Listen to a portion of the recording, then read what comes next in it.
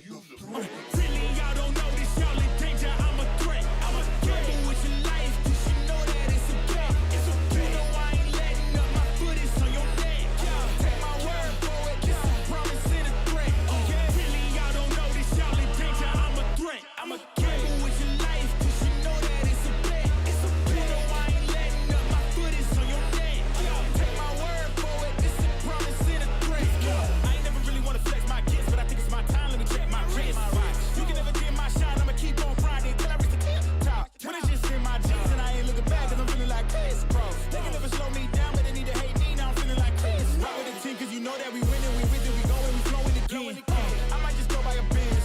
I might just blow my advance. Whoa, I did it all for the feeling. Alive, but I'm making a killing. I'm gonna break every ceiling, 'cause I need a million, but I don't need your money. You can pay me in respect, 'cause once I do it big, what's to follow is a check. I need 100 bags, nothing more, nothing less. And the ops feel away, 'cause I'm next, I'm a threat. Oh yeah. Really, y'all don't know this, y'all in danger. I'm a threat. It's a gamble with your life, 'cause you know that it's a bet. It's a bet. You know I ain't letting up. My foot is on your neck. Take my word for it. This a promise and a threat. Really, y'all don't know this, y'all in danger. I'm a threat. It's a gamble with your life, 'cause you know that it's a bet. You know I ain't letting up. My foot is on your neck. Take my word for it. This a promise and a threat. I ain't been feeling spectacular. Flow so sick, it's hazardous. Y'all still suck like Dracula. Sip this beat, let's back it up. And I don't care about critics, 'cause they talk too much. And I know that I gotta keep on grinding, finding myself. I ain't gon' stop until I know I had enough. Mama, I made it. I know that they see me. I'm popping these bottles just like I'm a genie. I'm glad that you made me. It's all in my DNA. I'm at my cheeks like I'm working for Frito Lay. Embedded bag on myself. I don't do this for my health. Every threat is a champion. Got the title, need a belt. I don't need your money. You can pay me in respect. Once I do it big, what's to follow is a check. I need 100 bags, nothing more, nothing less. And the ops feel away, 'cause I'm next, I'm a threat. Really, y'all don't know this, y'all in danger. I'm a threat. It's a gamble with your life, 'cause you know that it's a bet. It's a bet. You know I ain't letting up. My foot is on your neck. Take my word for it. This a promise and a threat. Really, y'all don't know this, y'all in danger. I'm a threat. Gamble with your life, 'cause you know that it's a bet. It's a bet. You know I ain't letting up. My foot is on your neck. Take my word for it. This a promise and a threat.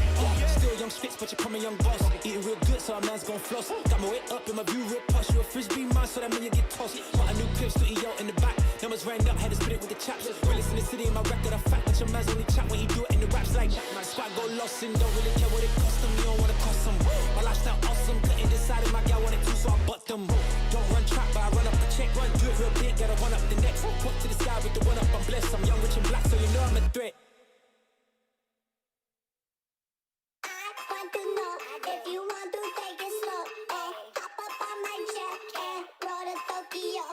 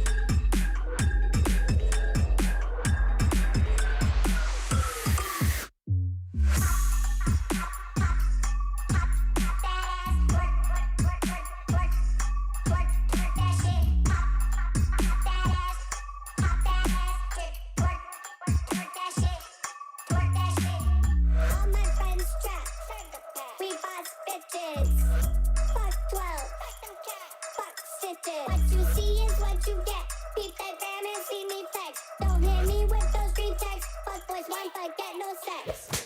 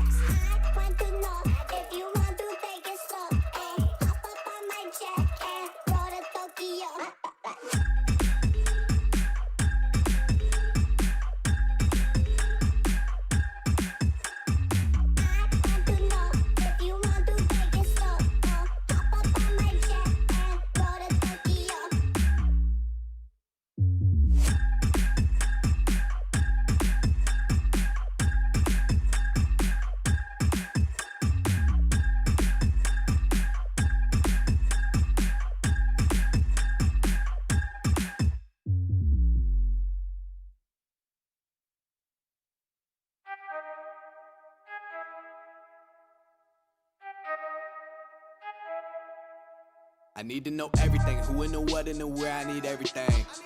Trust me, I hear what you're saying, but act like it's new what you're telling me. I'm curious, George, I hop in the Porsche, 5 and a horse, I'm ready for war, I'm coming for throats, to turn to a ghost, I need to know everything. Now you be surprised at the info you get is by letting them talk, so I'm letting them talk. Gotta keep quiet, maneuver in silence to let them in, talk up their body, another one body, that's just how it go. I got some secrets, I'm shaking the game so they stay on their toes. Stay in your lane, I to stay on the go. I can play with the pros and act like a rookie, so they overlook me. Then I double up again, none of their nose, none of them cold. They just got lucky but never adapted, so I'm to the one if it's coming to blows. My enemies cutting it close, I let them think that they got me, but what do you know? I had them beat before we ever spoke, I'm ready for smoke. I need to know everything, who and the what and the where, I need everything. Trust me, I hear what you're saying, but act like it's new what you're telling me. I'm curious, George, I hop in the Porsche, 5 and a horse, I'm ready for war, I'm coming for throats, to turn to a ghost, I need to know everything. Now they ain't go harder than me, they need a blade in a sheath, a shank in a piece, a crate full of heat, an army, a fleet, a tank and a jeep, a navy at sea, with a submarine, an ace up their sleeve, a team of marines, a freak on a leash, a beast with an appetite, razor for teeth, and still they will lay at my feet. Boy, you got the wrong one. I gotta look over all of my publishing statements for Q1 as soon as the song's done. I gotta call up my mama and tell her I made it as soon as my log's done. I gotta read all my trade publications and sip my tea till it is all done. I think it's all fun. I need to know everything, who and the what and the where, I need everything. Trust me, I hear what you're saying, but act like it's new what you're telling me. I'm curious, George, I hop in the Porsche, 5 and a horse, I'm ready for war, I'm coming for throats, to turn to a ghost, I need to know everything. I need to know everything, who and the what and the where, I need everything. Trust me, I hear what you're saying, but act like it's new what you're telling me. I'm curious, George, I hop in the Porsche, 5 and a horse, I'm ready for war, I'm coming for throats, to turn to a ghost, I need to know everything.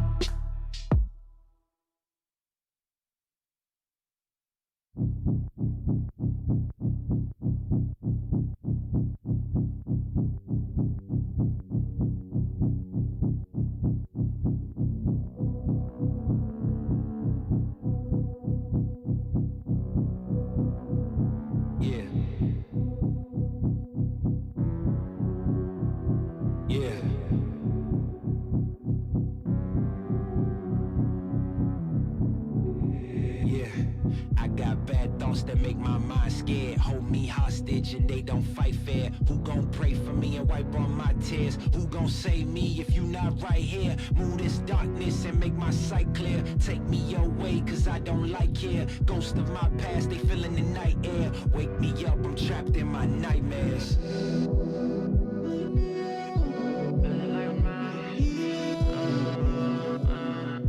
Wake me up, I'm trapped in my nightmares.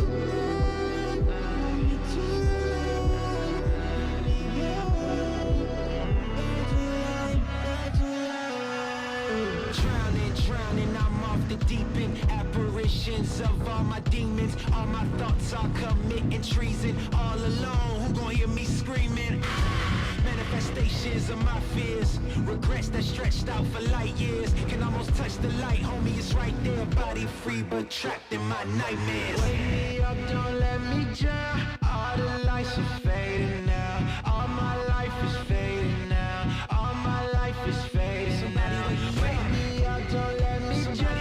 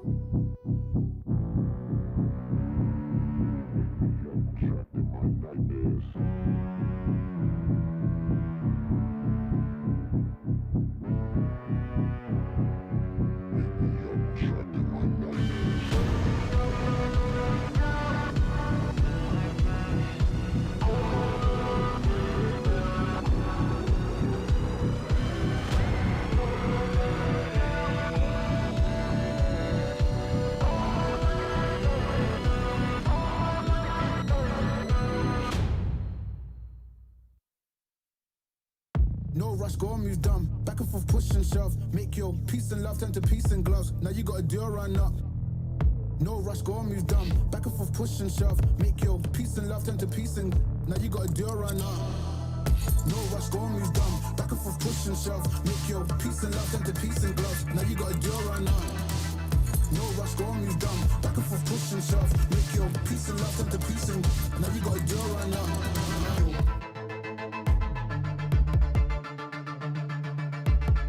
You gotta do a run up.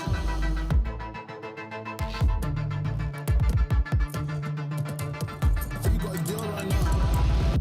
No rush, go on, move back and forth, push and shove. Make your peace and love turn to peace and gloves. Now you gotta do a run up. No rush, go on, move down. Back and forth, push and shove. Make your peace and love turn to peace and now you gotta do a run up. No rush, go on, move down. Back and forth, push and shove. Make your peace and love turn to peace and now you gotta do a run up. Hogan, Coleman, old school, young jam, all black, MZ, still screaming out of that chain gang. Coleman, old school, young jam, all black, MZ, still screaming out of that chain gang.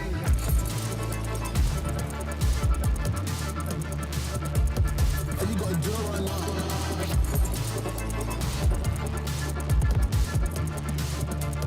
And you gotta do it right now. No rush, go on me. Back and forth, push and shove. Make your peace and love into peace and gloves. Now you gotta do it right now. No rush, go on me, dumb. Back and forth, push and shove. Make your peace and love into peace and now you gotta do it right now. No rush, go on me. Back and forth, push and shove. Make your peace and love into peace and gloves. Now you gotta do it right now. Come on. Yeah, come on. Yeah. Oh, I'm sorry, baby. I don't mean to be rude. Yeah. I'm just a little different from all these dudes. Okay, they riding waves. Me, I'm up on a cruise. Yeah. You feel like me, then you got nothing to prove. I see him trying to do what I do. Yeah. Even Mick Jagger couldn't move like I move. Yeah. You think how I look? I'm up on the moon. Yeah. Got fresh to death and it came out of the tomb. That's cause I got a different type of gratitude. Don't be sour, got my power from the Beatitudes. And we did it the long way, check out the latitude. I'm unapologetically fly, no wonder why, that's just my attitude. Yeah, that's right, yeah, that's just my attitude. Ooh, yeah, I don't blame you, if I was you, I'd probably be getting mad too.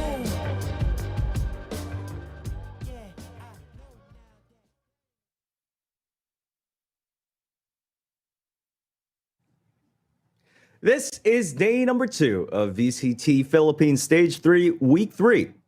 The light of a new day brings with it the radiance of new victors. Unfortunately for the less favored, however, their journey will end today. This is the final road to Masters Berlin. Who will move further down the long winding road? Get ready to find out.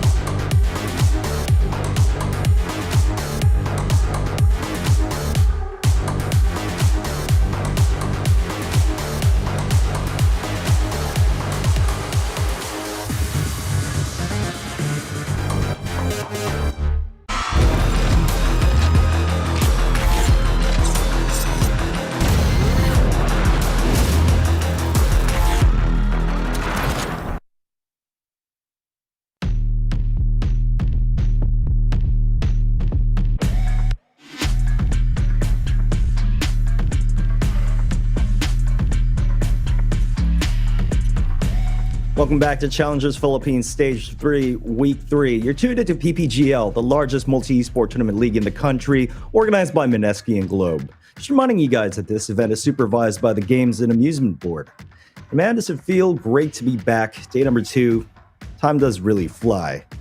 But things tend to escalate even further on the second day. Let's head back to the virtual desk with my co-panelists Dax in Black and Blue on the Updraft, brought to you by Predator.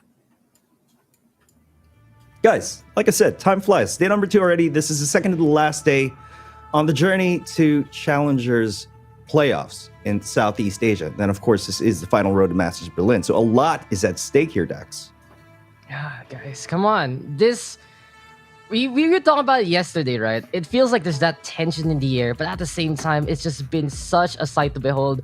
Yep. With all of these matches going on, we are going to get our 3rd Philippine representative to SCA, and it will be their debut to the region. Every single one of these teams we have in the playoffs, it will be their first time if they make it to the very end. Exactly, Dax. You hit right on the nose, right? At the end of this weekend, it will be their first time, a debut showing a new representative, a new face for the Philippines to show to the international world is that this is what we've got to bring on ahead. And so, whoever wins, I mean, how can't you be excited for the team that's going to come out of this weekend? I mean, don't forget, guys, that all this event wouldn't be possible without our very gracious sponsors. Don't forget that winning starts at home with Globe at Home Only Fibro's Powerhouse Bundle with speeds of up to 100 Mbps. Yours at Plan 2899. You all know how important it is to have a reliable connection so you can clutch that win and summon your strength with Predator Helios 500, the future of gaming. Not only that, guys, you can help yourself to the best seat in the house, outfitted with built-in adjustable lumbar support mechanism, fully adjustable armrest, and super supported patent-pending cold cure foam for maximum comfort, helping every gamer secure that ace from Secret Lab. And you got some delivery for your food, then you gotta check out Panda Pro. Score exclusive discounts and free delivery. Hack it like a pro with Panda Pro. Tap mo na yan. Of course, we got even some more for you guys here by WD Black. Experience PCIe Generation 4 technology with 7,000 megabytes seconds per read speeds and up to 5,300 megabytes per second write speed with customizable RGB lighting. Those are their NVMe SSDs. But we also got some HDDs for you guys over there from WD Black as well. Top tier external hard drives up to 5 terabytes, built specifically for gamers looking to expand their game library in their on-the-go form factor. You know what? It's just perfect that we got Panda Pro right here because this is going to be a long day. If yesterday was any indicator of how much of a long haul we're going to be in for, well, you guys better get ready for that. Let's take a look at the match schedule for today so we have an idea of what's about to go down here. Again, we're going to be witnessing the final quarterfinals matchup between Aether Esports versus Oasis Gaming. That's going to be a spicy one. And then moving down, it's going to be semifinals 1 and 2, SV Empire versus Sunsparks, and Alpha Esports versus the winner of the final quarterfinals matchup. That's. It just seems like we are going to be ready for such a day. And really, when you get that quarterfinal number 4 Birch, you're just like, okay, endurance test, guys. You are going to be playing your quarterfinals. You are going to be playing that semifinals. And at the same time, these 4 teams, well, 5 teams right now, 4 later on, going to be doing battle to get all the way to that grand finals. I mean, so far yet, it doesn't seem like we've had kind of like an underdog win in the bracket, at least this weekend, you know. The veteran team has prevailed for the most part. You saw SV Empire winning 2-0 over Astra Luna. You saw Sunsparks moving on over well in a very tightly contested series, and Alpha Esports doing the same. And so for Aether Esports and Oasis, this first game that we got coming up, that's a question of like, will we finally have an upset this weekend? Otherwise, we're pretty much going to get a battle of the veterans that we've seen here time and time again consistently in the VCT. Yeah, I mean, they're veterans for a reason, and part of that reason is that they're the most consistent in attendance here at the VCT Philippines stage. But of course, we can't start the day without a bit of a recap on what went down yesterday. SV Empire versus RD Astro Luna. This is a collegiate team that transitioned from becoming the second best team in the collegiate scene here in the Philippines to the pro scene, proving that they could fight amongst the best in the Philippine Valorant scene. So they went up against SV Empire, the favored winners of winning this entire weekend playoffs. Yeah, it Just SB Empire versus RD Astra Luna. You could really see the fruits of labor from both Pro Scene and Collegiate Scene doing battle, but in the end, those who were tried and tested moved on to greener pastures, and it was SB Empire taking that win. But RD Astra Luna proving to us as well that they are the future, that this is one team to watch out for, and really seeing that collegiate stride, collegiate experience coming into full force and going for those epic comebacks, really proving that they are ready to fight. But really, guys, experience is the best teacher, and the SB Empire has been the most experienced in the VCT circuit. 9 out of 9, and looking to just crown themselves a champion this week.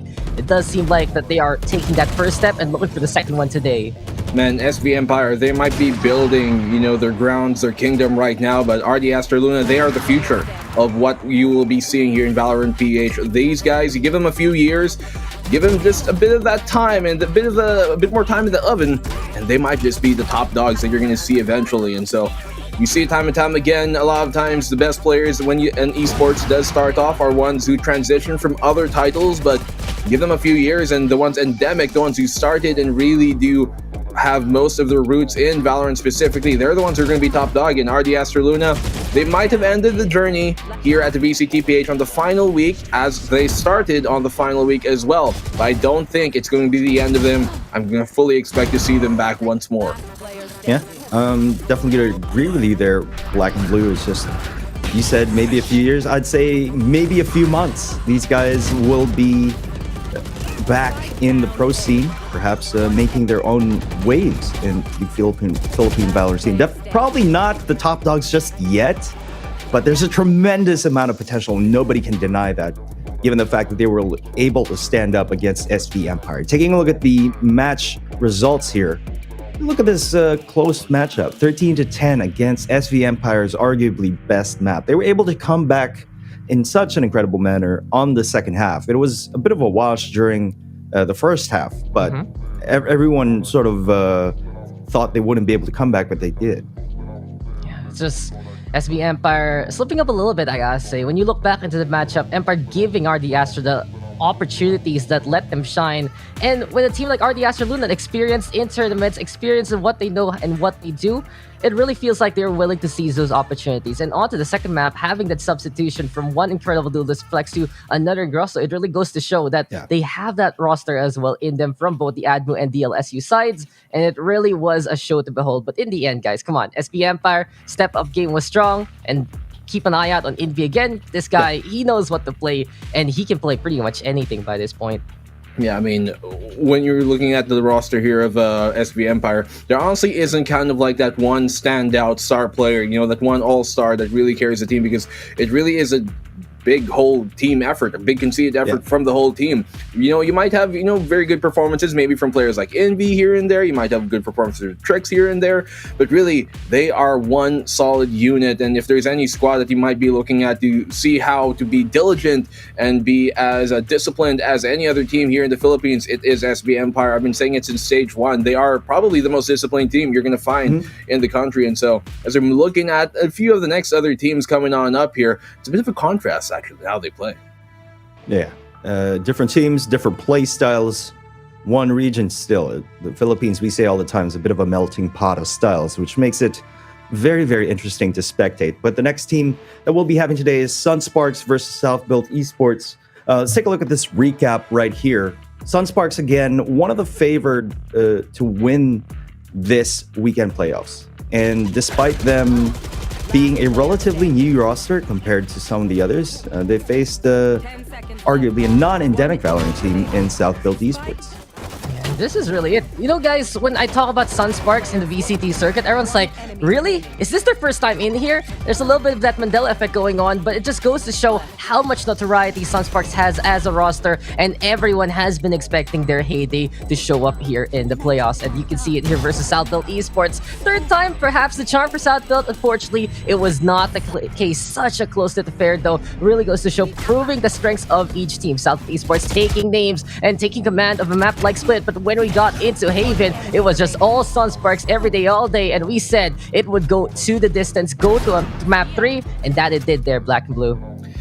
I mean, maybe not ending in the way I expected. Actually, it was a very, very spectacular ending of all things considered, coming here from Josh S. And he was definitely one of the standout performers, if not the most standout performer of that series that we did have between Sunsparks and South Build here right now. So South Build, once again, they lose to another defuse that happened because of a smoke blocking their vision.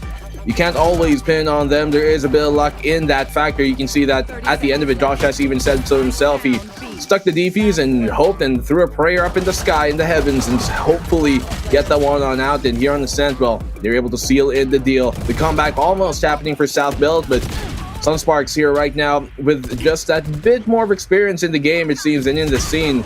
They've been really able to prevail, and these guys, it might be their first time kind of showing up here at the VCT. First time making their debut here at the VCT PH, but they've been playing in tournaments and they've been competing for quite a long time. You got a bunch of players here who have had some stints on the Archangel rosters as an organization and other teams that are also very highly touted in the pro scene. And so these guys, I'm telling you, they might be their debut appearance here on VCT PH, but they are no slouch. By all means, they might just be kind of like your GXR 2. Yeah, I mean, for South Build Esports, it's just a team that has a tremendous amount of experience in tactical shooters, but again, relatively new to the game. Given the amount of time they spent transitioning, you can't deny the fact that these guys are something else because they already proved to everybody that they can consistently be here at the VCT stage, where so many endemic Valorant teams in the local scene are having a lot of trouble getting to the VCT stage, right? To the playoffs. And they've done it time and time again. It's just they need a little bit more of a push. Perhaps give them a few months and they may bag a championship in future VCT events or something like that. But nobody can deny that, right, Dex? It's the thing. You just need to find a little bit more of that Valorant identity in them. We know already that they're a great team. We already know how they play, some of the things that they like to do, some of the roles they like to segregate from the CS days. But Valorant still, it's a little bit of a different beast. Find those comfort zones and just find that one way. Search for the path to success because it's no mean feat whatsoever. It's absolutely an accomplishment to make it here into the playoffs week 1, week 2, and week 3 of stage 3. There is that consistency. They just need a little bit more of that push. I mean, Dax, like the professor making up his own words yesterday, he said they were out Valoranted, and by all means, I have to kind of agree. Like that's literally the perfect term for it. They were out Valoranted, and while they might have, lots of experience in other shooters, as Dax did say out, Valorant's a different beast. It challenges a lot of those fundamentals that you might have built up over the years. And so, looking at this one, Sunsparks, they deserve it by all means. They deserve that every single piece of that win, and I'm looking for them to go even further here. Their bracket is going to be one that's just tough, but that is naturally how things go here at VCTPH once you get on day number 2. Mm-hmm. Let's talk a little bit about ECFC, the football club, versus Alpha Esports Pro recap. You guys ready for some football? No, I used to be team captain of a football team back in high school. And how was it? It was a fun experience. Okay. Are we talking football or football? Football. But anyway, moving on. I digress. It's just UCE, another new roster, another new face. I think it's their second time here at VCT stage. And we saw their growing pains back when they were called No Org, competing in community tournaments, right? And their evolution is absolutely tremendous, given the fact that they can stand up against Alpha Esports Pro, another endemic Valorant team. They're the definition of a team built specifically for Valorant. Some of them first-time pros for Alpha Esports, right? And their growth has been amazing as well.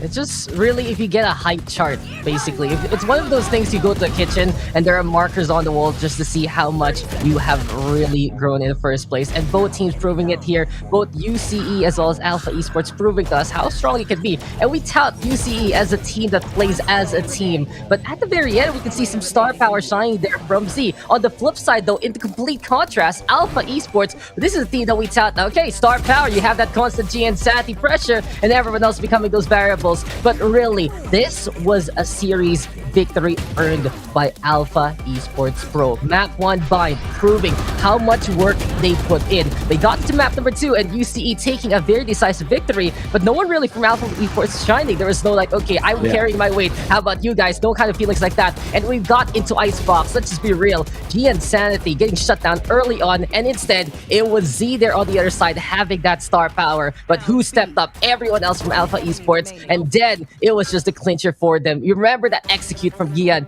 going over to the boiler, taking people down. But who was the one who clutched it out at the very end, guys? It was ITZ, of all people, proving to us that Alpha Esports is here as a unit, right, Black and Blue? Definitely so. They won as a team, you know, and as you put, Dax, we like to kind of tout things the other way around sometimes. Yeah, Gian Sandy, he might be the star player, but they lose as a team, they win as a team. Why do we put so much kind of like praise on Gian Sandy himself? Some people might ask, and not maybe the other players. Well, when you're the leader, you might take a lot of the praise, but you also take a lot of the blame when your team does lose. And when you're looking at a team like this who have finally kind of seemed to shed whatever like maybe solo plays that we saw during week number 2, here in week number 3, they won as a team, and that's why they were able to win in this series, because they realized they can't just have one guy step up to the plate. And that's what UCFC did on map number 3. That's what they kind of had to do, because Z was popping off and they had to support him. But I really love the fact that, you know, they were very, very decisive on how they were playing their icebox specifically. They never really gave up a site for a retake. They always loved to contest mid-plant. When they had that 5v4, when the one player on the UCFC side, on the attacking side, was mid-plant, that is when they would start the retake. And that is what a big reason why, honestly, they were able to take that very, very tightly contested final map. I mean, look at this, 13-11 for that one. Certainly could have went overtime if not for some great clutches there from ITC. But 13-2 on that second map, that is really where it seemed like almost to be a turning point for UCFC. You saw there was a fire lit under them. Unfortunately, just not hot enough to get over the icy shores of Icebox. I mean, if you consider it, perhaps it lit a fire for Alpha Esports for them to burn Golan on the last one, because I noticed that they thrive under pressure.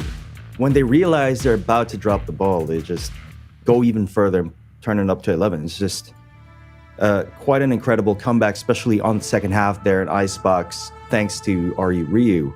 And this just proves to everybody that Alpha Esports is a unit. And oftentimes we say, oh, it's about Gian Sanity stepping it up to the plate and the rest of the team sort of catching up with him.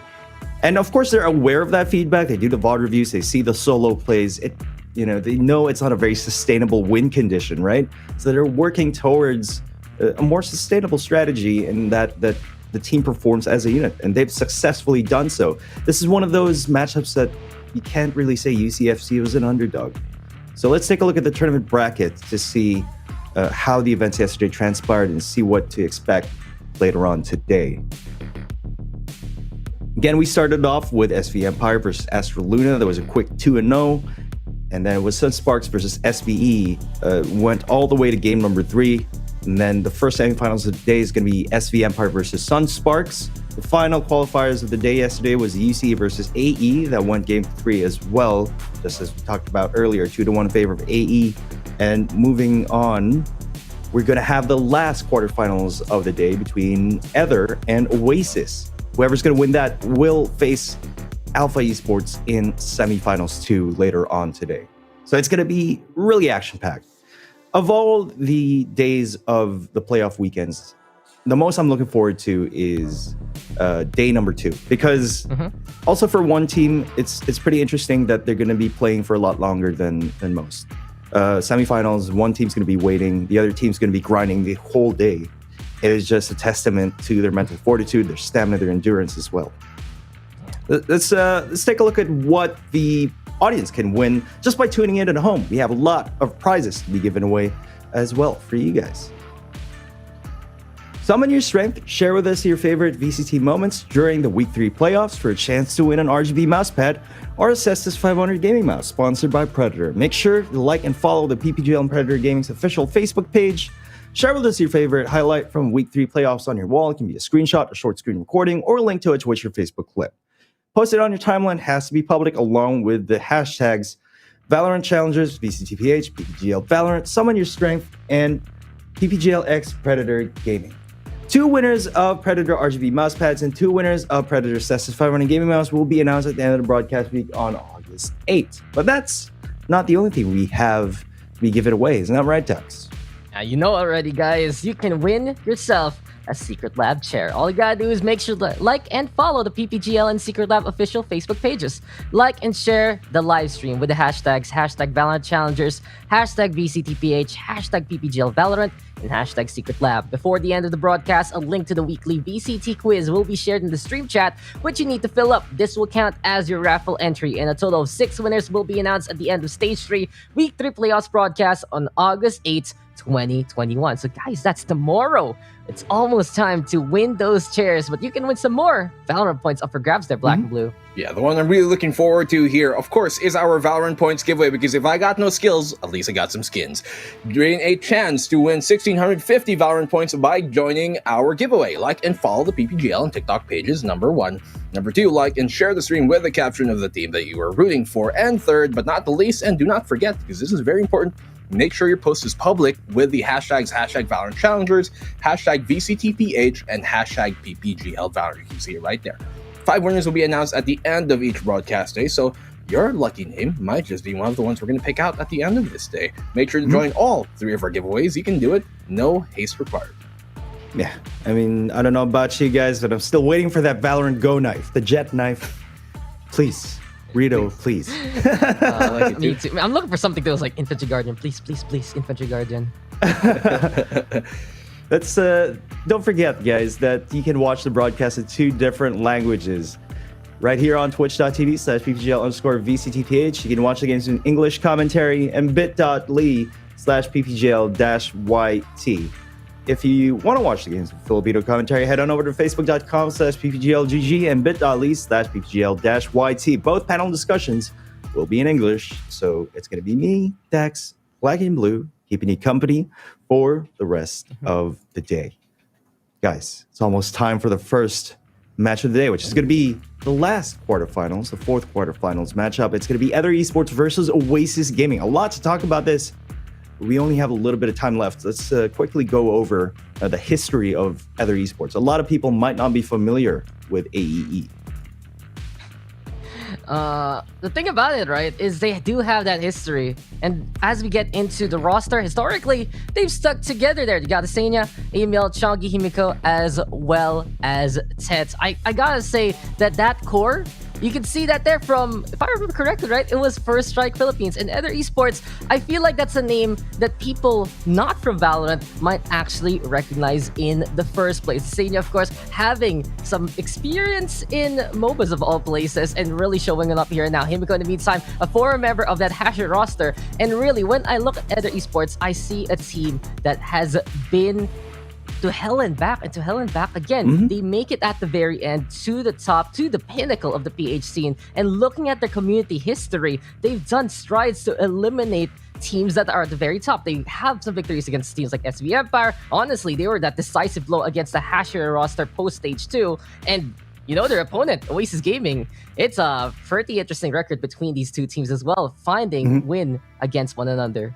I mean, mind you, the teams that they did beat to qualify are all teams that we have seen here, actually 2 of them.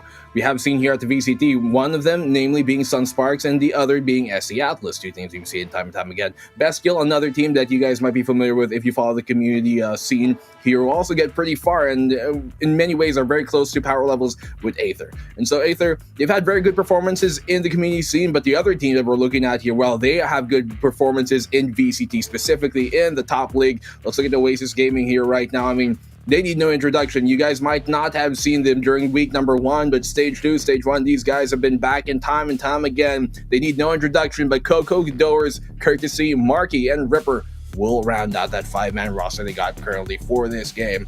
I mean, early on for this Oasis Gaming squad, it did seem a bit like the early alpha show, right? Where you had Gadors being that top guy to really try and get things done, to really try and carry the fragging load a lot of the times and the entry fragging load. But just like Alpha, they've kind of refined that out a bit. They've been more as a unit, they've been working as a team. And as we saw from from week 2 rather, of this stage, it seems to have shed any sort of notions of having, Gadors maybe be always an insta-lock Reyna. This time they have Marky go on that duelist role sometimes. They got Ghidorah's a bit more flexing around. Yeah. And by all means, I think it's the right decision. They look better than ever. Yeah, I have to agree with you there, Black and Blue. This roster combined from the old Chimera and TFO players, it's just allowed Ghidorah to be a lot more versatile as a player. When you have someone with that much firepower, you don't want to constrict him to just being a duelist, right? And basically any of these players have really cracked game. Anybody can be a duelist, right? But Ghidorah's is just built different in that sense that you might as well make use of his game sense, his game IQ on a more versatile agent. And that's what they did, and they're in the best form right now. Let's take a look at the player head-to-head. Let's see who are going to be the stalwarts of these teams, and let's take a look at their stats as well. It's going to be Tet versus Ghidorah's. Ghidorah is back here on the Raze. Again, we mentioned that he flexes to the Sentinel at times. Tet, the duelist of Aether Esports. It's 231 ACS versus 231. Very close stats here, 1.4 versus 1.3 KDA. Very similar, but again, very different opponents as well coming into this this bracket. First blood percentage, though, always an interesting stat. Seems like Tet had a lot more impact there, but of course, he chose the Jet. A Jet tends to play a lot more aggressive angles than a Raze, for example. Yeah, I mean, he's the main duelist of that Aether Esports roster. He is the tip of the spear. He's the one who stays on that Jet, or sometimes he does play that Raze. And it really goes to show he's been someone that Aether has been able to rely on time and time again. Ghidorah's in the meantime, he can flex it up, and we already have said his praises. But really, the Oasis gaming roster, it is that family reunion of Chimera CTNX, of Oasis Gaming, and TFO. They were both household names of stage number 1, fell off in stage number 2, but they are back with a vengeance. And really, from what we saw last week from Oasis Gaming, it feels like they're back in the position they left from stage number 1 and are looking to go even further, as we are going to be checking out those maps. They're Black and Blue. For sure. I mean, let's check out the map veto here right now. And as we talk about it time and time again, especially against an unknown opponent, the map veto is where the real battle starts. That's where the homework really comes on in. And so map number 1 to start things off seems like we're going to be starting on the cold shores of Icebox. Bind to keep us bound here to map number 2. And will we ascend into Haven? Well, we're going to find that out with the defensive side of Aether starting on Icebox. And, well, they're starting on defense as well here on Bind. I've seen other esports perform really, really well on Bind, but Oasis, probably their strongest map right now, aside from Ascend, is Icebox. So it might be a 1-1. We might actually go into game number 3. Predictions, guys, really quickly. Dax, how do you think it's going to go down? Yeah, look at that map pool. It does feel like that Aether has that saving grace of Bind, but Oasis does know how to play it. They were able to beat Alpha Esports last time on it. And when you check out maps number 1 and 3 even, it's like, okay, that's Icebox, that's Haven. Those maps were the ones where they caused that great upset from week number 2. Those are the maps that they beat Zeal Esports in, and really, they have that history and they have that firepower. But what Oasis Gaming, guys, are we gonna get today? And like I say, if you're gonna believe in Oasis, you gotta go all in, because you either believe that they're gonna be highest of the highs, or unfortunately, they might give you the lowest of the lows. So, with that speech out of the way, 2-0 for me for Oasis Gaming. Okay. I'm going to have to agree here. I think we're going to go the way of Oasis Gaming for this one. I mean, the last time they fought, it was a win in the way of Oasis, 13-1 actually on Haven. And so if we ever get to map number 3, I don't think that's going to really work out. I'm going to give them the benefit of the doubt, though, because of some good performances in the community side from Aether. I'll give Oasis 2-1. Okay. As I say sometimes, you got to throw logic out the window. Forget about the stats, the history, the track record. But for my prediction, it's going to be 2-0 for Oasis Gaming. I really think that Oasis is the best they've ever been, and you just got to be ready for whatever's going to happen. AEE, they are a formidable team that have gone a long way. They made it to the playoffs, and no small feat by any means, no matter what the bracket is. But it's going to be Oasis Gaming versus AEE in the best of 3 series coming up next.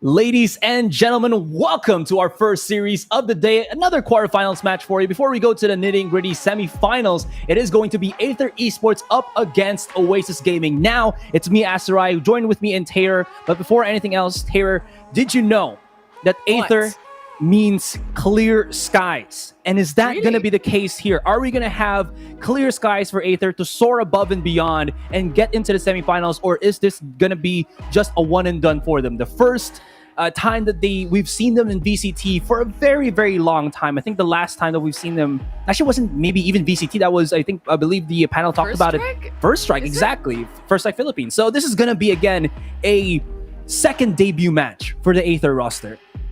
Man, it's gonna be a long day for today, not only for this match, but the panel is quite, doubtful of this matchup that we are about to see, especially with Oasis Gaming stepping up to the limits and going through up the way onto the sky, actually. But before anything else, I just want to show the QR code that we have for you guys. And this is your way into winning some Viminal points, aka some Valorant points, courtesy of Esports Fight Club. And all you have to do is basically scan that QR code. Scan that QR code, screenshot, like we always say. It's been over almost 2-3 weeks already for Stage 3. You know what to do, guys. But if you're new here, just scan that QR code. Like we say, tap mo na yan in some sort of way. But here's your way into winning some Valorant points. You guys can just have like 3 letters in your head and it's going to be pretty straightforward. STC. Scan that STC? code. Yeah, scan that code. Hey, that's a good, I get that, Asarai. I mean, the win and the L, the W, the L. What's the P? What's the plan? I get where you're coming from. You're copying me. Yeah, because you're my idol, Oh, you're my Lodi. You're my Lodi. But let's talk about this matchup that we are having today. Some players, of course, some viewers as well are wondering, like, what's up? What's AE? And right now versus Oasis Gaming, like we said a while ago, we've seen them for the first strike and we haven't since, So it's a fairly new eyesight for some people, some of the viewers. But looking at Oasis Gaming right now and how they played from previous week that we had too, I think this team is just up top. We were talking about our predictions before this game started. And you said, what did you say a while ago? It is going to be, I feel like, a 2-0 for Oasis Gaming. Because, again, Oasis, as Dax mentioned, they're a toss-up team. But I think they've kind of minimized them being a 50-50 to a more consistent performing team. Especially with the flexibility that a lot of their players have had, especially in the form of Godowers, who plays Duelist and Sentinel and basically whatever the team needs, and that has allowed their jet main Marky, to flourish on this Duelist that we've seen time and time again just get amazing 3v1 kills. That's what I wanted to say too. Oasis Gaming has been consistent recently from compared to what they have in the past, which is kind of sort of inconsistent where you don't know where your predictions is going to be. But looking at this matchup right now, of course, as far as I know and as far as statistics shows that Oasis Gaming might take this game a 2-0 as well for me. But either they're here to challenge this team and they haven't gone into just easy peasy, lemon squeezy bracket kind of sort of. So they went into VCT, battling it out towards the bracket and going here in VCT PH. Not every team can go and stand a chance into making it to VCT PH. So Aether Esports, they might have a chance here. You never know. Anything can happen. The sky's the limit. And this is what they have to show right now. Not only to their team's namesake, but also something to prove, I think, with a lot of the teams that have joined during week 3. We saw yesterday RD Astraluna had a phenomenal run. Wasn't enough to take down Alpha Esports, but it was enough to make waves and prove that there is that team. There still are teams out there that haven't had the chance to play VCT that can go toe-to-toe with these regular VCT or regular showing VCT teams. And Aether Esports could be one of them. Now, again, Aether Esports coming in from a different roster lineup now. Oh, actually not a totally different roster lineup. They only had one change, and that was Chongi in. I believe that was in replacement for Chowdy, but it seems like Chowdy will still actually play now. Maybe there's just like 6-man roster or something. Chowdy, I do remember being a former teammate of mine way back, like last year, 2020, just like a few weeks. And this man can really hit his shots if he's vibing. And if he does, we will see him just, I think, outmaneuver players like Marky and even Godowers. 100% Aserai. I believe in this lineup more than I know some hardcore OG fans, of course, but I would say I believe in this lineup. Looking at Aether also, they have Coco, Ripper. Oh, rather on the other hand, sorry, I was looking at the wrong team right now. Senya, they've been here in the scene too. Yeah. And with the icebox pick specifically, picked by Oasis, if they win this map, I really think it's gonna be a clear 2-0. But if Aether Esports win this instead, it's gonna be a long game. They have something to prove here, and this is their chance, and I think they would do it. Clearly, we are having a technical timeout right off the bat, but that's okay because at least the game hasn't started yet, and the momentum build-up is nowhere to be found yet. You know?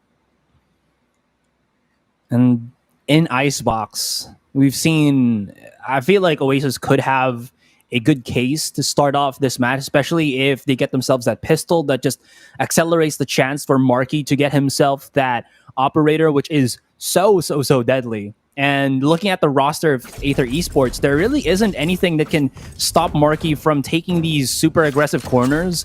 And by that, I mean having a flash on their end would be, I think, pretty paramount going up against Marky when he does go for that sniper play. But seems like they're going to go full control in this one, send a lot of utilities into the side, clear it up with the Sova drones, use the Viper wall to kind of just cover vision and plug up some corners with the utility of this Sage. For now, we'll see how that goes as Tet comes in. Also, one of the things I wanted to mention as well, Tet, I remember back then, like last year, December 2020, one of the most notable players from the Aether roster, aside from maybe Desanya, but maybe he can prove himself now as he's in a 1v1 duel against Marky. Has to back away as now he doesn't know where his opponent is. Marky still survives, has to expend his tailwind, but in the end, he's still going to be up 5 versus 5. We'll have to get that heal from his teammate, but all should be good. But the rotation on B is swift.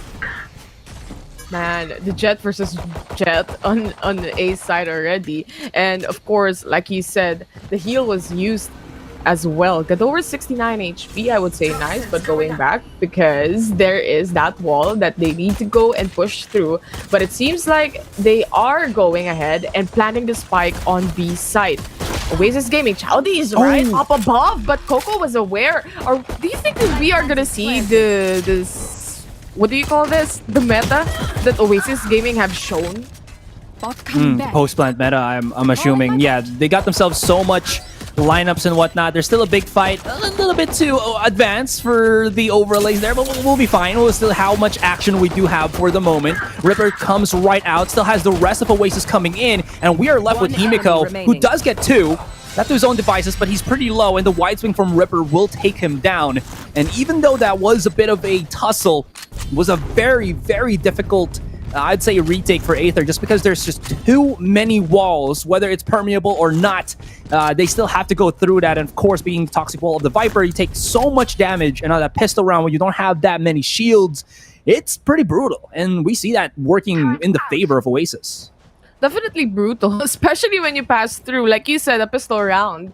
It could just open up things for the team. But at the same time, Oasis and Aether both has the Viper walls up and online for both of the teams as well. So with this, they can play around those utilities. They can definitely play around on sites into taking the shots that they want to take. This is a recon ball that Marky was trying to destroy, but he fell down. But that's okay. It's all destroyed. Himiko, on the other hand, with the classic kill on towards Godowers, a big opening for the team, and Coco. They are going for the Vandals immediately here. Oh, what is happening? They've dropped about a Vandal and a Phantom, if I'm not mistaken. So that would just mean there is a heap of firepower on Aether Esports here. They can even just save this if they want, not give any saves for Oasis, who will have to buy up their teammates once again. And this is just perfect. Or they could go for the riskier route, but I suggest just go straight for the save here. You know, sometimes you just have to invest in the future, and the future is the next round. And Aether Esports seems like they're just looking for that exit frag as Oasis stumbling. They do have themselves the Spectres in tow, but I think Shouty's job here isn't really to get the clutch, but more just to exit frag. Well, he'll get frag himself, and that's going to be forcing another round win for Oasis here, but they've lost 2 big investments.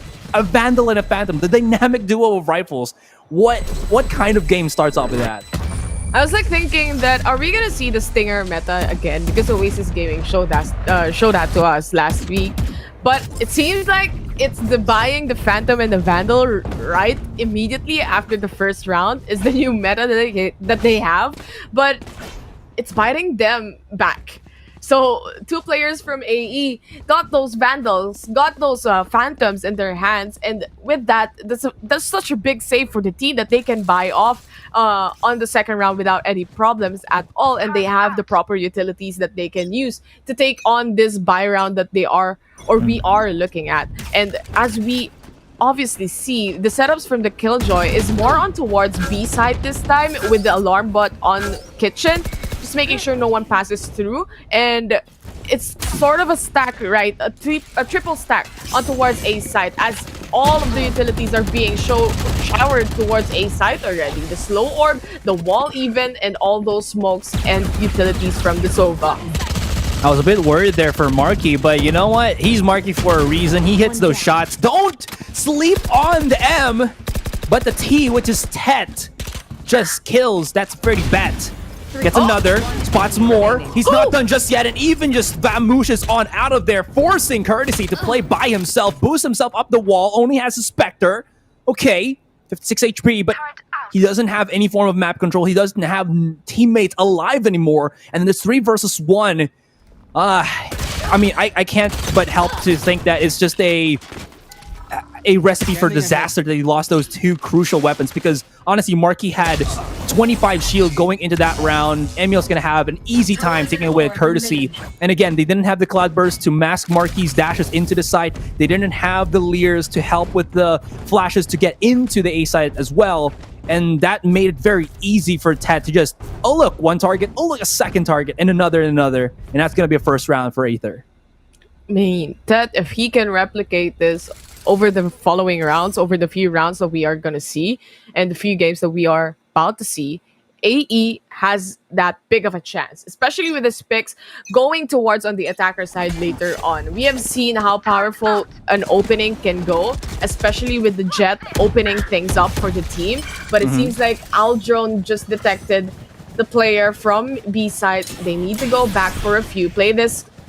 Looking at the buy right now, actually, they forced it. Yeah, they might have still have some money to work with since they had like Spectres on the other teammates that they have. This wide swing from Desenia not gonna bear any fruit as he was actually spotted. That angle on top of the site actually pretty generic now, I think, if you're going to be defending B. And because of the wall that comes from Oasis, everybody's just going to look through that and not actually through their own wall. Oh, there it is. Lots of walls again. Lots of smokes as well from the Viper and also from the Jet. The Leer comes in, Ted and Marky both has the Blaze Storm up. And this is now Himiko defusing the spike halfway there. And that is also a big... Oh my god, the double peak, double trouble coming in from Aether Esports.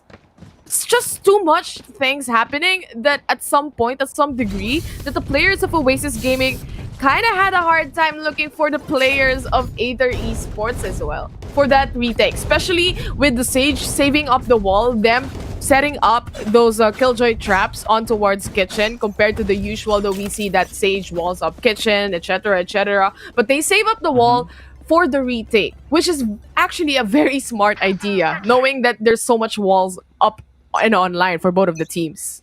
Yeah, and that makes a lot of sense, right? Because they know that Oasis Gaming is always going to play for that post plan. And part of that plan is to always have their own offensive Sage Wall. So being on the defender side, if you use your Sage Wall to just plug up a site, when your opponent, you know that they're just going to play as a 5-man stack, what's the point of it? It makes so much sense here for Coco to save that. And what I do like about Aether is they're not really afraid to fight inside the utility now because they know that Oasis is going to be that team that plays for the post plant. So if they can find themselves some agents, some players that can actually love to play these super aggressive close quarter angles, like Tet with an operator at that little peaky corner, they're going to have a fantastic time here. Tet still having a tailwind, gets away from harm. But Ripper is getting some map control, still cannot really do anything else because he's already used all of his utilities. He's underneath Tet, but Himiko does have that corner, and it's about to peek. Himiko spots him. Can Ripper win? That's going to be a no. And Coco left his own devices. Only a Marshall, but you know what? I got the bigger sniper. I got the operator. The triple kill from Tet. Tet is on fire immediately with round 6 coming in. Knowing that he just used the Blade Storm a while ago, he already has 3 charges with his ultimate. Whew. This is gonna be tough, especially with the operator on the hands of Tet, who's a duelist, who's also a jet that can just fire up, get that shot in, and just tailwind away, and then get another position coming in again. If he is this on point on this game, this is gonna be really difficult for Oasis Gaming. Looking at this round 6, we have Gadowers also. Gadowers getting picked off a while ago too made it difficult for Oasis Gaming to entry. And I'm kind of curious. I remember Oasis Gaming actually having only one duelist in the form of Marky in their Icebox matches, but they've kind of relegated Gadowers to play as a Reina. So maybe this could be the form of them just knowing that Aether Esports is all about that duel, all about that close quarter combat. But they don't want to alleviate from the Oasis that we know that does love to go for these setups. In any case, Oasis still have some control and whatnot, but B-site might not be that, as Emil has activated his Viper's Pit. Chowdy is about to hit a flank, only finds one target, looking for a second, and this is the Chowdy that I've seen before, teammate that I've had the privilege of playing with, and he's stepping up to the plate, down to about a sliver of HP, but 2 kills, that's already done the damage. Coast's gonna be forced to use his ultimate there, and Gadowers finds first, but he can only connect onto the one, and this kind of goes topsy-turvy, 3 versus 3, but the A side is taken by the attackers. Viper's Pit was already used as well. Marky getting tagged right there by Desenia, just waiting. 12 seconds remaining to plant a spike. Coco is doing it right now. Ted with this operator. Can he do something with this? He changes to a Vandal, looking for a pick, especially that Viper. But Coco's just waiting. Oh! Whew. That's scary. They know the position of Coco right now. They get a headshot. And that Viper's Pit didn't help Coco at all into knowing where Tet was actually, or where Tet was actually placed or positioned it. I just gotta say, I'm gonna drop a Tagalog word right here. That is looking malutet. Oh, Sarah. Hey, you can't blame me for that. He's 10 kills right now, and by malutet I meant malupet. And if you're not Filipino, what does that mean in English? Like swag, like swaggy, swaggy, something like that. Something like that. Yeah.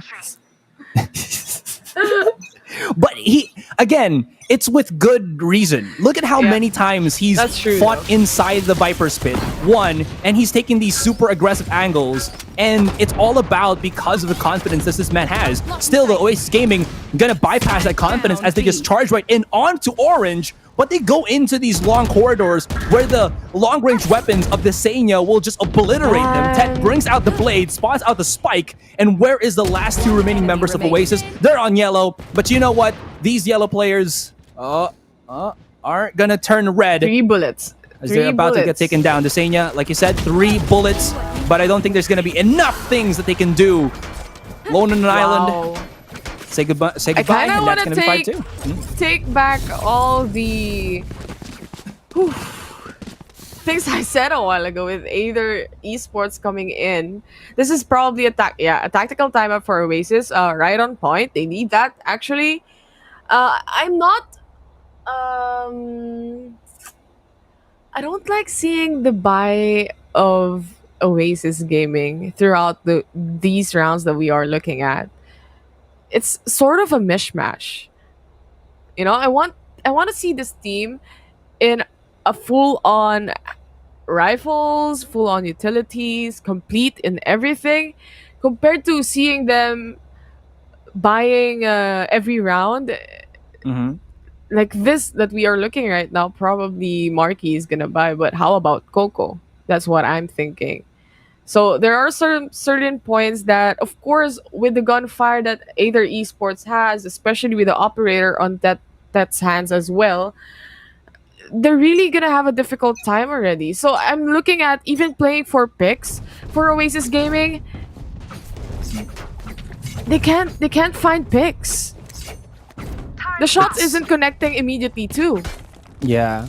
I mean, they're seeing glimpses of players. I think most notably Tet. Like they're just gonna see mid. Tet's there. They can try to hit a shot, but it boils down to just aim duel. Tet has been. His Looks reaction time has confident. been insane. Exactly. Yeah. His reaction time is insane. His confidence is there. And when you have those two factors in a Jet player, it turns the dynamic of the fight solely on how Tet can quickly challenge these. But in any case, I think Oasis has taken a slow pace. They know that Tet plays on mid, so they try to go around that. And Godowers finds Chowdy, who was pushing up aggressive onto Belt. This opens up the possibility of a site, but there isn't really too many weapons that they can use. Although now Godowers, maybe he's feeling himself here, and maybe this could be something. But it's still a 4 versus 5. Although B-side is going to be the name of the game, and that is where the utilities will be thrown out. Marky, because of the utilities being used by AE to kind of delay everything, they can't really do too much. But there is the KJ ultimate as well as the Hunter's Fury, so this is some great delay tactics. But Tet, out of nowhere with the operator once more.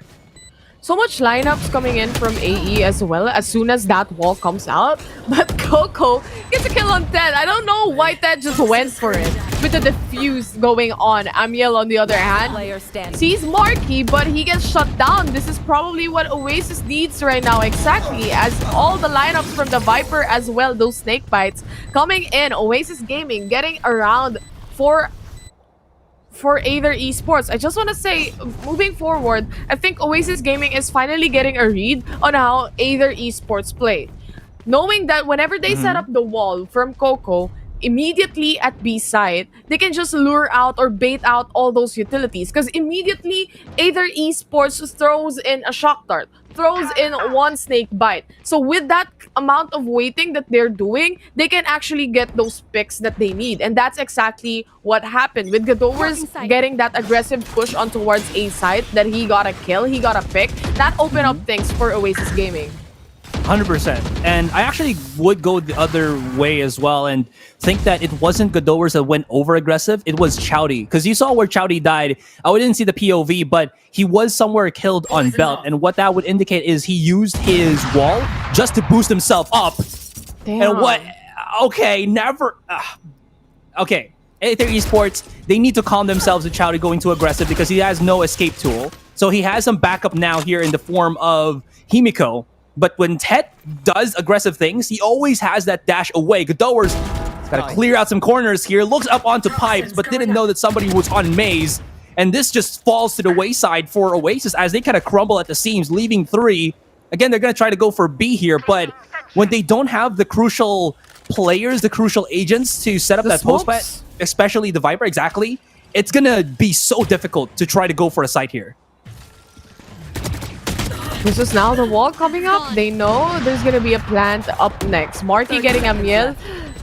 That's a good opening for the team, but 12 HP remaining on him, and I don't see any heal from Coco that is available right now. Tet, he will just look for picks right now, and this is the rest coming in from Chowdy for Amiel and Coco.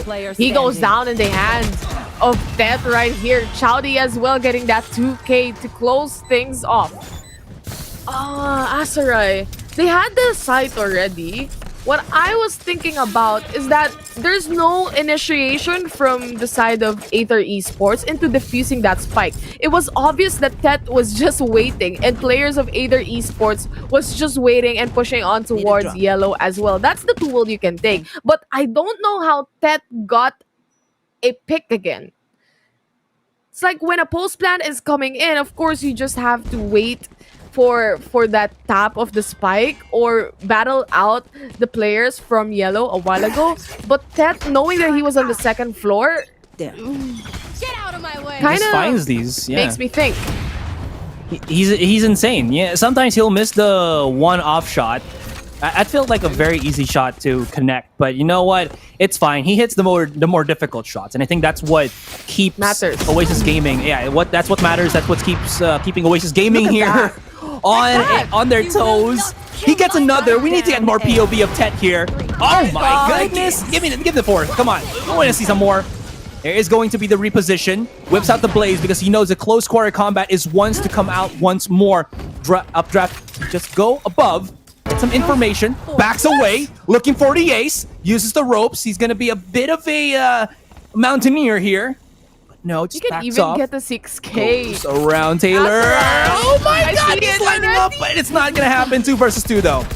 That was almost for the side of Oasis Gaming. But 44 HP on the Courtesy and Coco with 84. Courtesy caught off guard. Looking at that angle, Coco is the only man remaining with that Sheriff. What can he do? He takes the Ghost instead. This is just a waiting game for the team. Coco. Oh my god.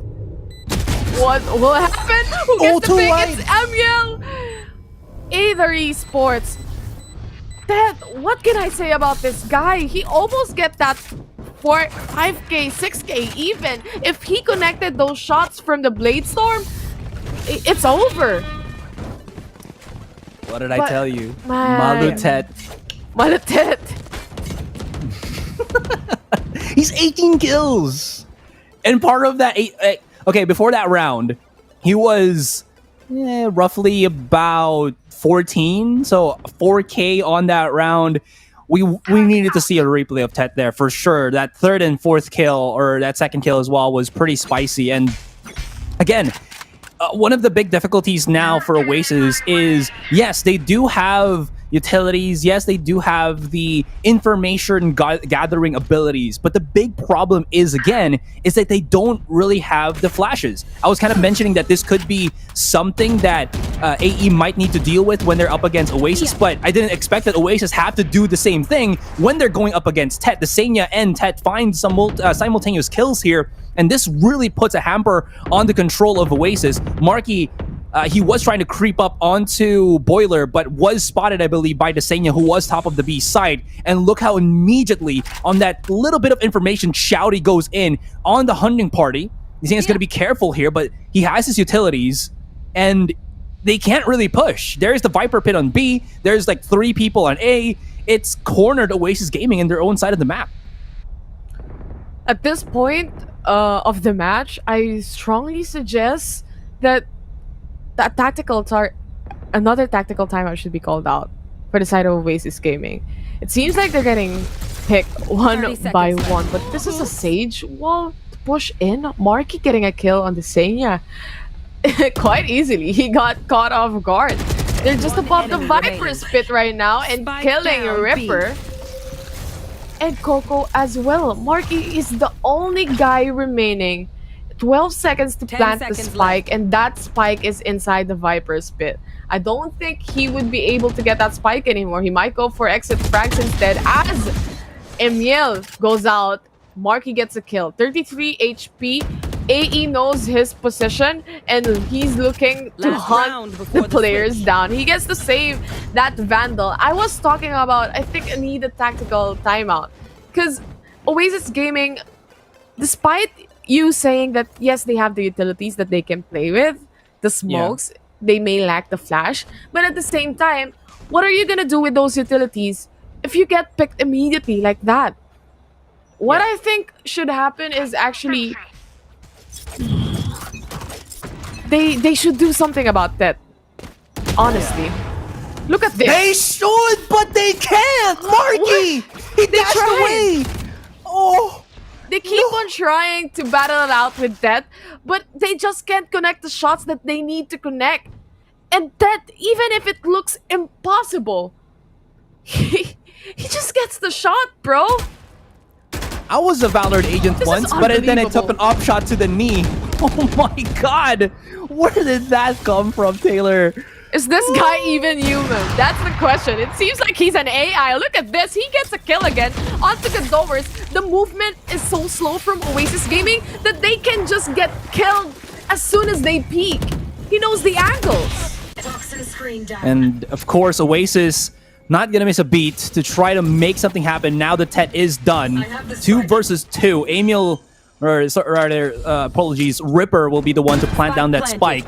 Although 2 are coming from both angles. Emil's gonna be dropping down with the audio cues of this Viper pit and maybe be able to sneak one in. Not gonna happen at all. 2 versus 1, and this is the perfect round for Oasis to get themselves another victory. Senya's gonna be all on his lonesome. Hasn't had the best amount of kills. And left in this weird position. As you mentioned, can't really see anything. There's a wall. Oh, yeah, there is a straight up wall. He can't go through that. Nah, didn't know there was a wall, but it is what it is. Hey, not too bad for Oasis. They got 4 rounds on this. Switching sides. And, okay, my thoughts on this. You mentioned it already when Oasis was trying to get into the side. Again, maybe it could be because it was the attacking side and the speed at which Oasis takes a site is not fast enough that Alpha Esports, with their full-on contact play style, is outmaneuvering them, outpacing them. And again, because they have these quick reaction players, it works so well. Now, going on to the flip side, Oasis cannot really make anything happen other than just fighting for those picks, but because they can't match the speed of Aether Esports, it's not really going to work. Now, let's flip the switch a little bit here. We're going to go for side swapping. This could be much better for Oasis, but again, it's very crucial that they get themselves this pistol round because you do know at which the momentum of Aether Esports just tries to work. And Where did the recon go? I mean, it's okay, gonna maybe look for the penguins of Madagascar. You know, they could be somewhere here in That's the PH recon. frozen tundras of Icebox, but it's not gonna find any members of Oasis if you're looking for one. This one. is now interesting to see on how Aether Esports plays out the attacking side.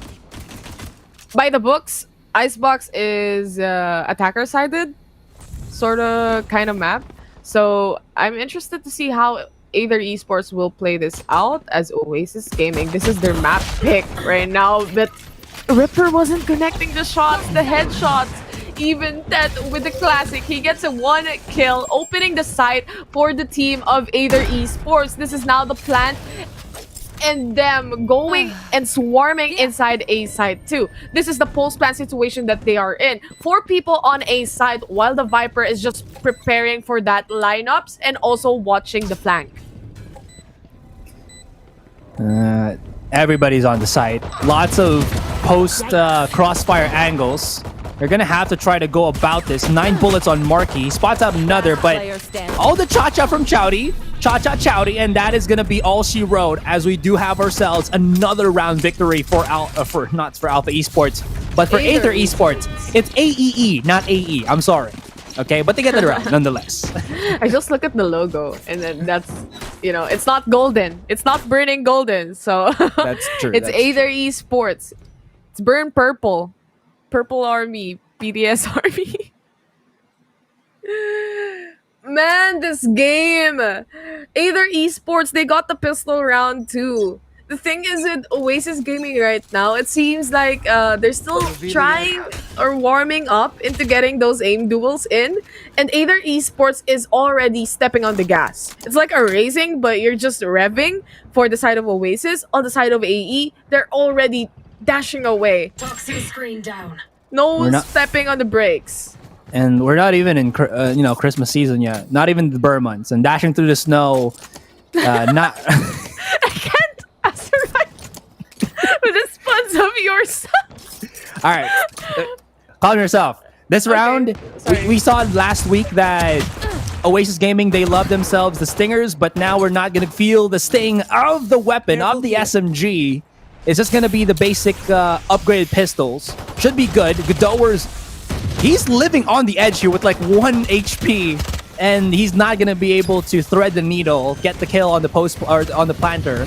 And that's just going to give us such a good opportunity for, again, Aether to make things happen in this 4 versus 5. Ripper. Oh my god. The headshots from both sides of the teams. But Oasis Gaming, right now, they need to hit those shots to remaining players. That's Marky and Courtesy. How are they gonna do this? They have to defuse the spike, but there's no chance at all.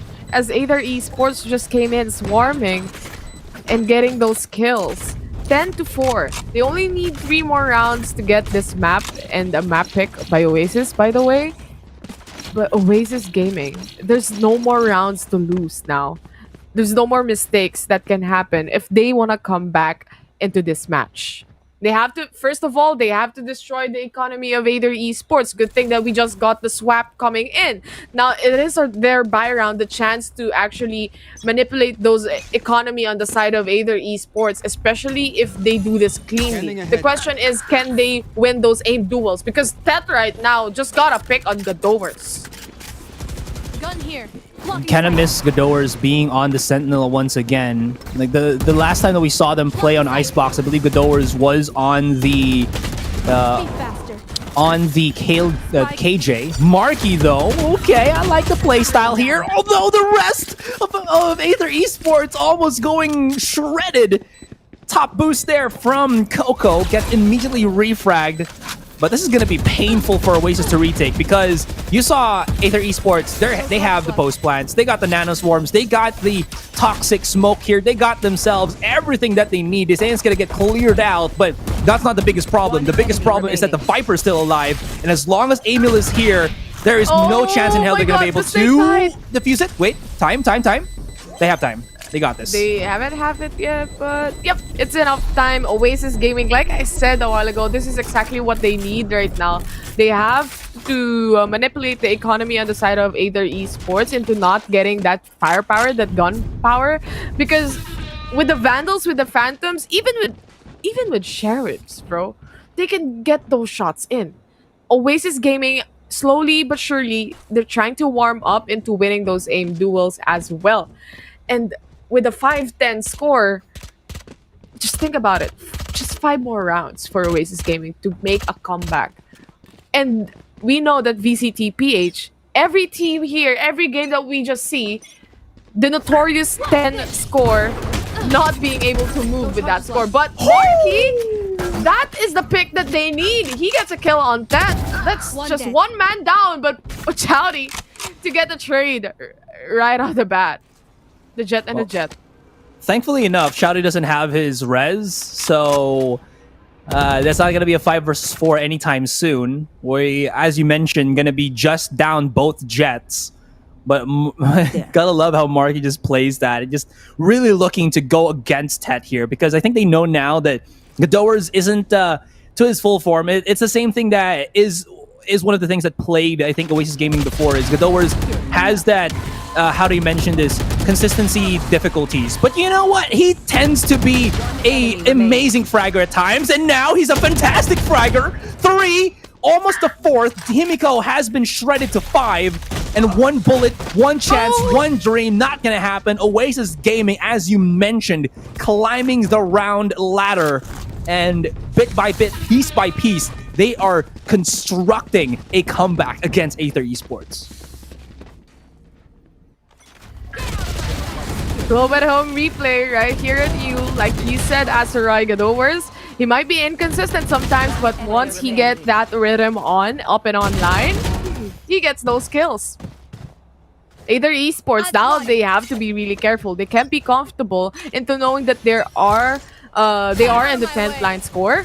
But Oasis Gaming, it seems like the players now winning aim duels is actually the first thing that they need. They got it already. With Gadowers getting those shots in, of course, with the Reyna. This is the beauty of the Reyna. I was telling this to Ilustrado last night, that once you get a kill, you can just dismiss. Reposition yourself. Marky! Damn, I tried to warn him, bro. If he heard you, then we shouldn't be doing our jobs right now. That would be unfair. I know too. Blame Asarai. Hashtag blame Asarai. But that was so unfortunate. Gadowers was supposed to be the one holding the player. Oh no. Gadowers! Gadowers! He had his knife out. He was fiddling with his diddly. And that's not how you want to doodly. Oh no, Ted picks up the Vandal. This is Fiddling going with what? from... I don't know where I got that. But anyways, this has gone from bad to worse. They got good control of Belt, I don't to be honest, understand this but anymore. that was my Flanders impression. If anybody knows The Simpsons, that was about it. But let's go to the task at hand. Where Ted? He charges like a rhino and pierces his opponent to the wall, leaving it only to Himiko. But Courtesy and Coco come out swinging. I think they were thinking that maybe more were going to come out from screens, but they just zoomed out of Raptors here, and that was more than enough. And Oasis, even though Marky and Gadowers not having the best time, they still do have the rest of the team to watch out for. And Coco, again, this man was able to get that 4K with the Stinger last week, so he's got some bite coming into this quarterfinals game. The terror curse working its magic right now, Aserai. It's right here. I can feel it already. But also VCT PH, come on. We've seen this over and over again. Players or teams rather getting stuck at that 10 score, not moving, or 10-11 score, and then getting a comeback from the other side of the team, especially on Icebox. Oh, We've no. seen lots of comebacks from these players this season. We have the Hunter's Fury not connecting to anyone. Gadowers, he's on fire. He's getting a kill now. The Senya is out Ripper! of the equation. Ripper. Oops. Timing. Okay. Timing is there. Ted. This is scary. Once you see that the Jet is smoking the side, you know Ted is up and online and he can get those kills if he need to. So the plan is, the P is not peek. Play for retakes. Oasis Gaming. Oh my god, the Viper's Pit. There's a Viper's Pit. I forgot about that. But Coco, he sees one. He doesn't get the kill. Gadowers, on the other hand, gets a kill on Ted as he flanks on the side. Oasis. Oh, the revive. The rest comes in, but that's not going to be enough as Oasis Gaming takes this next round yet again. This is what they need. This is now Oasis Gaming finally stopped revving and started pumping on that gas. Yeah. Silence the disbelievers. Gadowers is racking up a body count. And again, here's the thing. A player can have 28 frags, be it 30 frags. But at the end of the day, rounds are rounds. Again, probably chat will say that's a dumb moment, right? Obviously, right? But what I mean by that is all of Ted's efforts, even though it was great in the first half, has slowly been null and void. And it could just be because of the side difference that we saw Aether Esports really shine. But that could be the same spell for Oasis Gaming, because the times that we saw Oasis really be extremely controlling was on their defending side on Icebox. And now that Marky has equipped himself with the operator, this could be a really difficult time now for Aether. But maybe moving forward, they could find something.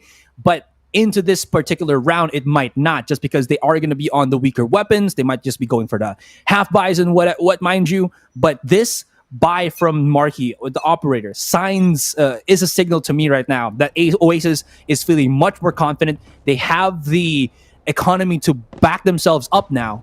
And you know, Marky has been performing consistently here. Even though he's, lagging slightly behind of Ted, he still hits those shots. 100% Aserai. And also aside from that, a tactical pause is what Aether Esports needed right now to just delay the momentum of Oasis Gaming, because they're getting their shots in and it seems like they're gaining that confidence back again, especially with Gadowers getting those picks and getting triple kills, even 4Ks from time to time. So with this confidence, Oasis Gaming is striving right now. But Ted, he did some damage. That's 23 HP for Coco, but he managed to get out of that position. Marky, on the other hand, I'll battle you out. What jet diff? There's no jet diff here. It's going to be all about the retake now for Oasis. They have the weaponry, they have everything, but the Senya has activated the lockdown. He wants it, but the Hunter's Fury's out. Gadowers is on the hunt, but he sucks. Well, he sucks his opponent, but he gets sucked himself into the gravitating shot of the Sheriff here. Diffuse. There's going to be a big wall. It's like, I don't care. Oh, Coco's still alive. Somebody has to go for it, but I mean, they just melted through the rest of Aether here. 3 survive. They're gonna still have the operator. It's fine. And we're one more round before we equalize everything. And this is gonna be looking much better for Oasis. Aether, they've hit a wall, and Tet, he's been 28 kills for a few rounds now. All I can do is breathe right now. This is what it feels like to be your luggage in an airport, you know? Did you see that? I have not. You should share that to me. Just the camera movement, Asarai. You gotta look at your screen. But this is Oasis Gaming. I think it's a defensive map for both of the teams. Either Esports, they just need to get 3 rounds more to get the win. But Oasis Gaming following up with multiple rounds, just destroying the confidence of Aether Esports right now. The Nano Swarm being set up, already preparing for that post plant. They get... The thing is, Aether Esports, even with the post plant situation, they need to step up. Because it's been Oasis Gaming getting that retake and post plant situation from them over and over again.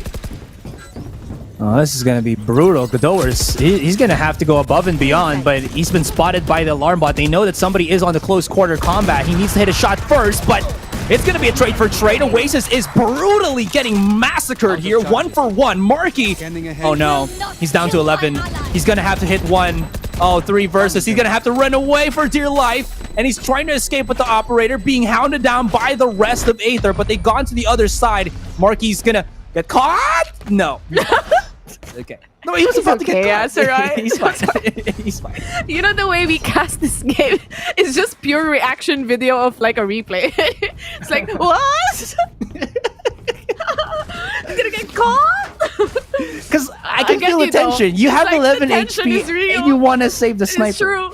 Also, Oasis Gaming, you know, getting those rounds back again, and it's a 9-11. Not too far off now. Not too far off. You know, honestly, I don't mind who's gonna win. I just want to see some good games, and we are seeing it right now. A very intense one indeed. Ooh.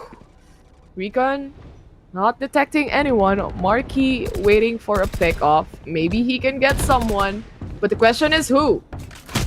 That is on second floor. He gets Chowdy from Pipes. A good pick from Marky right there. Quick adjustment for him as well, and he has a perfect angle to go about this, but Godowers, he was pre-firing an angle, and Marky, he does a 10. Just straight up looks into A main, finds the target, hits its mark, and this really hampers a lot of things. Could have been a collateral, but still a trade nonetheless. Courtesy gets 1. The Seiya and Himiko, their positions have been exposed. The rest of Aether here will have to try to make do with what they've got. They don't have a lot of utilities left anymore. They only got, I believe, the shock darts from Himiko here, and Himiko's going to go up above the site. Finds 1. Coco revives another, but he's not going to be connecting any of those. Marky whips out the blades, and the Blade Storm whips 1 out, and that's going to be 9-11. Aether did get a round in previously, but still, Oasis keeping it very tight between the two teams. 10-11. Not too far off now for Oasis Gaming. They only need 1 round to get back to the game. And Aether Esports, they're still trying to get those pick-offs. But Oasis Gaming, it seemed like a diesel engine. Very hot right now too. On the defense, they gained that advantage back. They also gained that confidence back. And with post-plant situations for the side of Aether Esports, they have to really figure things out. It seems like whenever they go A side, it doesn't work out. Have they tried B side? I don't think I have seen them in B side yet. It has always been A, as far as I know. Yeah, I think it's because they don't want to play the... If you think about it, I think Icebox, both of the sites is actually very varied, where A has a lot of corners, it's very closed off, but B, it's all about the open ground there, especially outside or on the default post plan as well as on yellow. So maybe they just don't want to play that high enough distance because they don't want to, I don't know, they just want to play the closed quarters. But maybe they're going to change things up. They do have a lot of post-plant still on the side of Aether Esports, similar with what Oasis has done on their attacking side. But this has gone much better. I think they did kind of delay slightly, but it is all for the better. 5 versus 5, and Chowdy's going to be on the back of it. He's a Sage, but he's a Battle Sage nonetheless. There is going to be the use onto the Hunter's Fury very early on, and he is flushing out Coco, who cannot get out, cannot get a break. Oh, wait, Godower's very close into the contact. He is so near, but so far from hitting a shot. Not really too good. And now we only have Marky to remain back at the side. Tet is hungry for that kill, and all the rounds that Aether has taken has allowed them to get themselves so quickly into this. Marky, he had a shorty. I thought he's good. I He's thought okay. that was gonna knife him actually with the smoke coming in, and he got his knives out. So that's not gonna happen. Marky still survives with the operator. I mean, that's a big help for the side of Oasis Gaming if they still. It's a big investment, like I said. And 17 HP. They didn't still. Yeah. No catch. Aether Esports. They tried. Now they tried B side. I think they heard me. Yes, alright. So they tried B side. It worked out for them. They got the plant and all the walls. It's just too much walls. I see when it comes to B side. They're worried more on.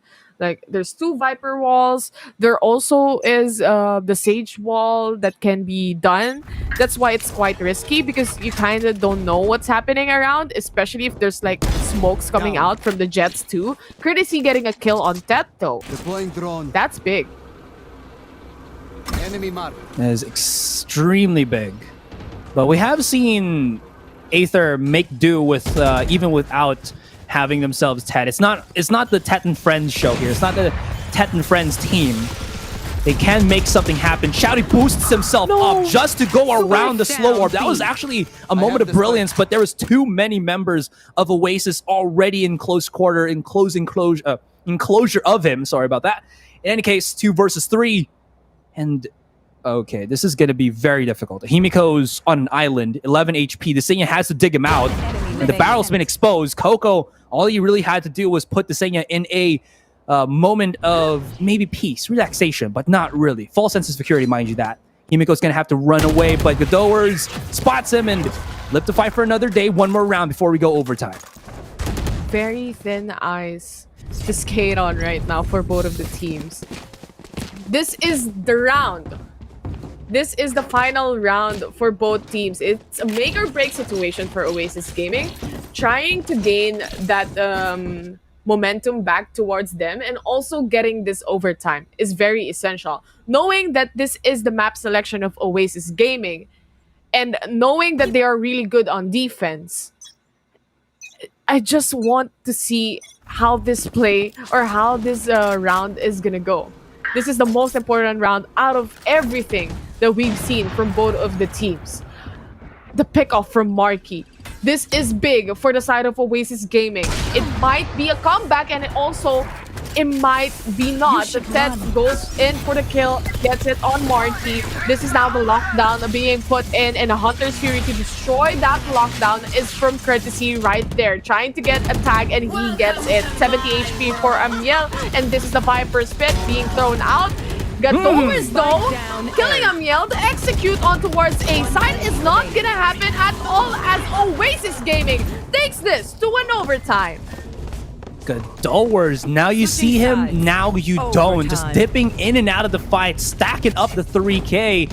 And Oasis, they've come back from what seems to be a monumental set of rounds that they had to consecutively win and keep Aether below 10. It's possible. Now they're gonna go to the round, to the side more specifically, that they weren't too good. Attacking side once more. And this is where Tet has been the harbinger of bad news for Oasis. But you know what? It's overtime. I feel like overtime changes the dynamic. Like, you think that you're better on this side, but because it's only one round, one mistake is all it takes, really. And then you go to the other side, which again changes the dynamic once more. And that's what I was talking about. Tet wanted to beat Tet, but he's got encountered. Amiel's gonna have to run for dear life, and it's actually good. He's still so low, but he gets tagged, and Godowers not missing the beat to hit the shot. It's not yet over, player. But this side is taken, stamped of approval by the rest of Oasis. 3 versus 4. Big flank coming in from Chowdy.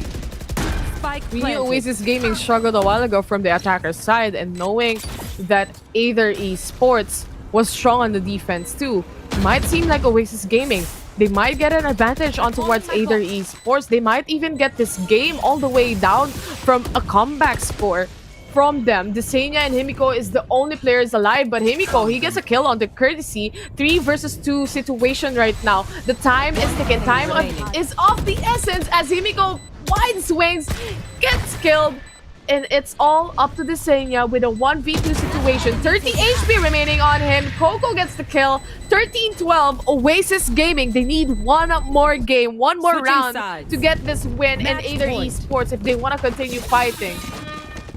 They have to get this round too. I think Ted put himself there into a situation where he put the rest of Aether Esports on his shoulders, because he had Emil to kind of help him out, but you saw how quickly he guessed himself on which target he had to look out for first. There was like 4 people of Oasis just rummaging through the B site or to the B mains, and that really hampered a lot of the things. Now, in Aether, do they still have more in the tank? You mentioned, Taylor, that they were pressing the gas. You know what? Being in a car, you still have yourself that gas tank. And are they running on empty, or do they still have more? Chowdy says they got still something left in the tank, and it's a 4 versus 5 in the start of the round. A while ago, it was Tet that you need to stop. Now it's Gadowers, and that's exactly what Aether Esports did. Picking Gadowers up, but they still have Marky. Look at those kills. Getting a kill on Tet. Very big opportunity for Oasis Gaming to take this game away. 10 HP for Marky right now. He gets the heal from the Sage. The smokes come up, and also the wall from the Sage. Now, what are they gonna do? Marky doesn't get a kill. Ripper instead gets a 2K. They're now pushing in. Oasis Gaming, they're ready to take this home with a classic shot. They are gonna get it. Oasis Gaming takes game number 1. What a comeback, Asarai. What a comeback. Some of the members of Aether there kind of setting for post plan where they were getting pushed by the rest of Oasis. You saw Emil, he was whipping out his snake bite maybe to stop somebody from defusing the spike, but nobody was actually at the spike. Oasis was all for the fight because they know that they had the time to actually go for it and still defuse the bomb from exploding. So that's really good calls from Oasis. Whoever said that, just go full send it, fight for the fight till we break them, and it works out well. Aether Esports kind of, I think, did too much of everything during that post plan. They tried to fight, they tried to set up the lineups, but Oasis just crashed in on their party and didn't allow any of that to prosper. And now we're just going to look at Oasis. Did have some difficulties on that first half, but in the end, still have that game win. It took him a while, but it still had them here. Although you cannot deny that Tet was phenomenal in this game for Aether. 33 kills in total, 381 combat score. 381 combat score. On the side of Oasis Gaming, we have Marky with a 300 combat score on his hand and 1.5 KDA. But you know, at this point, the kills didn't matter anymore because it's the gameplay of the whole team that really matters. And also, aside from that, even though Tet was crazy good and also getting those shots in, getting the picks, especially on the first half of the map, it seemed like Oasis Gaming, they were just really getting started. It seems like they had their breakfast, and finally after the breakfast, this is the time. Okay guys, it's the second half. Now let's go get back to the game and do this and win this map selection that we had. Awkward buys from the first half though for Oasis Gaming, as especially on the second round when they decided, I think that's the time that really bit them in the back, is when they actually bought the Phantom and the Vandal on the second round. So during that time when 2 of the players that had the rifles were pinned down, Aether Esports, they had the gun advantage onto Ward. They got the pistol, bought the Vandal Phantom, but lost it immediately. And Gadowers wasn't hitting the shots during the first half. Also, as well as Marky. I think Oasis Gaming, once they get the groove back on them, they get the wins.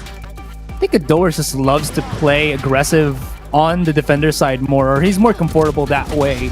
But you know what? As you mentioned, it really was a lapse of judgment there for Oasis to drop those 2 rifles at the start. It's like the ripples in the water. you will be able to feel it from eons in and rounds in. It really did definitely show. But you know what?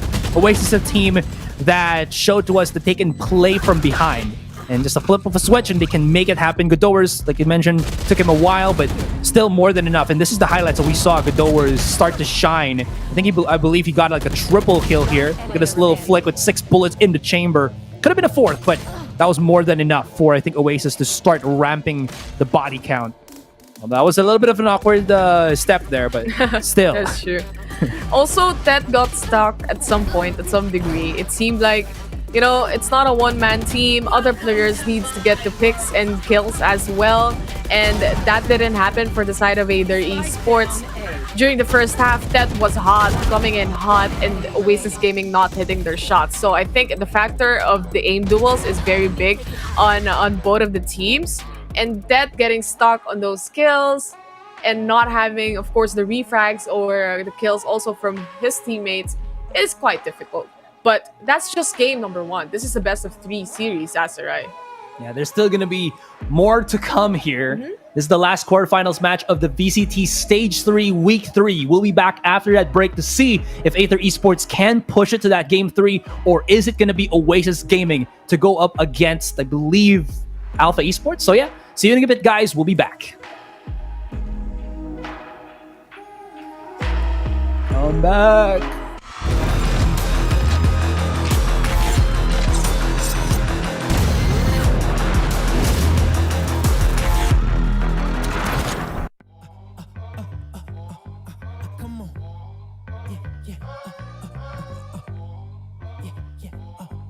Come on. Yeah. Oh, I'm sorry, baby. I don't mean to be rude. Yeah. I'm just a little different from all these dudes. Okay. They riding waves, me, I'm up on a cruise. Yeah. You feel like me, then you got nothing to prove. I see him trying to do what I do. Yeah. Even Mick Jagger couldn't move like a move. Yeah. You think you're Howard, look, I'm up on the moon. Yeah. Got fresh to death and it came out of the tomb. That's cause I got a different type of gratitude. Don't be sour, got my power from the Beatitudes. And we did it the long way, check out the latitude. I'm unapologetically fly, don't wonder why, that's just my attitude. Yeah, that's right, yeah, that's just my attitude. Ooh, yeah, I don't blame you, if I was you, I'd probably be getting mad too. Yeah, I know now that there ain't no better dude. That's just my attitude. Okay, that's just my. I'm sorry, homie, I don't mean to be flawless. Yeah, I seen that envy in your eye when you saw this. Yeah, hey, when you shoot your shot, it make you a target. You getting guap, they wanna take all your pockets. Ooh, hey, it's a gift, I avoid all the nonsense. Yeah, don't be a hater, it's no good for your conscience. Yeah, you from this world, I'm from somewhere far beyond it. Yeah, matter of fact, man, I don't even belong here, cause I got a different type of swagger, dude. You ain't gon' find nobody like me on your avenues. Better come get me while you can. I'm just passing through. Ask me how I get this good. Oh, you could blame it on my attitude. Yeah. Okay, baby, that's just my attitude. Yeah, I don't blame you. If I was you, I'd probably be getting mad too.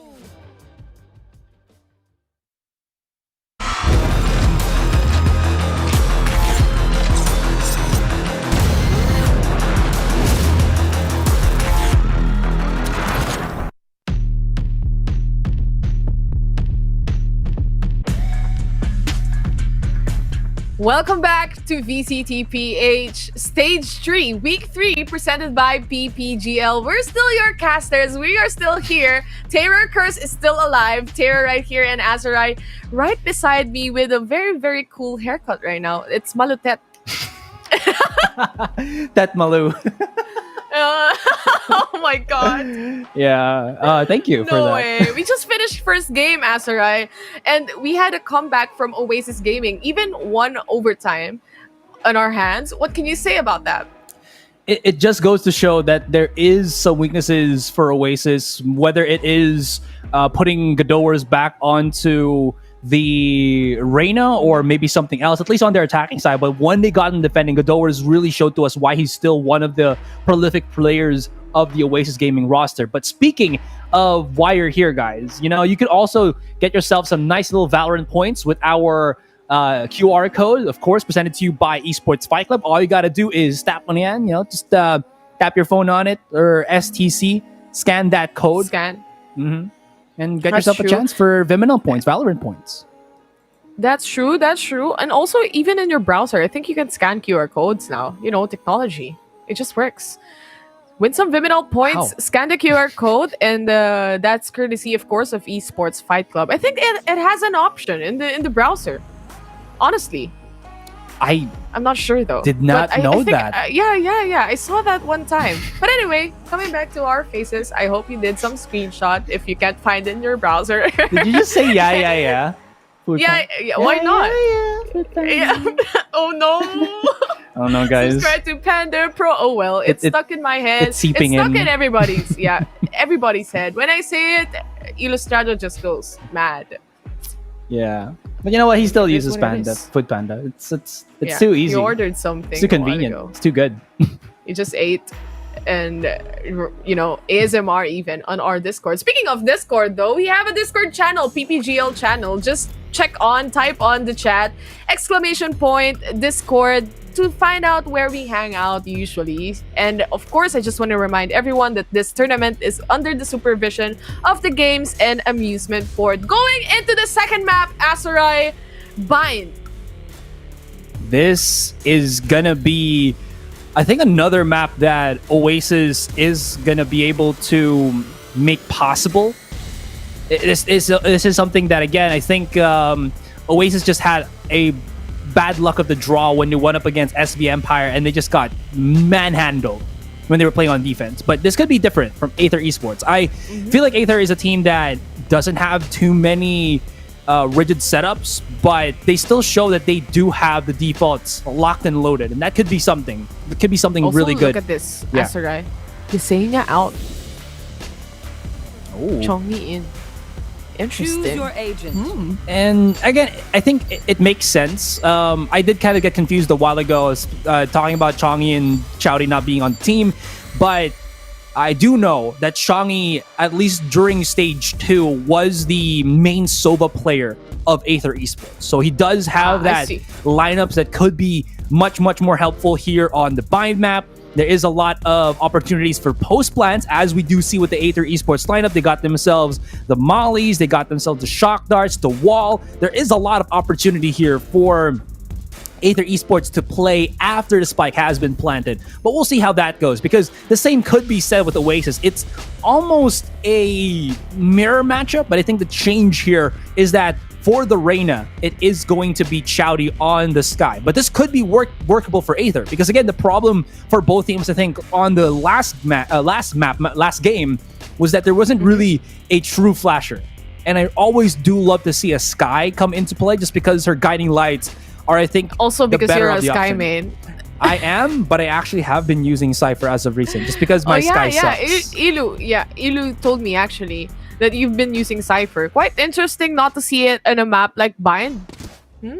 Also, there's no Jet anyway, so okay. Yeah, as long as I think you Looking have at the. Oh, sorry. I just to finish up. I think as long as you have a Sova, it might be enough if you're proactive enough on the map. Being proactive plus the Sova Recon Dart might be able to at least give you that opportunity. Big little flashes Yeah. here, and yeah, it means Aggressive fights. flashes too. Aggressive. Whoa. Himiko, 34 HP. Here's the heal coming in. They tried to be aggressive, but that didn't quite work out in their end. Aether Esports now down with 2 players, Chowdy and Tet, out of this equation. That was so quick. They wanted to be aggressive, yeah. I like the play. That was a brilliant play from Aether, but If it worked, but the execution is something to be left to the imagination. And Oasis, because they have the numbers, they can just leave Godowers to make so much noise, and that would definitely fake out Aether here. Now, guys, for those who are just, starting to play smoker players, this is how you put a smoke in.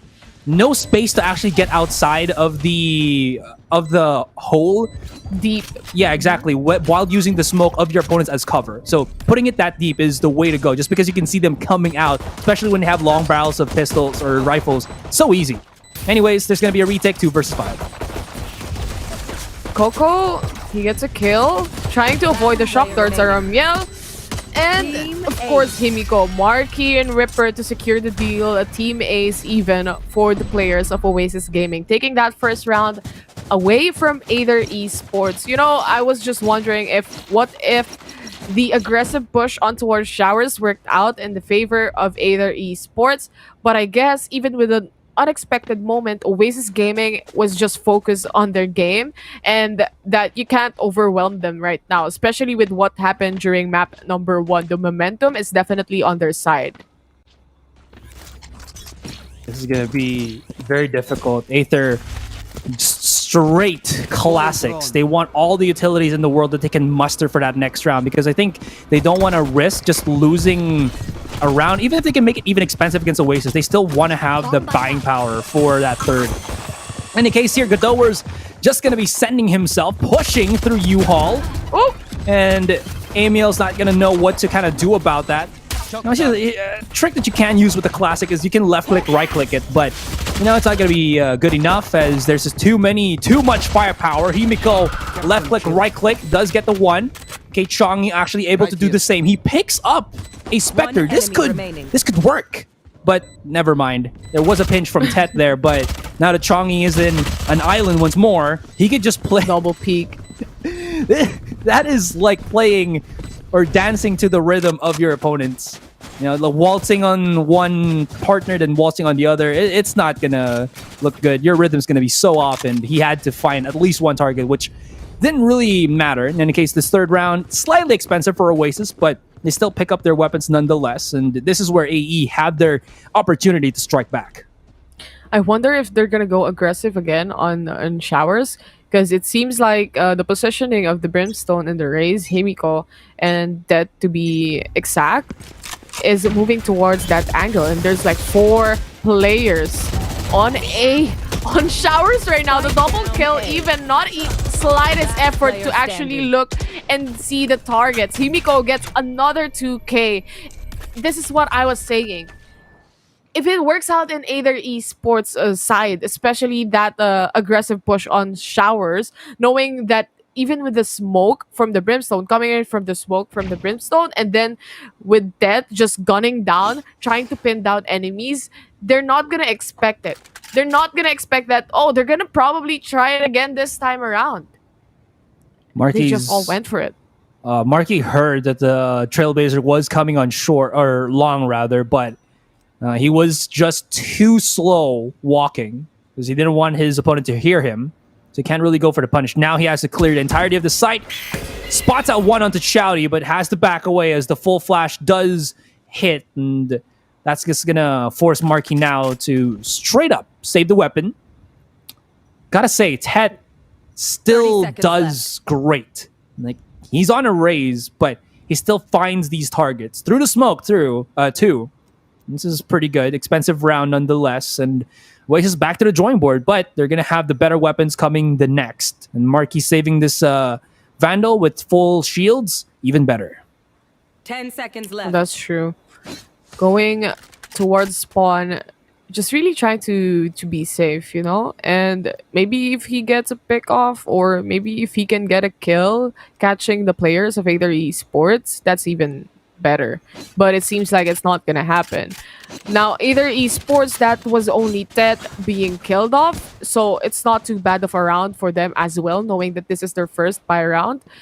Now, with Oasis Gaming and Aether Esports going into this map, we see that Oasis, or rather Aether Esports, they only have one duelist setup here, looking at it. And for the defense, which is more Azurayo, what do you think is more compatible for with this kind of lineup? Was it for the attackers or the defenders? I think it works either way. Like either way? Yeah, it could go either way. Honestly, I think a lot more Filipino teams are going away from the double duelist on most maps, maybe on some maps that you probably want to have a lot more confrontation, you might want to go for the Jet Reyna combo. But I think for the most part, it's always just going to be Jet and then like 4 utility-based agents. I think it makes a lot more sense. You still do have that fragging power, and there's so much more, how do you say this, utilities that you can use to fight for map control. And in any case, I think it's just preference now that it's if you want to go for a double duelist, but oh my god, Oh my god. That boombot actually saved Godower's life. Yeah. Exactly. Marky gets a kill on the Chongi. On the other hand, Chowdy and Gadores, it seems like they're gonna see each other, you know, after 20 seconds. There. That smoke takes a while. This is now the plant coming in. Chowdy, he gets the 2K from left to his front. But the spike is now planted. That is so fast of a flick from Chowdy. He had one coming in from Hookah, one coming in from the other entrance of Hookah. So this man just flicks through utter perfection, leaving now Coco into the side. He got tripped up. It is looking a little bit funny on the X-ray. But anyways, that is going to be another round for Aether. Oasis not onto the full buy, but we are seeing Aether still doing a fantastic job at just holding these angles and holding these angles by themselves. We saw Tet, I mean, he had the support of his Brimstone, yes, but he still got a double kill. And then we have ourselves Chowdy, who by himself has claimed lordship over Hookah. And look at his shot. Oof, oof. Easy for Chowdy. Because a while ago, the boom bot, of course, and also with that jumping around because he was flash, it saved his life, yes, but at the same time, Chowdy knows the information that there might be someone passing through and probably going to Hookah. So being able to see that left peak, being able to get that kill on the left side, that opened things up for him to get those 2K. This wall's being ripped apart. But the smoke not really getting any information, and these nerf darts not really hitting the opponent. You know what would be cool? Maybe if you can like go to a paintball range with like Nerf guns. Launching smoke. I think that'll be like fun content to do. One-way smoke here on towards A short. The thing is, with the Brimstone, both teams have the Brimstone pick. So much smoke, and also it takes so much time to dissipate. There. So they have to position themselves while Tet is just waiting for the right moment to throw the paint shells in. This might force players to back off, but Godover's just receiving that damage and looking at the boombot right now.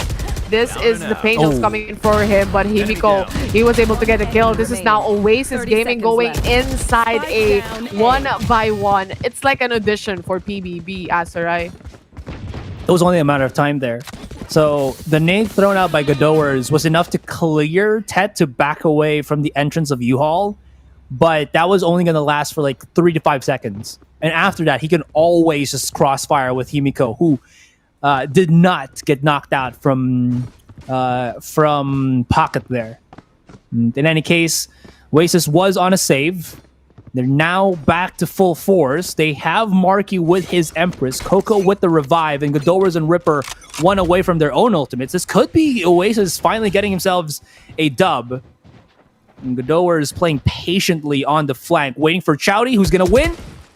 Oh, they spot each other, but even if he wins this, there is already 2 flanking on the side, and this really lowers the map control of Oasis, especially now that Chowdy still has a flash. He can delay all day long on Hookah as Chongi coming in from the corner. There's no Imagine smoke. the shock dart connecting to these 3 players. He does have that shock dart, indeed. There you go. The drone comes out. They have to go back. Oasis Gaming, they got a pick onto Tet, though. There's no showstopper, rather, to be used. But then again, there is the ultimate, the res, coming in for Emil later on. Himiko, on the other hand, going with the Seekers. Did find one, did find 2 as well. He gets 2K onto that, and this is Ripper, very low on HP, but he still managed to get the kill. 11 HP remaining on him. Chowdy knows the position he is in right now. There is the Hawk coming out, but nowhere to be found is Ripper. 1 enemy remaining. Oh my god, Marky He's basically digging themselves out of this grave. Got to be careful that he gets pushed out from behind. 20 seconds. They have still time to actually rotate around. The safer option to go through the showers. They're going to be able to plant this as well. Plenty of time if they do want so. And Ripper, because he's gotten so many kills, he even has an orbital. 10 seconds Shouty left. playing this safe, playing this stealthily. Gets peeked out, gets a kill. Can he go for the clutch? Yes, he will. And Shouty, his aim, surreal. transfer. And his performance, unrealistically, is amazing. I want to be like that. I want to be Charlie when I wake up. If I was that good in Valorant, I wouldn't stop playing, bro. Sheesh. But literally, But we do, so that's why we're casting, so, you know. yeah, that's why we're casting. But in reality, if you actually even looked at the previous rounds, Chowdy, his aim seems to be on point. I don't understand sometimes how Oasis Gaming actually peaks one by one. That's the time that they get picked off is easily. They get killed down quite simultaneously, trying to get the refrag, but at the same time, the timing, the delay of that little delay, it's like, it seems like an audition going in. It feels like Oasis Gaming are just not handed any easy rounds here. And by that, I mean any setups that they try to open up the side with always gets countered by Aether's ability to just always go for the fight. Like Aether here, look at how they position themselves, always looking for a crossfire. Like they don't really have the best of map controls. They just have to like let Oasis Gaming in, but it still isn't really to their detriment. They can always go for these CQCs, gunfights, and they're so comfortable with that it has allowed them for the dubs. And Himiko, he was a sleeper a while ago, but you saw how quickly he was able to just damage everybody. Himiko is just going to activate his orbital strike, and look at how they just scram from the site with like cockroaches used by Bygone. By they gone. But seems like they're still going to come back onto the A side once more because they do have the smokes here and there, but they're going to have to force the plan. 30 seconds onto the clock, and Chowdy has shown his presence. Where is he? He's far from the firefight, but his teammates are here to fight for now. Oh, bingo. Himiko is on fire. You know, stepping up to the game right now with Aether Esports. A while ago, it was all Tet and friends, I would say. This time around, with Himiko, Chowdy having those aim duels, winning those aim duels, especially with how they flick their shots, it seems like Aether Esports is stronger than what they were during the first map that we just saw. And it can be scary for the side of Oasis Gaming. But at the same time, with this kind of lineup that they have, the setups that they can use, especially with the economy of the ultimate on the side of Oasis Gaming, this may be quite an easy entry for them right now, as the Satchel In comes into play, and also the showstopper. Will it connect? Curtisi and Gadowers gets a kill, both of them with their ultimates, and inside A is Oasis Gaming. They used a good chunk of ultimates just to get this site. But you know what? It's fine. As long as you have the better option to just get around this. Shouty, always just hitting the shots that he needs, even through the smoke. Finds one onto U-Haul. Teammates are coming in here, but there is still so much utility to be thrown to just delay everything. He's going to throw some flashes here and there, but at the end of the day, there's still a molly that he had to traverse onto U-Haul. There was already Ted that has gone on top of the site. He had a showstopper up, but he was still fiddling with the rocket's controls there just to take it out, pull it out, and to shoot it out. And that's not enough time to get himself a clutch in that 3 versus 1. Marky, look at this positioning for him. Chowdy's like, I'm going to be able to get myself a blind. Not really going to happen. And Oasis doing a good job to keep this close once more. 3-5. Still not the end of it. But we can see that Aether really good on their defending side. Always up for the fight and always up to get that map control if Oasis Gaming are not prepared for it. Gadowers knows what Chowdy does anyway, especially on hookah. Sleep tight. He tries to go in and try to catch Chowdy off guard, but it's not gonna happen. Chowdy is prepared. He's really holding down the fort on hookah, and he's doing a really great job. But this is now a 4-man push, it seems like, on towards A short. Amiel right in the moment putting the slow perfectly, but he doesn't get the kill. Ripper instead gets one, and this is the heal coming in for the Sage. The Empress can be used and also the ultimate from Coco, but on the other hand, that teammate, Gadowers, is all the way from Hookah. So I don't think it's gonna happen anymore because this is the post-plan situation for Team Oasis. Tet's going to be going for this retake with an operator, but it still is a 4 versus 4. Now that they hear the utilities being thrown out, Gadowers activates his Empress, wants to go for the big fight. He is going to be playing on short here, as his teammates will be the ones first on the contact. Coco gets another. Courtesy still holding a new haul, and the crossfire is going to be real, and they line up for a Courtesy. That is going to be Tet to pop a shot off onto Marky, but if he missed a beat, Marky will just not drop the pressure. Still gets another one. My mistake, I thought it was Gadowers that was on the Reyna here, but it was Marky, and he's racked up a body count of 9 kills. And short one more round before we equalize to the 5-5. Very close match for the two teams. I'm quite surprised. I was actually expecting for it to be a stomp from either side. But it seems like Oasis Gaming, they really love holding, games that are very, very close. That makes you sweat bullets. Oh, Ted positioning himself. He wasted now. a satchel for this. If he drops, facepalm. No. Yeah, exactly. Okay. Just a waiting game. Slows coming in. Usage of utilities, on the other hand, is what Oasis is actually waiting for. But this smoke, not gonna help them at all. The timing of the utilities being used by Aether Esports is actually on point.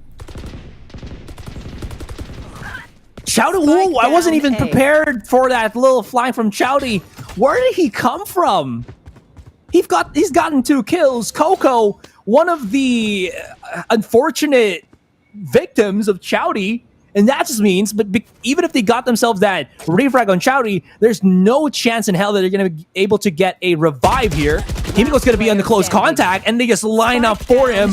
One after the other, they all fall down, and almost flawless, but that aggressive peak. Again, Aether Esports, the only team that we see getting this much insane amount of map control, and it's put a lid on Oasis and how they want to try to go around this map. Even if Oasis is the one on the attacking side, because they don't have a proper sentinel, and by that I mean a Killjoy or a Cypher to hold the lurks here, Aether Esports, they're pushing it to the limit, a la Corbin Blue. Whew.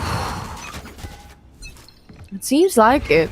They're also going in sort of a passive-aggressive move on towards Oasis Gaming as well. The wall comes up on A short from Amiel. It's a waiting game for Oasis Gaming. They really want to bait out and lure out all the utilities coming in from Aether Esports. But also on the other hand, Aether Esports, when it comes to their utilities, it's just right on timing. Chowdy getting the kills, the flicks as well. Tet, look at this. He gets a kill on Gadowers. It seems like they're talking about like, bro, I'm gonna pick Jet this map, and then this map I'm gonna pick Raze. Why not pick the same as me?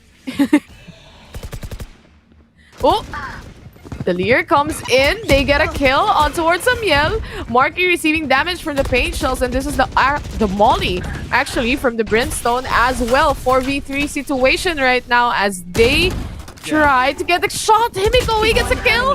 He doesn't. Ripper instead with the 4K. Look at that. Look at this guy. Sheesh. Last round. I want to use the GIF that I posted. Oh yes, please do. Yeah. That fourth shot was nuts. Ripper, alongside Coco, not always getting the limelight because they have crack players like Marky and Gadowers, but these guys have their moments in the sun, and boy oh boy, do they bask in it.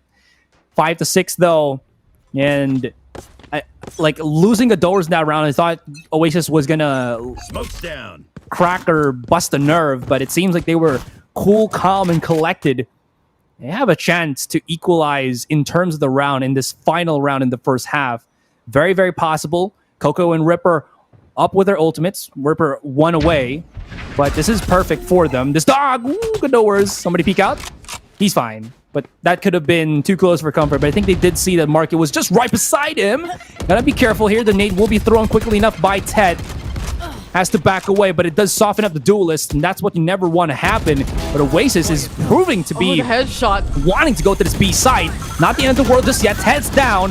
Himiko comes in for the refrag, and Chongi is assisting him from far away with his own ultimate. And Oasis, again, another lid as they try to come out from the sewers. The battle of the utilities in Aether Esports, right on point. Switching My sides. god, they used everything that they had there, even the rest coming up. Of course, it was the last round, so obviously they're gonna use it. But also at the same time, they didn't even give the slightest chance to Oasis Gaming to actually come in the site. Getting a pick off, especially on Hookah with the race that you trust into going inside site and doing an entry for you guys, is not gonna help Oasis Gaming. But moving forward, this is a switch between the two teams.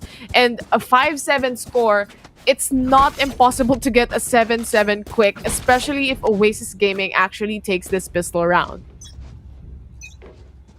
They want to get this pistol round. They might be They able to. should. We'll see how it goes. Double duelist sending on the B long. Chongli's going to be able to spot about 3 here. He spotted the 2 duelists, and that wall was fresh as can be. It's like freshly picked fruits, you know? Marky, or rather Ripper's going to have to throw himself out.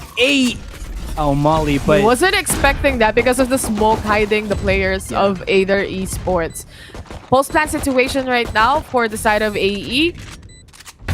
Marky, he gets to see 1, but the burst down from Amiel definitely there, and also the refrag from Courtesy. 3v2 situation, this pistol round can go in all the ways possible. Gadower's throwing in everything he has, but Chongi to secure the kill, and he's just gonna die off. Oasis securing the defuse, getting this round. Like I said, it's not impossible to get that 7-7 score line quite easily. There's a deceptive amount of distance with the AoE explosion of that paint shell from the raise. Like, even if you think it's just a few inches more away from what you think is the safe spot, add a bit more, because it will be able to take you down. But to be fair as well, that swing from Chongi went straight to the right side, where he couldn't really lengthen the gap from him in the paint shells. It was only a matter of time. He just probably wanted to swing out and maybe get another kill, but even then, if he does, there's still 1 more alive from the roster of Oasis. And speaking of Oasis, they're gonna have to fight tooth and nail for this shower control. It has been thrown out all of the damaging abilities, shock darts, as well as the molly, but it's good. It actually has lowered Tet to about 50, and this lines it up for Courtesy, but the flash, not gonna be good. Triple kill possible for Courtesy here. And wow. it does. Double P coming in from Oasis right there. Aether Esports, they can't do anything, honestly, because of course, with their buy, they really have to push forward, and knowing that they are on the attacking side. The good thing about this lineup that they have, though, is that Chowdy is around, and his global AoE, or the heal that he has, can be done to all the players. Aside from that, AEE also has Amiel that can heal up Chowdy on the other point. So everyone gets a heal. You get a heal, you get a heal. On the side of Oasis Gaming, it's just Coco that has that sustainability for the team. So that's quite scary to look at, but at the same time, if you get a pick off between these 2 players, you just take them out. You get out the blind, you also get out the res and also the slows and everything else. But I think one of the key points here is to actually take on Chowdy. That is actually a good point. People will tend to forget as well that Not Sky just the does have the heal, right? It's the regrowth, and if you don't get an insta kill, like you trade bullets and whatnot, you only have Coco to top you off. But this makes sense because AE does love to go for these heavy fights, and being able to top yourself off after a nice hard days of work with firefights, it's gonna be good. Marky is in the corner and he hits it. You've been struck by. Smooth Marky. Smooth criminal. Smooth Triple Marky, kill. Yeah. He wants to go to the port. He's Maybe looking he for a finds fourth. another one. Or maybe an ace. You never know. Oh. Gets to see one player, enemy but remaining. the swing is there from down Tet. A. He gets a kill on Marky instead. Coco, on the other hand, got doors to finish things off. AEE. A free guns. Free guns. You get a gun. You get a gun. There's a lot of Oprah moments here, gotta say. And there was like a shopping spree for Marky there. You think I'm gonna reload? No, I got like weapons for days for me to I pick can up. just exactly. I can just do shopping. Just pick up a gun, but the swing from Tet didn't help him at all. Also, if you take a look on what happened with that swing, Oasis Gaming had a player on showers to get the refrag anyways. So either esports, they have to decide probably what's the best position they are in to actually go onto side and take on sides. Ooh, this is not a good start for the side of AEE as Gadowers and Marky, the two One duelists, enemy gets those remaining. 2Ks. Gadowers going in, triple kill for him, going for the fourth, securing the round. Oasis Gaming take this to a 9-7. Wow, Remember- rank is real. There was this show match, I think, between popular Twitch streamers and Valorant developers, where they show that this was like last year, I think, where they show that as a raise, you just throw out the paint shells to the teleporter and it hits up onto hookah, and that like blew everybody's mind. Gadowers is kind of using that fact, especially when Aether could not get a push out of hookah. And the AoE of the paint shell is big enough that even if it doesn't hit the max duration, it still will put you in such a hampered position. The peek out from Marky. Shongi knew he was going to be sliding inside. Gadowers' barrel is exposed, and he's going to be He careful knew, because this actually. jellyfish is going to be hunting him down. I think he saw it, but either way, Chongi still gets a double. Oh, that hurts. All the utilities being thrown on showers, but Emil just decided that, you know what, this is a molly, but I'm just gonna jump through it. Not a problem at all, as Chongi gets the 3K on this round. Spike planted. Two more players, that's Coco and Ripper, that needs to figure out where he is located. Chongi going for that ace, looking for another one. Where is the last player? I'm hunting it, and this is Ted getting the 5. Getting the 5th kill. Oh, he must be yeah. mad. Why still my kill? Yes. Why still my kill? My kill that? I already Why? had it open. Why? Tactical pause for AEE to have a meeting on why he got the 5th kill. No, I'm just kidding. It's for Oasis Gaming. Yeah. Interestingly enough, Tet able to rack up 33 kills in that first game. But as you saw that scoreboard now, even at 17 rounds in, he's only gotten 8 kills in total. That goes to show how much more tethered he is, how much more grounded he has become. Even if Raze is a high flyer, I think the big issue now is he can't just like randomly peek and tailwind out of harm's way. It's more of he has to throw his utility with the rest of his team rather than just peek out by his own and then back away. This has put a different dynamic, a different spin on how Aether has, how do you say this, Taylor, has understood this bind map, but it has lowered, I think, the potency of Tet. He's still good, but it's not as good, I think, if he was on the jet. But either way, it still has kept them pretty close up against Oasis here. As you can see, 9-8. But Oasis now under defense. I think the chat is also riling up about this. They're feeling that Aether might not have the same potency that they had, especially now in attack, that they got the one duelist. But I do want to also counter that fact that it does make it easier for Aether to take sites, but they have to be more coordinated with their utilities. That's true. They got the utilities in, but also to answer back, Oasis Gaming, it seems like they're not afraid of those utilities that they can use. Also with Aether Esports. Seems like they just want to go for it and just go in. This is now Coco accepting Hunter's Fury from the side of Chogi, but he was able to sway out of that position. Marky, on the other hand, with the operator, can be quite lethal for the team. This Patience would force Aether to actually go back a bit. Oh, Well, they not back a almost bit, but back a lot. all the way, bro. Yeah, they've gone all the way. All the way to B, I mean. Chowdy. He's saying, just making sure that no one's, if ever someone plans to go on TP, he can get a kill. But the team actually needs this guiding light that they can use to entry. This boombot will definitely help with the guiding light, like I said, clearing on hookah and finally going on side with the paint shells. I think the showstopper will probably be used in quite a bit, if I am right.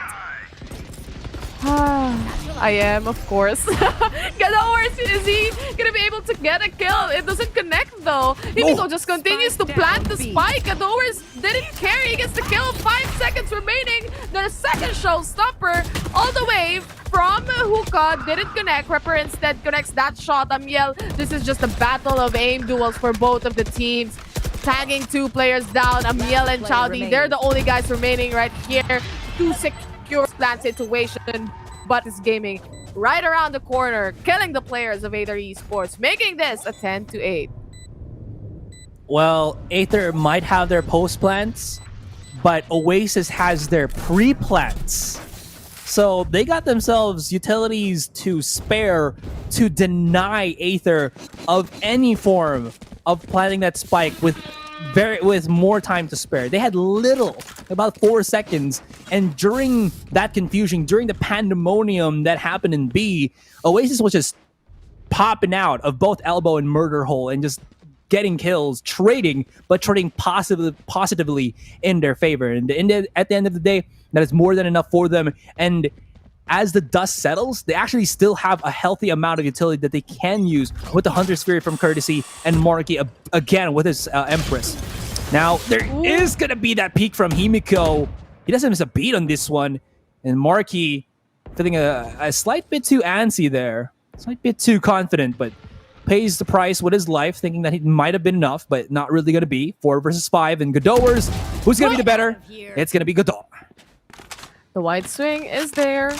Now going back and positioning themselves to make sure the defense is tight.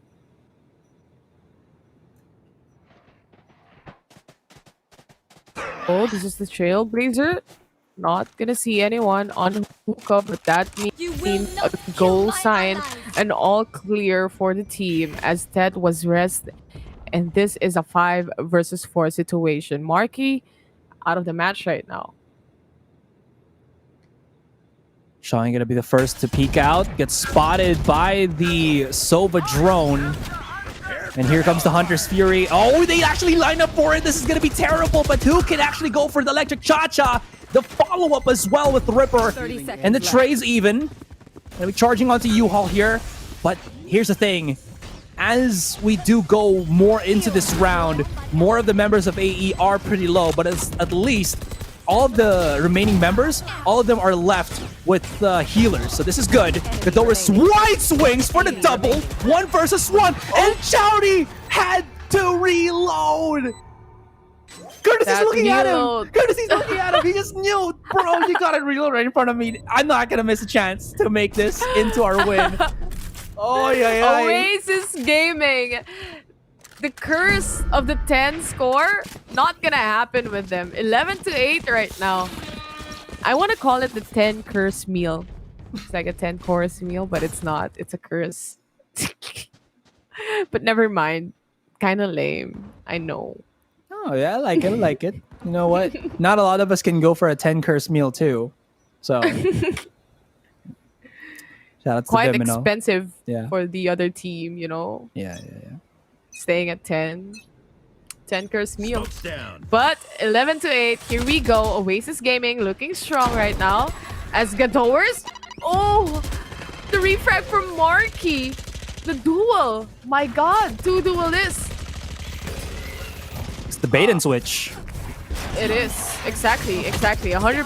Chowdy going inside with the Trailblazer, but it will be destroyed immediately. This is the slow from the Sage as well. The Sage, the wall comes in also and just destroyed it immediately. The 3-man push. Now with the Seekers. Coco just, decided that, nope, I'm out. I don't want this, but the flank from Godowers is actually right around the corner. Enemy down. They're going to have to fight for this elbow. but it has kind of forced them inside a cage. But all they got to do is pick the lock, and Gadowers was the key. 2 versus 2 now. Still not the end of the world, but it still has forced Chongi and Chowdy to be put into a wall. They can't really come out of this, and Ripper as well as Courtesy is just holding them around the corner. That's the first time that Chowdy's not going to be able to win a duel. But Chongi's down to 50. He has to hit the shot first, but Ripper too quick on the trigger, and that is going to put us 12-8. Oasis, one more for securing this series and going into the semifinals later. 12-8, Oasis Gaming, they only need one more round. Gadowers is really popping off. With the help of Marky, of course. The bait and switch definitely works out for the team. And with Aether Esports right now, during the time that they were on Defenders, they were really good at getting those, really holding the fort. Especially with Chowdy on Hookah. It seemed like they cannot battle him out, especially with the utilities that they use. But this is a total different story now. With the switch coming in, Oasis Gaming coming on strong on the defensive side yet again. Like they did on Icebox a while ago, where they got their momentum. Now this is Aether Esports going in. Courtesy getting a kill on that. He wasn't prepared for that. The outrun from Courtesy, seeing 3 people on towards a short. And with this shock dart, will he be able to connect it to the players of AEE right now? He did. He got a kill even. And Courtesy with a triple right now. The triple threat and the 4 freaking K. Oasis Gaming takes this game, making it a 2-0 and a victory for them heading to the semi-finals. You saw Aether there. They just wanted to get it over with. Get the plant on the spike. Play for that post plant. But the big problem was much utility. You mentioned it already. Courtesy had the double shock dart, but still Himiko wanted to plant down that spike. Still, he wanted to at least get the clock ticking. But even then, there was still so much time, and Oasis was, or the rest of Oasis was already on the site. You even saw Coco. He wanted to go for a bit of the Sage Wall boost, got over a PC, and started just whittling down the rest of the Aether members. And that didn't really leave much for Aether to wiggle around. That didn't leave them much with in terms of the options of how they can clutch out the round. And it really just goes to show that I think Aether, at that match point already, just wanted to catch Oasis off guard with a quick strike onto the A side. But that doesn't really happen, especially when Ripper threw out his molly to kind of just lower the HPs of AE as they were entering the A side. Also, aside from that, was that when the time that Chongi was actually planting the spike, he just continued in planting it. And with ups that the Sova had, with Courtesy had, like you said a while ago, Asarai, did some pretty good damage. He just tanked it, but there was also the slow from the Sage. If you realize that there's a slow, you know what, I'm not going to be able to get out of this situation anyways, might as well plant the spike already. Now, the thing is, he had time, right? He had time to actually stop planting the spike and come back. Maybe get some picks, maybe get some kills. But I guess the decision of AEE was just to continue with it. Losing him was a big factor for the team as well. And made it much easier for Oasis Gaming to just get the peaks. Especially with the wall. And if you think about it, the wall behind Himiko was already getting broken. So if ever Himiko does stop the plant, that would have just given Courtesy even more, how do you say this? Even more chances just to break the wall. And if Himiko puts down the smoke and he tries planting on it, it's a straight up, shoot to the smoke. So there really isn't any much options. This is also the issue that you probably have if you don't get that proper U-Haul control, which I think Aether did have a lot of difficulties with. Because if you try to, again, I've mentioned this before, if you try to wall just that one part to plant on default on the A site, you still have 3/4 of the map that the defenders can use. So to make that a 50-50 or maybe even better for the attackers, you need that U-Haul control. And it just did not happen in that last round. Anyways, let's check out these quick little highlights. Aether Esports still did, like even if they lost, they still did a fantastic job. It was very, very close. More on Icebox. And yeah, very, very close. Exactly. For both of the teams, I really think that they are in par with each other. The only factor a while ago, especially with the Icebox map, was actually Oasis Gaming not being able to win those aim duels, and it seemed like they were still kind of off and not online with their shots coming. But on this game, both of the team has perfect execution already has that aim duel. It's just a matter of who goes in first, who gets the kill first. And Oasis Gaming a while ago during the first half, it seemed like they went in the enemy line of sight one by one. That's why they get killed off. But once the position, or rather once the switch happened, it is a total different story. AEE was the one like that. So pretty much a 50-50 for both of the teams. And Oasis Gaming seemed like a stronger team on the defense.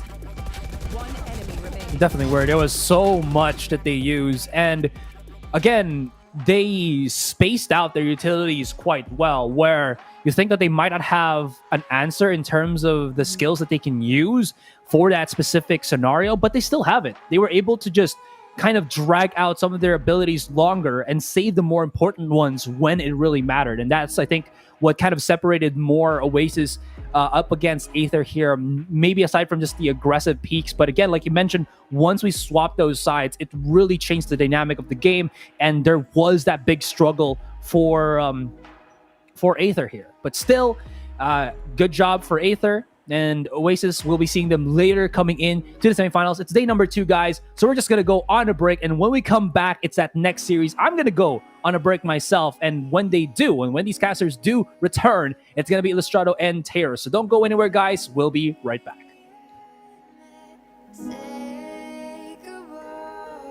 Ripper 4K. Oh my God.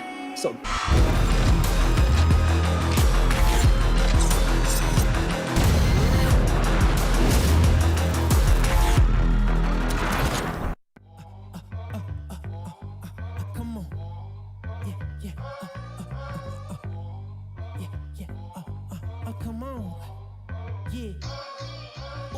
Sorry, baby, I don't mean to be rude. I'm just a little different from all these dudes. Okay, they riding waves, me, I'm up on a cruise. You feel like me, then you got nothing to prove. I see him trying to do what I do. Even Mick Jagger couldn't move like a move. You think you're how it look, I'm up on the moon. Got fresh to death and it came out of the tomb. That's cause I got a different type of gratitude. Don't be sour, got my power from the Beatitudes. And we did it the long way, check out the latitude. I'm unapologetically fly, don't wonder why, that's just my attitude. Yeah, that's right, yeah, that's just my attitude. Ooh, yeah, I don't blame you, if I was you, I'd probably be getting mad too. Yeah, I know now that there ain't no better dude. Yeah, that's just my attitude. Okay, that's just my. I'm sorry, homie, I don't mean to be flawless. Yeah, I seen that envy in your eye when you saw this. Yeah, and when you shoot your shot, it make you a target.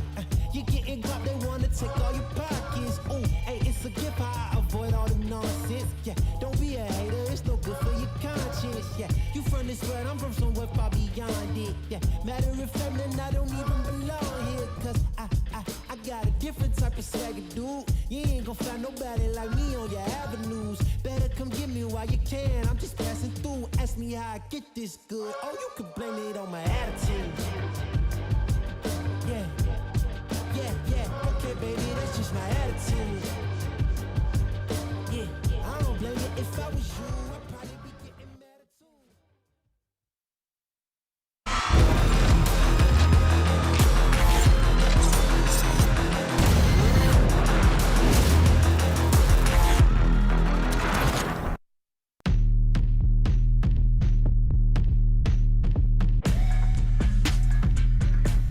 Welcome back to VCT Philippines Stage 3, Week 3. You're tuned into PPGL, organized by Mineski and Globe. This event is supervised by the Games and Amusement Board.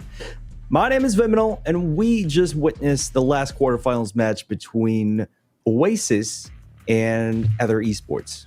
Again, Oasis took the victory 2-0. You know, honestly, I thought that we were going to get it wrong when it came to our predictions, but in the end, Oasis made it come true. It was a close fight, But in the end, they are going to be moving on to face Alpha in the semifinals later on today. Let's head back to the virtual desk with my co-panelists Dax in Black and Blue on the Updraft, brought to you by Predator. Guys, after that, during that first game, actually, when they were down for the count, Oasis, miraculously, they were able to mount a comeback. And Dax, I think it's just testament to their ability to adapt on the fly. Yeah, that's just it. Just like life, guys, Oasis finds a way. And funny enough, some people talking about how the Oasis attack on Icebox is going to be something to take notice of. It really was their defense that shined on through in both maps number 1 and 2. That's where they held down the fort. That's where they went for that rally. And really, they were just able to punish Aether time and time again. Oasis, we know them to have the hottest of the hots and the coldest of the colds. It was scary at the start because the cold front was brought in by Santa Tet, ready to slay and ready to get everything done on Icebox. But in the end, they found their heat there. And really, it wasn't just the usual suspects, the usual duelists. You can really see the glue that keeps Oasis together. Courtesy, Coco, as well as Ripper, really stepping it up when they needed to the most. I have to agree there, Dax. It really was the defensive side of them that really did shine for the side of Oasis. We'll touch on that later, of stuff that we like to see from them and stuff that really was impressive. But, Marky, plus 10, plus minus at the end of this series. He did really well for them, but as you said, it wasn't just about the duelists. You can see here that Ripper and Courtesy especially had some great performances throughout the entire series.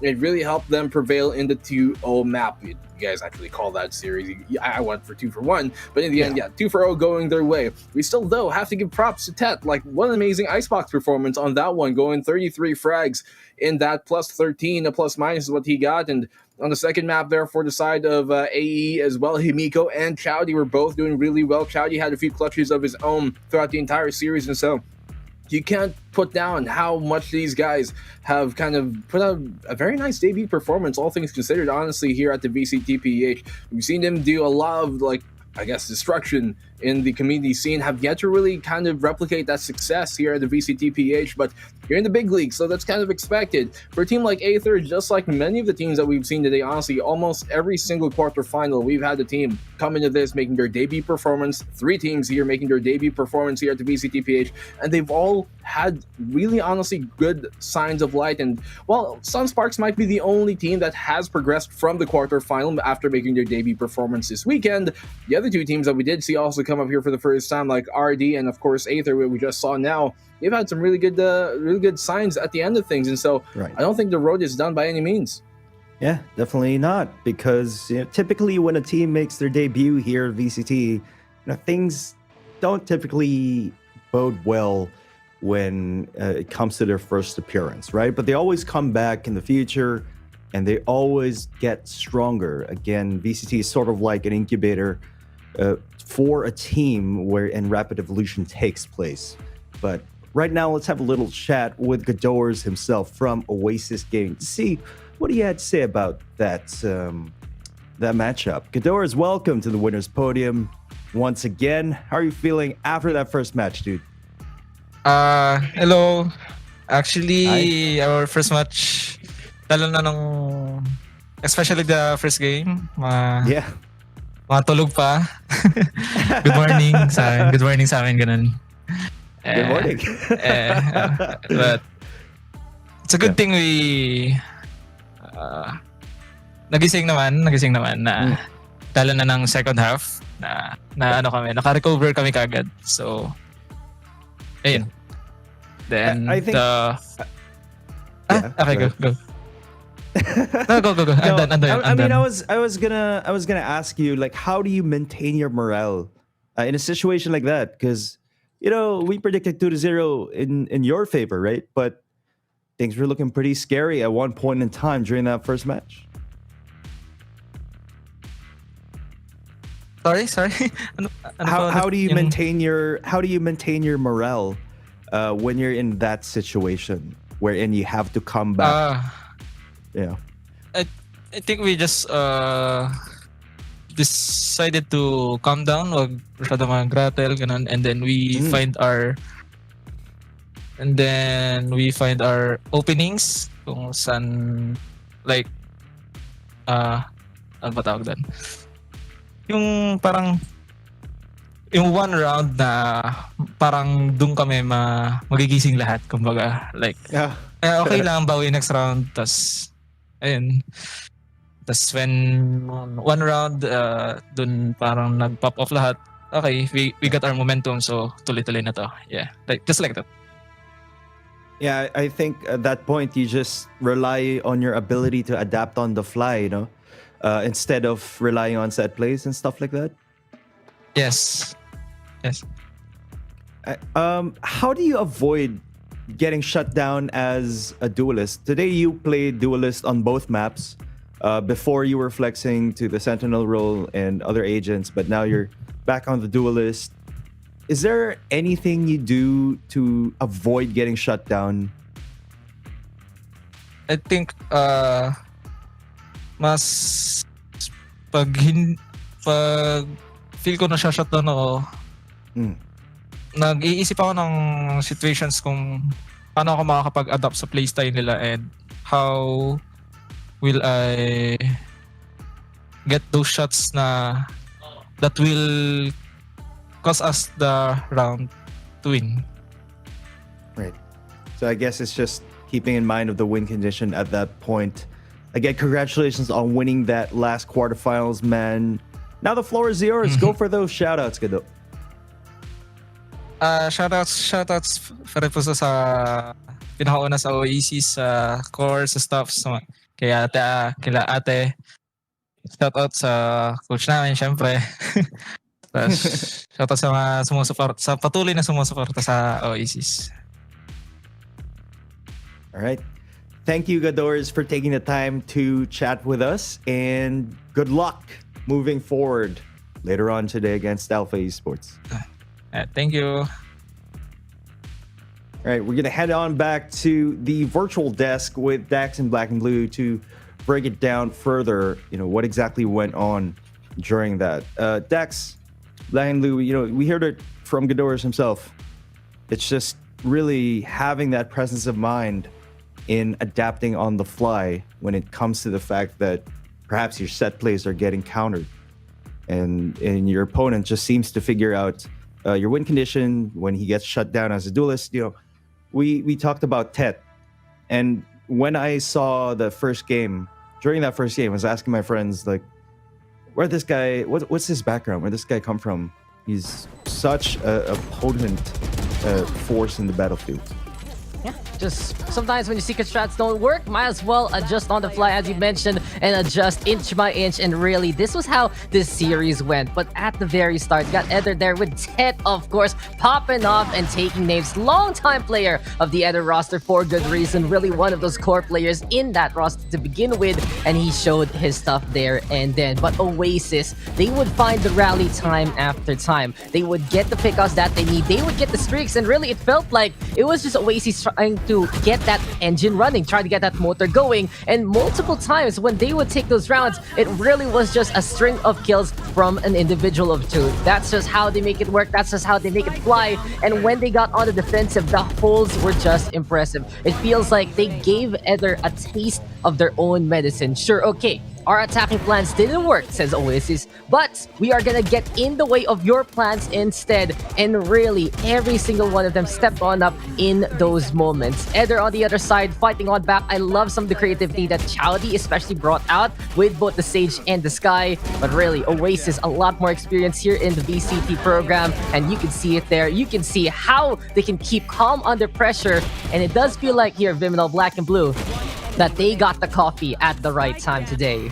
I mean, it was a 2-0 at the end of it, but it really was a spectacular series to watch because of those adjustments that we were seeing time and time again. They take mid-control, they'll do something about the next round to try and divert that. And that was really evident, especially here on Bind, on the defensive side coming from Oasis. You saw on round number 18 that time and time again, the B side was being taken heavily by the side of AE here for Aether. And when they were doing that, a lot of the times the anchors inside the B side were having lots of trouble holding on to it. So what do? Initially, Aether kind of went B and then they went A again.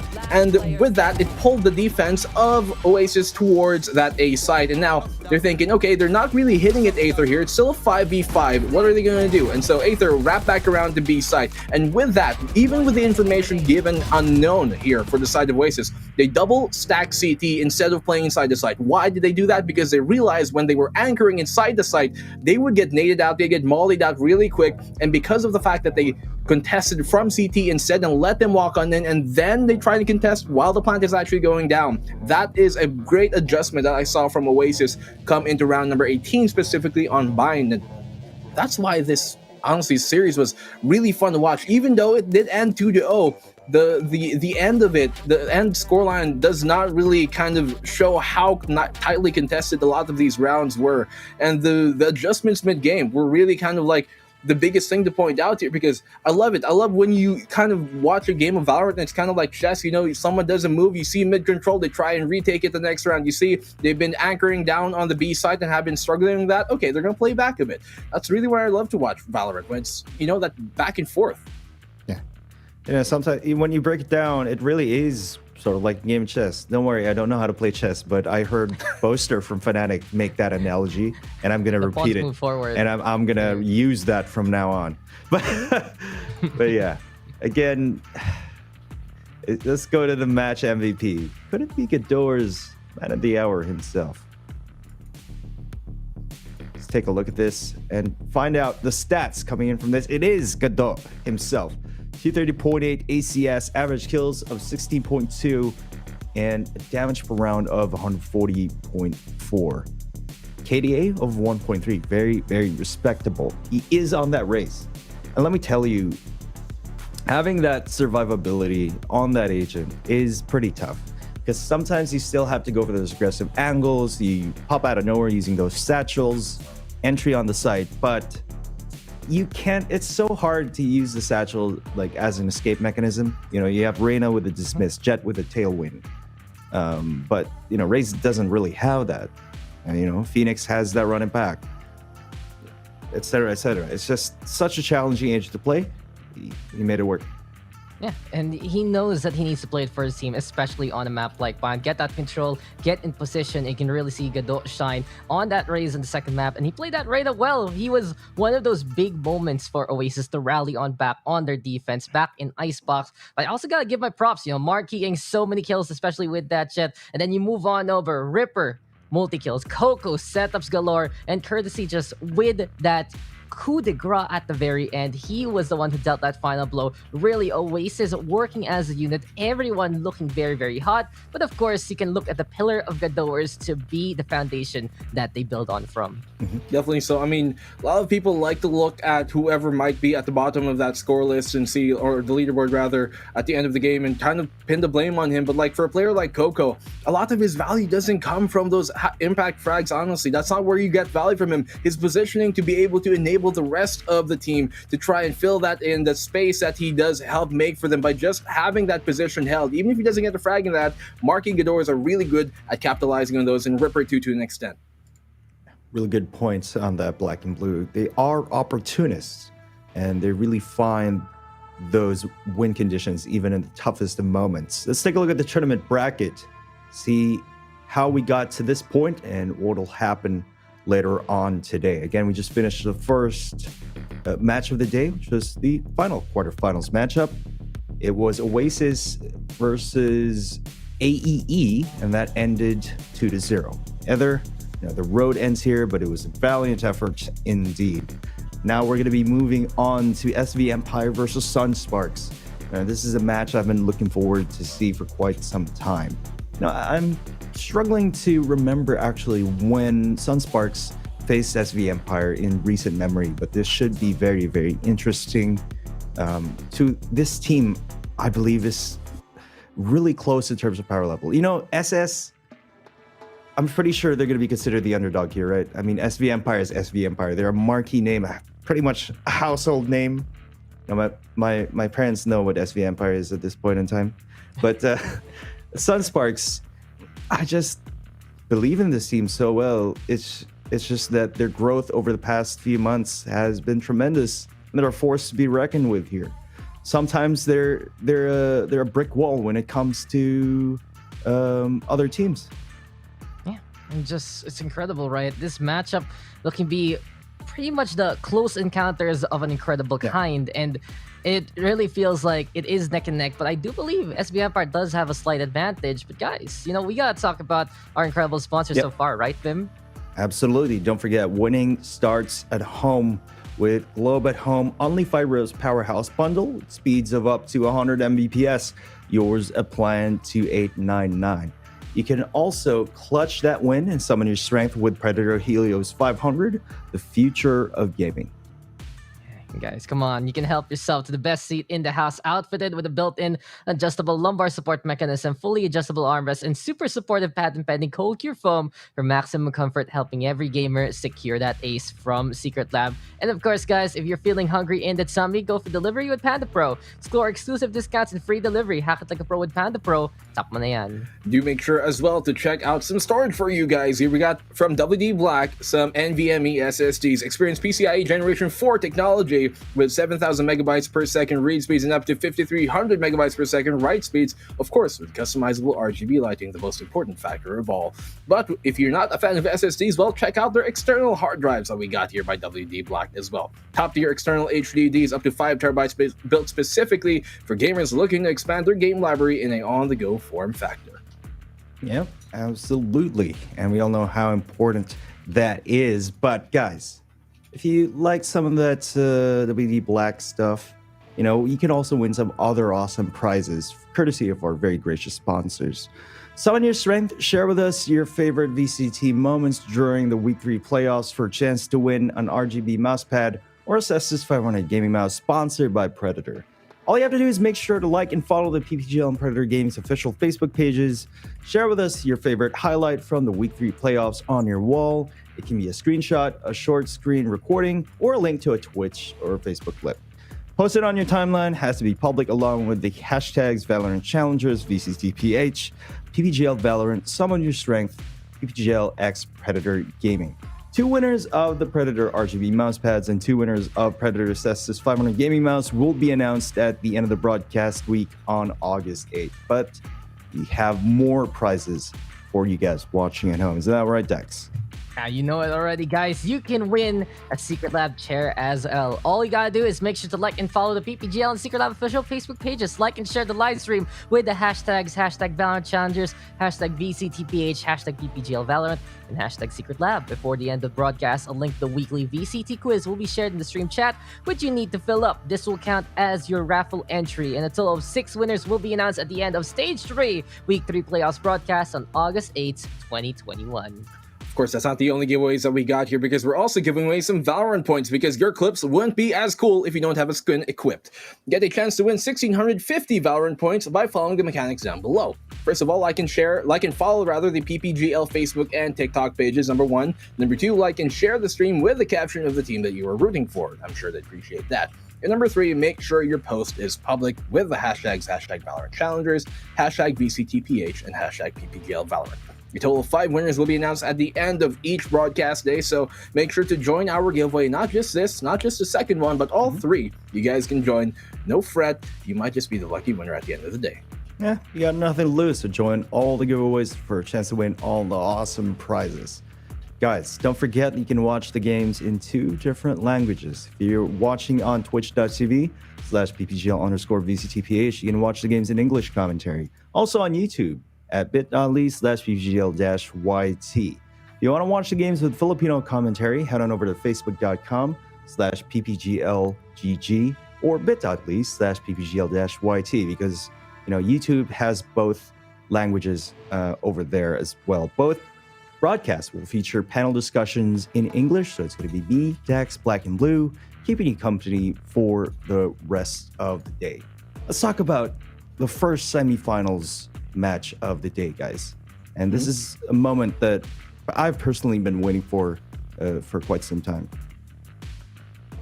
This one is really gonna go down in history, and it feels like it's been a long time coming. SB Empire versus Sunsparks, 2 titans of the PH scene, gonna be clashing. One fully established already in the VCT circuit. The other having the redemption in the community, getting back on track, and have finally made it here to the promised land and are one win away from the grand finals. But only one of these two teams can make it, guys. And really, it does feel like this is going to be such a tight-knit affair as we check out that SB Empire roster that we know and love by now. Come on, 9 out of 9 going into VCT. 3 out of 3 for the stage with this configuration. We got Draxi, Hot Sauce, Envy, Nexi, and Trix, 6-man M6, ready for action as well. They've been the team that's been rotating. But really, guys, this team has been star-studded and looking oh so strong all throughout Stage 3 of Challenger Philippines. Well, perfect attendance so far, yes, 9 out of 9, okay, but it's a blessing and a curse here for SV Empire. We've seen them in the grand finals 3 times already. They have yet to really get over that hump, though,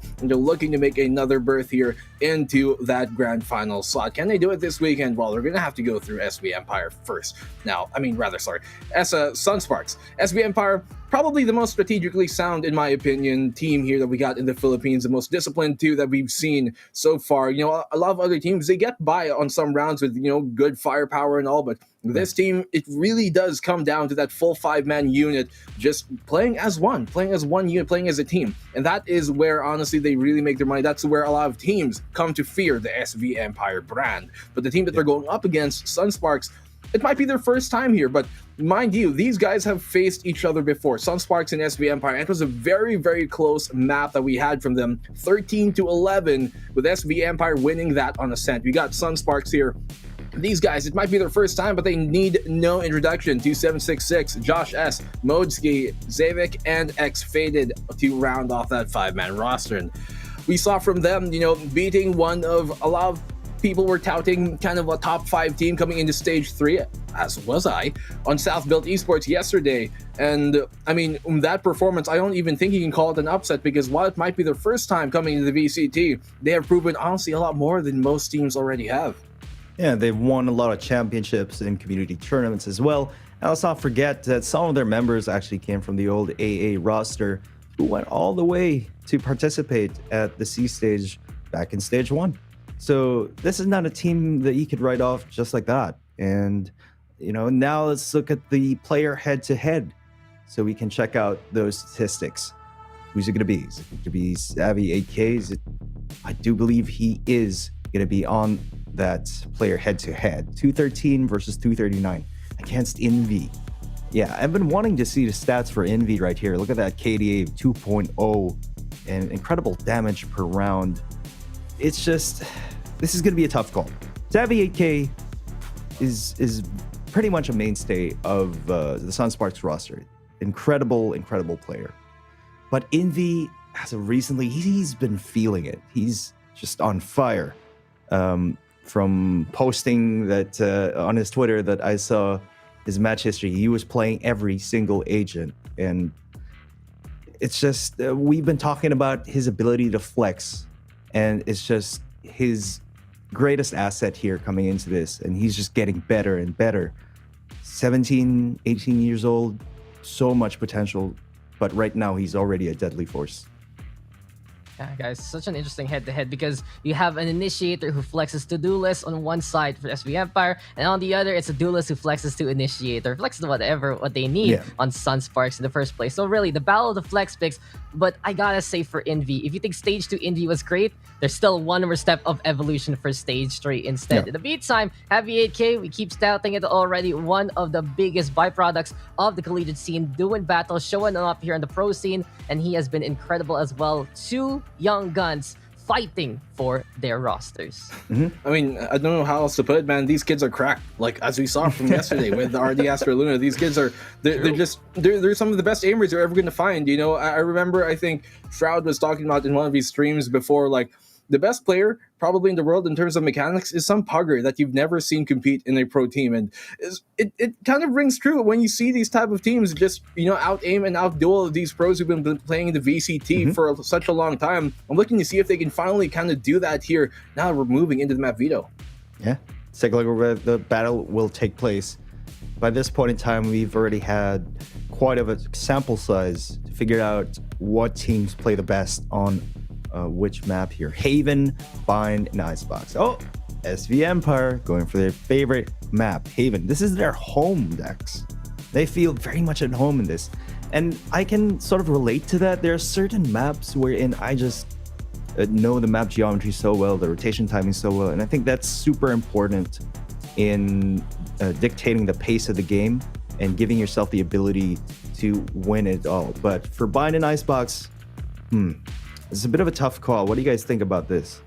I'm liking this map draft, honestly. Haven is a map that most people really like to play anyway, so they're gonna let it through. If you're Sunsparks, right? Okay, we're gonna challenge SV Empire on their home turf just to get rid of a map that we're not comfortable with instead. But you go on over to Bind, and you can see that might be a playground that they can accomplish many things. And when you get into Icebox, well, there's some open sight lines that both teams can take advantage of. But really, guys, SV Empire, the writing has been on the wall for such a long time. They're the heavy favorites, and it does feel like they've been just a consistent force so far. But Sunsparks, one time? Big time? Question mark? Is it finally time to go all in and all the way for the Sunsparks roster? This is their only chance at VCT. This is the last chance, and I'm gonna root for them this time. Sunsparks 2-1 from me.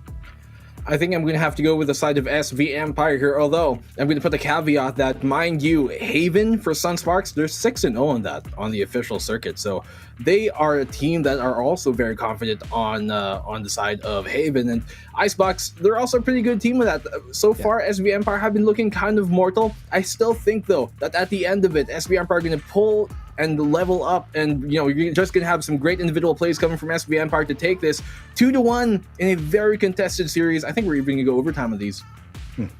Well, as for me, guys, as much as I believe in the Sunsparks roster, as much as I am a fan of them, it's just going to be perhaps 2-1 in favor of SV Empire. SV Empire looking the best they've ever been, hungrier than ever before. The new roster really checking out. So I think they're going to take it all the way to the grand finals. You guys better be ready, because it's going to be SV Empire versus Sunsparks in a best-of-3 series coming up next.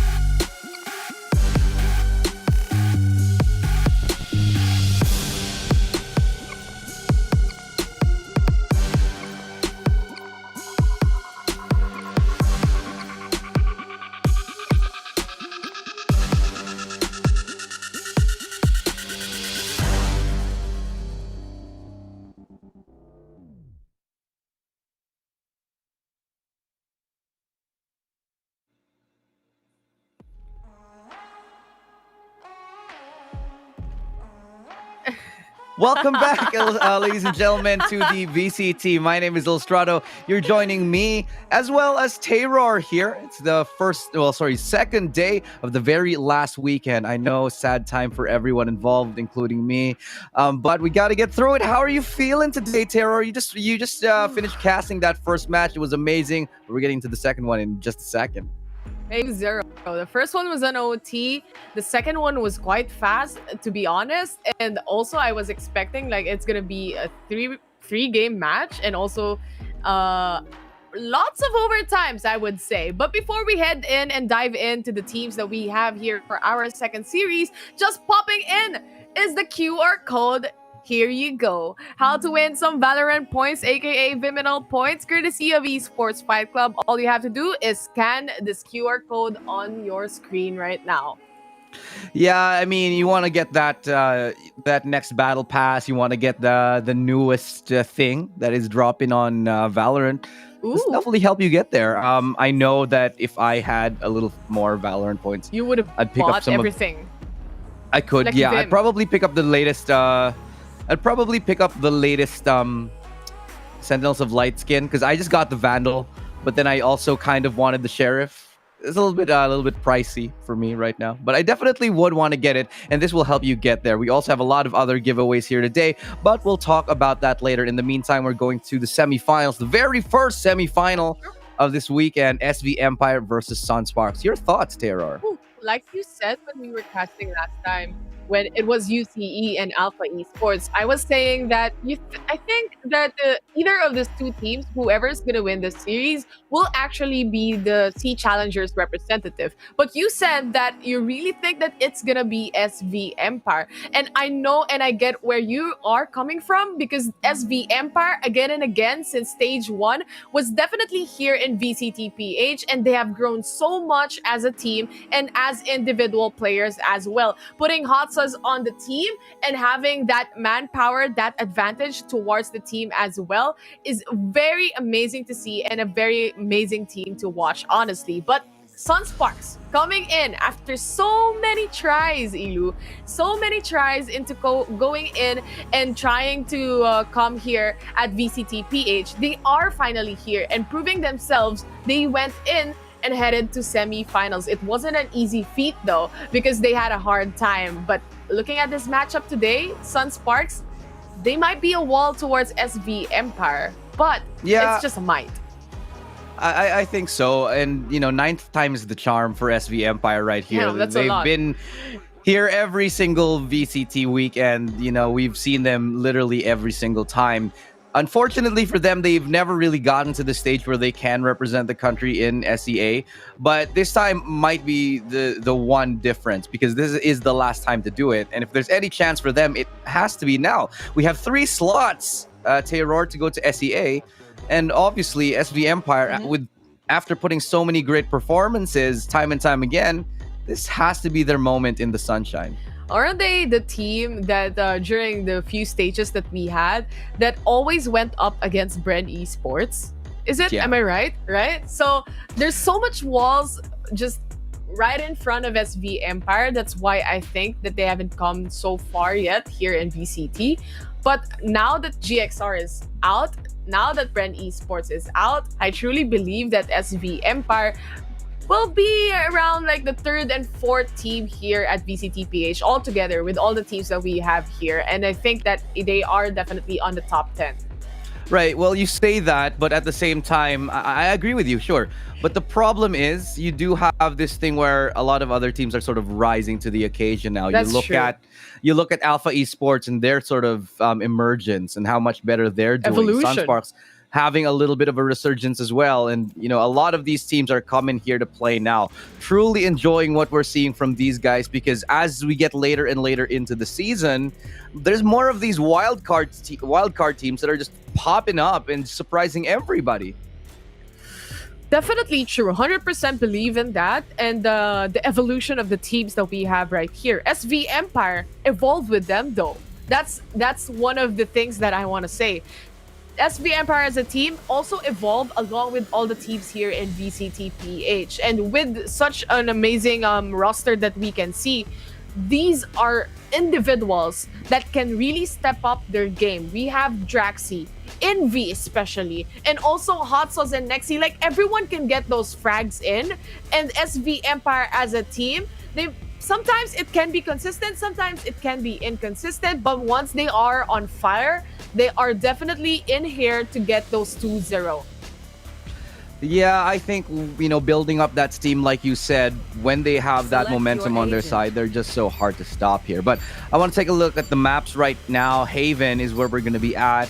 SV Empire, this is historically the map that they've beaten Bren on the one time that they did. And so they'll be looking for a little bit of a renaissance, a return to form in that aspect.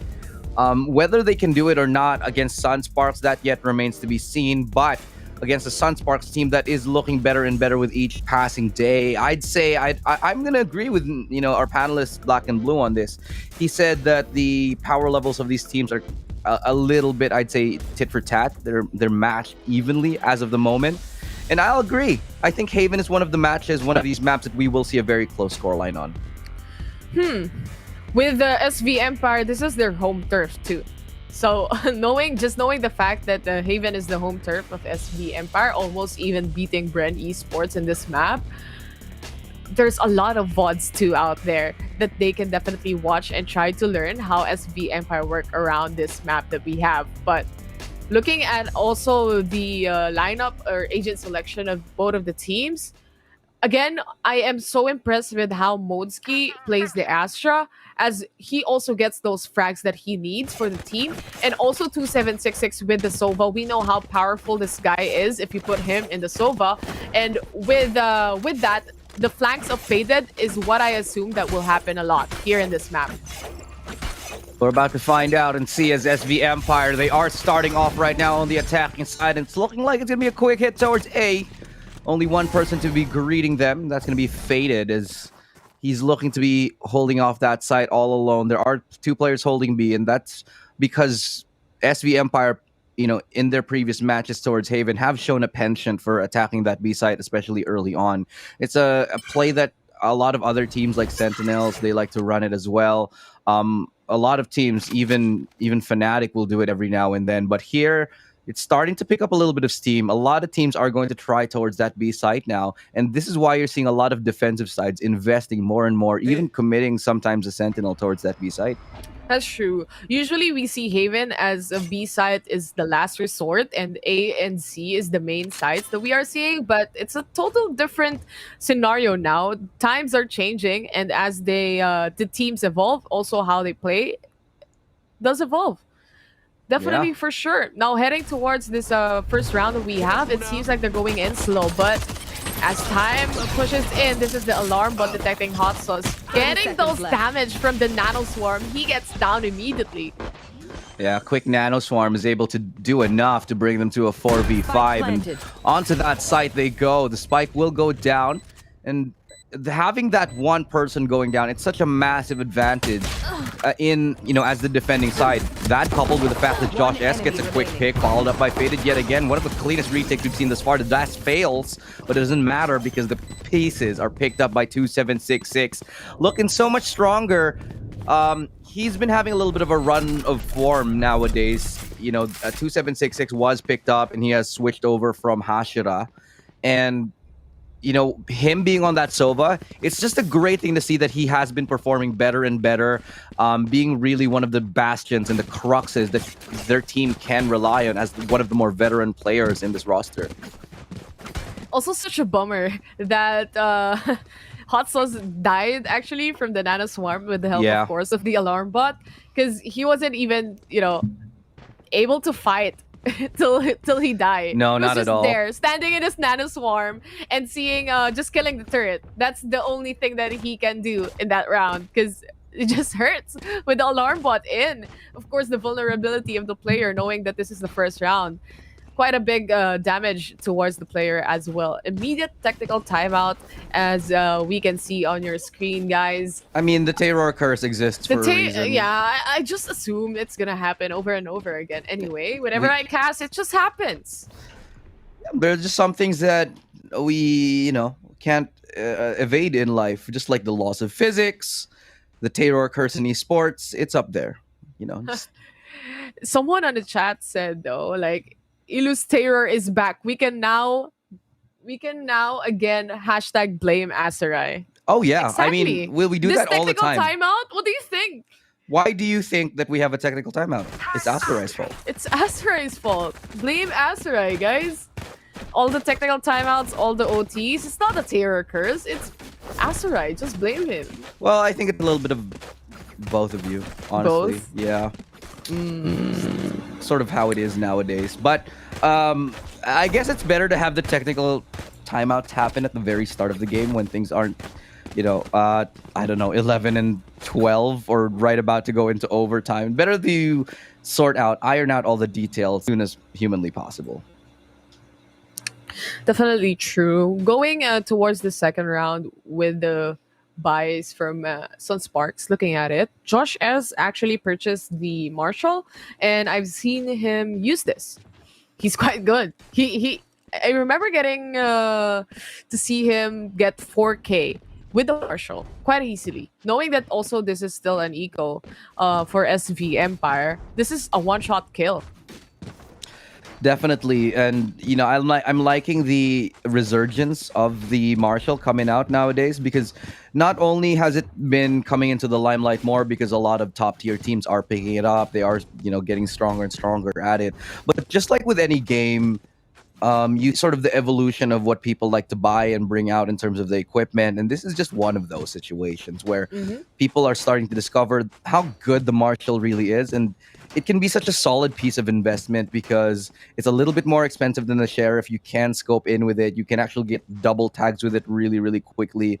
And a double body shot with the Sheriff is an instant kill. Well, not an instant kill, but it's a kill if you get 2 body shots, regardless of armor or not. That's true.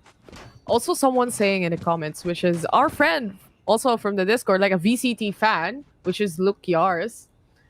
He said that he loves Sunsparks, but he betted on SV Empire because of the experience. Look, Sunsparks has been a team that is very, very hit and miss. Like, they'll be amazing some of the days, and some of the days they just won't be there at all.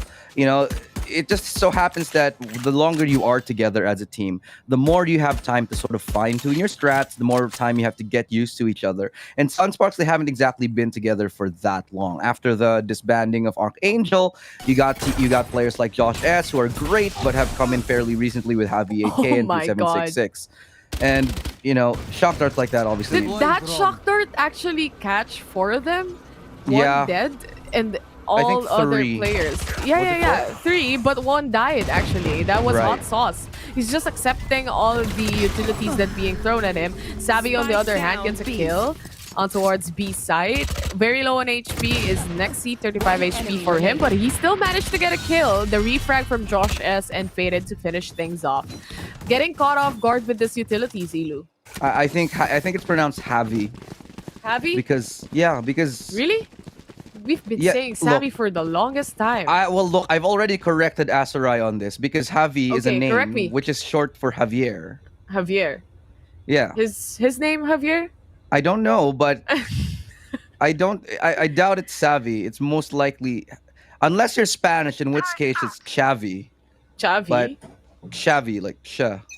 Well, You're not, and I so am it's Pinoy. most likely Javi. Yeah, there you go. But just putting it out there for you. But speaking of Javi, he's trying to get up very, very close right now. I'm sure they've heard him. They must check this corner. They don't. Trigger discipline from Javi. What? Oh my god, what? Oh my god.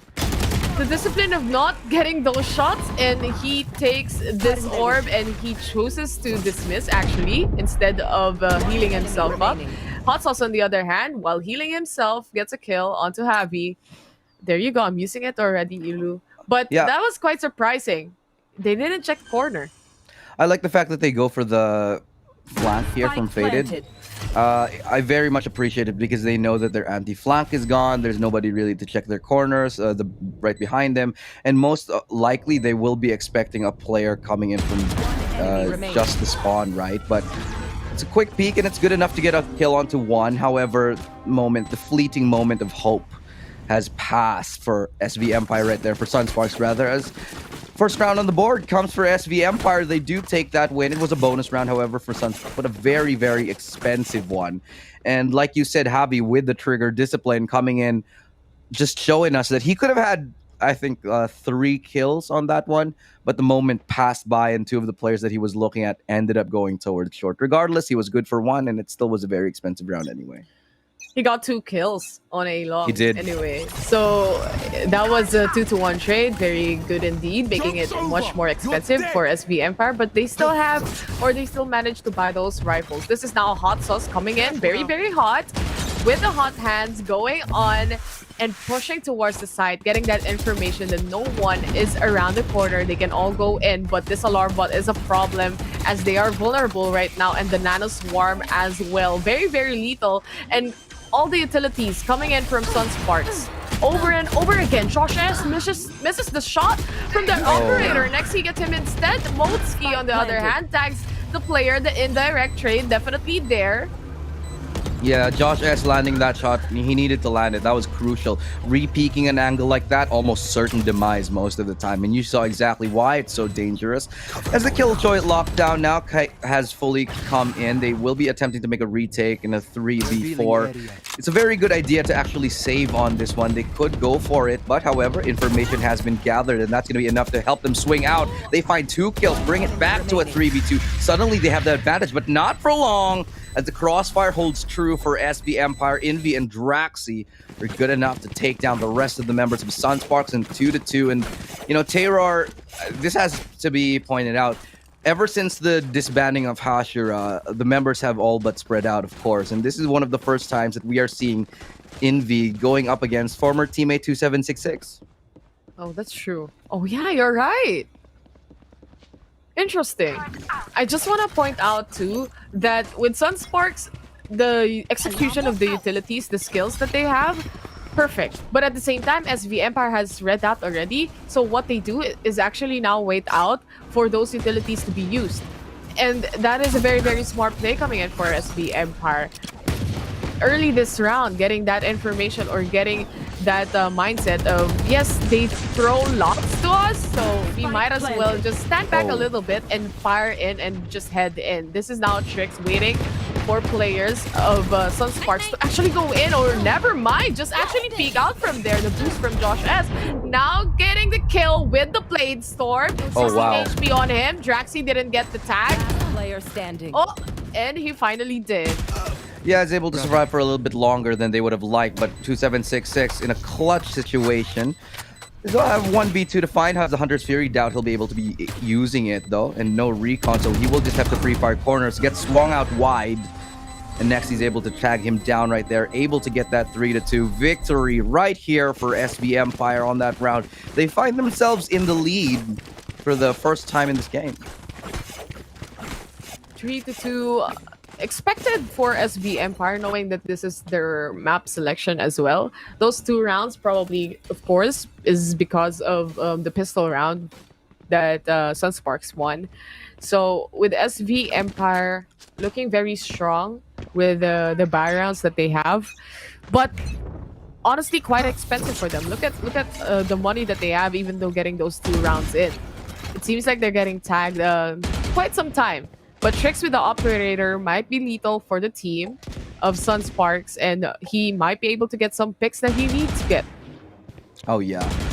It is the true buy round, however. Now, the operator will come out for both of these squads. Even Josh Not S. very often you see a operator coming in for the attacking side, especially in this region. But with a shot firing out right there from long, and the flash to follow it up, it will force Josh S off of that angle and force him to change positions for the meantime. And now they have information where the op is, and so SV Empire, they're going to have to force to adjust here for the meantime.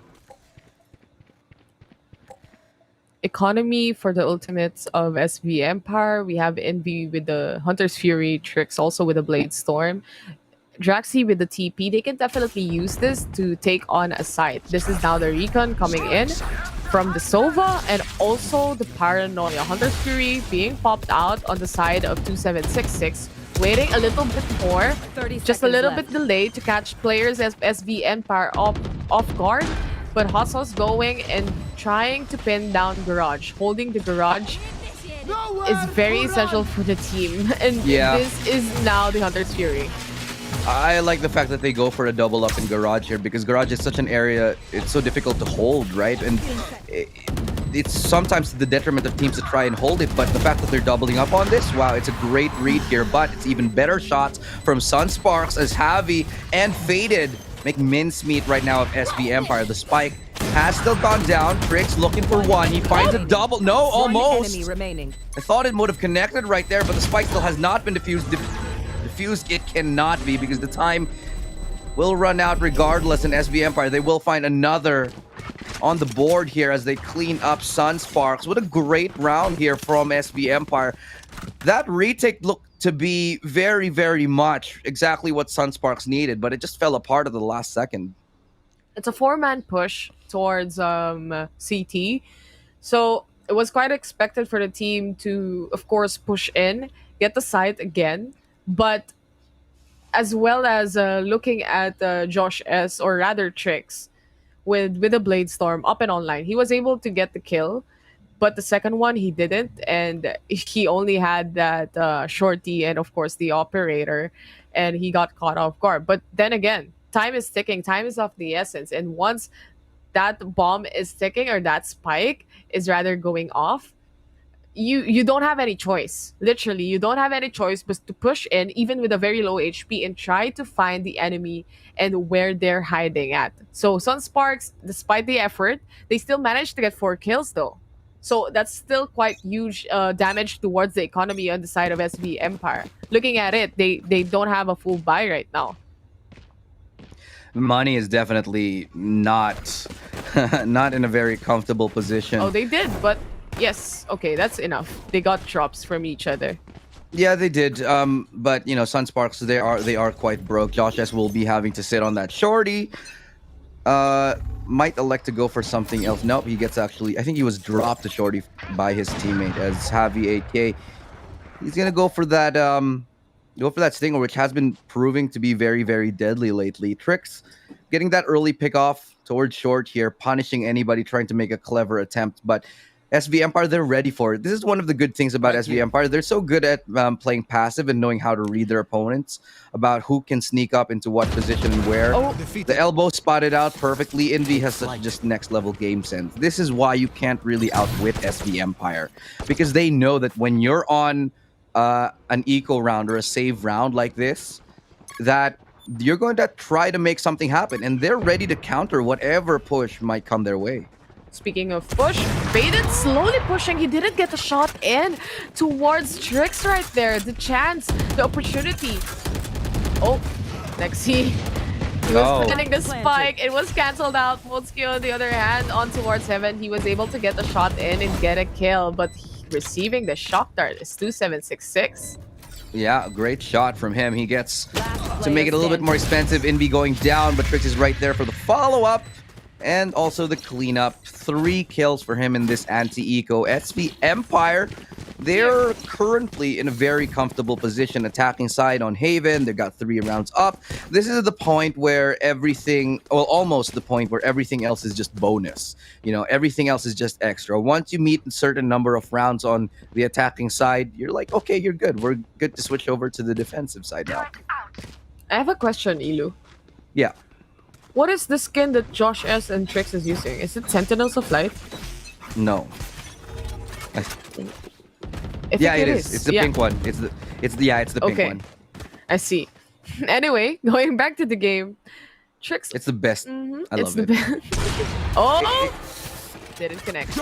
It just sounds so crispy when you pop it off. I mean, especially the sheriff. But Hot Sauce able to land the kill towards the retreating Faded, who was trying to get out of sight. Run it back will expire just before he gets around that corner. Can't get around it. Can't get another one. But regardless, Hot Sauce is able to get a great entry on it. They're not hard committing towards A. In fact, they're going to rotate all the way out of it and say, you know what? We got to pick. We're going to be falling off because we planted the spike. They're committing 5 members towards that C-long area, even though there's a lot of utility and smokes from the Sunsparks side, because they know they have post-plant information. They can ping the spike. They can just spray it. They still have the Sova alive to tap the spike if they need it, but they're going to try to stick with the defuse as Draxi goes in for the lurk. The flank does come in. The shock dart lands as well. Hot Sauce gets one, and Trix with a... I thought he got that final kill, but no, it was Hot Sauce in the end with a massive round for his team, getting a triple kill and getting SV Empire with a 4-round advantage. Traxi was just able to outplay them, honestly. With after planting the spike, he was able to TP out and head towards Long C. The thing is, Sunsparks was delayed for a few seconds right there, because two of the players had to check CT if he actually TP'd from there.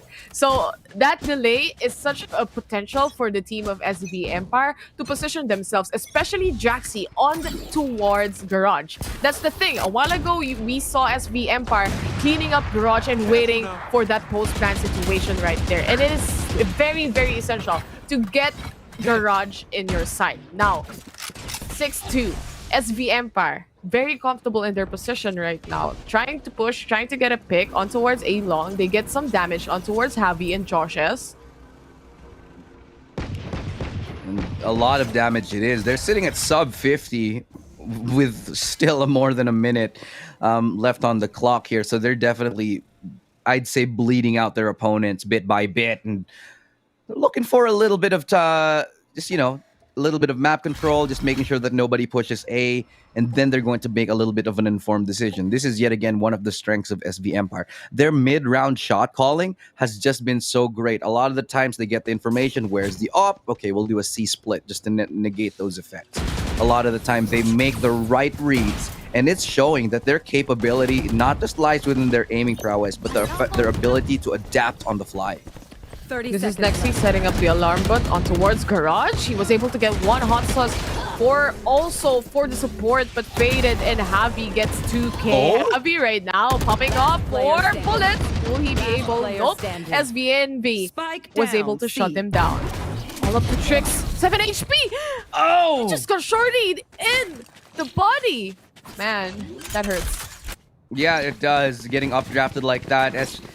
Man, he's not going to be happy about that at all. 2766, he had the positioning, he just didn't have the HP. He had a great read of the situation, knowing that there was very little time on it. But Envy here, after this play by Envy, Tricks just drafted all the way up. He knew that all he needed was just a tag, and he got it, clipping off the shoulder of 2766, and 2766 unable to adjust in time despite having the weaponry and the awareness for it. It was a very good decision that he decided to actually come in close contact, because that operator, you know, with a peak coming in from the operator, it might be a double-edged sword. But Hot Sauce coming in very hot with that flash. He gets a kill onto Faded. He's trying to get another one, but 2766 was able to shut him down. Now with the Empress, Javi tries to go for a kill, but Jaxi right there in the corner, getting that kill and planting the spike. Oh, well, oh, sorry, my internet, something's happening with my connection. Hold on.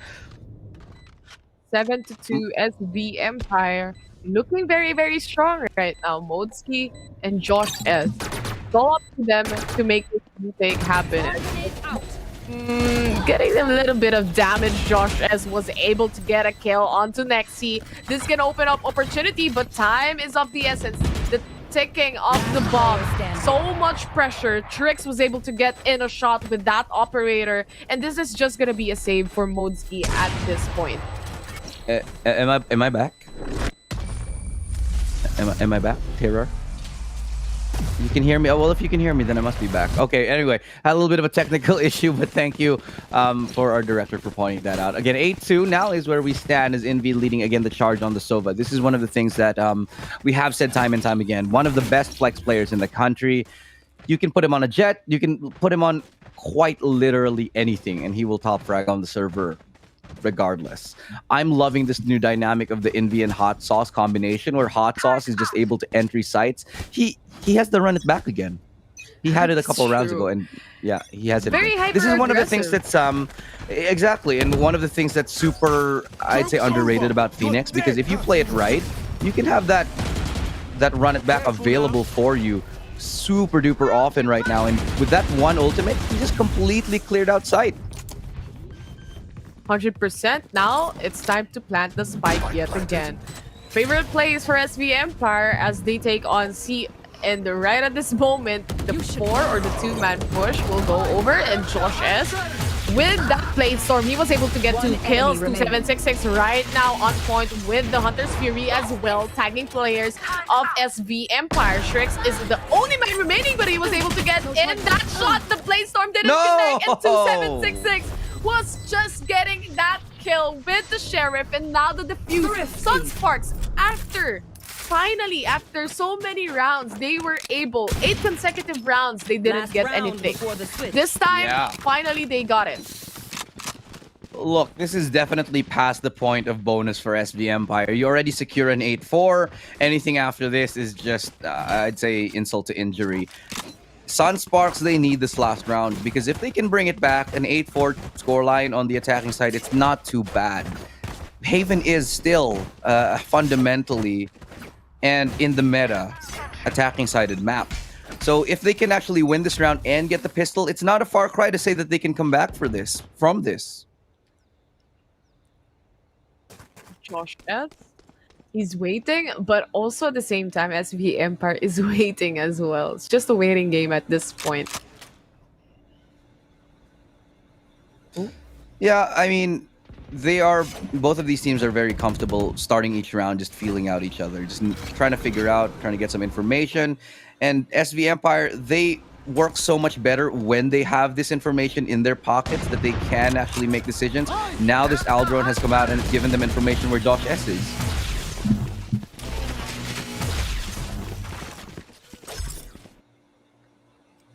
Tricks. Mm-hmm. Faded is he has his ultimate up, so if they can actually go for those retake plays if they need it. Pardon us, we're also having a little bit of a technical issue here, but we're putting it out as we get back into the round. Still 5v5, but they have committed 3 bodies here towards A. Some information given as Javi lands the first shot. This misses out, but nice flick right there to get up onto Trix. Drax, he's able to trade up 1, but he's the last man standing. And all right, the quick 180 from Javi is able to get them a really, really nice round. And obviously the ultimate comes there for Killjoy, just for good measure. They didn't need it, but it's the last round anyway.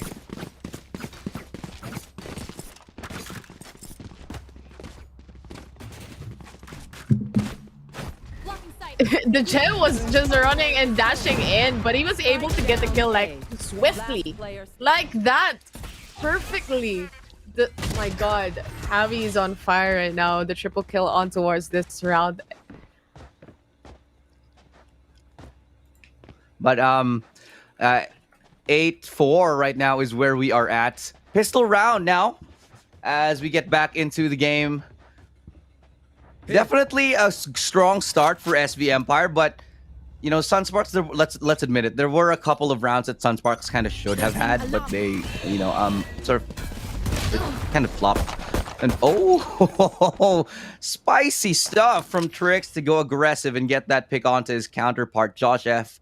Josh S left a little bit rocked by that, and he's looking for more. I'm loving the first round Sheriff buys here, and he goes a little bit aggressive, a little bit too aggressive. Might have done well to just actually play passive after getting his team an advantage, but he was looking for more, and he got punished off of it.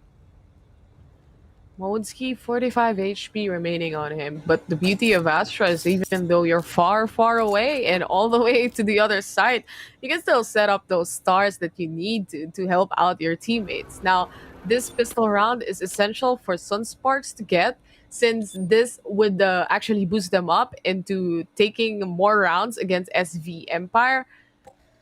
Trix, pinning down Trix is already an opening for the team, but also on the other hand, Josh S is out of the equation as well.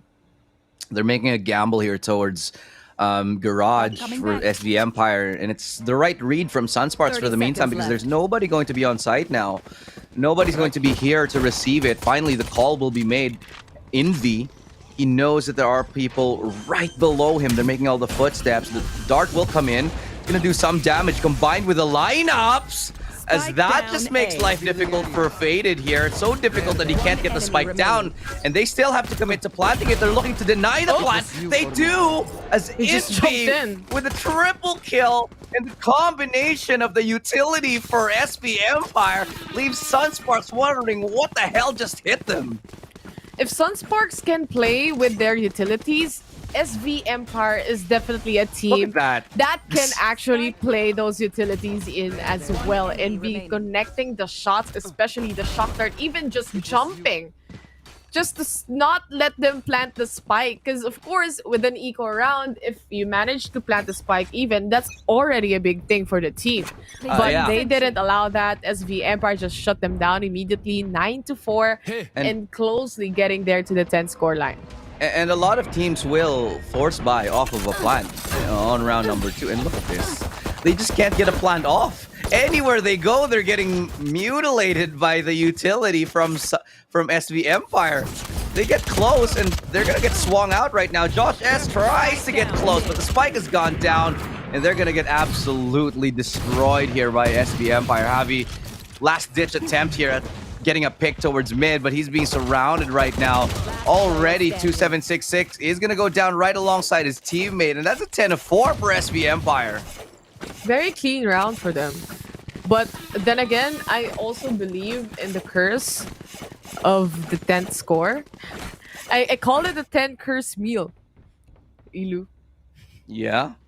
10 curse meal. Because you get stuck at 10. Teams here in VCT, they get stuck at 10 and the comeback is happening from time to time. But It's what do we call it again? The Brenton. the Brenton. Yeah, you call it the Brenton. I call it the 10 curse meal. Okay, whatever. Mine's cat. Whatever. What a brat. Anyway. A little bit. Yeah. Nexi setting up those just one nano swarm on towards B side. The Nano Swarm will, has in the past few rounds just been the bane of Sunsparks' existence. Just the utility, knowing how to use it. It's one of the strong suits of SV Empire as well. SV Empire, they're not the most gifted team in terms of mechanics, but they play smart, and they always have, whether it's the strats, whether it's using utility. Now that they have the power of hot sauce, in their squad, I was going to say firepower.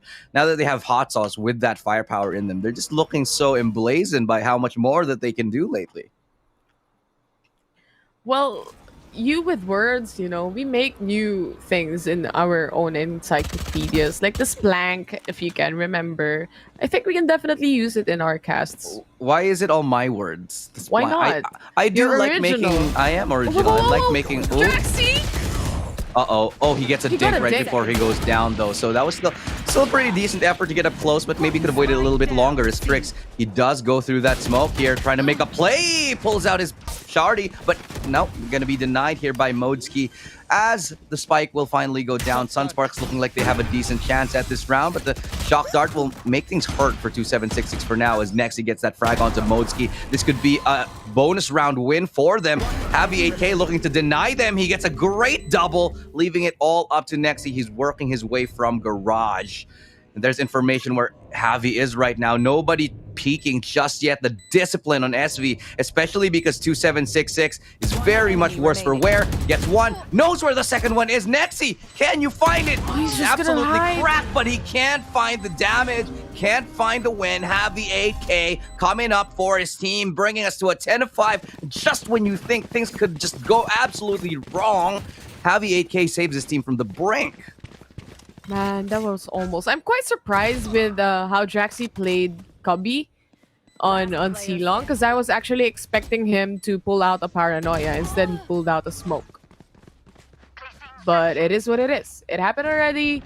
And with the smoke, he was assuming that the players of Sunsparks would probably go back, but they actually just peeked in, which is quite the usual thing that they actually do. Hot Sauce just spinning down that turret. That's already a sign, whenever this turret, of course, is gunned down, that's a lot of seconds to wait until you can use it again. So putting it out there, not getting information, and being immediately shot down is actually just very little to look at, but can make a big difference. It's really game of inches, isn't it, Terror? Just sometimes the smallest thing will make a big deal. I mean, we were talking in the Discord chat with a bunch of our friends, and obviously the Sea God Poseidon, about one of the plays where somebody just smoked off.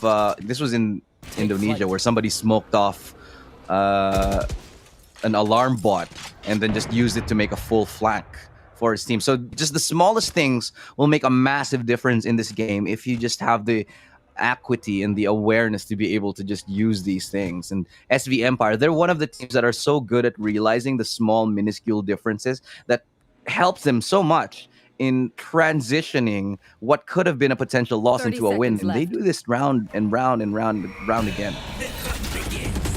Lear comes in, they already assume where the alarm bot is. It's just SV Empire shutting down all the utilities of that Killjoy right off the bat. But Nexi, he gets 2K without even seeing anyone?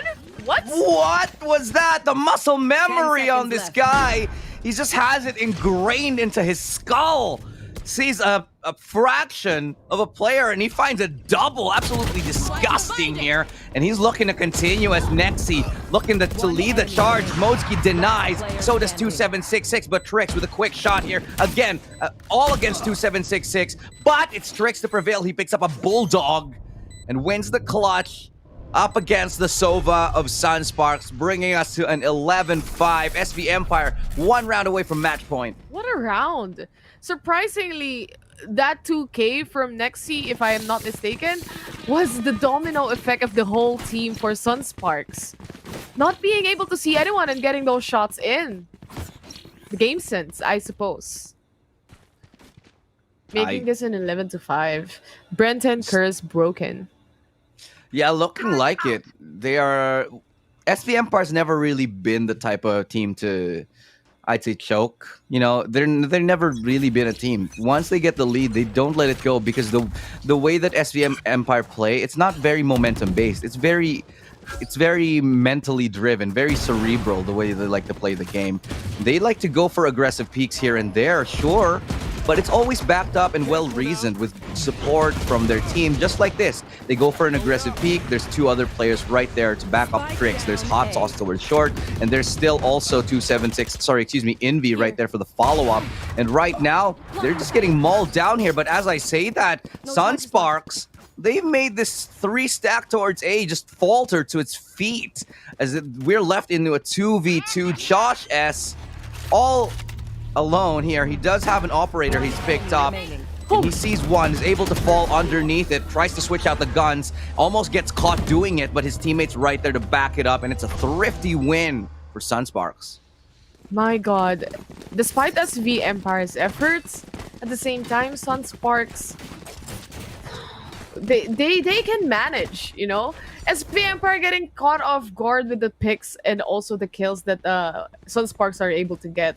And with Josh S, they weren't expecting that there's gonna be an operator peeking on the link, so they were just side peeking and then moving out again and maybe preparing to go inside the site. But it's not gonna be enough. Sunsparks with a thrifty round, they continue to replicate, or they can replicate this kind of scenario. They might be able to get more rounds against SV Empire like this. Faded Josh S, Modski getting kills to themselves. Take flight. Yeah, and Modski just being one of those players that you can't always rely on. He is, ever since way back when he was in Archangel, he's just been this player that has been such a reassuring force, reassuring presence for his team. And I'm truly appreciating the growth that we're seeing from him at the moment. Now, on this eco round, Hot Sauce, he's got his run it back. I'm assuming he'll be using it aggressively in the next round here. But for the meantime, just going to try to make things a little bit more expensive because Sunsparks will have also pretty much 4, potentially 5 ultimates in the next one. There you go, a win again for Sunsparks.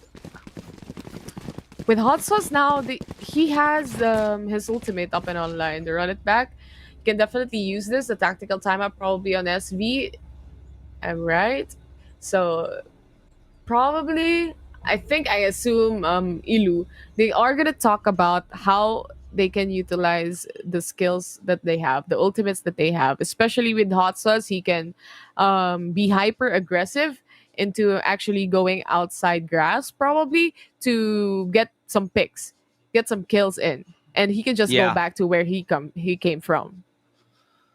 Tactical timeout here for SV because they want to nip this in the bud as soon as possible. Sunsparks, they've gotten a couple rounds on them, and SV Empire going back to what they do best, and that's thinking about the situation and really using that big brain of theirs to figure out why they've been losing rounds. And at the same time, let's go straight into his cranium, inside the mind of a Sova. We're talking about like thinking the strats. Let's see what we have. There's not much inside it. not really. Small things matter, Ilu. Yeah, they do, definitely. Small things count. I, as a man who is 5'6", I am important. Are you 5'6"? I am. I'm pretty small. Taller than you? So I count. You are. Oh. Didn't see you there. Wow. I did not expect that. But neither did Nexi, as he gets just trashed in this corner. They know that Draxy's here. They know he's going to have to teleport out. Yeah, he gets out of the corner. Nothing to flush him out. So I'm a little bit surprised they didn't actually send anybody over to maybe go for a shock dart or something like that. But the potential aggressive crossfire from SV Empire gets dismantled. And now they're going to have to take a little bit more of a patient approach. Sunsparks, they're happy to just wait because they know that they have the advantage and they can just hang on here hoping that SV Empire will make an aggressive play and get caught off and give them another advantage. The thing is, with the map of Haven, knowing that there's 3 sites that you need to take care of, losing one player on a defense is quite big, quite essential for the team. Because, of course, with that, it just weakens the power of the defense. But speaking of defense, this is Trix getting a kill on towards mid, and Faded getting a kill also on that rotted back. But it doesn't matter, he's back again in the action. Hunter's Fury for both of the teams, both of the players of the Sovas for both of the teams. 11-7 right now, and one by one, SV Empire, they all falter, they all go down. What a good take from Sunsparks. Yeah, this is looking clean and looking scary for SV Empire. They called the tactical timeout in hopes of breaking the momentum of Sunsparks there. But SV Empire, they've just been left confounded yet again as to how to deal with this. Now, right, they've also been forced on another eco. So they'll have a little bit of time yet again to sort of think about how to approach the upcoming rounds here. There are still a couple of ultis from the Sunsparks side, and those being the Cosmic Divide. So this could still potentially cause a lot of problems in the upcoming one. But they are forcing. Now, the Empire, they're going for an aggressive peek here. Trix has snuck up all the way into window. Will land a shot onto the dome of Modski. Traded immediately by Faded, knowing that that push was potentially a problem here. But a 1-to-1 exchange, that's always going to be in the favor of the attacking squad. But having said that, look at this control here. Envy finding the kill onto Faded, caught off towards mid, and they've already found information towards C Long as well. So it has to be a mad dash here towards A. You know, with Sunsparks, despite the pressure of losing one player or even the pressure of the post-plant situation, they're really good in their post-plants, honestly. And with SV Empire, that they usually have a win on towards the duels with SV Empire. They even get thrifty rounds. But SV Envy, the shock dart, always. Sunsparks never learn. Yeah, that's a really difficult thing to see, man. I'm really wondering why they don't really go for the plant on a different spot. Like, sure, default is okay, but there's a lot of great places that you can peek out from. Heavy 8K with the Empress. Oh, he's dead. No way. There you go. I'm a little bit surprised as to why he didn't. Whatever, doesn't matter. He could have dismissed a little bit earlier. Done but already. It's done. Doesn't matter. Move on. Next round, 12-8. Match point here for SV Empire, as they do hold a very, very large advantage for the meantime, as they win a thrifty round, brutalizing the economy of Sunsparks. And Envy's shock darts makes a lot of difference on towards this rounds, especially whenever they go to A side. Because always, when they go to A side, they plan, like you said, there are other ways to plant the spike in A. There is a certain spot that is also the usual that the players use that doesn't involve the lineup of the Sova, which is Envy. So I assume that taking onto site, they are playing very safely, but sometimes it just bites them in the back. And I think that they should play it much more riskier at this point, because as SV Empire, if you overwhelm them, especially with the aim duels, Sunsparks can deal with that pressure. They strive on pressure, and I think with aim duels against SV Empire, they can win. But with the utility base of how SV Empire plays, knowing that they can do lineups on default setups that Sunsparks does, really having a difficult time in Sunsparks right now with those lineups, honestly. I think risk is the play here. I'd like to see just maybe a fake plant every now and then, just to bait out the... True, that's true. See, there's no risk. Yeah, just a fake plant maybe once, or plant it somewhere else, like, because they've planted it in the same spot in Ake, and there's still God spot, like, right beside window. I don't know, I just feel like there's so much more that they could be doing than getting caught off with that utility, because they're professional players, man. And you have to expect that if you're going to plant, there's going to be a shock dart coming your way. I don't know. Or maybe fake, then Mamba out. Like you said, just lure out those utilities that they can use or Envy can use to be specific. Yeah, but potential final round here, as it is 12-8. Josh S with the operator looking to be the first point of contact, looking to be that entry, and looking to be the one who gets the very, very crucial pick. Looking to swing a little bit wide. Hot Sauce, I think, does get get some information, and that's why he's retreated all the way back to the corner. Now they're just going to bury themselves deeper back into that site. Cosmic Divide not going to be used just yet, but I imagine it will soon. The rotation is now going to be called in here. Aldrone will actually be called up as well. That's going to be Hot Sauce from up close, getting a beautiful double, a triple for Hot Sauce. And this is going to be the game just like that. A flawless end to what was a very promising game, to a Sunsparks victory, and it was not. It was SV Empire who take it defiantly, and just they're able to move on and one more game ahead in this series. They tried to go in slow, but it didn't work out. Hot Sauce was just waiting in the corner, and the crosshair placement right in their heads, a lineup, and last one standing is on towards the sewers. That is just not a good position at all. Envy, on the other hand, I really think that Sunsparks probably should have decided not to go to A site.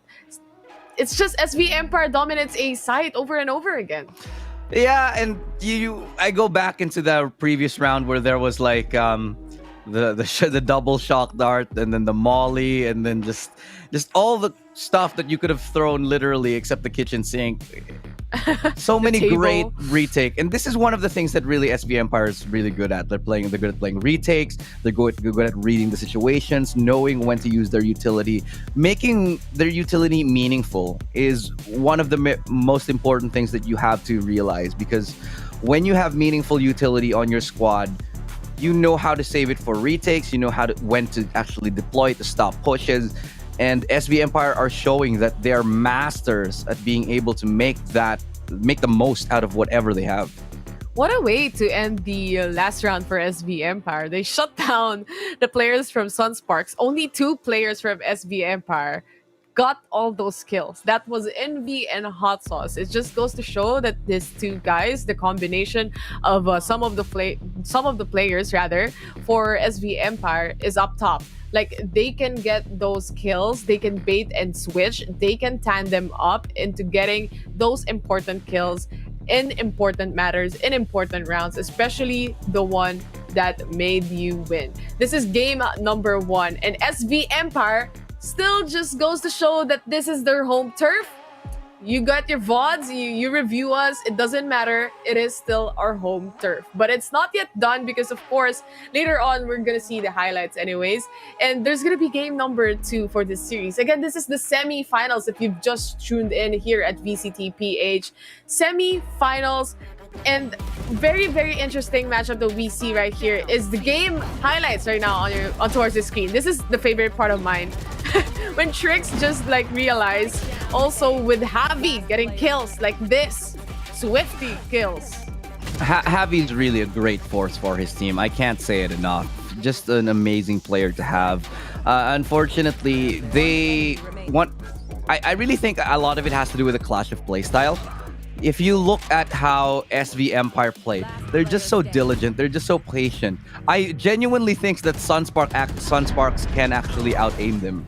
But the out-aims, the duels, they never really go in the way of Sunsparks, because the way that SV Empire utilize their utility, utilize their positioning, just make it so difficult here and just completely outwitting Sunsparks. Look at this. Again, because of the positioning of Hot Sauce, he knows how to get up close towards short, just uses the utility perfectly, swings out wide, catching them off guard. A picture perfect example at why SV Empire is so dominant here in the local scene. I actually just noticed that 2766 was able to do a recon, and that was the time that the players of Sunsparks was actually wanting to go onto the site. But the thing is, before the recon popped, they didn't detect, or it didn't detect hot sauce actually. So they weren't expecting him to be there at all. What a nice round. What a nice game for SV Empire as they take game number 1. But there's still game number 2, Ilu. Yeah, indeed. Game number 2, you said it. We're going to be waiting for it after this break, because right after this short one, I'm going to be going into it with SV Empire very steadfast and in the lead here. Will there be a comeback from Sunsparks? We'll only find out once we return from this, so don't go anywhere.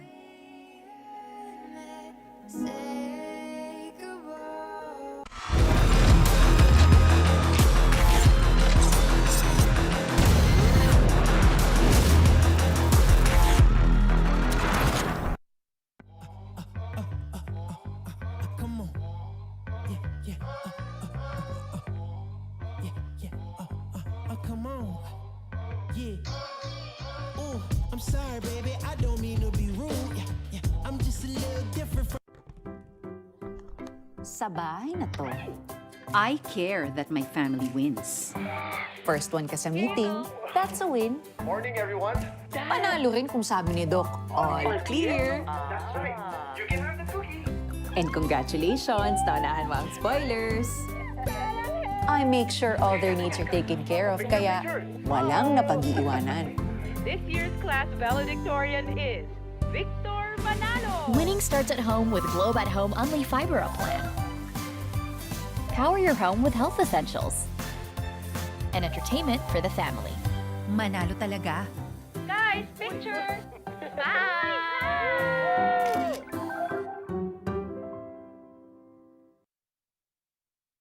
Be a Panda Pro. Look at me, eat and shop like a pro. All I gotta do is subscribe each month with Panda Pro. Feel like a VIP, discounts and free deliveries.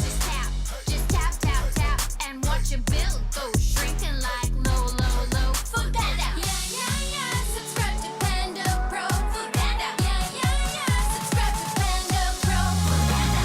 Yeah, yeah, yeah, yeah, yeah, yeah, yeah. Subscribe to Panda Pro. Panda Pro. Subscribe now. Come on. Yeah.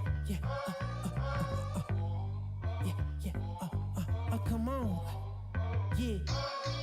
Ooh, I'm sorry, baby. I don't mean to be rude. Yeah. I'm just a little different from all these dudes. Okay. They riding waves, me, I'm up on a cruise. Yeah. You feel like me, then you got nothing to prove. I see him trying to do what I do. Yeah. Even Mick Jagger couldn't move like a move.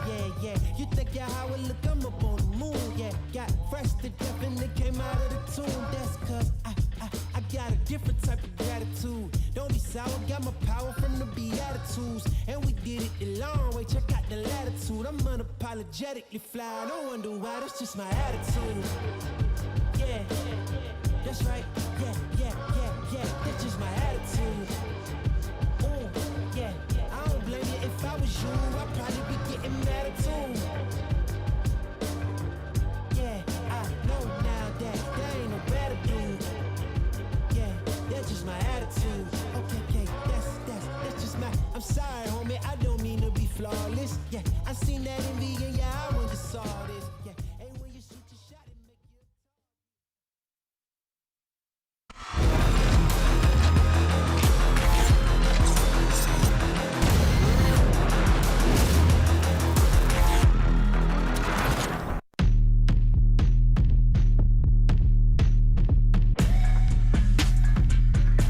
Welcome back to VCT Stage 3, Week 3, presented by PPGL. Game number 1 just finished. SV Empire taking the lead in this series, and we are still your casters for today. My name is Taylor, and with me is I would say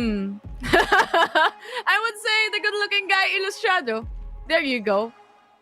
Let me see that smile. See? You done? Are you done? Yeah, I'm good. Okay, I'm good. thank you. All right, welcome back, guys. Here, game number 2 coming up for you. And we have so many great games up ahead. Not only do we have an amazing run from all these teams here, but we also have some giveaways for you guys at home. So please pull out your phones. This is the moment that we have been waiting for. Scan these points and you get to give away, get yourself some Valorant points that we are giving away, rather. Who knows? Maybe you could give them to your friends or family, Loved or ones. loved ones that you want to duo queue with in life, or someone that you're co-casting special. with. Yeah. Oh well, yeah. I can't really think of anybody that I'd like to Give some no, Valorant points, No, aka no, I'm just- Viminal points. Anyway, guys, that courtesy rather of Esports Fight Club. Lots of giveaways actually here in VCT PH. You just gotta check out the chats, the comment section. Check out Discord. Check out Discord. That's where all the giveaways are posted. The And we quiz do the links, quizzes. even like a reminder for you guys, like a professor. Like, guys, this is the quiz. Have you guys answered? It's a good reminder. Join our Discord. Just type in on the chat !Discord and hang out with us there. Yeah, indeed. Just like hanging out like my computer is doing to me right now. Just things are Same, bro. progressing Same. very nice. Yeah, okay. Good to know I'm not here. Yeah, But game you're number not alone. 2 is coming. Expectations, Terror? Any idea what you might see here? Because for me, I feel like it might be more of the same from SB Empire. Really? This is a map selection from Sunsparks actually, which is gonna be Bind. If you've just tuned in, again, this is the semifinals, the first semifinals that we have here for day 2. And with Sunsparks, how they performed from the previous maps, it seems like they can punish SV Empire actually, especially with those aim duels that they have. And I really think that Sunsparks might have a big chance this time around, knowing that this is their map selection too. SV Empire, that was their home turf, so I give it to them. Yeah, sure, but at the same time, SV Empire, they're known to be good on bind. It's just a map that SV Empire is very, very same thing for literally every single team ever that knows how to play bind. But at the same time, Sunsparks, if they can bring something special to the table, they might be able to win here. I just don't feel like, however, I don't feel like it's the right time for Sunsparks. You know what I mean? They haven't been together. They've just come out with a couple of roster changes, and now they've gotten a new pickup. And sure, the pickups are great. The new players are great. The whole lineup of Sunsparks is great. But the amount of time that they have been together, will it be enough to defeat a team like SV Empire, who just looks so strong fundamentally? I don't know. They do look good really right now, and this lineup definitely works out. But also SV Empire Hot Sauce is going for that stage. Will we see a battle stage, and also will we see the Euro pick actually coming in? Because in bind with a Euro pick, it can actually mess up your mind. Oh yeah, the Yoru. Choose your One of the maps that TPs, Yoru, right? Yeah, one of the maps that Yoru is really good on, because you can just be, quite frankly, anywhere as a Yoru. Okay, they're gonna go avoid it. Some reason came to light here as Yoru was now picked, not picked rather. They're going for the KO though, I think, if I'm not mistaken. I think it was the Sova. Is it? Yeah. Anyway, we're gonna see it anyway in the end game, so that's fine. we'll see SV it right Empire. Let's see. What? Okay, we're probably gonna see it in game. I'm not sure about this. Sometimes they joke on us. Okay, They no. just Okay, mess up our mind. If this lineup is what I think it is, I will bet on SV Empire 100%. I mean, I will bet all my channel points on it. I just know that they're gonna take it. You know why? You don't pick a Yoru and KO unless you have a very specific plan in mind. You have a dangerous plan, an evil plan. It is not. It's not. Okay. There's no Yoru. Damn it, they lied to us. Oh. There's What no is this Yoru. lie? They lied. It's okay. I'm used to it at this point. Oh, damn. Who hurt you?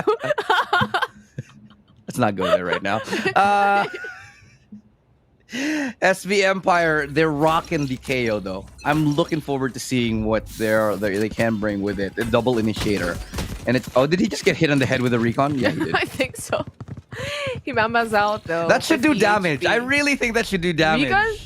Yeah, I mean, if it hits you on the head. You already have the shock there. No, but if it hits you on the head. Yeah, you have a point. It's like a satchel, I suppose. Yeah. A blast pack. Can hurt a little bit. I mean, it is an arrow at the end of the day. And if you have it lodged within your cranium, it's gonna hurt. It's not like a Nerf dart where they just... Or maybe it is. It is. Maybe it like something in the stick on the head is stuck. Yeah. Like, I don't know what it's called. The ones with the suction cups. on the Yeah, top. yeah, exactly. The suction cups. That's the word I was looking for.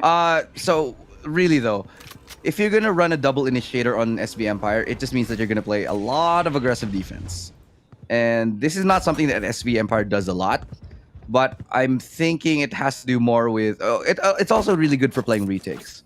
So maybe more true to the form of SB Empire, they'll use it to give up sites and just play a lot of good retaking game. But now, it's going to be a site where they will turn their attention to as Nexi lands the first kill onto Josh. As a great start as the pistol round does commence and the spike will go down, leaving us in a 4v5. Very clean take on the side. Envy gets a kill though on Modski and Faded with the interact trade right there. Envy throwing in the paint shells. Faded was just killed as he was transporting himself into the teleporter. Now the defuse from Nexi coming in. Enemy remaining. 2766 just gets stacked through the corner. A triple kill for SB's Envy. And the paint shell should just do the trick. No, not just yet though, but still the spike goes and gets defused. SV Empire takes the first round on the board. Too far removed from the situation. There was no lineup for that one and just was very clean. Oh, look at that. So cute. Oh. Where do you get that? Chat. Where do you get that? Isn't it in the battle pass? Is it in the battle pass? I think. I might not have equipped But I really mine yet. want the air number horn? one thing, the air horn, I have that. I should Because it equip makes It's a just sound. so I got annoyed with it, so I equipped it because I used it every single round. Josh But- was able to get a pick already. Envy, on the other hand, indirect trade right there. Pumbaa trying to detect people. Envy actually knows that there are some, and they Yeah, are this- just gonna go back. It's like a kill and then bye. Yeah, just run away. You know what? You know what I really like from the new battle pass that I want. I want the salmon nigiri buddy. Oh, interesting. It's the sushi looking one with the chopsticks. It's the best buddy I've ever seen in my life. I like the penguin one. I like penguins. Yeah, penguins are cute. You know, Dan the penguin. It has a name. Yeah. We talked about this yesterday. The mascots of Valorant, they have names. Josh S. Maybe trying to find someone. Maybe what? Terror will get named after a mascot too. Hopefully. There'll be a terror buddy someday. Oh, that would be cute. Oh, what's cute though is that shot from Josh S. That was The definitely headshot. not cute. Not cute, but Not okay. at all. The dick for 2766. He managed to get the kill though. 3v2 situation and fake. Oh, whoa. Yeah, started getting flashbacks there for a second over the previous game because that utility already being very, very dangerous. Two players for Sunsparks are sub 40 HP.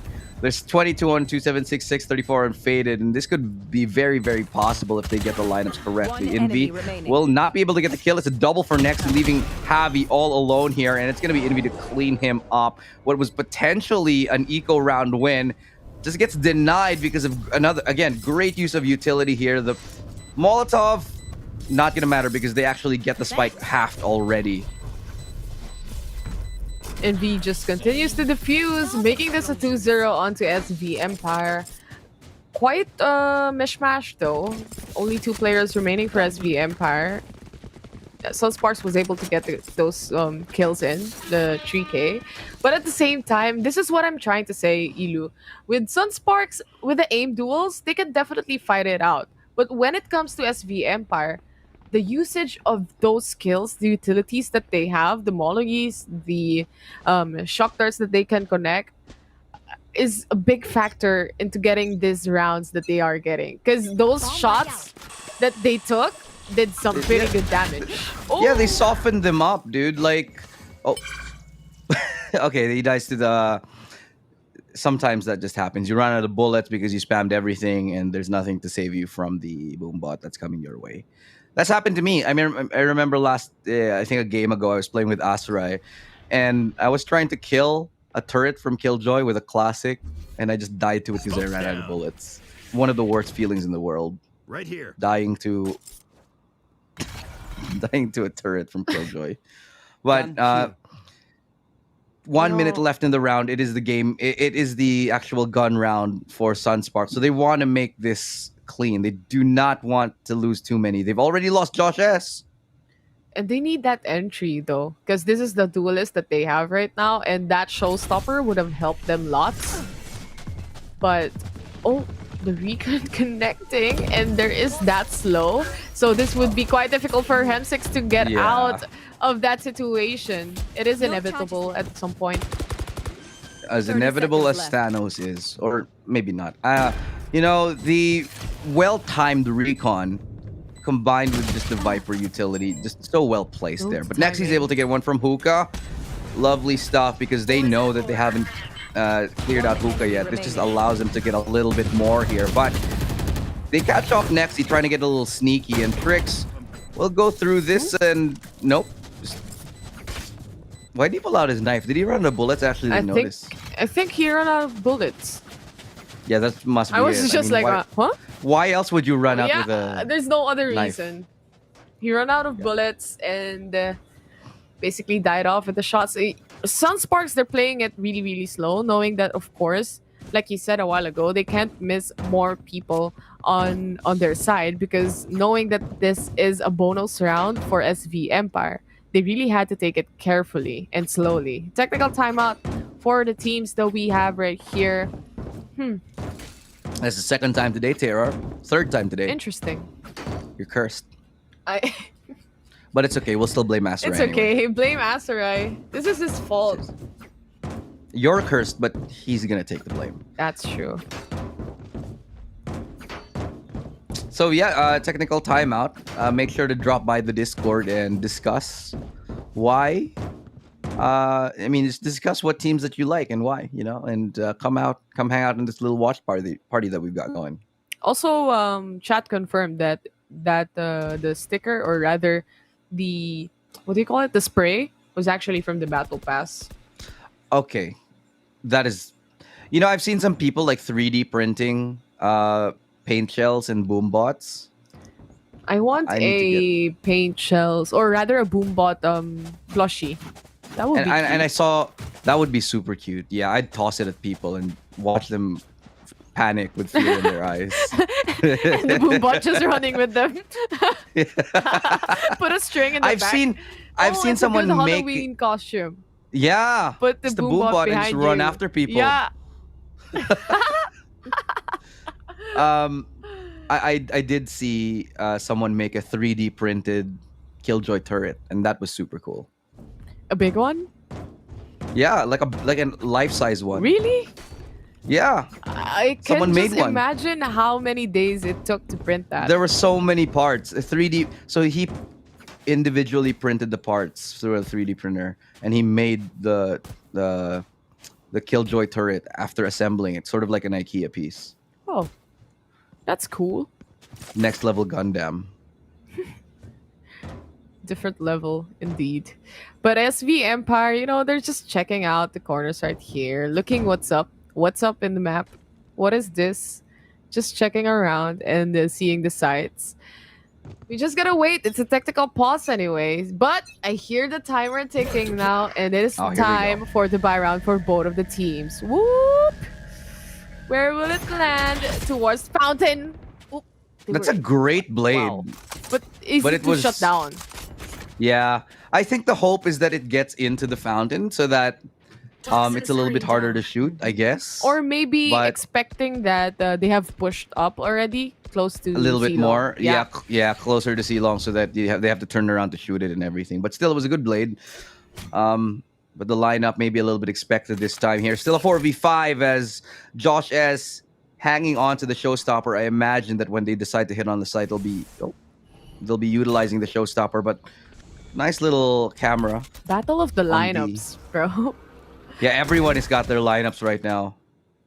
This is why I don't play Sova or Viper, because you need to know all the lineups. I dropped the spike. You can search up while you're playing. Imagine in a tournament, Yeah. you're searching up what lineups to use. Wait, tactical pause. I need to search a lineup. This is why No, I there's a don't- technical pause. For them to search up lineups? Yep. Yeah, probably. But going on to the site right now, they're going to get spotted as Josh S finding Hemsey through the smoke. All right, well placed. And he finds another with a showstopper. He gets onto Netsy, looking for another, but he can't get it. It's Tricks with a double. Turns around at the wrong time. And it's 2766 to be the cleanup crew, leaving Hot Sauce all alone in a 1v2. There is no res available. There is a little bit of time to allow them that spike plant, but the position has been given up. Hot Sauce, he knows where one is. We'll spray through just to get a little bit of a tag in. Drops down from heaven. We'll be able to isolate one for now. The smoke goes down, but a little bit too late. And even though that does happen, 2766, he closes off the round, brings us to a tie scoreline. SS, we find the level 2-2. Lineups were there, and also the trade from the duels. The trade from the duels made it happen. They were all together, Sunsparks. And the thing is, if they can trade off like 1:1, 1:1, 1:1, of course there's gonna be someone from SV Empire that's still on B side. And that's exactly what happened. Everyone just died off, but the only remaining players was the one from B side. And that's gonna be a hard retake, especially if they have the manpower advantage. But moving forward, this is now round 5, 2-2. Oh, Hot Sauce? Was he able to get a tag? Yeah, it looks like it. But Very few. yes, just did a little bit, enough damage to force Josh S to fall back and almost shreds the armor away. Tricks looking to play close here. Sees the shoulder, and that's enough for Modski to claim that scalp. They find a one-man advantage. Tricks does go down. And this is very patient from Sunsparks. If SV Empire can play patient, so can Sunsparks. Patience is key. As Hem6 waits for this Aldrone to dissipate, found no information at all, but Josh S, speaking of finding something, he got a kill on towards Hookah. Yeah, great opening right there. Should be another one as Josh S looks to enter the site. They both double clear up onto Octagon, but they won't expect Envy and towards the back of the site. There's still two players that they do have to deal with. They know Envy's here, and they've dealt with Nexi. It's a good satchel charge, but not able to help him really survive and get the kill because Envy drops down right after. It's a 4v1, excuse me, as Hemsey is the only man left standing, has a sheriff, and 2766 gets caught off angle, doesn't matter. Hemsey lands it and picks up a Vandal for his troubles. Now, they're going to try to get up close here. There's three players looking all the way up, and they're going to try to definitely get him down. Triple swing, family photo. Modski gets his third in this round. He actually gets his ultimate up as well. So now it's a very, very good situation for Sunsparks. Had no choice but to battle it out. And it was very, of course, when you're in Hookah and you don't have any information with regards to other players as well from Sunsparks, well, expect all of them to peek out at you the same time. And that's exactly what happened. 3-2, Sunsparks takes yet another round for the side of SB Empire, playing now with the utilities or economy of the ultimates. For SB Empire, they have more than enough to actually secure a retake or even secure or not let anyone into a site. 5 ultimates for SB Empire.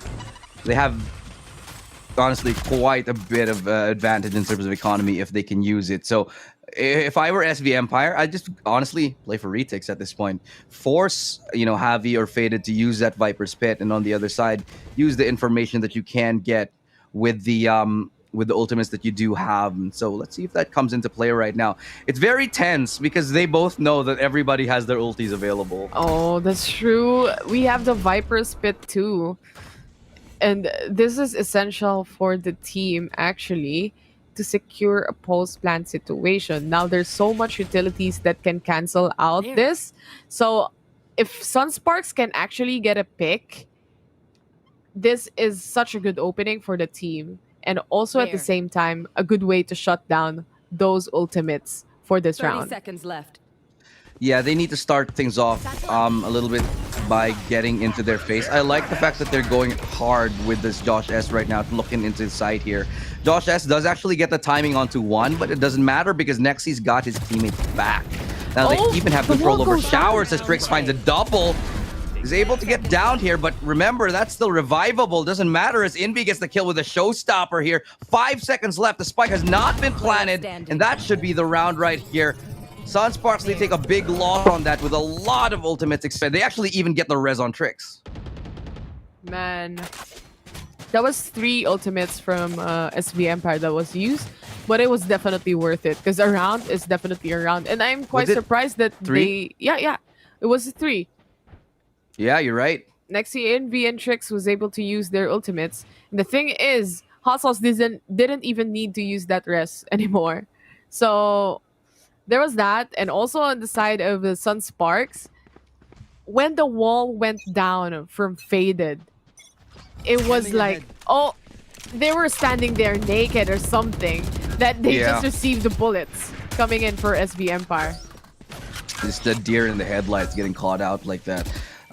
But in the end, still, it was a little bit of an expensive round in terms of the ultimate economy. They did burn 3, but they do still have 2 more that they can bank on should it come to it. They realize this on SV Empire side. So what they're going to do is they're going to try to make a little bit of a play here towards showers. They're going to double up on it and try to get something going, a crossfire, just so that it denies map control towards Sunsparks and allows them to, and they're doing the same setup here, but that's a lineup from Envy. The paint shell, whatever. It's fine. You get the double kill. You can miss the paint shell. But he's going to swing out yet again. He's going to look for Faded. And if this is a triple, man, this is going to be absolutely massive. The paint shell doesn't spot him right here. I mean, the boom bot. Thank you. As Faded is allowed to get a little bit closer for now. That is just for now. It really depends, but he gets a kill onto Envy. Checks the corner and gets another one. F6 goes down. The Viper Spit comes up. 3v3 situation. Hot Sauce, he has the rest. But the thing is, players from SV Empire that was pinned down was close too long. Yeah, so they can't get that res up. It's impossible. They don't have any ultimates that they can actually use. Hemsey did have the Hunter's Fury, obviously, but now he's dead. They have to deal with this Viper's Pit here. 2766. They have great post-plant capabilities, but they have to find the head to make it matter.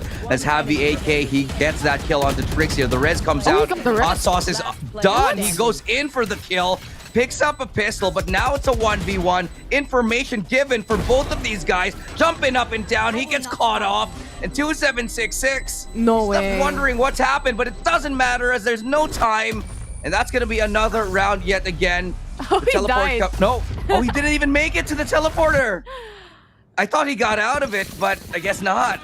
Sunsparks was able to take that round. And, oh my god. It was almost as if it was going to be easy for Sunsparks, actually. Knowing that they got the 2 pick-offs right when, of course, Faded came in towards towards B long, rather. Sorry, I'm stuttering with my words, but it seemed like it was easy, but it wasn't. SV Empire giving them a really hard time, and every time that a round starts, they have to get more creative.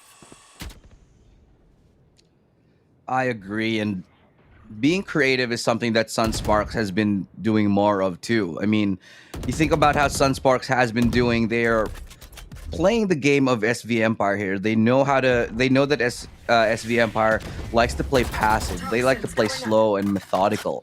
And so Sunsparks, they're playing SV Empire's game, sure, for now, but they're winning it. And because of the fact that they're winning it, they're getting into the head of SV Empire, and they're getting into a little bit of a position where they can start to dictate the play, the flow, and the pace of the game in their own way.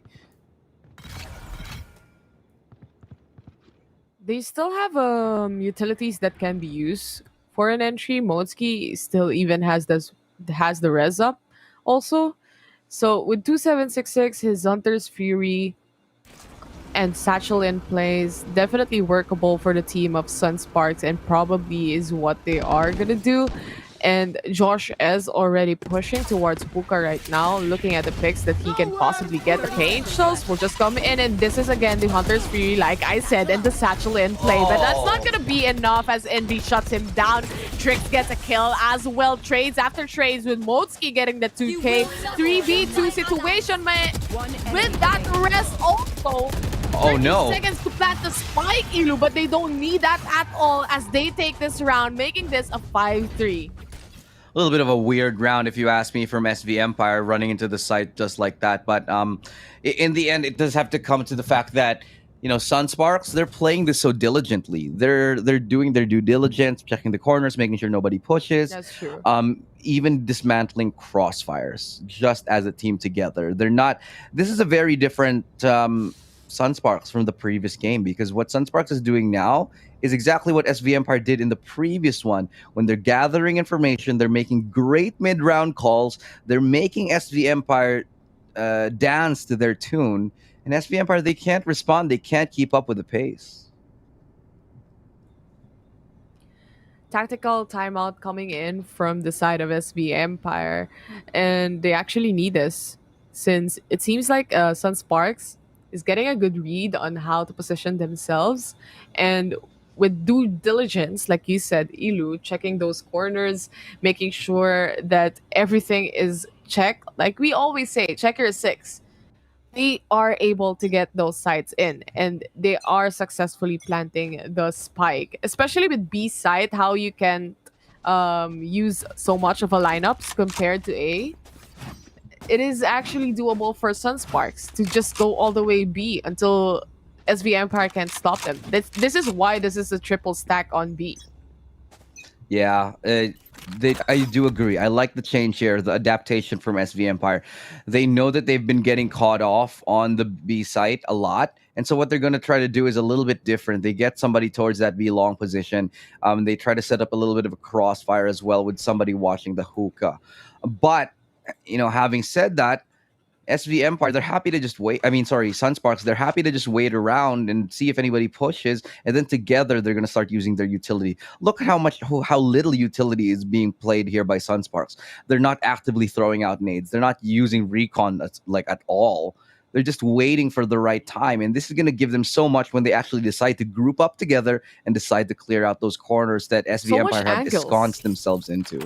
So much angles. And with the setup, probably from the Viper, it would give them the go signal to go in. Once the wall comes up, it's time to go. But the Aldrone clearing out showers, very good decision making from Sunsparks, of course. But SV Empire now quite aware that they are planning going towards A. The push from NB is not gonna work out for them, as Hem6 is trying to get a shot in, but he doesn't. Motski instead goes for it, and this is actually a B take, not an A. One enemy remaining. And look at this. They even have one on the lurk right here. Sunsparks, they're just looking so great. I mean, they might not expect... No, they will. They will expect Nexi. Maybe he made a step. I didn't hear it, even if he did. But still, this is Sunsparks just being very, very confident with their play. They know that all they need to do is burn a little bit of utility, sell a fake, and then they're able to just completely able to bait out SV Empire into a push. That one Viper wall made Hemzix and Envy push out towards B long, and where they got caught off. Even the smoke from the Brimstone as well, and the Aldrone towards showers. It was usage of utilities that made Sunsparks have a difference on how they play. Instead of waiting out, they were actually going for a flank, and unexpectedly, people or players from Sunsparks are just waiting around the corner. They didn't even have to move or plant the spike anymore. It's big brain patience from Sunsparks. It's not the most exciting, but it's definitely it works. It's effective. You gotta be careful this time around, as Hot Sauce is waiting for the right time to peek actually and move towards U-Haul. The crossfire from these two players. This Boombot didn't detect him. Oh my god, he times the boom bop to perfection. He steps into it right when he needs to and out of it. But oh my god, the utility, they know they found Hot Sauce in this corner. The awareness right there from Sunsparks. just so on point right here, knowing that somebody could have been sneaking in that corner, and suddenly A side is completely open, ripe for the taking here. This is what happens when you try to outplay the Boombot. It just follows you everywhere you go. Oh, the showstopper from Josh S was stopped by Envy instead with that shot. Amazing, amazing indeed. But Trix didn't find that flash. He was trying to fake it out and see if someone is turning their backs, but Trix gets baited instead. Envy trying to make a play. Didn't happen. Pushing now is the players of SV Empire. They know they gotta kill this Brimstone. And Trix getting that 4K. What a shot! What a shot! An amazing read, an amazing retake right there. Exactly what SV Empire needed just when you think Sunsparks outsmarted them yet again. And I've said this, if you want to beat SV Empire, you gotta outsmart them. But SV Empire doubled up on it. They made an even better read on that one. Just coming to the awareness here of SV Empire to be able to get some shots through the smoke and then find the person's playing for the post plant. The lineups denied completely. They know that the Brimstone was going for it, but because of the ulti of Trix, because of the silence as well, the fact that the suppressed, there was no way he could have even gone for it, and they push on top of it. They double down on the aggression, and they find another round. SV Empire, what a way to come back after a drought of the rounds earlier on.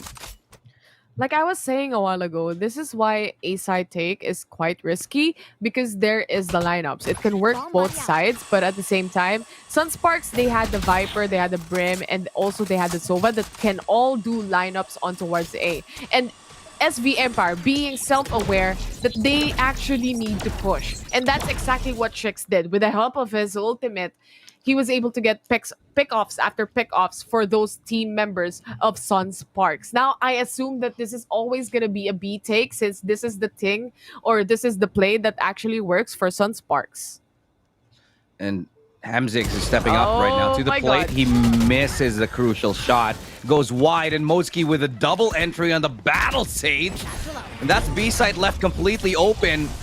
Nexi gets around the corner, gets towards the back, but might be too little too late right now as Sunsparks, they've changed up the pace. They were playing slow the whole game, but this time they go for a full execute, a full hit towards that B site. A change of tempo, sometimes all is enough to just completely rock the defense after conditioning them to think that they're playing slow here. But Trix looking to creep up, looking to click closer. Smoked off the angle, but he wins the duel now, has to fall back, flashing himself out here, but he's been mollied off. And Hot Sauce with a flash, he gets one, but isn't traded immediately by Josh S, leaving us in a 2v3. Still doable because there is a flank coming up right now from Nexi, but time is ticking away. They will have to be decisive, and this could be the call to just go for exit right now because they need to get a pick immediately. And it doesn't look like they're gonna be doing it Just yet. going for the exit frags, and this is the exit frags coming in from Nexi. Josh S was aware he won't be able to go out of that situation anymore, making it much more Last round expensive for the side of Sunsparks. But the thing is, that flash that Trix actually threw helped Hot Sauce in getting that kill on towards CT. Amazing. Impressive. And honestly, the exit kills, they, if you ask me, they really weren't worth it. I would have rather seen Nexi save that Vandal carried over to the next round because right now he's on a Bulldog. There's two players that are sitting on a Spectre. And I think it was a little bit of the indecision, just to whether they should go for the plant or not. I mean, the retake or not. I do think that they should have just gone for the full save instead, especially after immediately losing two players at the start of it. They probably should have just backed off. But in the end, it's come down to this. 7-4. Sunsparks is dominantly in the lead here. Trying to clear showers right now. Faded, destroying the wall, just making noise. And Sunsparks back at it again with playing slow. So sort of a conditioning the minds of SV Empire that, guys, we play slow. This is our gameplay. But during crucial times, crucial moments, Sunsparks, when they realize that, hey, this time around, let's go on a full swing. Let's go and step on the pedal. And it works. SV Empire can read them properly. And they're looking confident as Josh S yet again. They're happy to do it one more time. Just when you think they might fall back into default, no. We're going to go straight up onto the executes because we're feeling confident. We can get the aims in our favor. They've shown that they can do it, that they can catch off SB Empire, and they're repeating that success as Modesky finds another kill onto Trix, the showstopper from Envy, and Envy with a mid-air shot onto Josh S is able to line it up. Now it's a 3v2, 1 HP on Nexi, but will it matter in this crucial retake? 2766 able to get that pick off onto Nexi right there, traded by Envy with the triple. Could go for this big kill right now, this big lead here as Nexi is denied yet again, but Envy with 4! Yet again, Envy comes up massive for his team and saves it, brings us to 7-5. Man, they have their own highlights right here. Trix with the 4K, Envy with the 4K. Not a problem for this team. They're really playing it good on towards A side. Whenever Sunsparks plant at A, let me tell you, they really immediately can get it with the retake potential that this team has. Like we said a while ago, SV Empire is a team that would use their abilities quite well, execution-wise, perfectly, especially on A side. On B, they're really having a tough time. And I think this is where Sunsparks should pounce. The weakness of SV Empire is more on towards B compared to A. They're looking really fit and strong on A side, honestly. But that's just my opinion. What about yours? I agree completely. Just the way that Sunsparks have found their confidence after outsmarting, because one of the biggest ways, Terror, that you can really grab hold of a team is just being able to outsmart them at the start, and then when later on you can find your aim, get a little bit of feel how the players go, then you can start to dominate them. That's exactly what we saw from Sunsparks in that very last 2 rounds. However, it took a little bit of a Herculean effort from Envy himself to be able to bring his team back in that one. That would have been an 8-4 for sure, if not for Envy and his amazing round.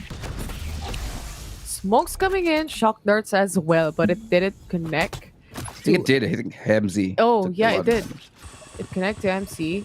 This is now the boom bot, and of course, like we usually know, there's so much utilities being thrown from Sunsparks right here towards SV Empire. And the utility allows him to hold on to lamps a little bit longer, but the double nade right there from Josh S. All right, he's found 2 with a pain shell. He's looking to get closer as Faded is able to take down Trix, who was trying to get cheeky towards Ben. And Envy with a double right click. Modesky turns on him and gets the round for his team. Envy almost got the double yet again, but not going to be today as Sunsparks find their 8th round. Now this is where the game actually starts, you know, for the side of SV Empire. There's so much utilities that Sunsparks can use. Imagine in a pistol round, getting thrown this, there's a shock dart, there's also the paint shells, and then when you pass through, there's also the wall of the Viper. So imagine all the damage that they can do without even having those aim duels yet. So they I think all throughout the next following rounds, they would really strive on that. But then again, there's a knife from a KO, you know, from Trix that can cancel out things. Let's see where this one will go. Oh, it went towards showers. I like the idea to go for the timing play right there on top. Oh, wow. Okay, Envy is getting denied, swatted out of the air as the backup comes in here, but towards mid, they actually lose a player already. Josh S able to force him back for the meantime as Javi looking to make a peek towards long, will not get Nexi as he rounds the corner.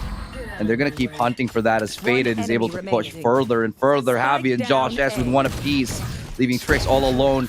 Satchel charges, but it won't matter. Trix lands a beautiful shot here. Will tap the spike, but a little bit of a fake, spots the shoulder, wants the duel, but instead 2766 with the ghost is able to come out on top, 9-5.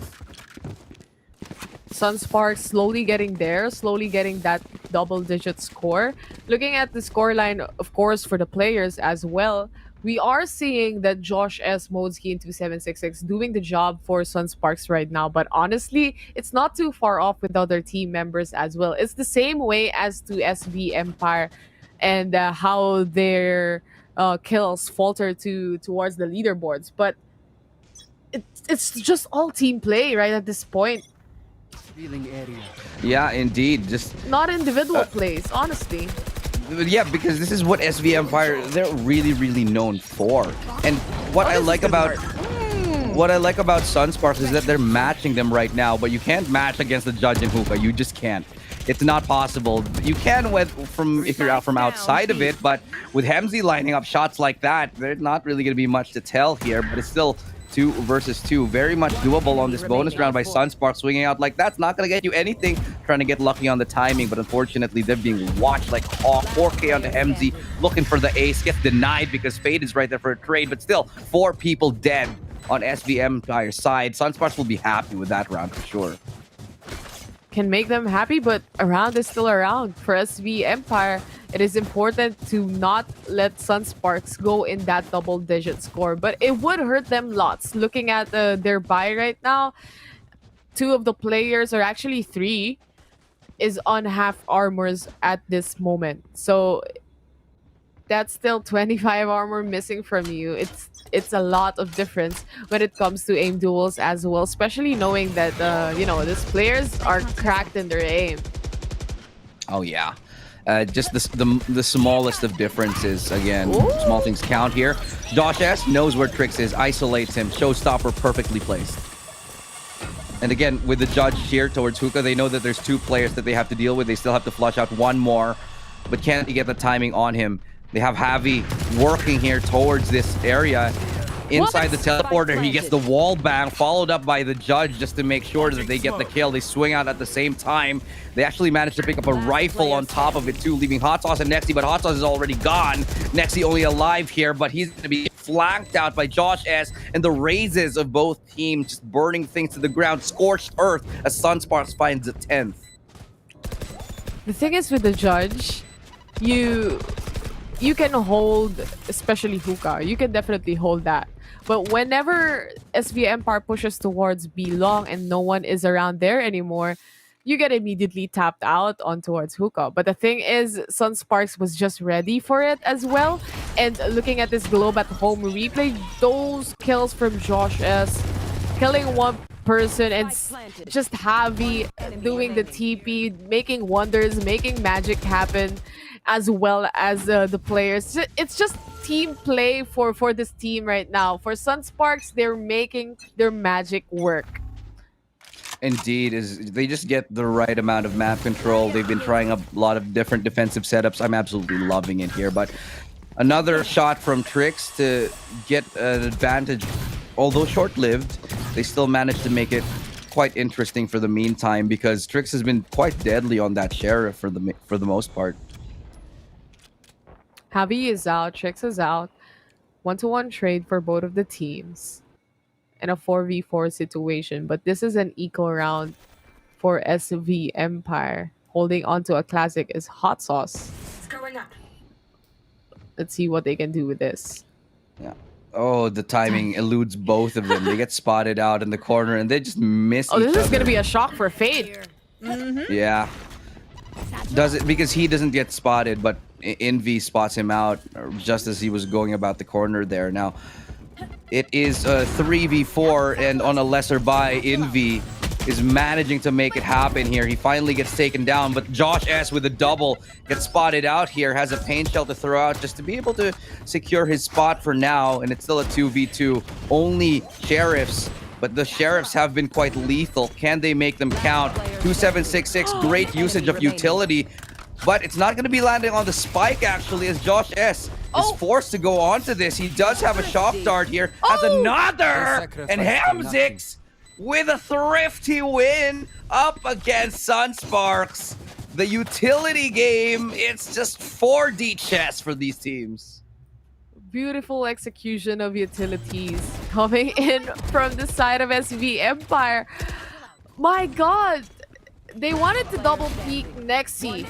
As he was throwing the molly, I was actually worried that the unequipped time will catch him off guard, but he was able to get the shot in, and with Hem6 saving those 2 shock darts that he has, he didn't even need to peek or check out the smoke or even fire his shot. I agree, and Now they have to take a minute to breathe because SV Empire, it's starting to slip away from them. We might see game number 3 here, Terror, as 3 points away. Sunsparks find themselves. Definitely not. Bren 10 curse, Yeah, bro. exactly. But could it be the Bren 10? Could it be the Bren 10? Because look at this. 5 ultimates for SV Empire. Looking also at how the rounds played out, it's just swapping between these two teams. So it is just either of the two who gets to take home or who gets to win, because both of them can also get thrifty rounds. So it all depends on what team play style they are looking at or what they're planning to do. And it seems like the plan of Josh S is to actually charge in, have this judge, and just or basically hold into hookah probably. Oh yeah, Oh, there and you go. it has been working for the most part. They only got off, I think, caught off one time. Even then, This is why they But- go too long. yeah, they all go to long instead. 5 of them committed, but they still have to deal with the judge. It's still working. No matter where you put it, it's finding something. He's gonna get up close, but it's only on to hookah where he finds himself. So still a 3v5 here as SV Empire, they have a big man advantage. Tricks go down, sure, it can be res, doesn't matter. Javi finds a shot. Now Javi finds another, making the sheriffs work again. The shorty is good too. Now it's a 2v1, 28 HP. He's gonna get mollied out of this corner. And he does have a judge, but how much will it matter? I mean, he's got a Vandal, excuse me, but how much will it actually matter when there's already 2 rifles in the hands of the 2 remaining Sunsparks members?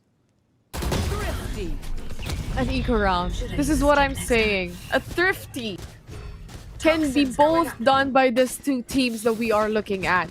And they tried not to go onto hookah because this is gonna be another play from Josh S having that judge, and they can't control that. They get a 1-2 trade usually, and what they did is just, why not let's go onto long? But the problem is they were stopped also by the utilities of SV, or rather by Sunsparks. And Josh, as having the game sense, was able to go out and move out of hookah, having that information too that everyone is on long, position himself, get a kill on towards whoever's pushing, and just stop everyone from SV Empire. What a shot from Nexi as well. Wow. Yeah, just instantly decapitating Josh S right there. There are still, you can actually go for the res if they wanted to, just to make sure they secure that round. But it doesn't look like they will be really allowed to do so, as Hemzix, he'll be falling back right here, Faded, getting that pick off onto Tricks, and they're gonna go for that res there just to bring themselves back to, I'd say, better than equilibrium. But the showstopper, again, it's just a matter of trade after trades as both of these teams, they're going for reses on top of the other. 4v4 right here. That's going to be the orbital strike. Will force Faded out of position. That forcing of the positioning from the players, even with that recon, just perfect execution from the side of SB Empire. They just know the timing on when to go out. Yeah, this is an already eco. Exactly. Remove. What? Shot right there. Sauce. He finds a great lineup, and okay, eco, does it matter? SB Empire, hello, hitting all the shots that they need to. 2766 alone in a clutch situation. It's a 1v3, and his location is revealed. He's probably going to double back, or maybe, or will he? Do they have money? I was not sure if they had enough money, because No. it's just 2 of the teams getting. They just got an eco, right? So they had the guns now. And SV Empire went on an eco, but they have the guns now too. So it's just a switch up between these 2 teams that we are seeing. They can do anything with any gun. It doesn't They're matter. just thrifty rounding each other. It's just one eco after the other. But now 11-8 is where we stand. Sunsparks 2 rounds away, but SV Empire, they're getting very much in distance of closing this lead into nothing here. 3 rounds is what separates them, and if they can reset SV Empire yet again, if they can reset Sunsparks yet again, we could be potentially looking at an 11-10.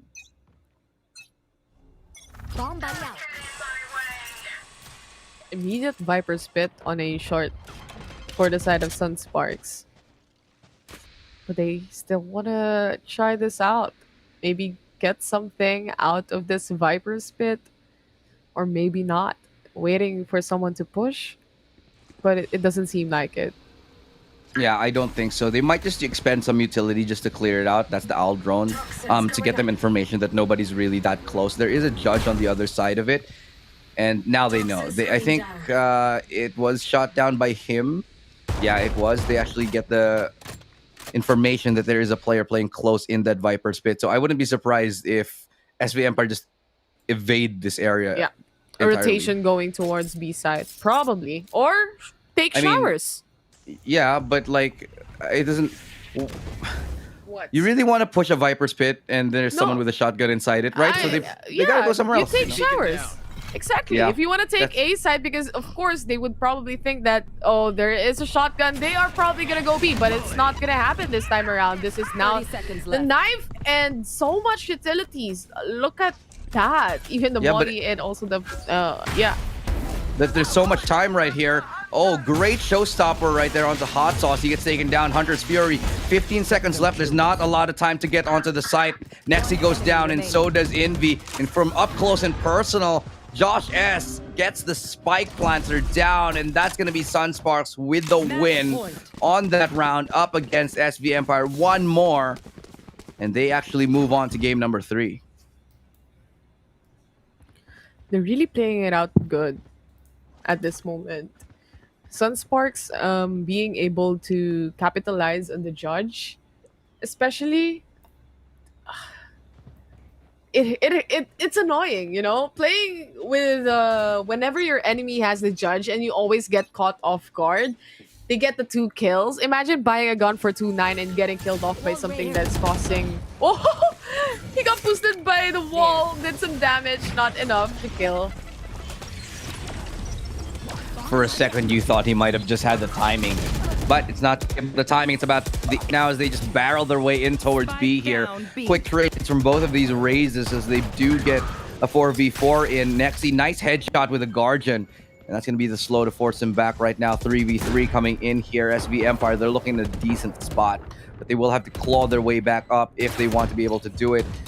Nice little peek out here, but towards the side, they already have claimed it. Burning in the Molotov as well. Javi will go down, and this is SV Empire's round. No doubt, no, sorry, excuse me. Sunsparks round, no doubt. We will go into game number 3. I told you, Ilu, I told you, Sunsparks, they can aim Defenders duo. win. Usage of utilities, abilities that they have, also there. Sunsparks takes this victory, making the score a 1-1, and we are heading to game number 3. SV Empire, just 2 teams.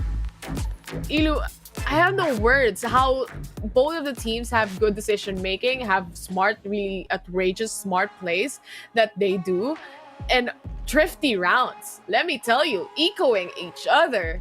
So many times it just happened, and you know, you just wait and you write that round you write the round off in your head, and you think, oh, this is pretty much done here, but it's the furthest thing from the truth, because what really happens is just the complete opposite of what anybody can expect. A lot of great shots from all the players. Sunsparks able to take a 1-1. You know, just when we thought SV Empire was going to get this clean, no, absolutely not. After game number 1, they are grasping at straws, and look at this. Terror, 26 kills on Josh S, 21 on Envy. Just the flex player for Envy shining through, but still not enough to carry his team to the victory, because Josh S and the rest of Sunsparks will go to game 3. Definitely true. Just want to talk about also how Trix and Envy played that game. Whew, the 4 kills. How they actually had some moments where the highlights of probably will show later. They had some of their moments getting those 4Ks and even taking rounds from Sunsparks. But Sunsparks as a team, they move as a unit, and they also move like a school of fish, I would say. That everything is utilized. Well, not like a school of fish, but maybe like a pack of angry dolphins. They're mad. Yeah, they were very, very angry. I they just were like how prepared for this matchup, honestly. I would just say, even with the map of Haven a while ago, it seemed like they can actually do it. This is why I said before the match 2 or map number 2 started that Sunsparks, very formidable team, and it seems like it, and they actually got game number 2. This is their map pick. This is their map selection, Ilu, and also knowing that the next map is gonna be Icebox, if I'm not mistaken. Whew. Yeah, Icebox is definitely going to be an interesting one here. We do have to take a look at the replays in just a second and show you guys what exactly transpired in that last one. But kudos to Sunsparks to make the best out of what was potentially a very bad situation. Again, just a lot of great rounds, whether or not they were eco rounds or not. They just managed to somehow come out on top. But in the end, SV Empire, they couldn't hold on to their lead. It was the great individual and team play from from Sunsparks that just really started shining through. SV Empire was obviously Sunsparks rather was able to capitalize that, knowing their B side is weaker compared to A. They were capitalizing on that, made them get so much rounds from SV Empire during the time that they were attackers. And this is just game highlights with NV stopping that showstopper and the 4K and securing that round. So much good plays coming from both sides, honestly. Well, what a thing of beauty that we just saw, Tara, and I'm looking forward to more. Game number 3 will be coming up just shortly. I'm so excited because I think at this point, all the predictions are truly just off the table. We have no idea how things are going to go. It still could go to a 2-1. Sunsparks have a very good chance at getting into the grand final and throwing us a very, very big upset because, as we know, SV Empire are one of the teams that we look to that are potentially going to be, I think, the favorites to go to the SEA Challengers as our next representative, but it doesn't look like that's the case. In any case, so however, we do have to take a short break. We're going to take a quick return from this break. When we get back, game number 3 will be here again. I'm Lustrado. This is Terror. We're your shoutcasters, and when we come back, game number 3 of the semifinal will be here. So don't touch that browser.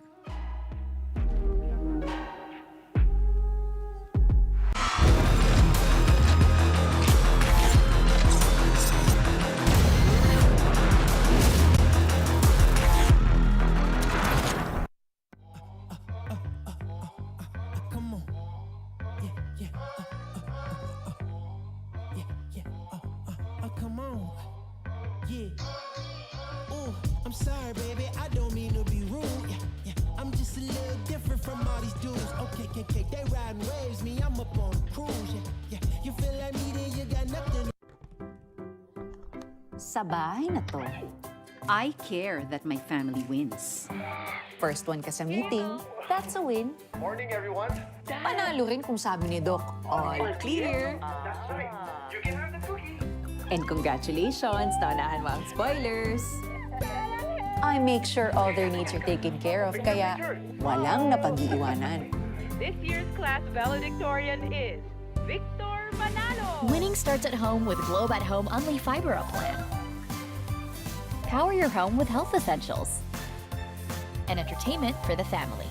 Manalo talaga. Guys, picture! Bye!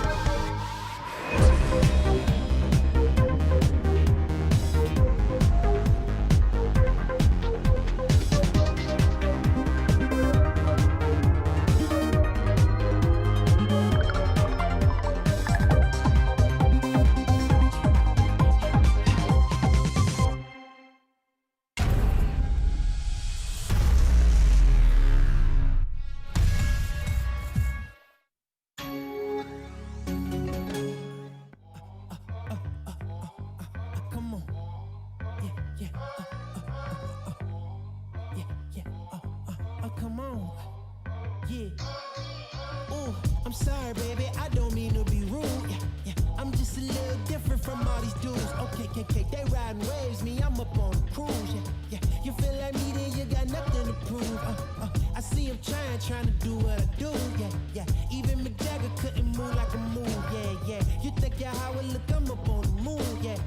rest that definitely came out of the tomb. That's cause I got a different type of gratitude. Don't be sour, got my power from the Beatitudes. And we did it the long way, check out the latitude. I'm unapologetically fly.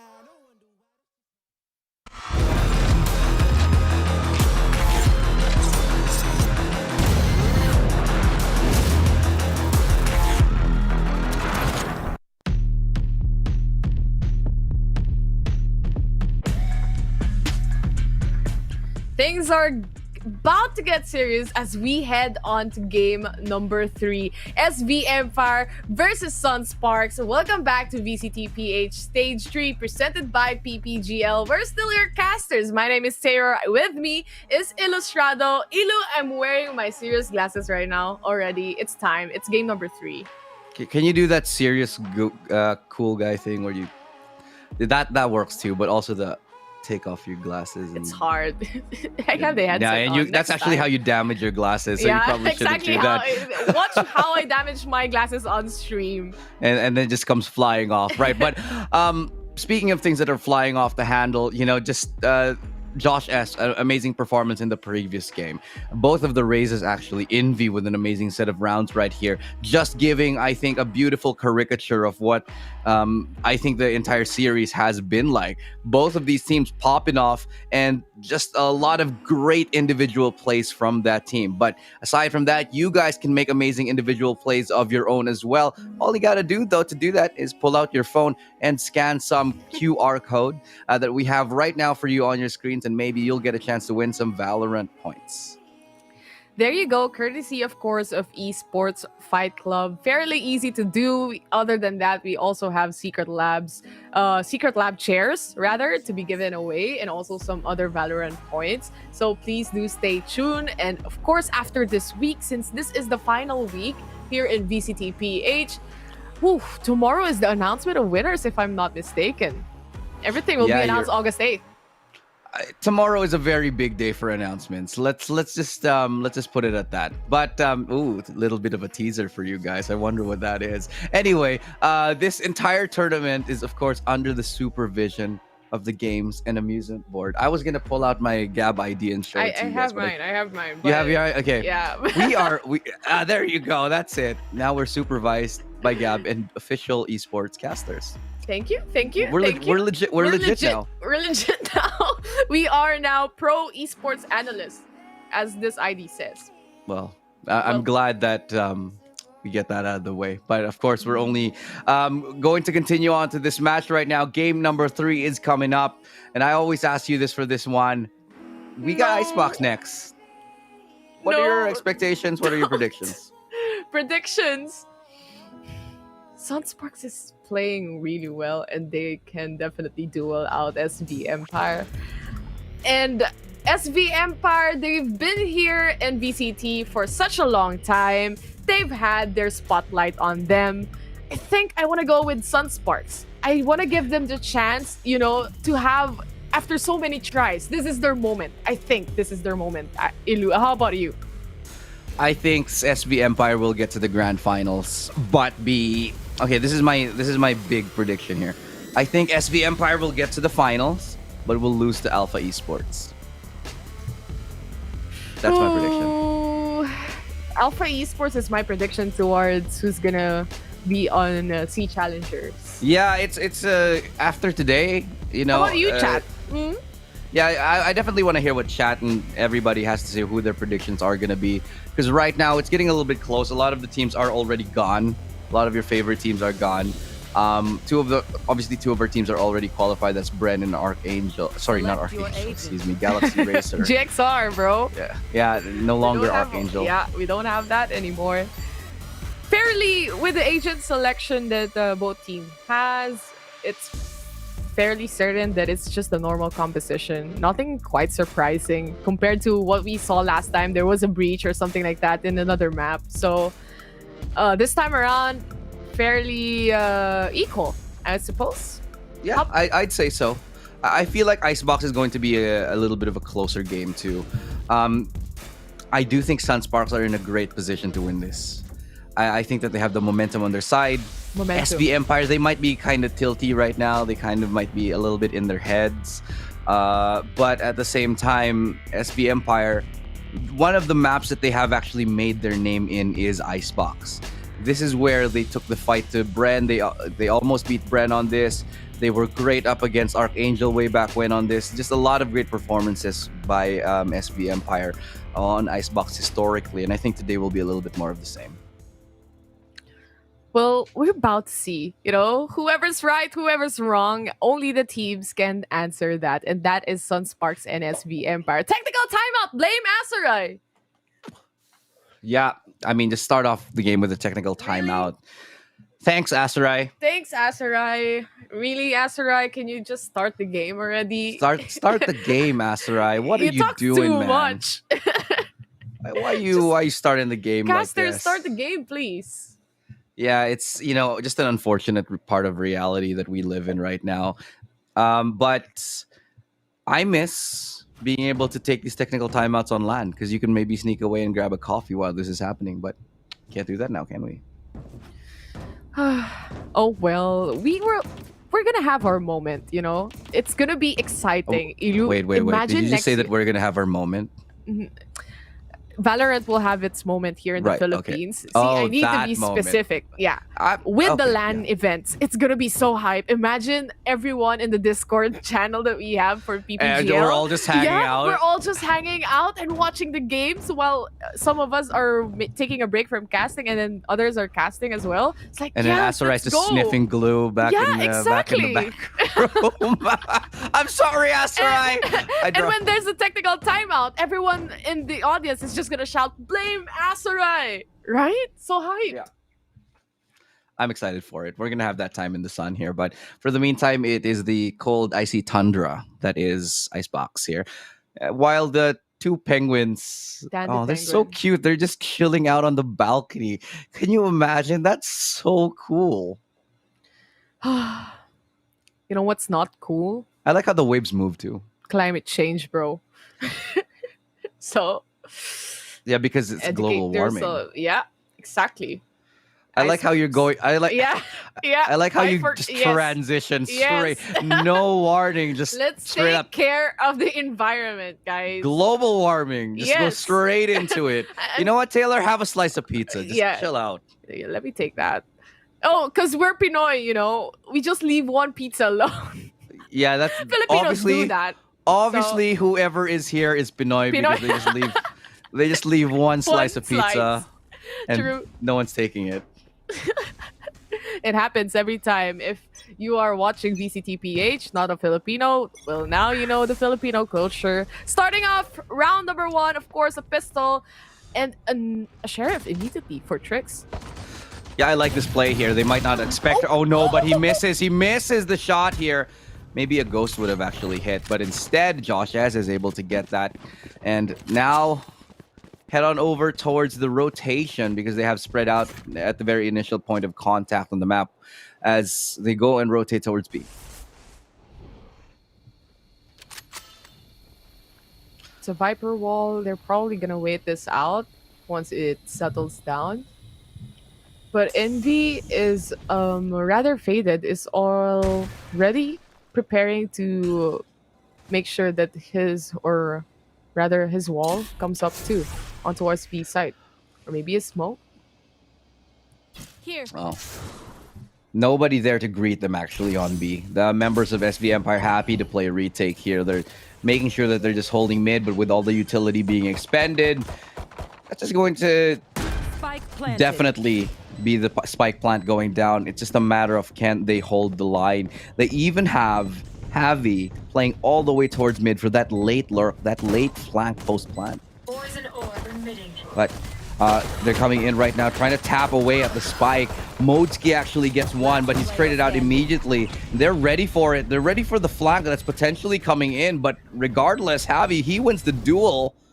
That's going to be one of the quickest pistols we've seen. Sunsparks taking the momentum from what they had from the second game a while ago and striving above that towards this last map that we are having, which is Icebox.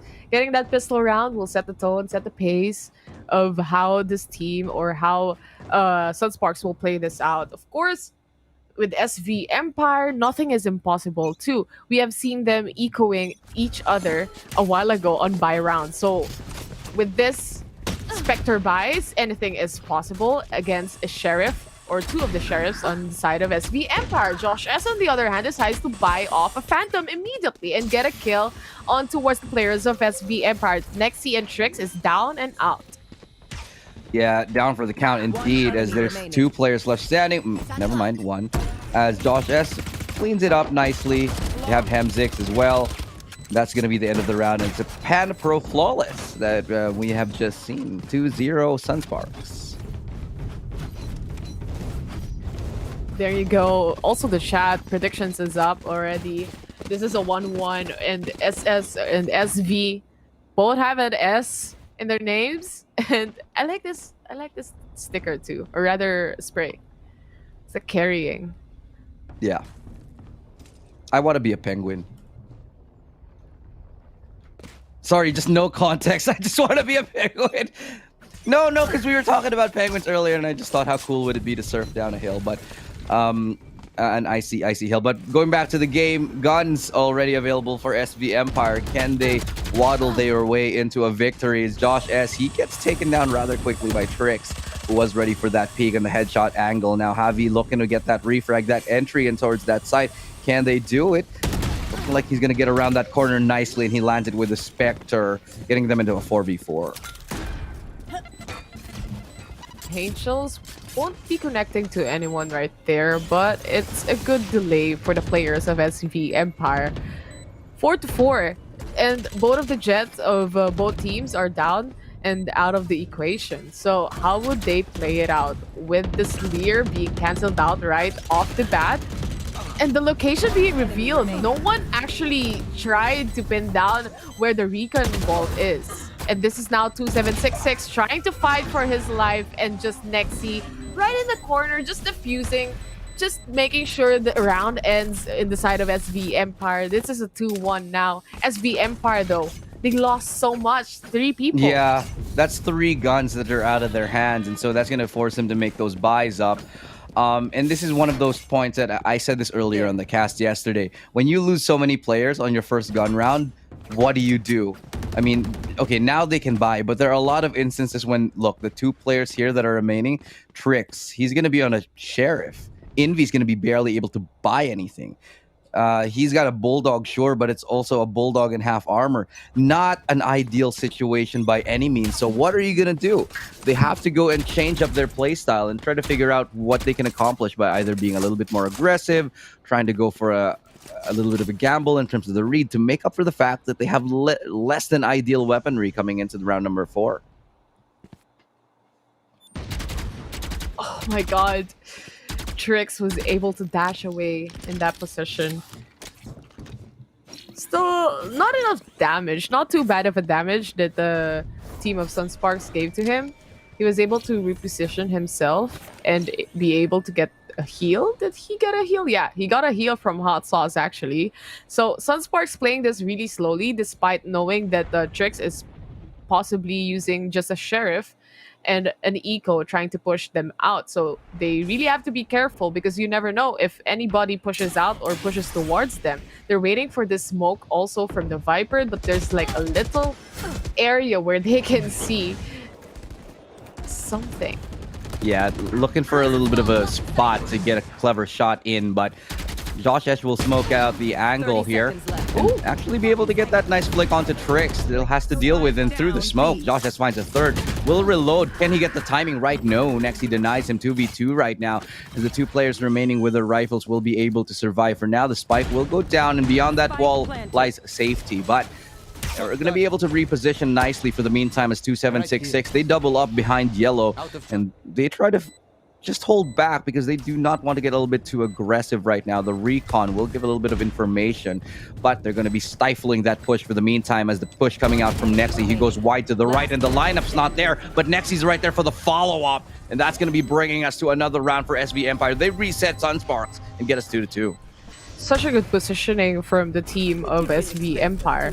Nexi not going out immediately and also shutting down that recon allow them to position themselves in a way that after a kill, and securing a kill on yellow, the last player remaining won't know where Nexi is. So he had to find where the position of Nexi is, and lo and behold, just right around the corner, making a refrag happen.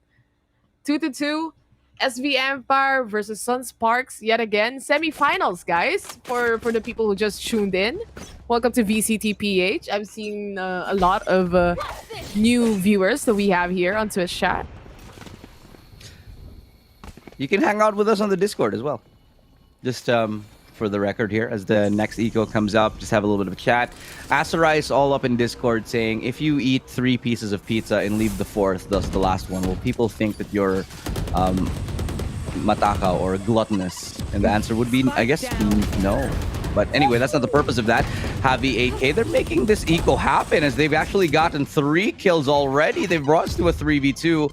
There still is an ultimate onto Javi as well. So this is very much within striking distance that they can actually take this round here. 2v3 as try to get up close to even have the Hunter's Fury.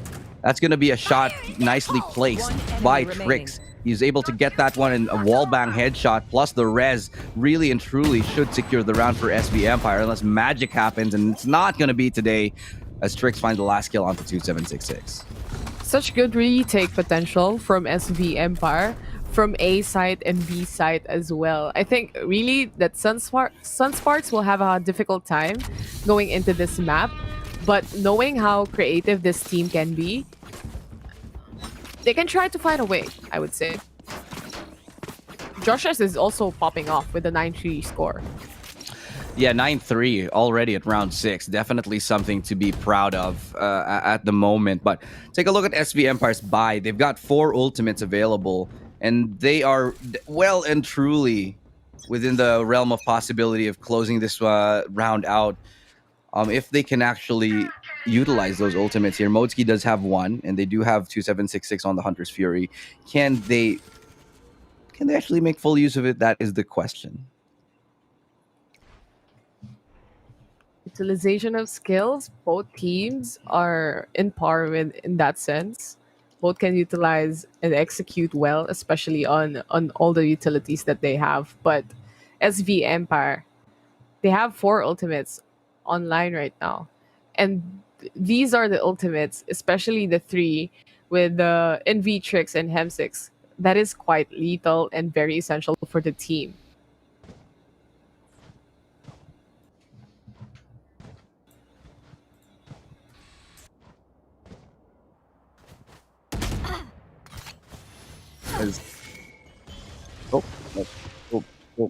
Oh, there we go.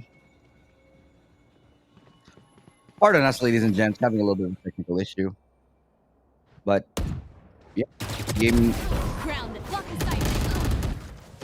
30 seconds. But now I'm seeing a trick getting a kill on towards Josh at the opening for SV Empire to not allow players to go in. Yeah, just...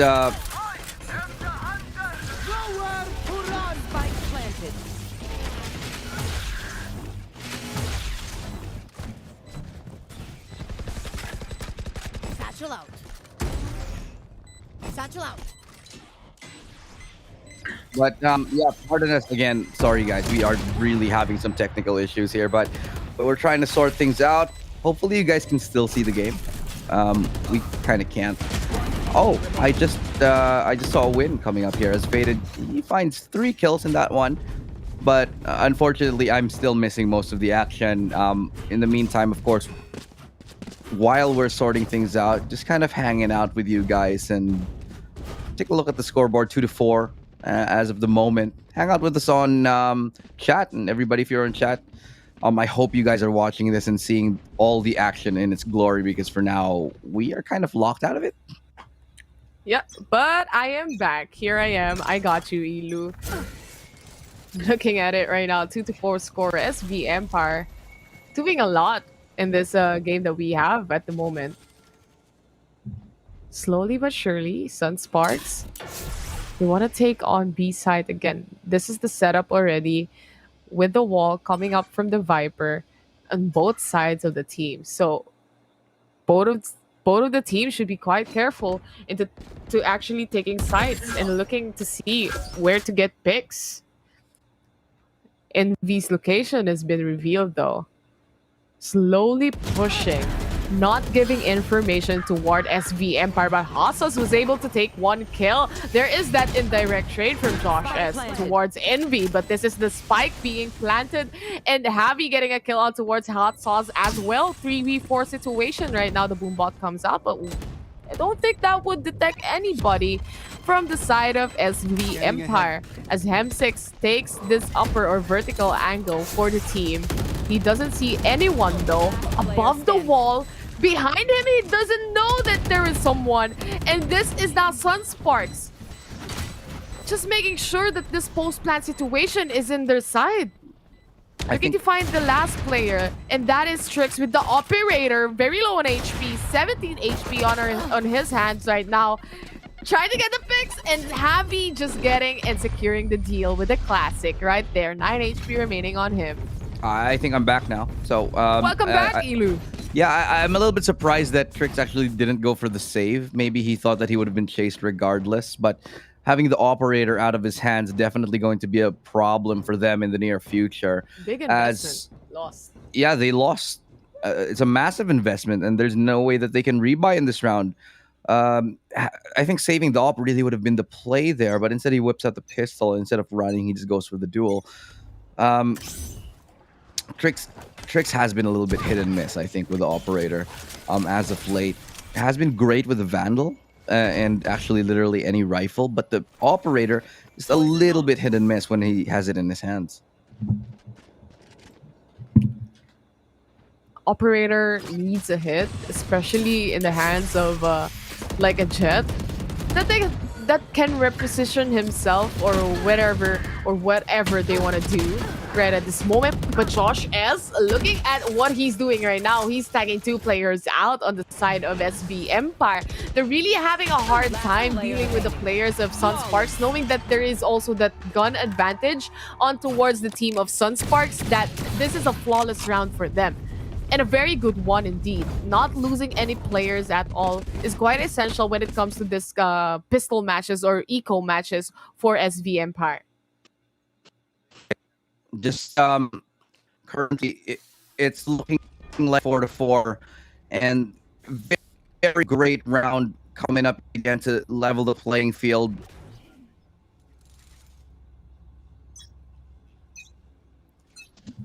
Pardon us, we are having technical difficulties, but we're gonna get back to it. I have the feed, no worries about it. I'll bring the action to you. Josh S receiving some damage, getting healed up immediately. This is Trix waiting for the right moment, for the right chance to get those kills in. They know the position where Hassas is, and they're gonna try to push him out of the zone. And Javi got a kill actually from that paint shells. Good decision making coming in from them, and they are expecting Trix to be up above. Sunsparks. SV Empire needs to calm down and actually not aim battle or battle them out going towards site right now. And I think more so it would work out if they plan on retakes instead. One enemy remaining. This is now the plan of the spike, the trades happening, Faded getting a kill, and Nexi as well. It's all up to Hem6. He still has the recon, and the Aldrone, he was able to see Josh S at his pinpoint, and now the double kill is there. 1v2, this is actually doable for Hem6 right now. Finding that player, finding the position that they're in. He sees one, but not going to be able to connect the shot. 2766 to secure the round for Sunsparks, making this a 5-4. Slowly coming back from a 2-4 score. Here is Sunsparks.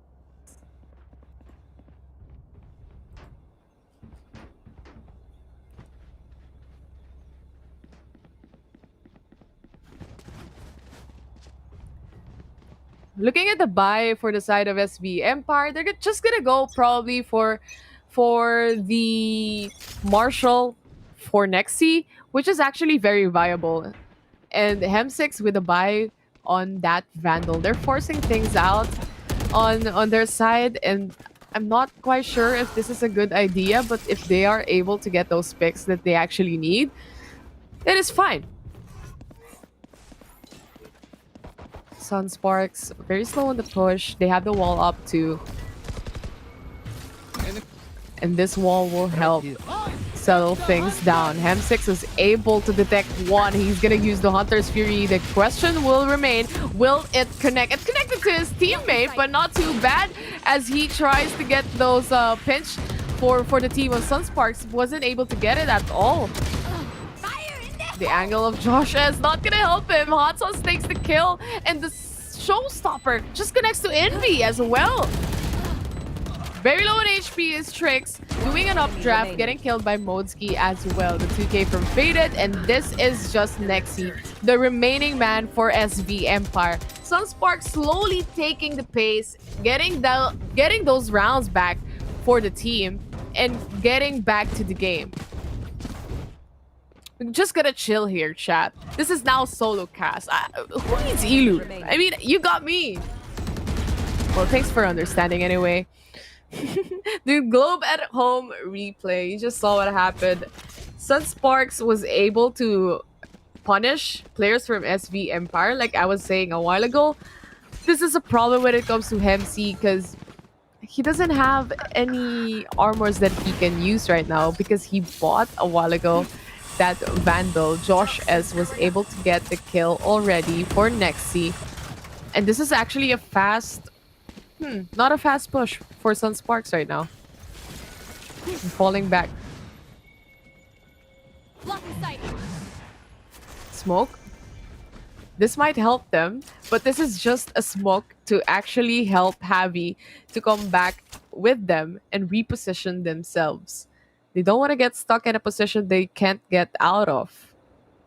While Hemsi is already waiting towards mid, if there are any rotations coming in from Sunsparks, he is ready to punish them.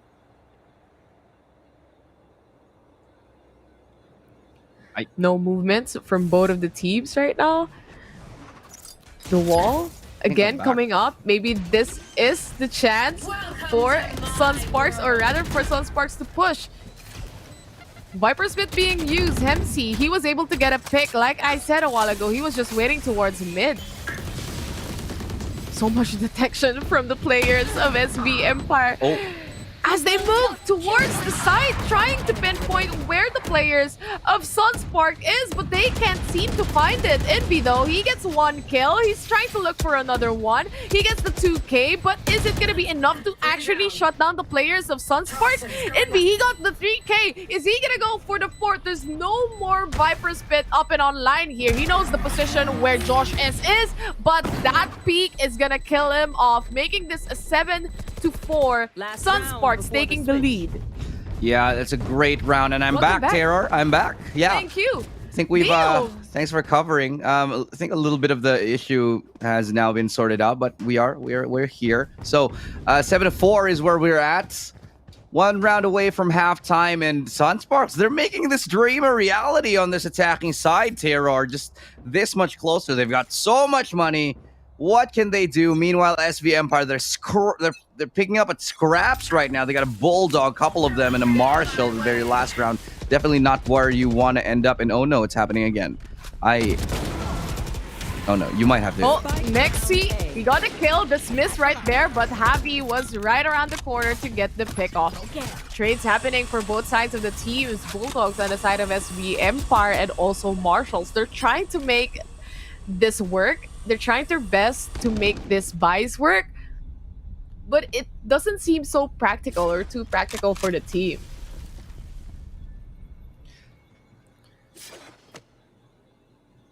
It's a waiting game again for Sunsparks. And it's just them looking to get the position where they can actually push, have the right moment, have the right time to push off. Maybe some of the players of SV Empire will actually come back. And this is Josh S waiting for someone in mid. That timing of the smoke. If he didn't smoke mid, probably the players of SV Empire will just pass through and he might be able to get a 30 kill. But seconds it seems like the communication from the team of Sunsparks that they want to go in on site already. Javi was able to get a tag on the Sage.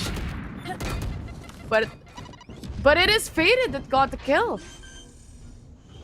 Faded to the rescue. Here we go. The plant from Sunsparks already there. Now it's time for SV Empire to position themselves and trying to get that retake. Envy to the rescue. 2766 to shut things down. And Sunsparks taking this round yet again. 8-4, the first half going towards Sunsparks. Knowing by the books though that Icebox is actually a T-sided map, an attacker-sided map by the books. So moving towards this, Icebox is such a map where we can see lots of teams having those comeback scores. So it might be quite possible. You never know. 8-4 is not too bad of a score. Ilu, who? We only know Terror. Let's go, chat. This is like my podcast, my own show. But I miss Ilu. Ilu, please come back. Don't leave me. Let's go, guys. 8-4. Sunsparks. Sunsparks is doing it right now. We were talking about it a while ago. Even panel thinks that it's going to be SV Empire 2-0 and 2-1. But Sunsparks really looking top right now. Josh is receiving lots of damage. He was able to get out of the situation and get that heal that he needs right now. He can reposition himself. That was almost though. 2 HP remaining on him. The Ghost, will he be able to get a kill? Yes, he did. And there's also the heal. The heal made it happen. Next, he was able to get 2 frags out of that. And Trix was able to trade off to 3v2 situation. Pistol round, very essential for SV Empire to get right now. And this is just 2766 with 7 HP. Scanning ahead. Slowly finding the players. There's that Recon and Envy to secure the deal. SV Empire 8-5 score line right now. This is what I'm trying to say, guys. How important it is to have the second half pistol, especially in a situation where you're trying your best to make up to those rounds that you are missing. So with this, SV Empire will be able to buy those Spectres that they need. And I think that it's quite possible to have an 8-6 score quite immediately with this kind or with this type of buy, especially with Sunsparks looking at it right now. They're going on a full eco, not buying anything at all aside from the Sage or Modeski 2766, buying those orbs and those utilities that they can use.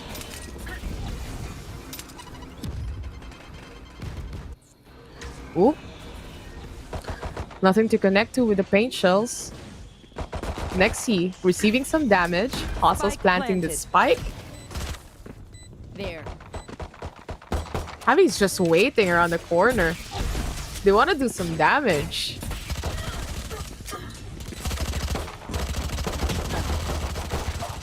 Shutters won't connect to anyone. Trix got the kill though. If they are able to get a pick off from the classic, that would be a good job already. As Javi gets one, trying to see where the players are and what they can do. A good round for SV Empire. 4 players remain, only one died. So that was very good for SV Empire to maintain those guns basically. They can play for the bonus round. There we are. I think I'm back, but I know it's a little bit late, but better late than never. I wonder if my audio is coming up correctly. We'll see. Blame Asarai, bro. Yeah, I'm sorry. Asarai, what did you do? You know I wanted to be here with you for this, but unfortunately, just not happening here today. But here we go, guys. Getting back into it. 8-6. Find ourselves here with Sunsparks 2 rounds in the lead. And now, still a minute and 26 seconds left. There are 5 Spectres for the SV Empire side. This is a great chance for Sunsparks to solidify their lead and truly get ahead of the pack here, ahead of the curve. As we go into the later stages of the game. Well, still a couple of lineups to be... Just slow in playing, actually. What?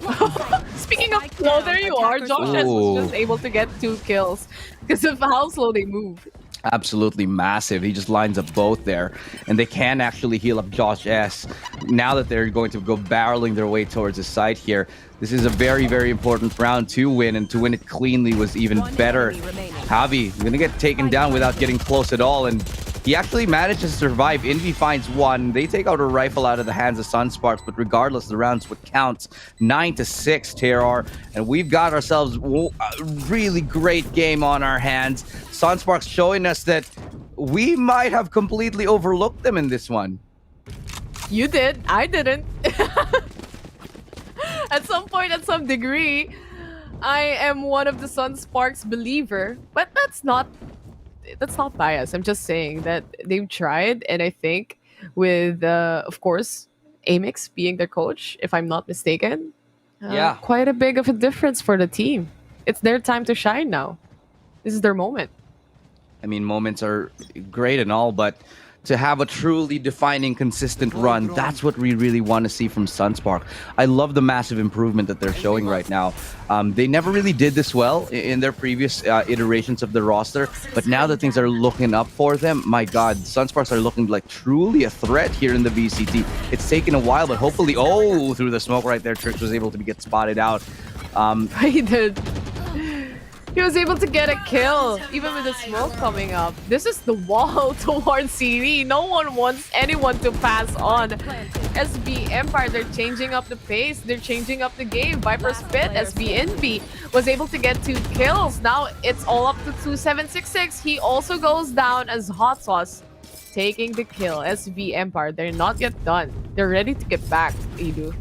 Yeah, they are, and they're looking like they're doing it quite defiantly here as we go into the next one. Looking at the current scoreboard right here, Josh S leading the charge with 19 in kills, but even throughout both of these teams, none of them truly performing way too crazy, nothing getting a little bit out of hand here. It's just both teams really truly living up to their potential and just being absolutely on fire here. Concerted effort from both of these teams showing us that this series, it's not about the individual skills, it's not about the star players. It's about the team and how they can make it work and who can read each other better. Truly top class balance we're seeing right now.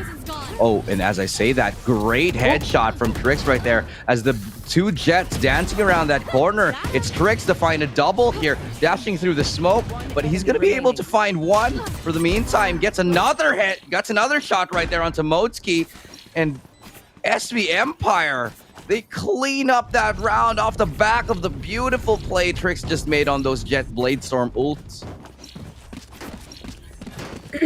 They were able to capitalize on those. Now, SV Empire slowly reading how Sunsparks play as well. They are being creative. They're more creative now than the usual that they were doing. You see, even the change up on the wall, on how they wall up site, especially B. Usually we see the Sage walling up on site to get that plant in. But now we are seeing walls like this. Being aggressive, having that aggressive play, getting those 2 Ks, and now the res is up to 5v3 situation, just like that in just a snap. Yeah, well, very, very quick turn of events here. Almost such an immediate change in game as aggression from SV Empire, unmatched, unrelenting, and they find the heads, the chrome dome of Sunsparks. Just left absolutely rocked in this one. What a great round from SV Empire. 9-9, just like that, as Sunsparks and SV Empire. I really think that we're gonna have an overtime, honestly. I would not argue expecting it. with you on that one, definitely. I want an overtime. This seems like a good game. I mean, the gift that just keeps on giving. The terror curse cannot be lifted by... Yeah. Let's just embrace it. I mean, I said this a little bit earlier on when we were just talking about when we were just talking in Discord. Overtime games, great. Semifinals, in the grand finals, honestly, could not get enough of it. Because whoever's going to go in after this match is gonna be in the grand final, so it's worth the overtime. Exactly. Honestly. But if you're in like a round robin and then there's like 30 other games to play in the rest It's of the like, day, nah, no overtime. nah, maybe not. I kind of don't want that. But to satiate our desires for excellent Valorant gameplay, we want to see them today here. 9-9 as we are now approaching the twilight of this game here, the very end of it. And at the moment, Sunsparks, they're looking a little bit stumped as to how to deal with SV Empire.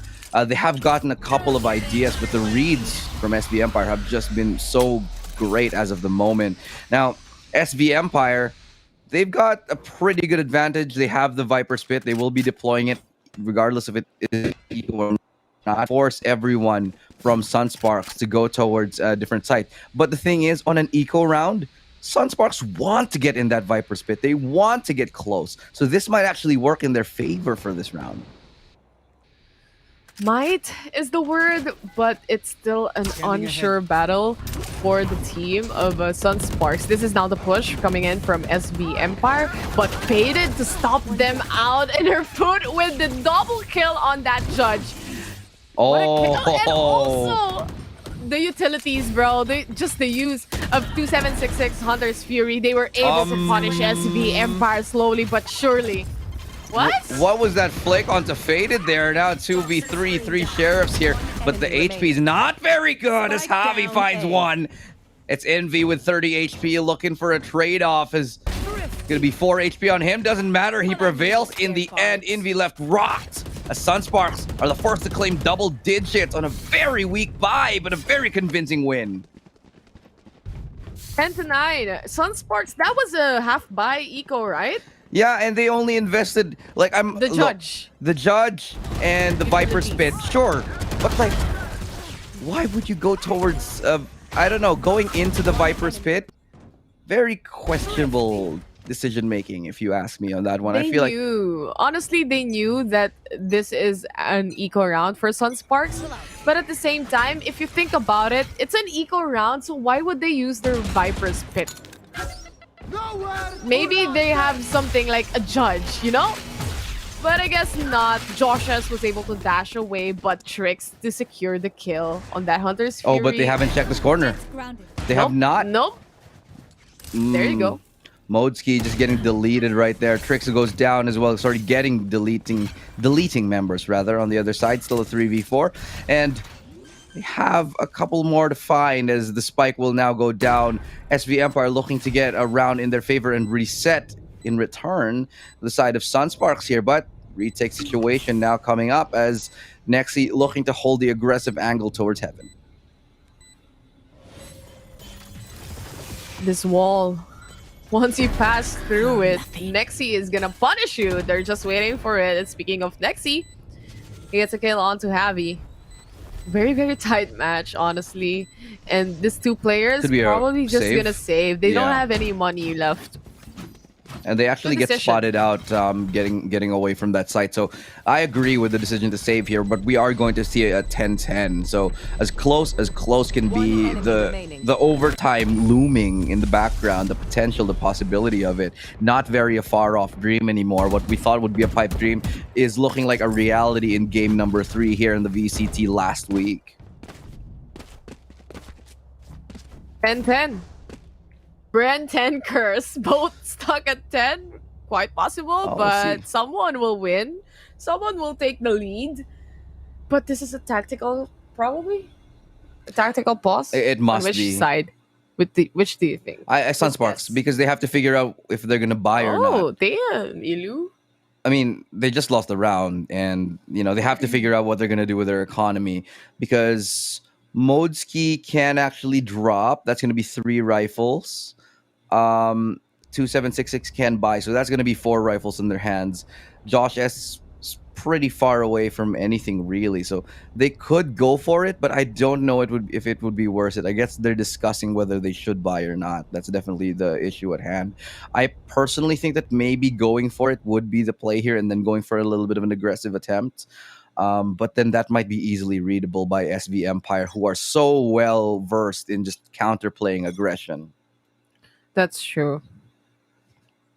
This is now the tactical timeout out. So I am assuming that Sunsparks, they will have something creative this time around to present towards SV Empire.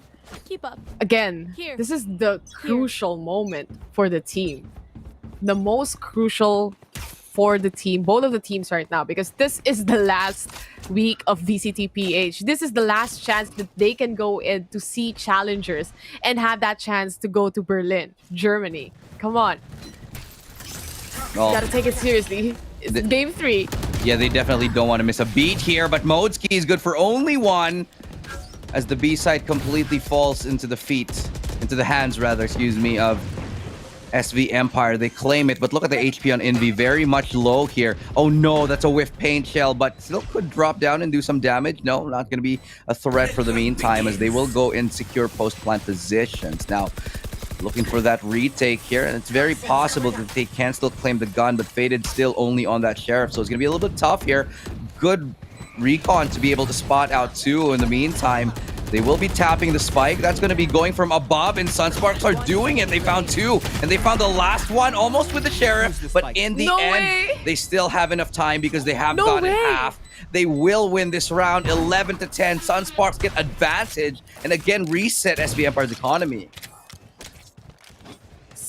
That tactical timeout definitely worked on their favor, and they were able to make a strategy, make up to the things or make up to the rounds that they lost from SV Empire, talk it out, and figure out how you can punish them. Like you said, it must be a reset on the economy of SV Empire, but they have lots to deal with, or they have lots to play around with. This is still enough money to buy for one more round if ever they lose this even.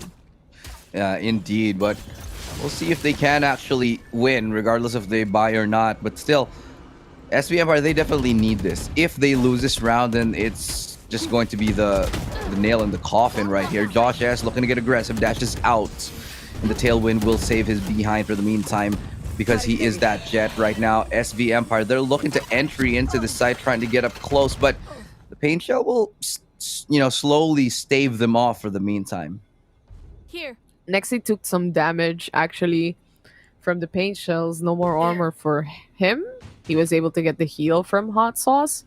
That 25 HP can mean a lot. That's one bullet, That's one bullet from the guns that they have. This is the Recon being destroyed, and Sunsparks just know that there are players on towards A, planning to go inside. But what is the plan? What is the P, honestly? Yeah, what can they do here as they try to creep up towards A, delay a little bit to maybe sell the fact that it could be a fake or that they might be rotating elsewhere, but doesn't look like it's going to be bought because it's going to be still Sunsparks holding strongly. Javi with a great double hold up, has a paint shell to work with, will be checked in this corner, will win another, turns it up. He does have the showstopper, could get a fourth. It's not going to connect, but still, they brought it to a 2v2, and Modski's here. This could be it. Match point looming in the distance. Could go for this defuse. No, it's going to be another kill for Modski, and that's going to be Sunsparks claiming this victory, taking us to match point, and this could be an upset as SV Empire are on the ropes. Ilu, the play from Javi, it is the most crucial, and he managed to stand up to it. He was able to get those 2 kills that were crucial. He was able to handle this angle on the right side to kill off the Sage.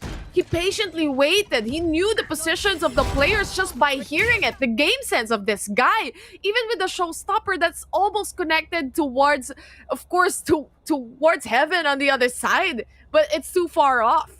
Still, he was able to get those 3 kills. That is very essential for Team Sunsparks. And they were able to get that round all because of the picks that Javi did.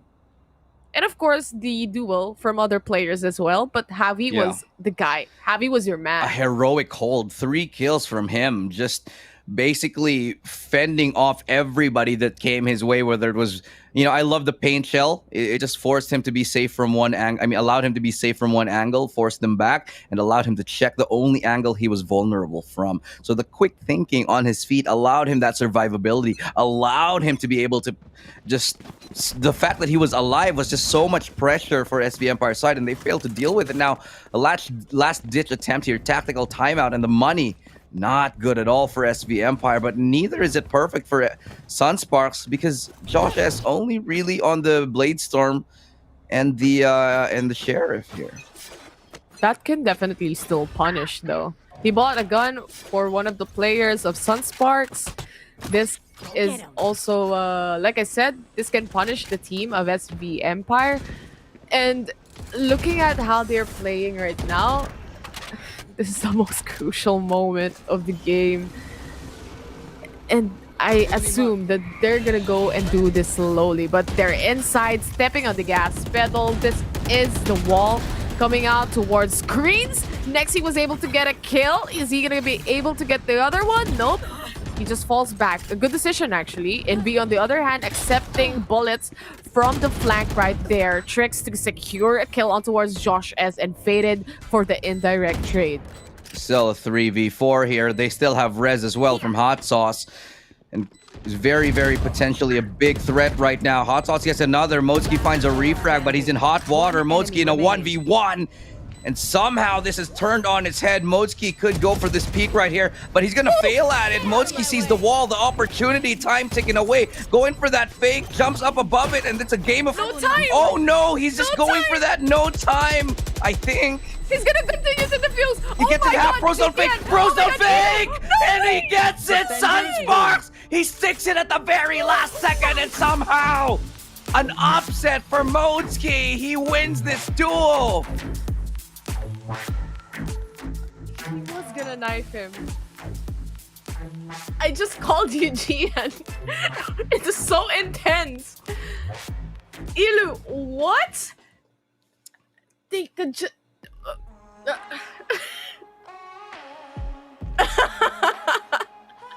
Caught in 4K, Ilu. Caught in 4K. Hey, look, you can't blame me. That round was just absolutely insane. He sticks it. He has, enough is enough. I am just going to stick this defuse. You can keep jumping like whatever you're doing right there. There was no updraft available anyway. Yeah, I walled it off. No more updrafts. Fine. I'm just gonna stick it, and he does. Honestly, Ilu, I just thought when he was in the ropes a while ago, he would have died already, and he would have gotten the kill and defused the spike that easily. I didn't expect that kind of last round that we are gonna see for Sunsparks. What a way to finish things off. What a way to finish the round. Amazing play from Sunsparks. Like I said, they finally got their momentum, and they finally got that limelight on their side. SV Empire, whew, they're really good. But the thing is, the last round I cannot. It's just 50-50, honestly. I was expecting the longest game of our lifetime, the possible OTs that we're gonna have, but I guess Terror Curse is just up to a certain point. Yeah, we still gotta keep it realistic right there, but honestly, a great run from Sunsparks is they do get to move on to the grand finals. I genuinely do not think any of us predicted this. We believed that Sunsparks was improving. We saw the improvement, but to get to the grand finals in the VCT on their first attempt at it, this is the first time we're seeing them in the VCT, and now they're at the grand finals. It's just honestly uncanny. It's just amazing that we've seen this turn of events here, an upset of an upset. Man, it might be the first time we are seeing them here in VCT PH, but they have been trying and trying anyway. So they have been here just lurking around, just not being able to come into the actual VCT playoffs or the stage that we have right here. And now I think it really is their time to shine. Heading to the grand finals, ladies and gents. Sunsparks is right here. Game highlights for you. I want to see that last round again. Yeah, that last round was absolutely insane. Actually, you know what? Even the round before that with Javi, with a hold of basically Helm's Deep right there, without even needing Gandalf to pop in the first light of the third day, and look at this Faded. I do have to mention him. He had so many great rounds as well for his team. Just every single person from both teams having that moment, stepping up and being just, I think, a very well-oiled machine for the squad right now, and I'm loving what I'm seeing from Sunsparks. A massive improvement for this squad. 2766. He's had a couple of moments as well. He's dropped a lot of clutches, but at the end of the day, was a great support for his team. I was gonna say that SV Empire played it really slow, and sometimes they get tagged out because of how slow they play. Like you saw in the game highlights when Josh S just got 2 kills immediately from the players that's walking to or through mid that we saw right there. Oh my god. Yeah, look, this is it. This is the one. This is it. This is the one. He was gonna knife him. Look at this moment. It's like a slow-mo of like, not like this. Not like this. I wonder why he used this blade storm on the right-click blade storm on the wall. Was it to break it? It was to break it, Yeah, right? it was to break it. Because he had nothing else, and he knew that time wasn't on his side, so he had to. And he didn't really have a gun with bullets anymore, so he had to. Oh my God! Just what a roller coaster of emotions right there. I got to take a break and just think about what happened in my life, and I mean in this game. Sorry. I'm not gonna have an existential crisis, but we do have to take a short break, Terror. When we come back, it's gonna be the second semifinals of the day, and you have to say goodbye, don't you? For now.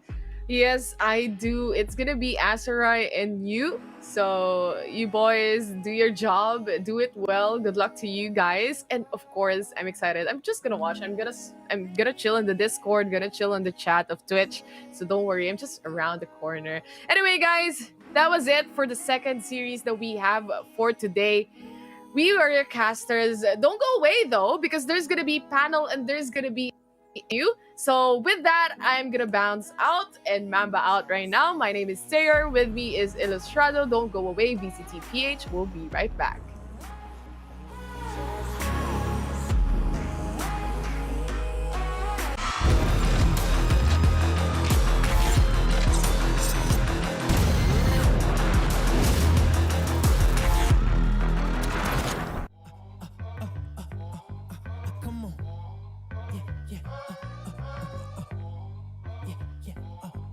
Come on. Yeah. Oh, I'm sorry, baby. I don't mean to be rude.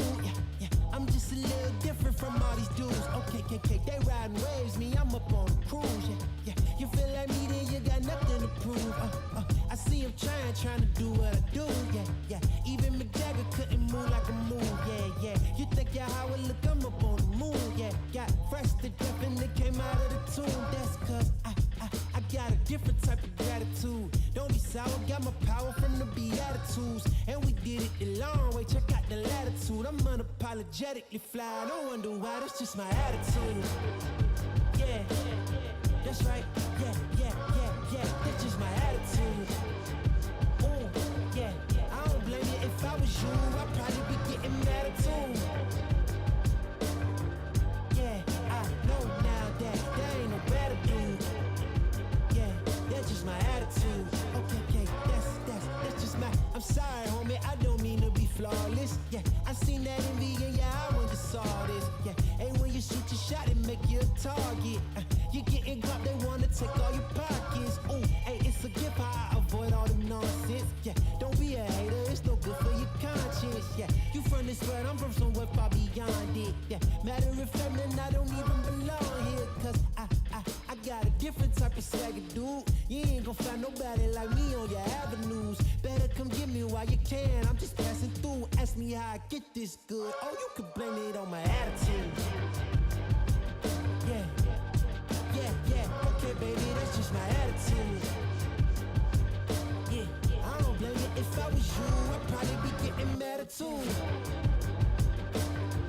Oh, I know now, baby, there ain't no better dude. Yeah, that's just my attitude. Yeah, okay, hey, that's just my.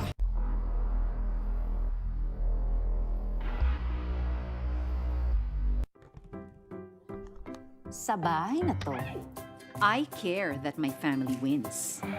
First one ka sa meeting, that's a win. Morning, everyone.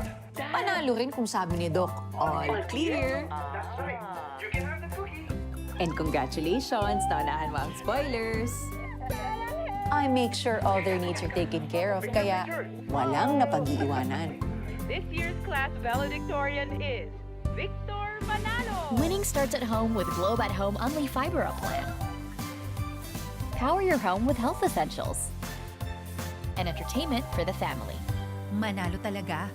Guys, picture. Bye.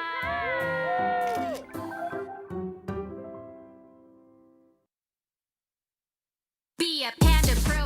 Look at me, eat and shop like a pro. All I gotta do is subscribe each month with Panda Pro. Feel like a VIP, discounts and free deliveries. Just tap, tap, tap, and watch your bill go shrinking like low, low, low. Food Panda. Yeah, yeah, yeah. Subscribe to Panda Pro. Food Panda. Yeah, yeah, yeah. Subscribe to Panda Pro. Food Panda. Yeah, yeah, yeah, yeah, yeah, yeah, yeah. Subscribe to Panda Pro. Panda Pro. Subscribe now.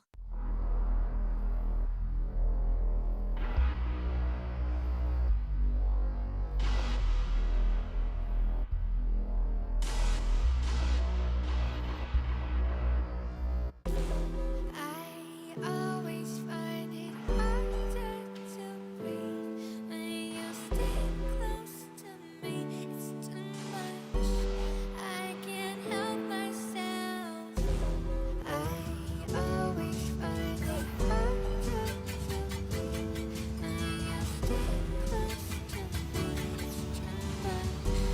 I can't help myself.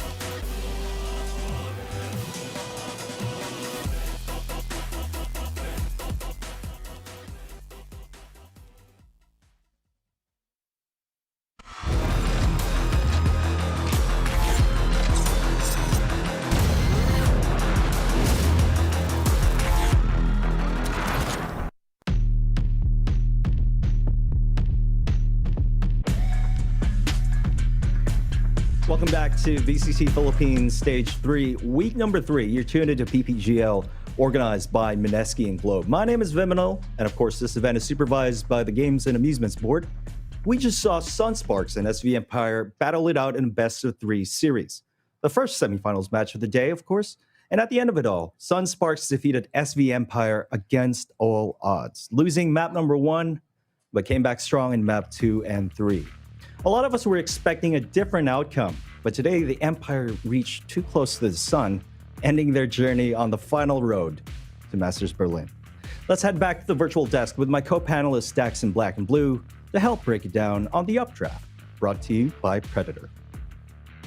Guys, Sunsparks did it again with a defuse win to close out the series. I mean, that's crazy. Sorry, boys. I called it for the panel, and the blue and whites will shine bright tonight as they move on to the grand finals. These guys are just so hot right now, and you could really see that the Sunsparks checklist, it was just in full effect. Lose map number 1, check. Come back map number 2, check. Pop off and be crazy, check. Decision making at its finest at the very end, and go for the defuse win. Absolutely checkerino. And everything that Sunsparks does, it is just so lethal. You can see that they can pop off, they can find the frags, they can find the takedowns here, there, and everywhere. And it was just an interesting battle that ecos were just being stolen from one and the other. But man, oh man, what a series we had, in Sunsparks moving on to the grand finals. Let's hear it from some of the players themselves. We're going to be having a little chat with Savvy AK, one of the stalwarts of the Sunsparks roster. Savvy, man, how are you doing? Today's the first time you're on VCT, and you made it all the way to the grand finals. How does that feel? It feels great. we haven't gotten this far, and hopefully we can continue it tomorrow. Yeah, and of course, wishing you the best of luck on that. But I got a couple questions for you. What do you think is a big contributing factor as to why you guys seem to have a slow start in a best-of-3 series? I mean, you guys lost map number 1, but came back really strong in map number 2 and 3. I honestly don't know. It's like our Sunsparks ritual. We always lose map 1, and then we come back stronger map 2 and 3. It's like we wake up after losing. Perhaps a little bit of a war phase, I guess, but without a doubt, you guys are going to be playing your hearts out in the grand finals tomorrow. But now that you're at the playoffs, you're playing better than before. You guys are looking real hot, but especially Josh S as well. Do you feel that the qualifiers were just one of your biggest struggles, but once you're able to overcome that, then you guys were able to focus more, I guess? I think, yeah, this was our first time to qualify, and we were having a hard time just to qualify. So once this is done, and once we win, it will be easier for us to compete in Southeast Asia. Right. And best of luck to you on that. Now is your time to shine. The floor is yours, Savvy. And Thank you. Go for those shoutouts. I won't disappoint. Thanks for everyone who's supporting, and we'll win it tomorrow. Thanks. All right. That's some determination right there. Thank you so much for taking the time to chat with us, Savvy AK. And congratulations and good luck to your entire Thank team. you. See you tomorrow. All right. We're going to go back to the panel with Dax in black and blue. And let me tell you, after that chat with Savvy AK, it seems like he's dead set on the goal right now. Perhaps he knows it's not time to celebrate just yet. Of course, they're going to be happy about this victory, but they're aiming for that finish line. That finish line to go all the way to C playoffs and then perhaps Berlin. It's just interesting though. It does feel like, from what it sounds like, okay guys, the hard part is the first step. Now that we're in the playoffs, we can do it. We can win it all. And that confidence in just what they've accomplished so far, beating Southfield yesterday and now beating SV Empire today. But what the series we had, and let's check out those highlights, because in map number 1, it felt like the SV Empire of old was here to play. Very interesting though to have that Phoenix for Hot Sauce, but he made it work. But Indy, of course, on that Silva doing wonders, getting the takedowns. And SV Empire, you cannot just beat them on that home turf from the get-go in the first half, just having such a long streak on the attacking side. And really, the slow start of Sunsparks was rearing its ugly head yet again, but they fought on back when they were on the attacking side. And really, one more thing to note is Sunsparks, they have such a strong offensive as a team, and when you see them on the attack, it does feel like they're a completely different beast. But we got over to Bind instead halfway into the series, and Sunsparks, they would find their footing here, there, and ever. SPFR in the meantime, a few hero plays from the likes of Trix, from the likes of Invi, from the likes of Ham6 even from time to time. It did show that they were there to still fight on back, but really, Sunsparks, they got into their map pick, they looked so comfortable, and they used that momentum there to go into Icebox with such direct back black and blue. And at the end of that map, it just feels like, oh, it's a Sunspark ending that we know and love. I mean, you know, maybe the fact that they typically start slow has been probably the biggest reason why they were struggling to qualify at all. But once you get to the stages like here in the playoffs where you're going to be playing a full series, you're playing a 3-map series at the very least, that is where you can see the consistency and the top teams. That's where they really do shine. In this case, well, at the end of it, it just went down in Sunsparks' way. That 1v1 clutch, that's the second Defuse series win we've seen here this weekend. One yesterday, one today. Are we getting one tomorrow? Well, we're gonna find that out. But for the meantime, you know, Sunsparks, what a great debut performance from them once again after beating Southfield Esports yesterday. I was still not maybe hopped on that train yet because SV Empire, they were perfect in attendance. We've seen them in the grand finals 3 times already. They were looking to make that a 4th here. But Sunsparks, they were the hump in the way, and in Trix's way at least, was his barrier orb, not able to get the Modeski in enough time. And you know, you got players like Josh S, who everybody knows, of course, coming from Archangel's stint, but his name, Savvy, you guys might be a bit confused on how to pronounce his name, but never be confused on what this man can bring in terms of the potential and the performance that he brought onto this series. Both of them at a plus 12 and plus 13. That's Josh S and Savvy at the end of this series. And you just saw how things came back their way coming there on map number 3. When he went into Icebox, it seemed like Empire were able to kind of, maybe make this comeback really happen after losing map number 2 in such a decisive factor towards Sunsparks. Icebox, it almost seemed like Empire, they were looking to finally stop the bleeding, but in the end of it, even after a great offensive performance coming in from Empire, which is very amicable, they were pretty good on that B side attack. It really did come down to how great Sunsparks are on the adjustments. They never fell to the same trick twice over in a row, one after the other. You never really let that happen to them. If mid control was a problem, they'll deal with that the round right after. If B control was a problem, they'll deal with that the round right after for the most part. And that is really, honestly, why they are going to the grand finals. Imagine that. First debut performance, grand final slot immediately. Yeah, I mean, as I mentioned earlier, when you make a debut performance at VCT, chances are you're not going to go all the way to the grand finals. But they defied that against all odds. And now nobody's going to consider them an underdog from here on out. Let's take a look at the MVP of the series. Wouldn't be surprised if it's Mr. Savvy 8K himself, or perhaps Mr. Josh S as well, but it's going to be Savvy indeed with 230.9 ACS. This guy is a very reliable player. You can always count on him to pop off and really contribute to your win condition. 15.6 average kills and average assists of 6.3, 142 damage per round, and a headshot percentage of 17.4. Incredible KDA of 1.6. This man, he's had a lot of impact definitely throughout the entire series. And it's always been that way ever since he started from way back in the collegiate scene, now into the Sunsparks roster. This guy is really something else. Yeah, a star player from the Viridius Arca squad. But I gotta say, besides the fact that he top fragged in games number 1-3, him playing Brimstone in game number 2, it was something to behold. It's like, hey, you're going to be playing a controller role instead, and he filled in that role wonderfully. It wasn't really him getting the frag fiesta that we expect from him, but they knew that was their plan, and it just goes to show how much of a team effort that was for Sunsparks. All of decision-making was absolutely stellar. That last play from Modski, really. Barrier Orb, as soon as he baited out the 2 updrafts from Trix, but he just scaring him off and then making sure he had to use the blades on that, it really proved how smart Sunsparks has become. And as a team, they've really, really showed up here in these playoffs. I mean, he may bleed green, but this is one man that bleeds mean, if anything, there for him to go over to bind and then just choose that controller. Him along with the Viper on their side here for the side of Sunsparks, just completely cutting things up. Him and Faded did such an amicable job to secure that map number 2. Yeah. And let's take a look at the tournament bracket now to see how we got to this point in time. We still have one more match later on today, the second semifinals. But again, you're watching Stage 3, Week 3, Day number 2. If you just tuned in, we just finished SV Empire versus Sunsparks, wherein Sunsparks emerged victorious in a very convincing manner. Now, we're going to head on over to Alpha Esports versus Oasis Gaming in just a little bit. And then, of course, the winner of that will face Sunsparks in the grand finals. And let me emphasize once again, this is the first time Sunsparks has ever made it to VCT, and what a strong debut performance. They're going to the grand finals. That's such an incredible feat that not a lot of teams can boast.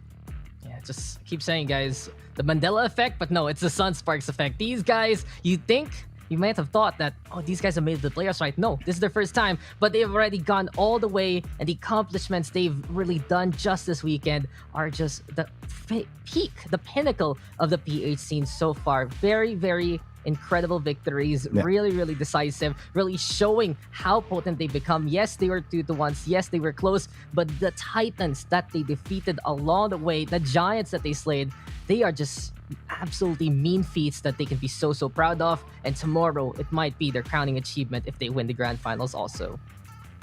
Yeah, let's take a look at the other teams that are going to be playing on later on today. But before that, all this wouldn't be possible without our awesome sponsors. Don't forget that winning starts at home with Globe at Home Only Fiber's Powerhouse Bundle with speeds of up to 100 Mbps. Yours a plan to 899. We all know how important a reliable internet connection is, so you can clutch that win and summon your strength with Predator Helios 500, the future of gaming.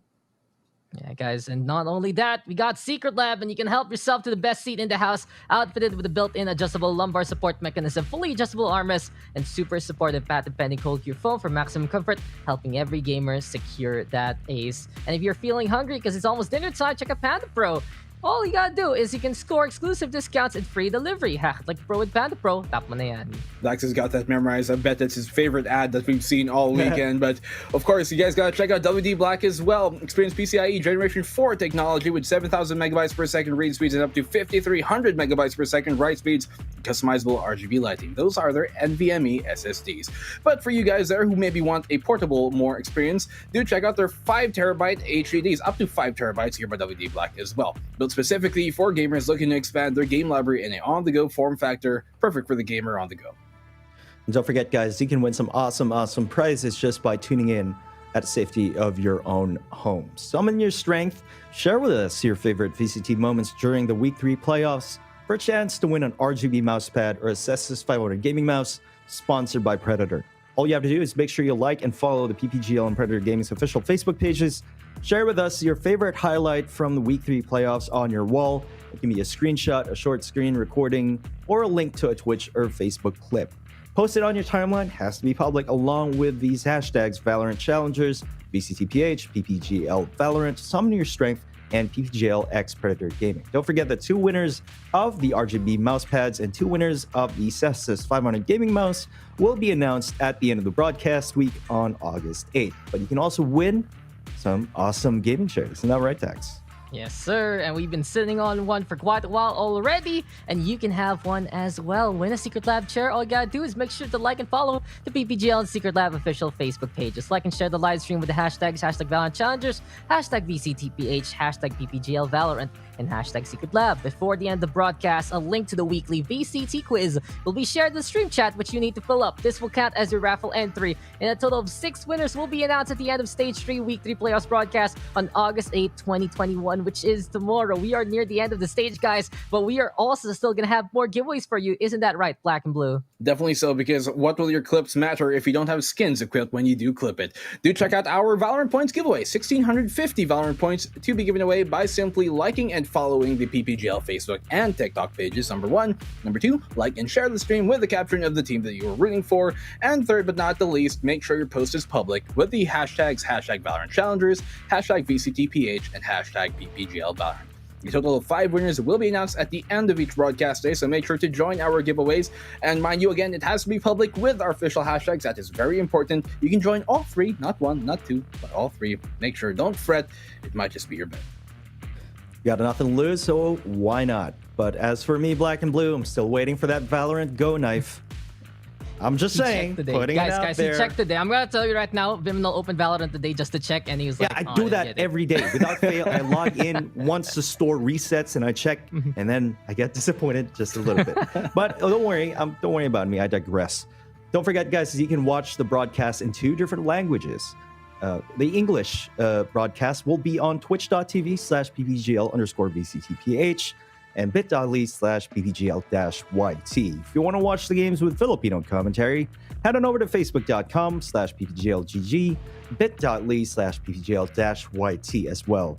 Both of these options will feature panel discussions in English, so it's going to be me, Dex, Black and Blue, keeping you company till the end of the night. Now, guys, it's time to discuss this next semifinals matchup. And I know this has been a match that a lot of people have been waiting for. Alpha Esports, again, easily one of the most popular teams in the country right now. And it's always a spectacle when they come to play.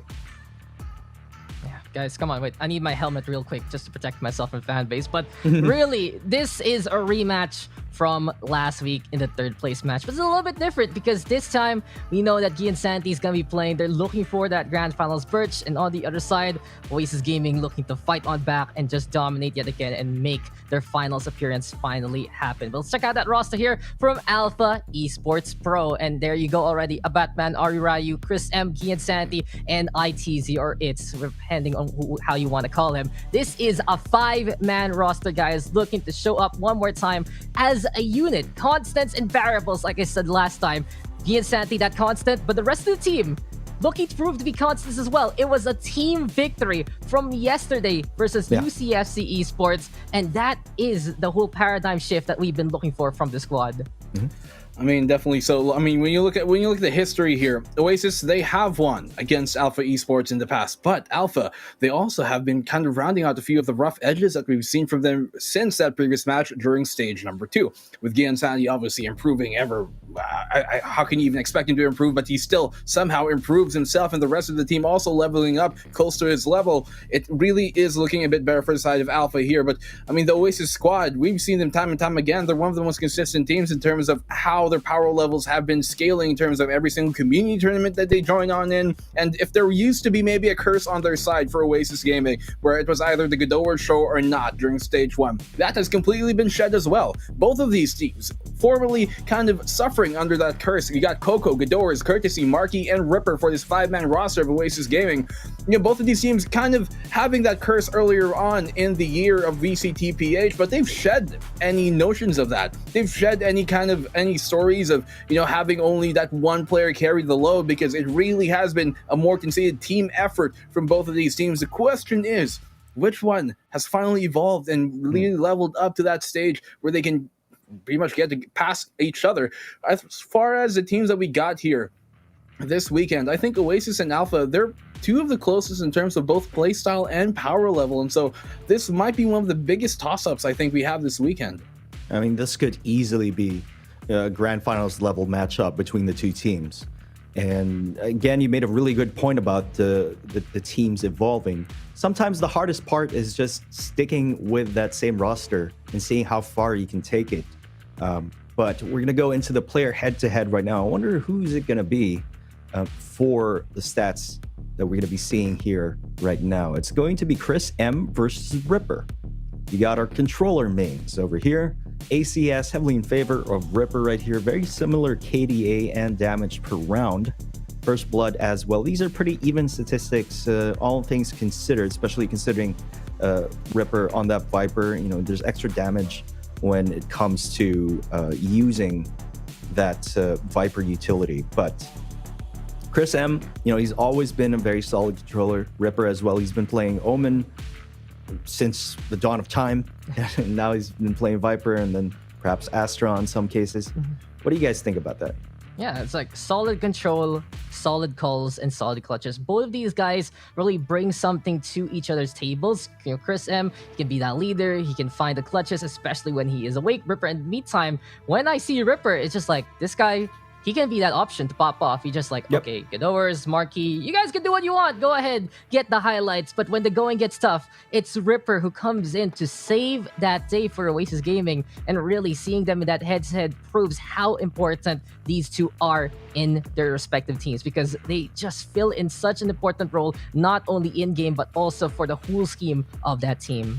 Very much so. I mean, a lot of teams, like a lot of players, and I guess fans of yours, and even us sometimes, we like to put a lot of, you know, stock on the duelists on the front line. For Alpha, Gian Sandy and Ryu. On the side of Oasis, you got, you know, Godores and Co. And so, but the real thing here is that you look at, as you see in our head-to-head, is the backline really enables the rest of their duelists, the rest of the entire team, to be able to do that. Their controllers, by all sense of the word, are your controllers. And as we go into the map veto, these two teams have played each other once in the past. And during stage 2, it was Bind and Ascent that Oasis were able to take on over here for the Oasis squad over the side of Alpha. Will they be able to replicate that success? Doesn't seem like so. But Bind will be our third map. We're going to get two new maps between these two teams. Yeah, taking a look at this, Split is going to be selected by Alpha Esports Pro. Very interesting. Usually Split is, you know, avoided by the pro teams here in VCTPH, but they've actually selected it. Haven will be chosen by Oasis Gaming. No Ascent here in this series. What are your thoughts on this map veto, Dex? Guys, I think, you know, give me a little time to just break this down, because I think this map veto is really, really important and really, really interesting. Let's start things off with Haven. You know, Oasis Gaming, they know that this is a good map for them. They know that Alpha Esports has shown their struggles, and that's going to be a place that they can run around and get those kills. But in the meantime, that third map, Alpha Esports, it's been touted for quite a while already, and they proved it yesterday with that KO composition with Gian Sanity, and it looks really, really stellar. So Alpha knows that if it can go to map 3, they will have such a good advantage. And it's perfect, right? Redemption Arc, get that win on a map that they lost in last time in the third place matchup. But that split map, yes, it's picked by Alpha Esports. And if you think about it, right, okay, maybe a KO can come out as well in that kind of map.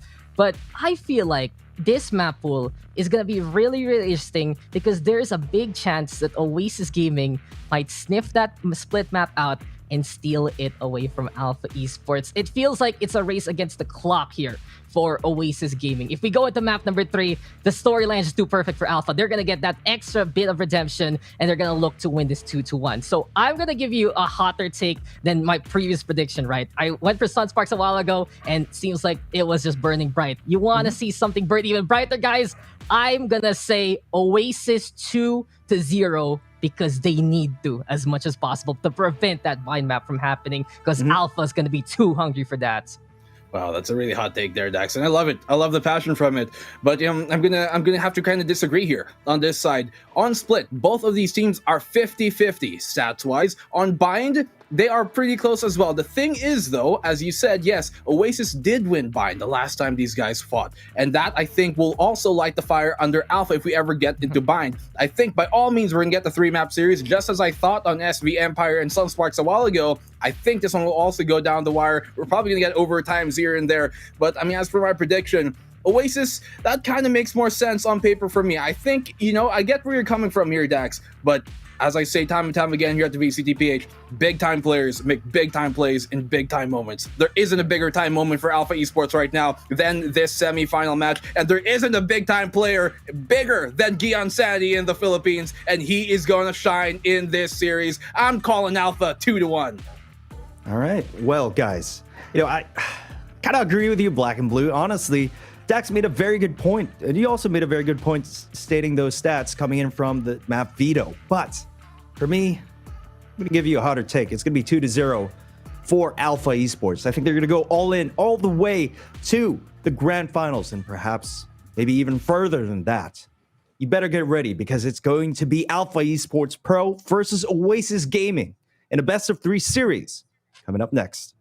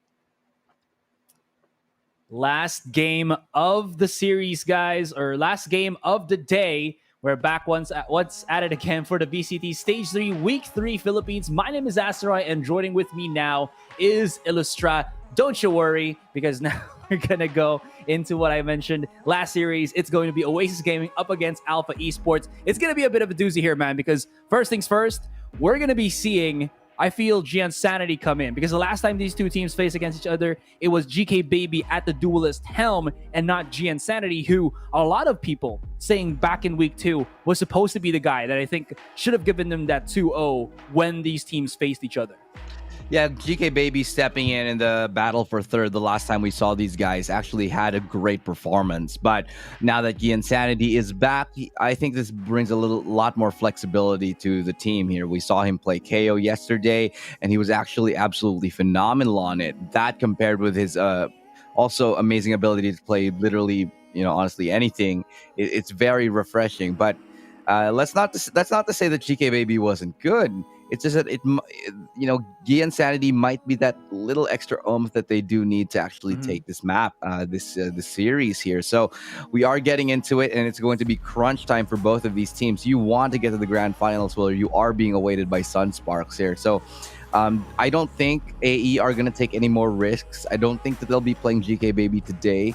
I do think the Insanity will be popping off, and I'm so excited to see what the maps are going to be. Oh wait, we did just see what the maps are going to be. Excuse me. Yeah, Splithaven and Bind. But before we do get into the game, guys, we'd like to remind you you can win yourself some Valorant points courtesy of Esports Fight Club. All you got to do now is, of course, just whip out your phones and scan it. I heard Taylor talk about that there is that whatchamacallit, you can screenshot it on your PC, and then there's like this QR app that you can download for computers so that you can join that. I don't know how it works. Maybe you can just search it up, but there you have it. There it is, guys. Win some Valorant points. Get yourself maybe some extra moolah for the Sentinels of Light, or wait until Riot releases themselves that butterfly skin that we are so waiting for. And again, guys, this is supervised. This tournament is supervised by the Games and Amusement Board. Yeah, of course. I mean, we just got our IDs today, Asra. I showed it a little bit on stream, as you know. I can show it as well. You have yours? You have yours? Mine is somewhere. Oh, look at that. My face is super ugly here. Look at that cutie pie right there. I like that you're hiding your age, just so that people don't know that you're actually 35. But wow. Yeah. How does it feel being a geriatric? You know what? Age is just a number. Not for you, because you're old. Game number 3 coming up. Series number 3 coming up. The very last one of the day. Any expectations? Any predictions, Asarai? I think I can't give my predictions here. This is the first series that I probably will refuse to give a prediction now, because I feel like both of these teams are very neck and neck. Yes, granted, the last time they saw each other, it was GK BBG. He's on, but I think Gian Sanity just has that different dynamic when he plays as that star player, as that ace player for Alpha Esports. But even though that could be the case for Alpha, there is still the possibility that Oasis Gaming, if Godowers is on point, if he's not the same Godowers that we saw, when they started their quarterfinals match a while ago, could be something different against Aether Esports. That might be, this could be a battle of the two ace players as well as the rest of Oasis and Alpha. And both of these teams have shown that they have the proficiency as well to use propensity, to use setups to their advantage. Post plant, site takes, it's all there. So we'll have to see a clash of titans in this final semifinals game to see who goes into the grand finals. I cannot give a predictions here because, again, I feel like these teams are going to have like overtime game number 3. You have to give one, though. That's the rule. That's the rule. It's hard. Yeah, it's hard, so I can't think. Don't be a baby. Make a prediction. Stop. Don't be a baby, Asarai. That's why we blame you for everything, okay? That's true. I mean, I was blamed at school for being too handsome, so okay. So don't believe you. I don't. Nobody will believe that story. Anyways, back to the matter at hand. I feel like it is going to be fine. If you're gonna ask me a prediction, I think it's gonna be Alpha Esports. Okay. 2-1. All right. I'm actually going to say my initial prediction for this team was actually going to be Alpha Esports to go to the grand finals. We will actually go back into, we're going to go back to our faces. A little bit of a mistake in terms of the lobby. But my prediction is actually going to be, I think I have to turn back and say, I think Oasis will have it. They've been struggling in the semifinals ever since the beginning. I think this is the day, the final chance for them to break that deadlock. I also think it's gonna be 2-1, but I think Oasis will come out of this on top, and they're gonna be met by Sunsparks in the grand finals. Ooh. Man, Sunsparks, that's a team that I did not expect to get into the grand finals. But you know what? Josh S and the rest of the Sunsparks team have been insane in the membrane with how they've performed. We might see something of that caliber here as well. I feel like, again, Oasis has had time to figure out what they need. And I think their coach, Mark, interestingly enough, there's like 3 people on Oasis Gaming that has Mark in their name. There's Mark as the player, Mark as their coach, and I forgot which other Mark we have there. But anyways, the coach did mention that he wanted the players to focus more on just kind of getting better. And that kind of struck something with me as well. That makes a lot more sense. You just don't want to have your players always playing on tournaments, just to kind of prove something. You want them to play in a tournament that matters. And before that, you try to train them as hard as you can and as well as they can like just perform. And it shows right now. Marky and Godowers, and I think Marky has shown the biggest of improvements. And the same could be said with Alpha Esports, who struggled a lot during the times that we saw them in Stage 3, in Stage 2, but they're really coming along now with the recent development. So again, we just have to see how that kind of pans out, but we are just going to restart the lobby before we go into the game once again. It's going to be a tight one, Asterai. I do think a lot of these games have gone to the wire. We've already seen almost an overtime in the previous one, and game series 1 was tight as well. Just a lot of great unexpected turn of events that we have seen here today, and I will not be surprised if in this next semifinal we see even more of that, because if today was in any indicator of how things are going to go, it's just going to be more of the same here. But I do think we might see another overtime game at some point. I do know it's going to be close, but there's a very small chance it goes to a 2-0. I still think it's going to be 2-1. Yeah, I have to agree. Whether it's either Oasis or Alpha Esports, it's going to be either 2-1, to be honest. And now we are going to be going into the first draft of our game here. Alpha Esports will be starting as the defenders, as Oasis Gaming will be piercing in. I'm kind of curious if this really is a true pick onto the Breach, because Breaches don't get no love no more. Yeah, Breach has sort of fallen out of favor in the current meta right now, because you think about all the other initiators. You got Kaio, who's just great.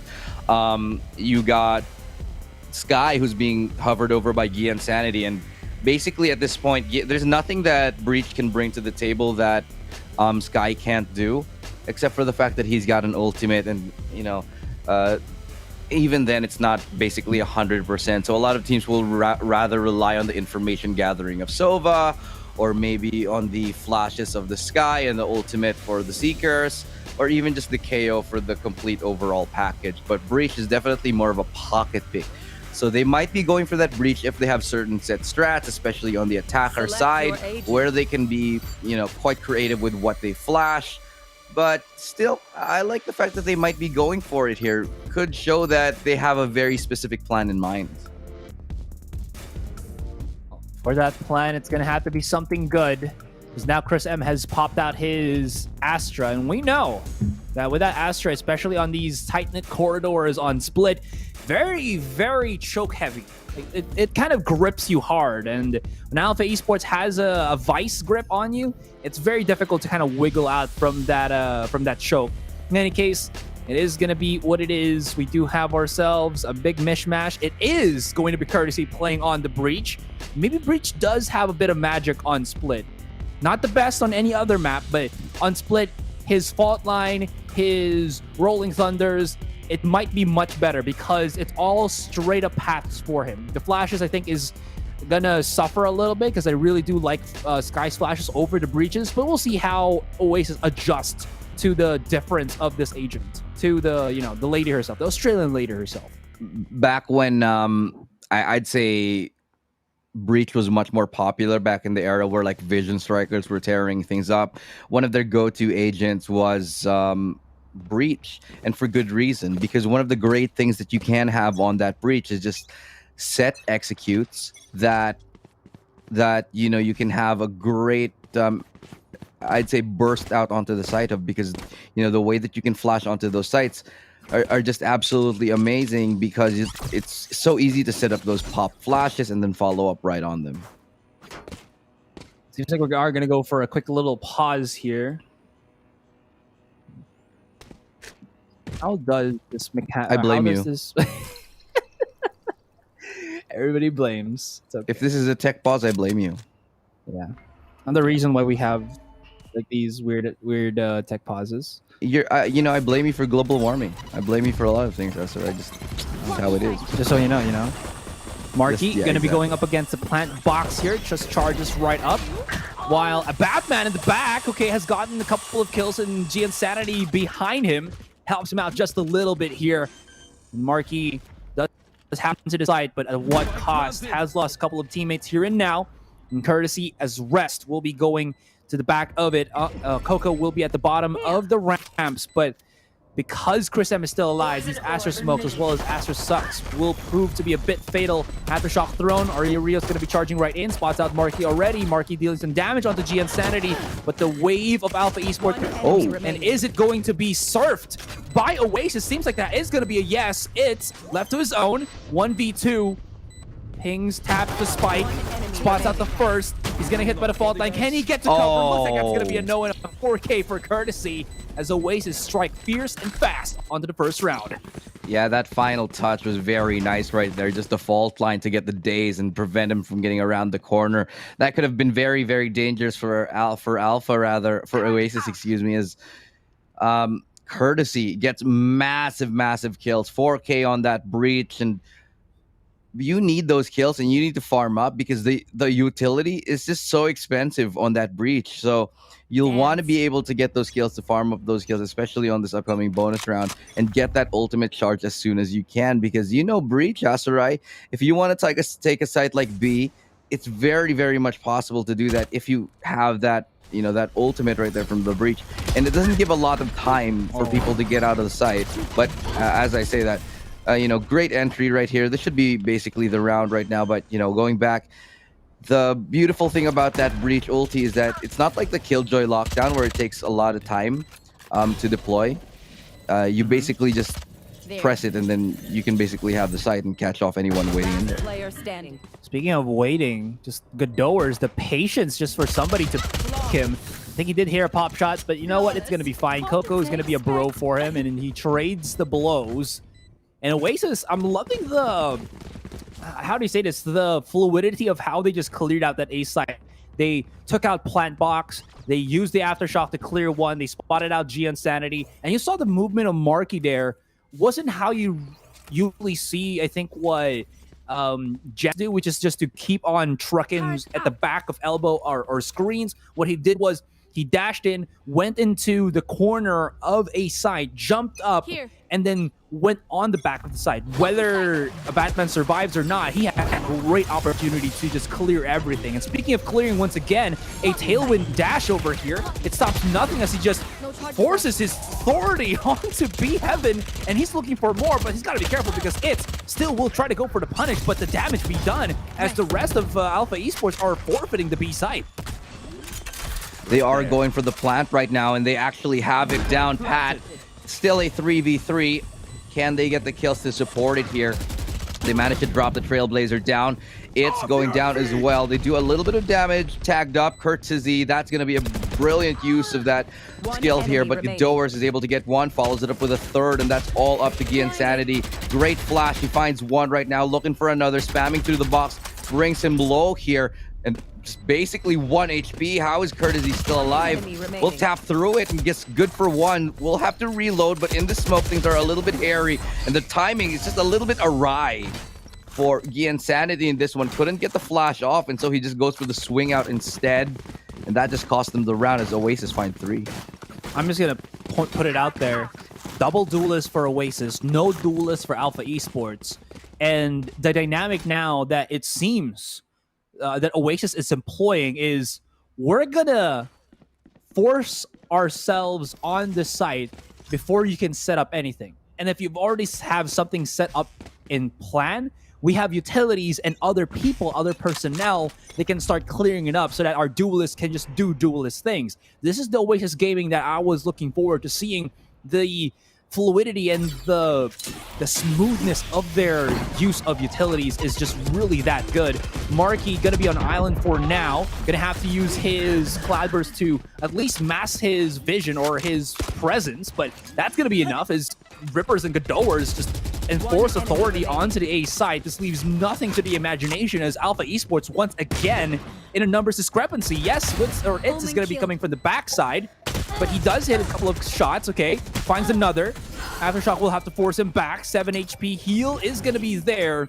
And if they actually charge aggressively, they might just give him chance to go for the clutch, with Marky keeping it pantsy as he just jumps up and down with the updraft, and that's going to be a 4 straight round victory for Oasis. 4 in a row already, and they're looking very much dominant here. Godowers 7-3. Alpha Esports, they're looking a little bit confused, and they're looking a little bit lost. And this is one of the I'd say kind of perks about starting your day earlier than everybody else, Oasis, because they've had time, man. They got out of that previous round, and now they find themselves here up against Alpha Esports, who are one of the favorites to actually, win this tournament and just be sort of the front runners for it. But now they're finding themselves on the back foot, especially at 4-0. Okay, they put the Venn diagram in the back of the site, and they've enforced it with Gian Sanity as well as a Batman. Enemy remaining. And they've changed the dynamic. Alpha Esports quick to kind of understand what they needed to do. No more default setups. Let's try to double down in the back of the site. If we lose this, we lose the round. But if we don't, we have ourselves a great time, because there is going to be the nanoswarms. There is going to be the guiding lights to blind install the rest of Oasis Gaming. And this adjustment from Alpha Esports, whoever called it, beautiful stuff, smart stuff nonetheless, 200 IQs, and at least they have a round on the board. They do, and at the end of the day, getting rounds are just so much more crucial anyway, especially on split. If you can try, you need to claw your way into attacking rounds. This is still a very difficult map. I mean, for the most part, a lot of the time you look at pro teams playing this and like, okay, Split's a lot more attacking sided than it was before, but still it is very difficult, and you want to be going into the other side with at least a bank of 4. Oasis has done that just yet, I mean, for now, but the question is whether they'll be able to hang on to it. Recovering it. Need that back. Well, something is better than nothing, and at least they do have themselves a bit of an understanding now. And I think because of that, Oasis have taken a slower pace into this, trying to figure out first what the setups are. This double stars on the outside of a garage, kind of making Oasis, the rest of Oasis, a little bit nervous, because even if Chris M, or sorry, rather not Chris M, but Marky can actually dash through this, his teammates cannot. So he has to find the picks first, but there's 2 here already. Although these paranoia is so good, Marky masking his coverage once again in the Blade Storm. Oh my goodness, Marky unstoppable, unhindered. This man is unhinged, and the setups incredibly executed, pristine, and Godowers. He's all but jettisoned himself on the top of B Heavens. Arguria's gonna get spotted, or Batman's gonna get spotted, but Godowers with the quick refrag, and Oasis, they found the formula to the madness once again. Yeah, they steal away another round, and it's a crucial round at that. As Alpha Esports, they're definitely struggling to get on the board. They've only managed to win 1, and yet they go get reset again. This is the point where you actually can start considering going for that tactical pause here, because right now they are not in a very pretty place economically. I mean, you can look at a Batman. He does have that ultimate for the Viper Spit, but sorry, not the Viper Spit, excuse me, the Lockdown. I was still thinking of the Viper. Because Ryu also will have it in the next round. It does have also enough for an ultimate if he does so need it, but for the meantime, Oasis, they're sitting pretty 4 rounds ahead. They're definitely comfortable, as they will be going into the attacking side with, I'd say, a pretty good buffer of rounds already, because normally, you look at Aserai, the history of a split, and it was like, okay, if you're defensive side, if you're attacking side, you get 4 rounds, it's pretty good. But that's also a great shot right there from Godowers, opening things up, making things more difficult for AE, turning it to a 4v5. We're non-believers of the breach, but Oasis is making a case that it's the perfect agent for clearing out angles easily with the help of the Godowers' bombastic raise. You can see they're just covering these corners, and Alpha Esports, whatever nook and cranny that they try to tuck themselves in, it's being untucked by the rest of Oasis Gaming. Oasis, it's a term that gives you solace. It's a term that you put when you want to be safe, but they're going the opposite direction. This is a team that is forcing you out of your comfort zone. In Alpha Esports, they cannot have an answer, or they don't have an answer, at least in the rounds that we've seen. Every time they try to do a setup, Oasis just clears it up. They're basically a dog hunting in the grounds and finding targets, and they're finding these prey. And Alpha Esports, they're bending to Oasis Gaming here. They are, and seems like just the will has been shattered right now. 6-1. This is definitely not the scoreline that we were expecting to see. Finally, the timeout comes, but the damage has been done. Look at this. There's a lot of utility, a lot of ultimates coming up for Alpha, but they haven't been given the opportunity to use it. It's been a couple of rounds that they've been hanging on to this here, and it's starting to get a little bit concerning because all the early aim duels, all the map control taken immediately at the start of the map, and just allowing Oasis to start running away with it. It's very, very much, I'd say, very concerning for Alpha Esports because they're not able to find their way onto site. They barely get the plants, and even when they do, the retakes are just as quick. The problem now would be, or a possible thing that might be the adjustment here for Alpha Esports is just to give certain map control, forfeit certain map control to Oasis Gaming. Because if they try to spread themselves around the map, they spread themselves thin. And when their defense is that brittle in terms of their numbers, let's say Giansanity again playing on ropes, and somebody can just throw out a util at him and he dies, that is just going to break even more the hold of Alpha Esports on their defending side. Now we're just going to have to see what is the adjustment. And yeah, it seems like they've kind of played a much more laid-back style here. Ryuryu's going to be using his ultimate. He is going to get caught by the fault line. If he's not careful, Marcus is going to pass through that and actually take him away from the playing field. Godower says otherwise as Chris M wants to get some control onto ramps. But this leaves...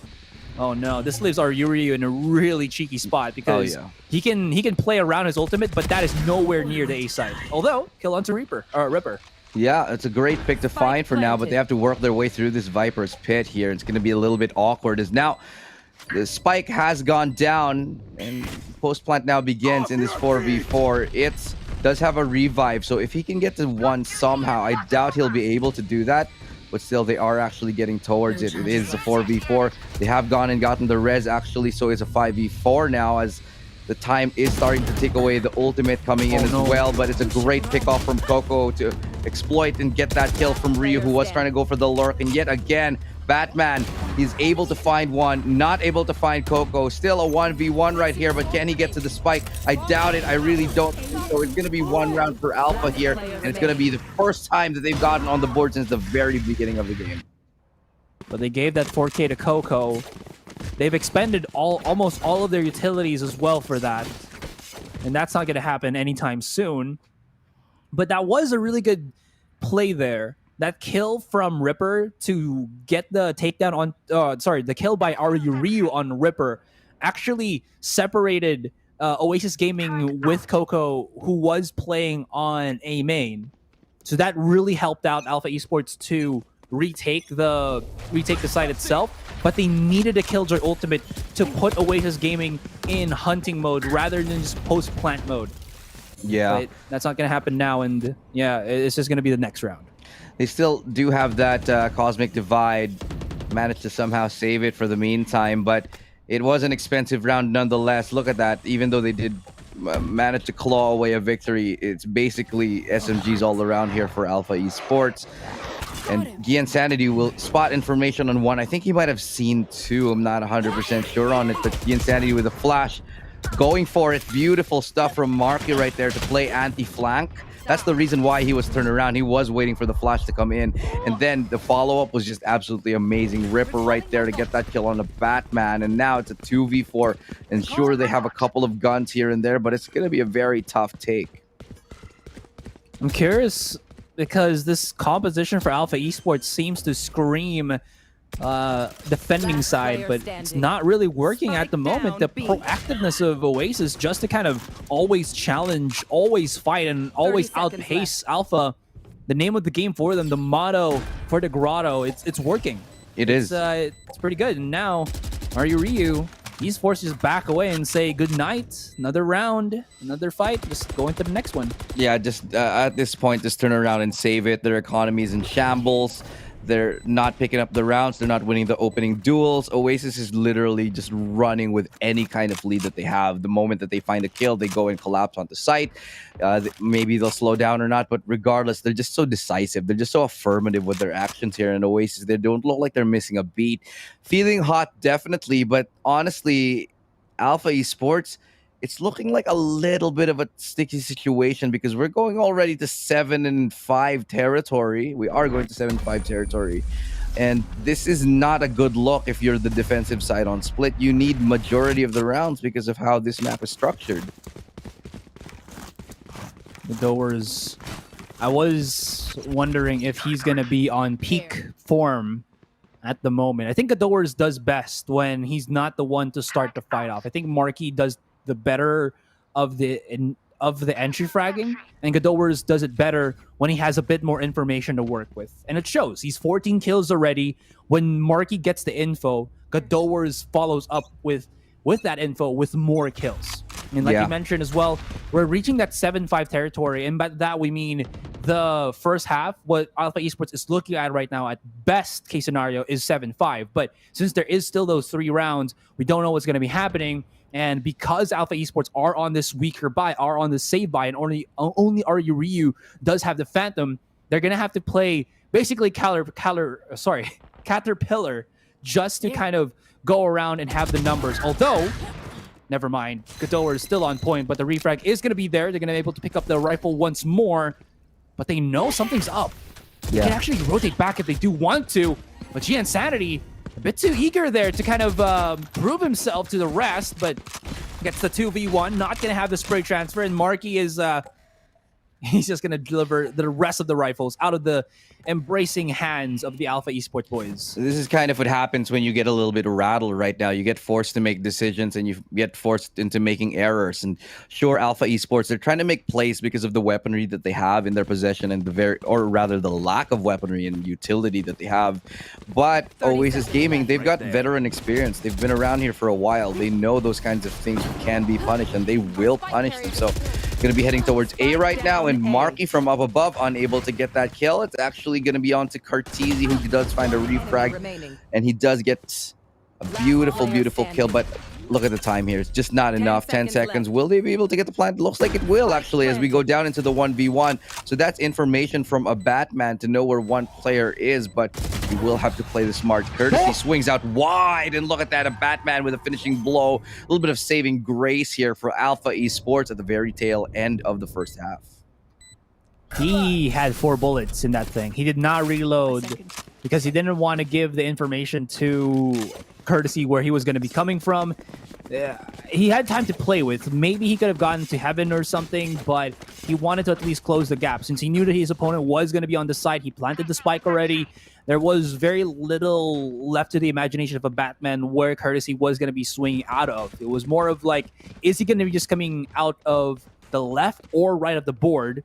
He guessed right, and his aim was true. That definitely put Alpha Esports in a favorable position here, but there is still going to be that buying power for Oasis Gaming as we go into the next round, as we go into this one once again. And there is going to be some form of control on this orb, possibly, so that Courtesy can get himself that Rolling Thunder. Marky a bit slower on the pace, but he changes and actually whips up onto Heaven here. And Chris M don't know what hit him. Gadores follows up once again in the tandem. Marky and Gadores work their magic. Insanity left to his own devices, back in the site. It's just back away for now, but where's the spike going? It's not being pushed in. I think they still know that somebody could be there.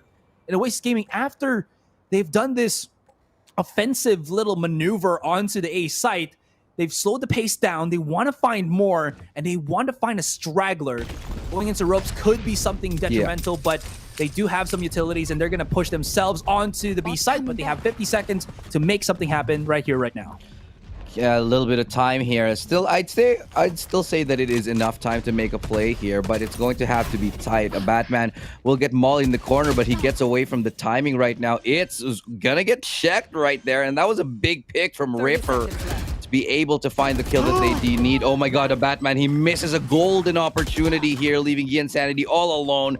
And sure, Insanity, he gets a pick here, but with time ticking away, they have a lot of time to reposition and figure out the best way that they can address this spike plant. Now going into the 2v1, Insanity has been a clutch master for his team before, but can he repeat the same success that he did in the previous week? Doesn't look like it's going to be the easiest of tasks as he goes ahead and slides down. Flash coming out, but will not matter. Ripper swings wide, and he claims the scalp of Insanity, giving us at least 8-4 scoreline. A Batman. He needed that frag onto Coco. He needed to have taken down Coco not because it's an extra body, but because Coco had the rotation position of Giansanity, and they needed to be able to retake this 2 versus 2. That would have been perfect for them. And that really did mess the timing of Gian to try to go for that 2v1 clutch. In any case, it was very difficult because first and foremost, you're up against another Breach who still has the fault line, couple of flashes, is not going to be pretty at all. And speaking of not pretty at all, excuse me, 4 big ults for Oasis. Chris that's if he's not careful, he's going to get knocked up. Yeah, sorry, go ahead. That's going to be difficult to work with here. I mean, breaching onto the site like that. Marky misses the blades here, but is able to fall back right now. Not a lot left in that tank, so he pulls out the Phantom and good flash here, but it's still better for Marky as he gets those kills. And yet again, the Insanity, he's been taken down. Showstopper to the face. As Ghidorah seals the deal on it. 3 kills for him. And it's going to end up with a 9-3 halftime score. Let's take a look at the numbers real quick, Asarai. It's going to be 10 kills on it. Giansanity only on a 9 and 11. Ghidorah's still lighting up the server with 19 and 8. It's just an overwhelming performance here from Oasis. This is not the game we expected to see. Ooh. Your prediction starting to ring a bit true. Oasis Gaming looking much, much better here. Where they can set themselves apart. Dude, this is the time. This is the Oasis Gaming again that we were looking forward to seeing at the start when they went up against Aether. But you know what? It's better late than never. Better safe than sorry. And we've gone to the other side where Oasis is going to be on the pistol as we do end a half, as you mentioned. Courtesy, he's saving his utility. He wants to see first before he uses that fault line. He's going to hit everybody from Alpha Esports.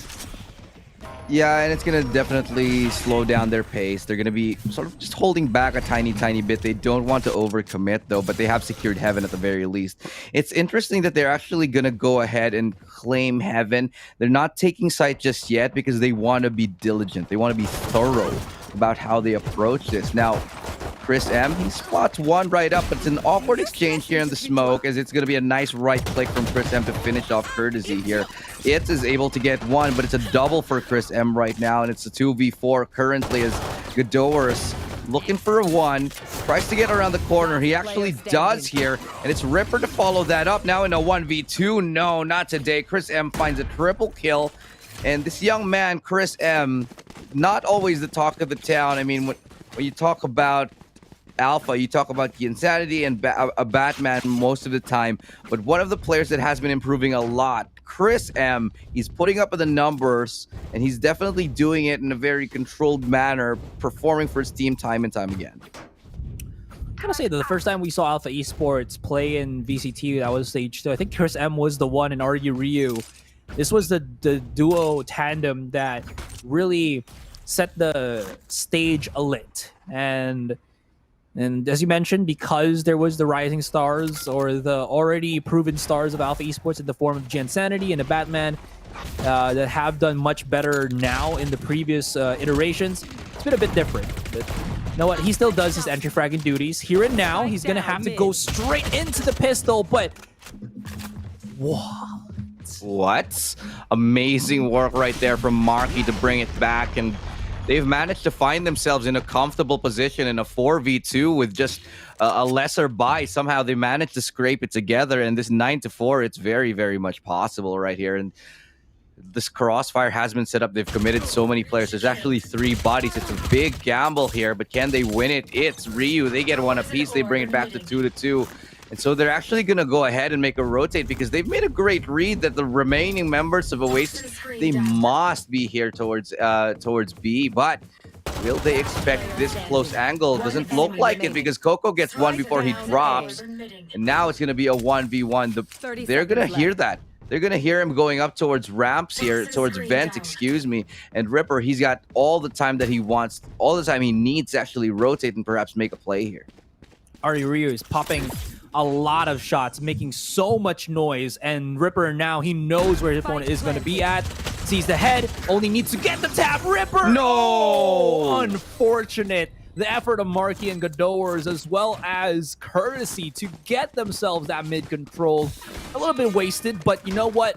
Even if that was, there is still that 4-round lead plus damage dealt in the economy. And Oasis, if we're going to be looking at their buys, much more well funded compared to Alpha Esports, who's going to be struggling in terms of the weapon department. Definitely, but 9 to 5, it's still not very far off. They might just buy, they might just actually. Asarai, they're both very low on money. Look at this, the credits are very low for this team. I think either one of these teams will be forced into an eco should they lose this one. So definitely want to see whether they're going to be able to come up with that. But for now, it's just a little bit of mid control here as Gi and Sanity looking to lead the charge. Up on that Sky here, we'll go ahead for a flash right now. No one really to peek on the back of it. Might just have been used for the information that it can actually bring. But the rest of the members now of Alpha gearing to be around B main, as they have yet to decide where they'd like to end up. Oh, he sees the barrel of the gun. That is unfortunate, but Marky as well as Courtesy here to go for the fight.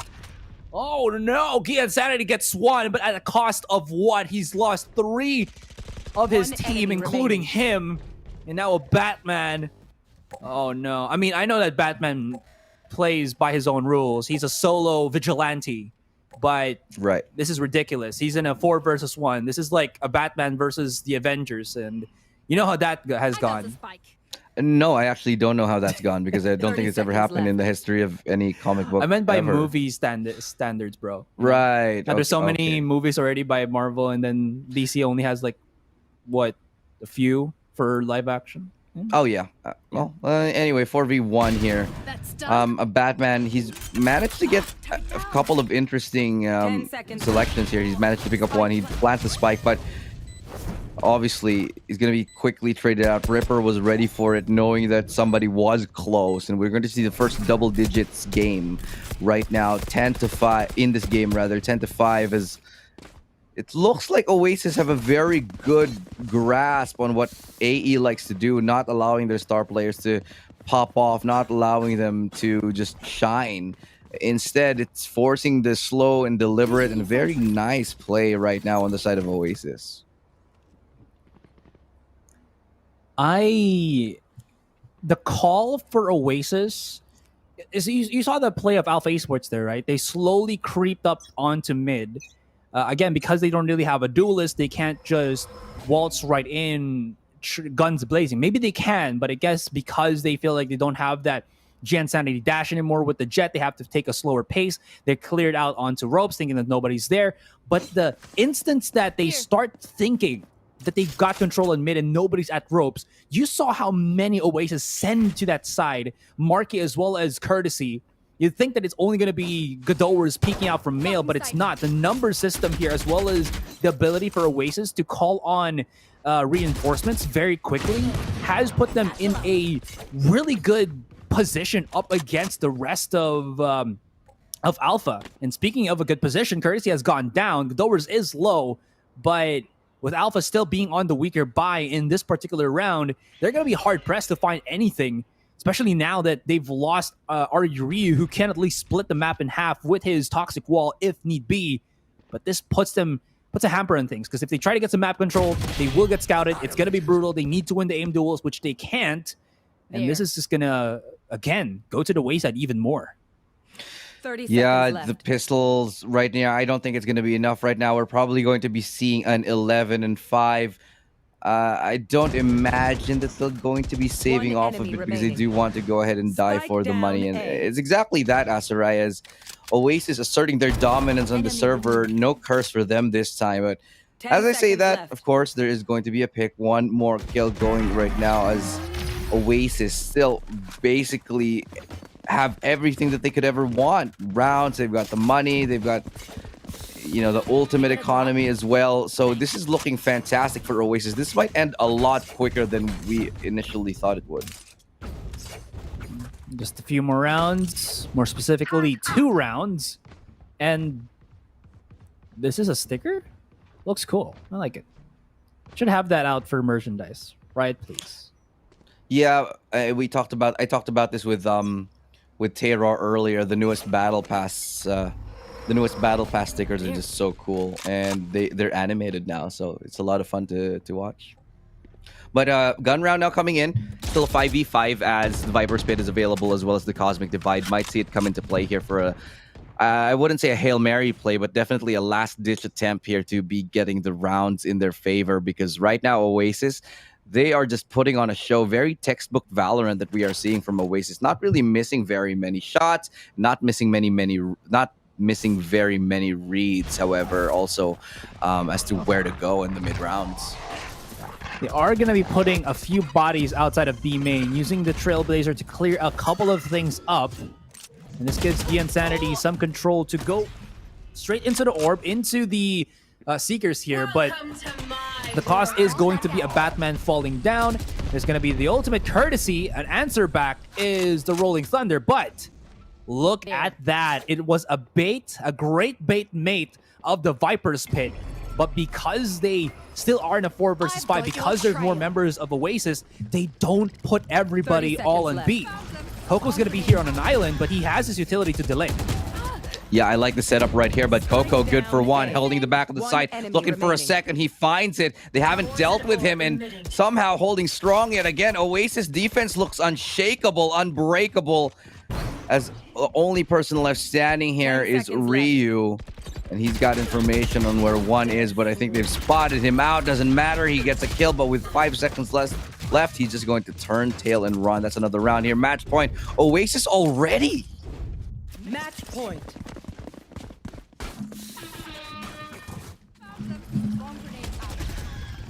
This is not what the doctor ordered.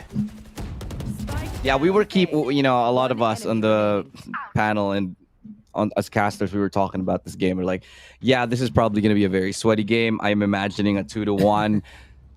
Why are we so wrong about all the games that are happening today? All the games that we thought were going to go to 2-0 were very, very close, and all the games that we thought were going to be close.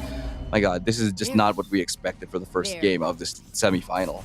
Hey man, we do our homework, these teams do their own. And by that I mean, as much as possible, try to figure out what we feel, what we think is going to be happening here. You know what, never mind. First, I'm going to say my thoughts later on, as there is some big action. Courtesy just swings out wild. He has no regards for human life. Ripper's going to find a couple, but he has revealed his location just because Marky's going to go amiss, and Oasis uncharacteristically tries to just charge right in one after the other. The domino effect.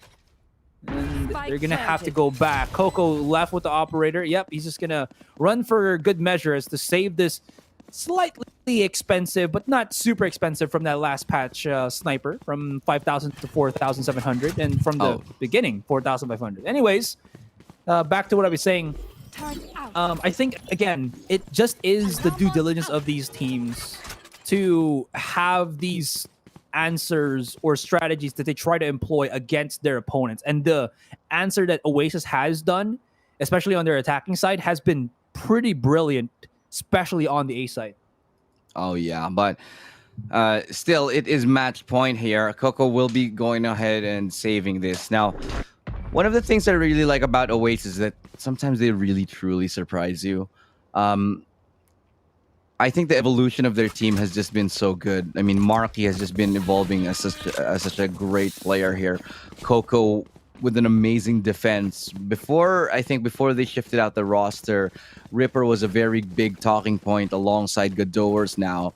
And the combination, this new formation of Oasis, this iteration, might actually be the best that Oasis has ever had, because previously they would struggle getting into grand finals, always being sort of cursed by ending up in the semis. But this time it looks like they're getting close to breaking that curse and ending up with a grand final slot after a very long time not being even in the VCT.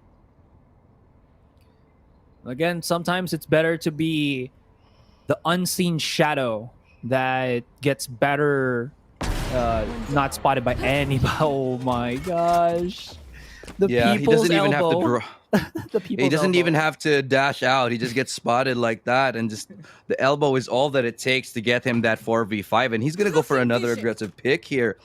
Re-aggression. You don't often see this, and this might just catch them out. Yeah, Marky was so ready for it. Oasis, they found a 2-man lead right now, and they still have 3 ultimates on the board. AE scratching their heads, desperate for something, anything to go their way, because right now they're just being absolutely shut out of every opportunity. It's the final straw. It's the final countdown. You can hear it already. Music ringing in the ears. It's 3 versus 5. Ryu, he's gotten some map control here, but they still need to escort the payload onto the site. Ryu is gonna just try to at least create some space. Has to back them off, but there's so much delay tactics here. It's gonna be very difficult, and they put themselves on a corner. Godover's where you at? Show us a showstopper, baby. Because now he flies right in, and here he comes. Final nail Fully into the blind. coffin. Never mind. It's the blades of Marky. 4 kills, and we got ourselves first game into the hands of Oasis. Wow, that did not go how we expected it at all, did we, Aserai? Just an absolute stomping of Alpha Esports. I am left aghast here. And I guess, okay, let's try to break it down and sort of synthesize what we just saw. Gian Sanity on the Sky. Personally, I wasn't feeling it. I don't know if it was because it was an off game or anything like that. But I kind of liked him on the KO. It was okay.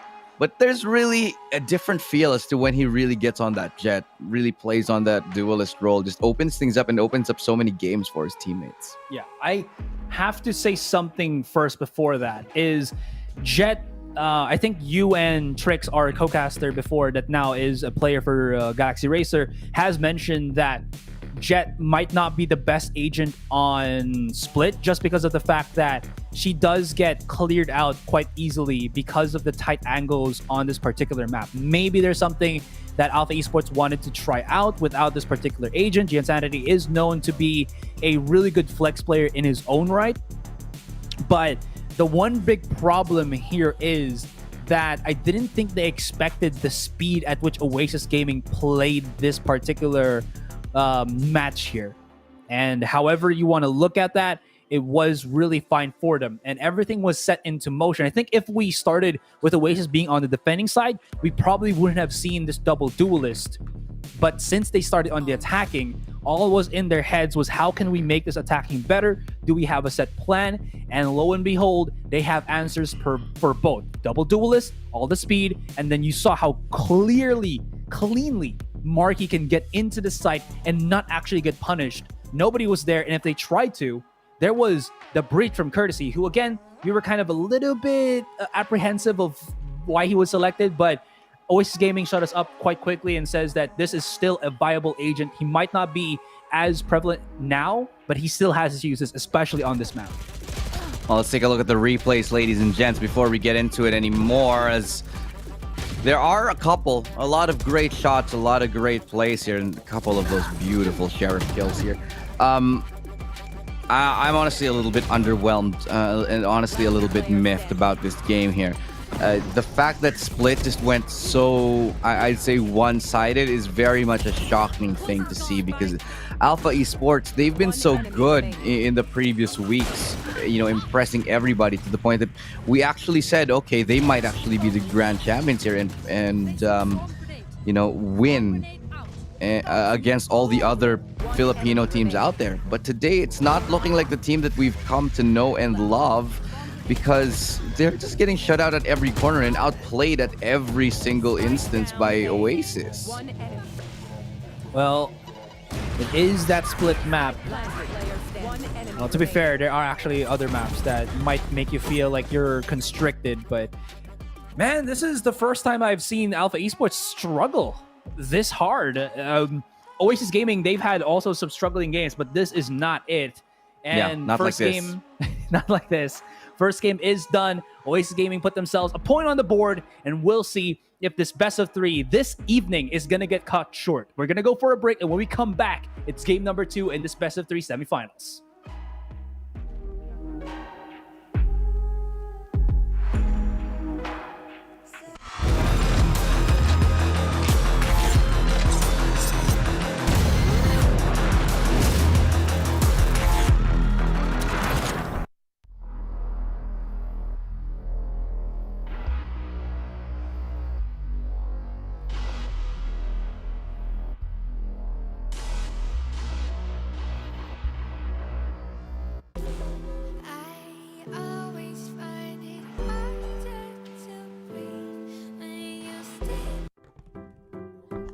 Sa bahay na to. I care that my family wins. First one ka sa meeting, that's a win. Morning, everyone. Panalo rin kung sabi ni Doc, all clear. That's right. You can have the cookie. And congratulations, naunahan mo ang spoilers. I make sure all their needs are taken care of, kaya walang napag-iiwanan. This year's class valedictorian is Victor Manalo. Winning starts at home with Globe at Home Unli Fiber Up Plan. Power your home with health essentials. And entertainment for the family. Manalo talaga. Guys, picture. Bye.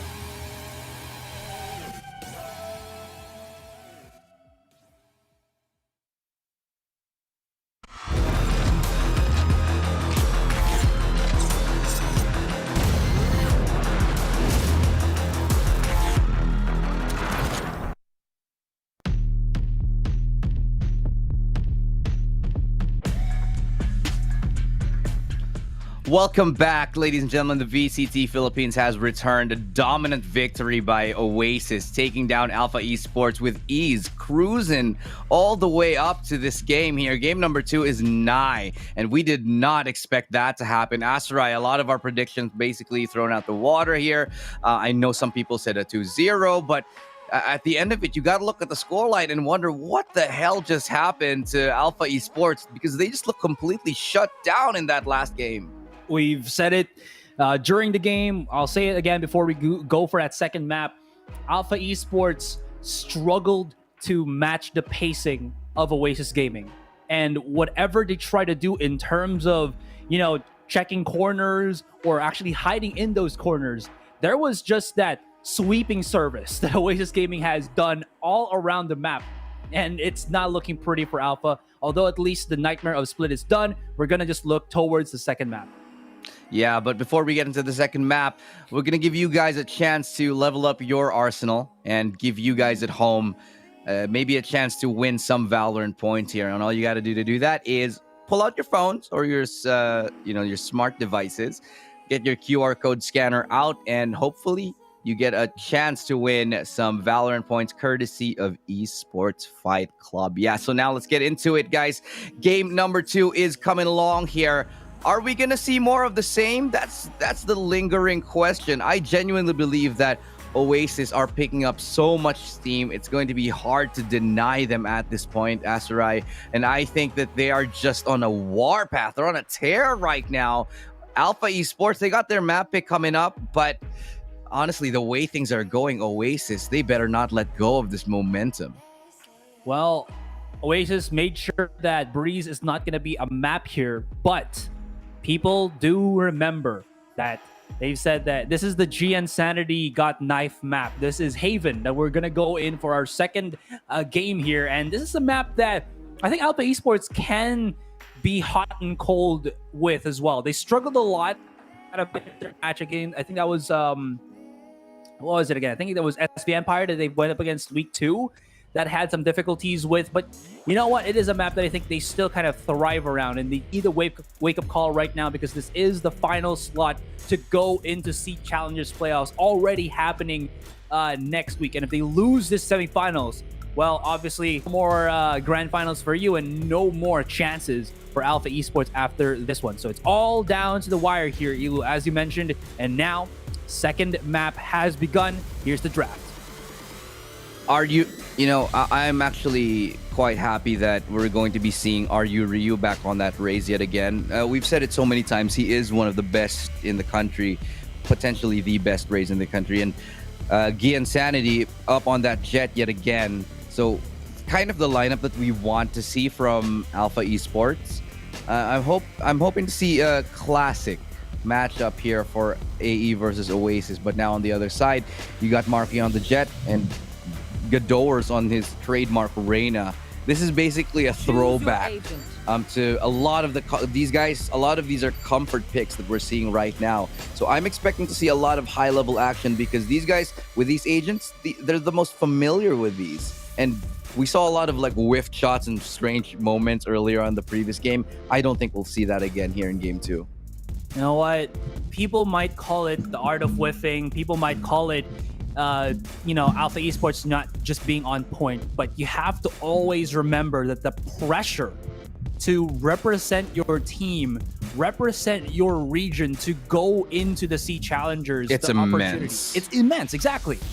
There is no bigger honor for, I think, any Filipino team to actually be able to do that. And maybe they're feeling the jitters, but they need to wake up here, need to wake up now. Game number 2 is Haven. And well, Ilu, one more. It's gonna be GN Sanity and RU Ryu on both duelists. No more no duelist comp. They're back to our loving GN Sanity on that jet. I do think they really thrive on hitting their shots and outgunning their opponents, which is why I don't really like the no duelist setup that they have on them. And Asarai, why have you called for a technical timeout? I have a tummy ache, bro. You know, someone needs to rub it. Boo-hoo, get over it, all right? Get into the real world. Touch grass, bro. Just... Whoa, dude. How can I touch grass when I have a tummy ache? Can't even touch... Go camping. Let's go camping, guys. We should all... one day we'll all get to go camping after all this is over, and it's going to be the best time. We'll all bring our laptops and play Valorant in the campsite and be total nerds and never leave the tent. Just kidding. You know that meme that they say that, son, you have to go outside and play, and then you just bring like your computer, your console on the outside, and you actually play under the sun. Okay, sure. Fine. Yeah, I gotta, I gotta switch. I gotta play Pokemon Unite. I'll play Pokemon. Yeah, whatever. But thanks, Mom. I learned nothing from you over my past 28 years. I'm just kidding. We love our moms. They're awesome.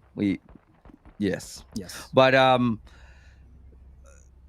So, technical timeout yet again. This is the moment where we hashtag blame Masterai, just so you guys know. Just for fun. Oh my goodness. Just for fun. No, we're dead serious, Asteroid. Wow. Dead serious. Okay. Yeah, just got to make that clear for you right there. I didn't get to make my prediction, so I'll go ahead and do it because, I said Oasis 2-1. I actually think this is probably going to be a 2-0 right now, just from how that last game looked. There is still a pretty good chance because I'm looking at the lineup of Alpha Esports and I'm like, okay, finally, they're going back on their comfort picks. They're going back to something that is true and tested, tried and tested.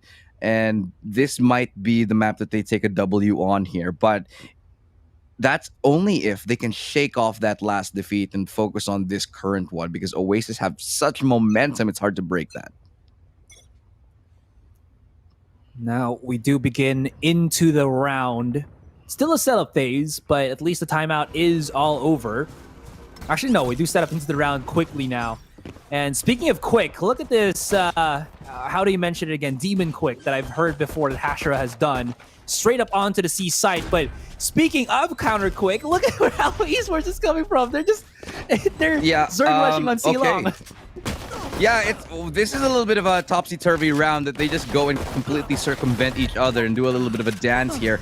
They go towards Garage, but who's going to pinch onto who? There's a little bit of a 4v3 situation, 3v3, 2v2 right now as Godor's left standing here. He gets one and he cleans up the round. And this, I have absolutely no idea how this went this way. But that's just how the cookie crumbles, that's right. Tell me why. Ain't nothing but a heart, you know? I want it that way. And it seems like Alpha Esports did it Backstreet Boys. They did it their own way. It almost did work, but I think they didn't have the setups of Chris M because he did die early in that particular round. No smokes to kind of cover the vision, so that left Godowers and Marquis to just wreak some havoc and have clear line of sight to the pain train that was being done by Alpha. Yeah, I like it. The quick, no hesitation play from both of these teams. It just goes to show that they're willing to take fights. They're willing to go ahead and challenge and make sure that they are make sure that they are unstoppable. And it just goes to show that if you've got to play, they've got to play on the other side as well. Gian Sanity is able to get a close kill with a classic right there, but it's ultimately met with a very quick cleanup on the other side. Chris M's able to get up one. But at the end of the day, it's Marky with another triple kill. That's 2 rounds in a row that he's found triple kills. Now he's 6 and 1 at round 13. Oh, 6 and 0. He hasn't died. And he's gotten 6 kills in just 2 rounds. So that's pretty nutty. History will not repeat itself. Just to remind everybody, if you guys have not watched that first series where Oasis went up against Aether, that second round on Icebox, Oasis dropped 2 rifles, and Oasis bought 2 rifles in this second round as well. Seems like they were able to just pick all of those up, making sure that at least they had somebody to assist the riflers, their teammates that only had the SMGs. Now we are going to be on to the buy round for Alpha, and the setup for Oasis is to go for, the post plant onto the B side. Smart, close quarter combat, and you do have the better weapons. You do have all those duelists in the world. But first, Ripper has to get out of a sticky situation, although Marky and Godowar is getting control in A-Link. The trade not going to be possible as GN Sanity shuts Godowars down, but still, the post-plant ensues. Yeah, and time will... I don't think they've planted it yet. Oh, wait, No, they haven't planted it. Because of the gravity well. Yeah, they haven't. They canceled it, and they're actually going to A right now. So they've managed to make a little bit of a clever play here, Oasis. They do think that it was towards B. And look at the formation of Alpha Esports. It's very, very strange indeed. They're playing so far back because they don't have any map control. It's all been taken away by Oasis. They can just walk into any site they want for free at this point here. So they're going to be deploying the utility that they need to get onto site, but nobody's going to be here to challenge them. This 4v3 is very, very doable for Oasis Gaming. Spike planted. It is possible. They do have the numbers. They do have the post plan that is enabled by Coco's Killjoy. So this is going to be very difficult for Alpha Esports to go about, especially now that GM Sanity has taken damage even more so. But he does take down Chris M. Or sorry, not Chris M, but Marky takes down Chris M, leaving only It's and GN Sanity left through their own devices. And yep, the smart decision is just to back away. Marky is slowly creeping up, and It's... Ooh, that was a bit close, but not the end of the world. They're going to be having these rifles into the next round. But once again, Alpha Esports back to the drawing board, not going to have the money that they so need, so desire, and Oasis take another round into their pockets. Yeah, back to square one yet again for Alpha, and it's already looking a little bit scary, man. Winning the bonus round like that, yeesh. This is definitely a problem. Yin Sanity, he's a 2-on-2. That's fine. Marky's 9 for 0? Dude, this is on... Marky is just on he's on a tear. He's just on a warpath. Basic 9 and 0. That's quite the statistic. After 3 rounds. You know, when I was in grade school, I've never had a grade that it's above 90. I don't know. I just wanted to share that. But at least Marky can get that. I'm surprised you even ever went to school, honestly. That's not the point. I was already impressed when you mentioned grade 1, dude. Just like, okay. But, ooh, nice shot from a Batman right there as we get into it. As again, Sanity looking to hold the cross here, and that's basically untradeable right there. So they're just going to go into completely different side, cut their losses, and be like, okay, there's too many people here. Let's back out. Let's try somewhere else. And they know that Alpha Esports are going to be on the weaker buy, but they still haven't figured out that there's still 3 riflers on their end. Got to be careful. Marky! Pre-fire! Too much, dear. sir? Well, you know what? There's no such thing as a good aimer. Or no such thing as a not too good aimer. And Marky hit those marks. I can't find a word. He just hits clean. That's all I'm going to say.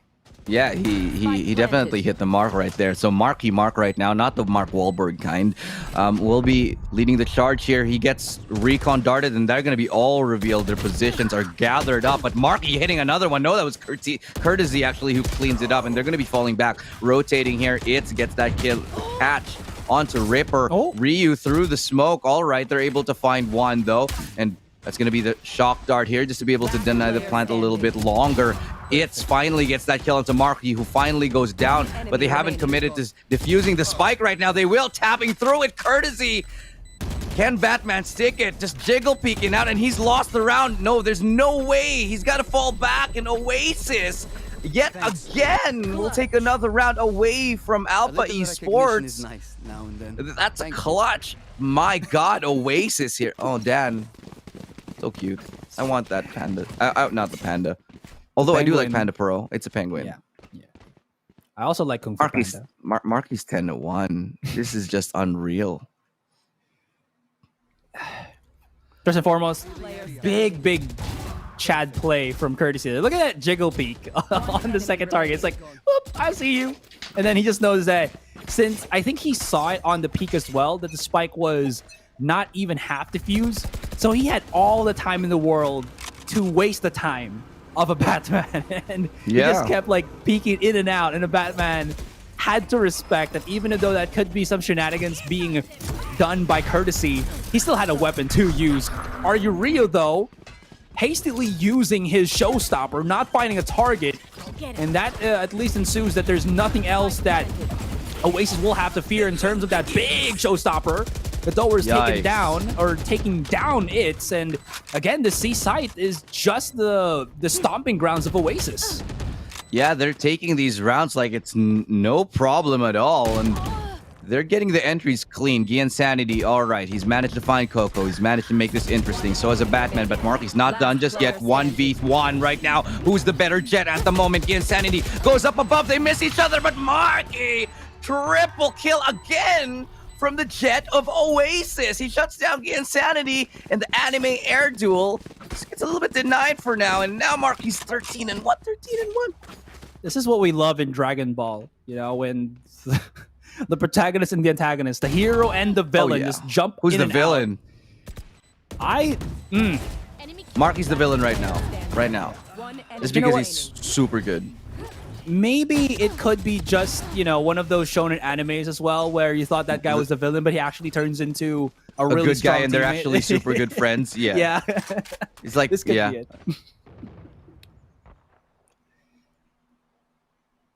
How does he get 3 kills per round? It's just beyond me at this point here. There is something going on with Oasis. They have just figured it out against Alpha. They forced Alpha on another esport. I would have called a tactical timeout right like in the previous round after that loss, because Alpha Esports, they are bleeding. They're hemorrhaging rounds right now. And Oasis, they just can't, they just won't let go. AE can't get a grip. And they're exploiting C time and time again. And look at this, another entry from Mark. He goes up and above, and it's just a beautiful class performance from Oasis. Masterfully done, losing just one person on the take. And Courtesy, after getting that plant down, will leave Gian Sanity all alone with the judge in his hands, wondering where the hell his teammates went. they're embodying the saying, if it ain't broke, don't fix. And C does not need any altercations, any modifications. It is genuinely beautiful. Jansanity, he's going to be playing the long distance, but he's got a judge, and he's a judger, but he's a good judger. But I mean, at the 20-meter distance, I don't think it's going to be mattering at all. Maybe he can sneak into the side or something, but he probably still wants to use this weapon. Maybe we'll actually see Jansanity be put onto the C side. And Godowers, I'm getting a bit dizzy here. He's flexing how fast he can flick his aim. And Stop not it. finding any target, but you know what? It's Looks all like good you there. when I'm watching your perspective. It's not as bad now, okay, but I remember those days. I remember. You might have a great point there, Aster. They need to do something about their C defense, because Oasis really have found a very big gaping hole in it. They finally call for the tactical timeout because they are 6-0. This is not the turnout we were expecting from AE. Little bit concerning. I'm a little bit surprised as to how much Oasis are stomping. This could be the first time that we're seeing Oasis in the grand finals up against Sunsparks. Asarai, if you told me 2 weeks ago that it would be Oasis versus Sunsparks in the grand finals of VCT Philippines, I would have told you to shut your face, because I do not believe you. Such a mouthful. Yeah, just no way. But sometimes reality is better than fiction, and this is one of those instances where we're getting one of those upsets. And who could have predicted this? Oh, okay, Dax did, but that's Dax. Yeah, it's Dax. He just loves to predict those. Yeah, he's special to us. He's special to us. But you know what is also special is how unbeatable Oasis seem to be at the moment. I mean, you do pose the question that, and a good resulting of that is because of how good Oasis are right now. That it could possibly be just Oasis on the final or the grand finals up against Sunsparks. But you know what? Don't count your eggs until they've hatched.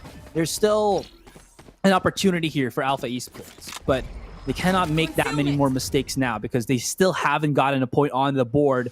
And I think what I have mentioned is true. Jansanity gravitated all the way through C, but Oasis Gaming, they have traversed the map and have found no Jansanity at the first bout. Yeah. And once again, it's going to be retake with Gian, but at least now it's going to be a 5-5. So there is some chances, Marky. He's going to be so lucky he missed that jump. He's going to be so thankful he missed that jump because somebody was waiting for him on the other side of that. Little does he know. Now the spike has gone down. Good Hunter's Fury. They still have a lot of utility to work with now. They're going to get that spike down here as the 4v4 does commence. They get actually the entry. Marky with a great shot through the smoke. Ryu with a follow-up, but it's traded as quickly. Now 2v2, 2v1. It's the only man left standing, and I think he did just get spotted out. But a great flick actually around that corner here as Godowers, the only man left here, but he gets tagged through. 21 HP, and in the classics, it's Godowers to win it, to take another round for Oasis. Each and every battle, each and every fight just going to Oasis' side, and look at Marky, 15-2 already. You know, when we look at the combat score or the KDAs and you have that super low death count and your KDA is actually unrealistic, right now his KDA is 7.5. That's actually disgusting. I've never seen that. And Marky is just on something. Get out of my way. Dude, he's got it. He's got the fire, dude. He's got that something special. I like this play, though. Check this out. Oasis pushing up mid. They're changing the pace. Oh, sorry, not Oasis. Alpha. They're changing the pace. They're going for an aggressive play here. But could they be caught out here? Marky is already ready for it. He gets one from the flank, looking for more, going up from above, misses. They both do. It's a little bit of awkwardness, but Marky pulls out the Spectre just in the nick of time to find another 2 kills. Bam! 7.5 KDA. I can do better than that as Courtesy cleans up the back lines here, leaving Jansanity all alone. But Gian, that was a little bit weird. But okay, Jansanity, don't mess around with Gian. He's still a really good player, okay? He's angry. If you don't respect him, he's gonna maul you down like the alpha wolf that he is. Gets spotted by the recon dart, so nothing left to the imagination of Courtesy there to line up a shot. But I gotta point this out. How many times can we get a replay on that? How many times did Marky actually do a 360 spin in front of Chris M before he got Just the kill? styling on them. He's like breakdancing b-boy style. And I don't know, man. Marky's he's bringing the thunder, all right. He's feeling it. And look, nothing is a better proof of that than what we're seeing at the bottom of our screens now. 8 straight red insignias, symbols, logos, however you want to call it. That is all in the side of Oasis Gaming.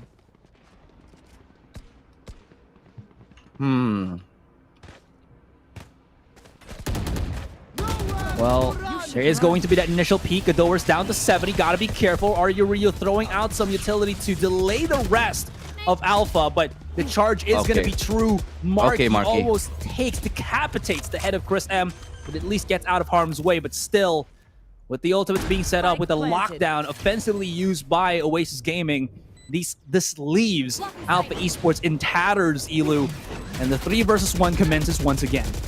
Marky was able to get a double entry, spraying through that, and dashes out again. He does it. He doesn't stop doing it. It's the cool thing to do nowadays. And Marky's found a 3rd kill. Triple kill. 4 kills every round. Hello, Marky. That's all we can talk about right now, because look at what this guy's achieved. Look at him. 21-3. I'm going to do the math. Help me do math. 21 divided by 3 is equal to 7. He's still at a 7.0 KDA. Yeah. Not as big as 7.5, but in the general scheme of things, it's 21 kills over, from the 15 from a couple of rounds ago. So that's a huge leap. And I'm going to point this out right there, that Jet is still one of, I think, in terms of pro play, one of the most, I don't want to call it broken agents. It's just more of like she's just that ridiculous. And her ridiculousness is just because of her mobility. And it shows. Marky has been quite the adamant player and just showcasing that to us. They're trying everything. But nothing's working. Gian Sanity pulling out the blades.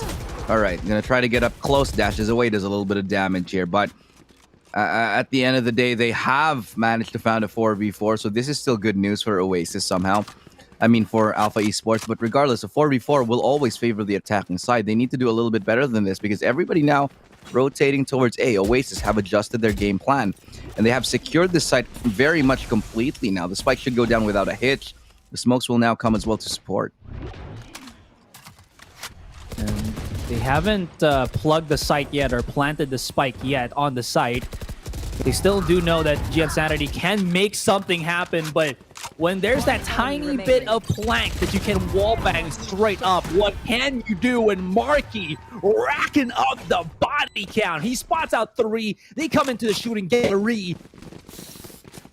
Gets a 4K and 10-0. Alpha Esports, they're playing the egg meta. We're still at no rounds for them. I'm stunned. I'm absolutely stunned. How is Marky allowed to do this? A thing of beauty, isn't it? Just honestly, but you gotta be this tactical timeout. Oasis, I think AE called it. Yeah. Oh, I thought you were like having issues with your mic again, but no, my mic never has issues anymore. It's the software. Okay. Anyway. Okay, I got you.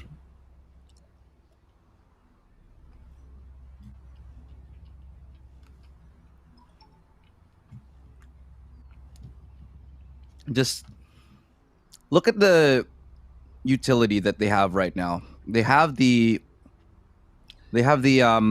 Cosmic Divide. They have a Batman's ultimate as well.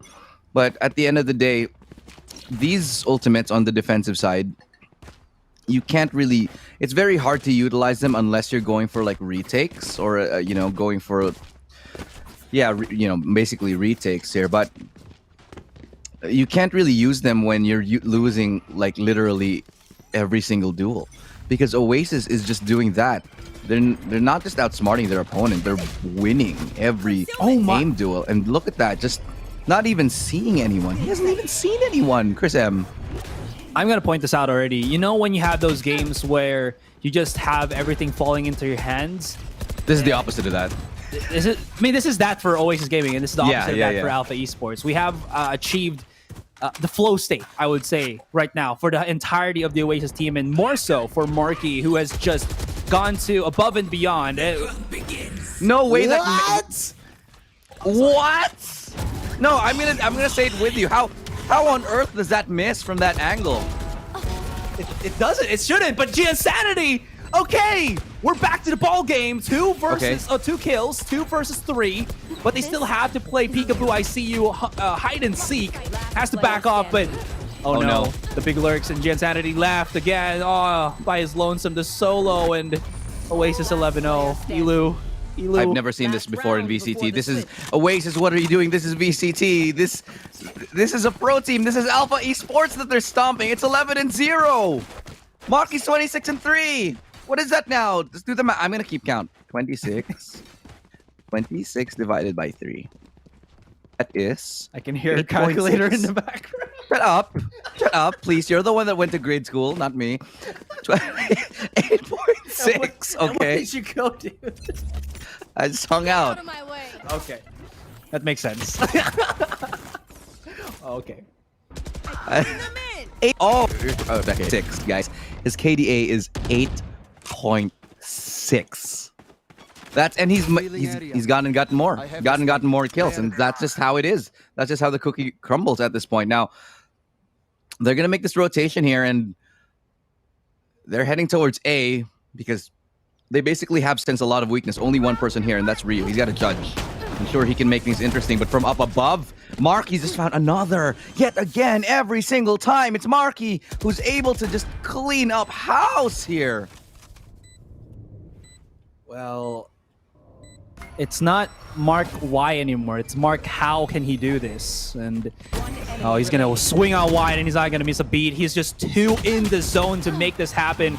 Insanity, he hit some crispy shots, Elu, but at the end of the day, when he's up against in this 5v1 matter, when he's left to try to clutch time and time again, round after round, he's gonna get tired. He's gonna get expended. And boy, oh boy, it shows. He's 10 kills, but his counterpart is racking up to 30 kills now, and we're already match point. Is this the fastest game that we had in VCT? I think SV Empire made a case to have one of the fastest matches, but this could be the fastest we've had so far. I don't know what's happening. I've never seen... This is the first time, I think, in VCT, and I would love if our producers would help us out with this, and of course, chat. And yeah, that's Marky's face right now. That is Marky's face right now. He's probably going just like, yeah. Ghidorah's strong opening kill right there onto Chris M towards mid. Followed up yet again by Marky, who's managed to find another in this record-breaking game here. Alpha Esports, they're wondering what the hell they have to do because they are looking absolutely distraught right now. Marky's going for even more positional play right now, going to go even towards window. And he might get the catch onto the members rotating in here, but the timing might not be in his favor. Or will it, as the awkward timing Insanity adjusts. And he gets a good sheriff kill onto Marky. That's going to lower his KDA a little bit, isn't it? It is, but this will also at least give a chance for Alpha Esports. But 12-0, this is not a monumental comeback for Alpha Esports. This is a gigantic, humongous, titanic, I don't know what's going to be happening. It's going to be all on his own, 3 versus 1, spots out the other. He has to have full HP in this clutch or else it's going to be it. 30 seconds on the clock. He has plenty of time to try to make something happen, but Courtesy hones in, and Oasis set the record, set the pace. They're going to the grand finals tomorrow, Gian, or Elu. And what a way to do it. And just 13-0 in such a spectacular fashion. Look at that. I need to see the stats because this game is going to be all about it right now. Just Oasis running over, steam rolling Alpha Esports. Okay, I'm just happy to say I got the prediction right on this one. But I think Dax also was with me on this one. But Alpha Esports, they were one of the favorites to actually go to SEA and, you know, represent the Philippines. But what on earth just happened? It looks like they they lost the form completely. Look at the mark. Jeez, man. Marky, 30 kills, 7.8 KDA. That's not right. 604 combat score. I think that's literally the highest we've seen all season. All season long in the entirety of VCT. 7.8 KDA. 604 combat score. In a professional game. Yeah, in a professional game. When Marky's hair is gray and he's old already, he's gonna be reminiscing on his game, his perfect tournament. And this week 3, this particular weekend might be just that. He had an immense presence in the entirety of the 2 games of this series, and it goes to show Frag wins 10-0, Objective wins 3-0.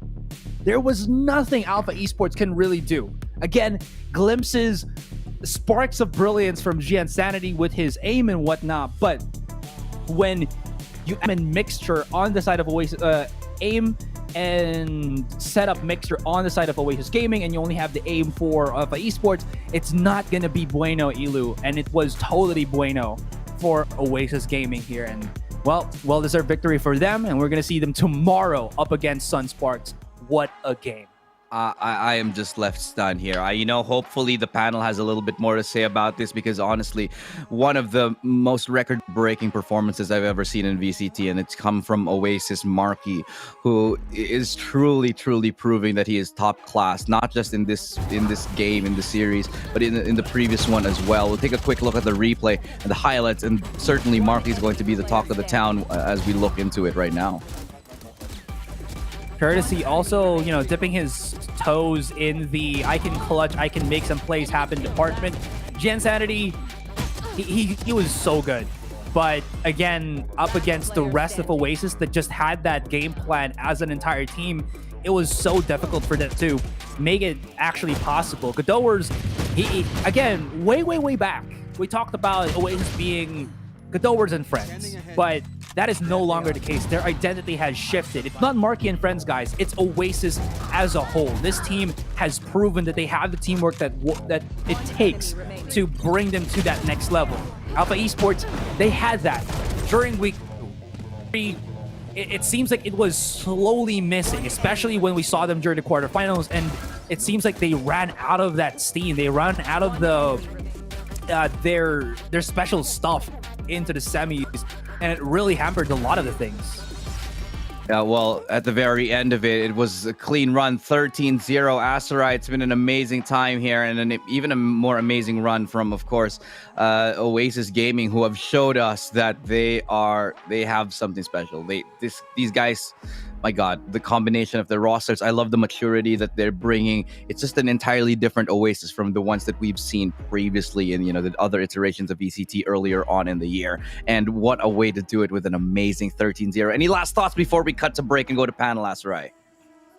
I'll be honest, tomorrow is gonna probably be one of the most how do you say this? Uncommon lineups that we will have in terms of teams. Oasis Gaming and Sunsparks. I think Oasis did have a showing in a grand finals once, and that was against Bren, but we all know how that happened.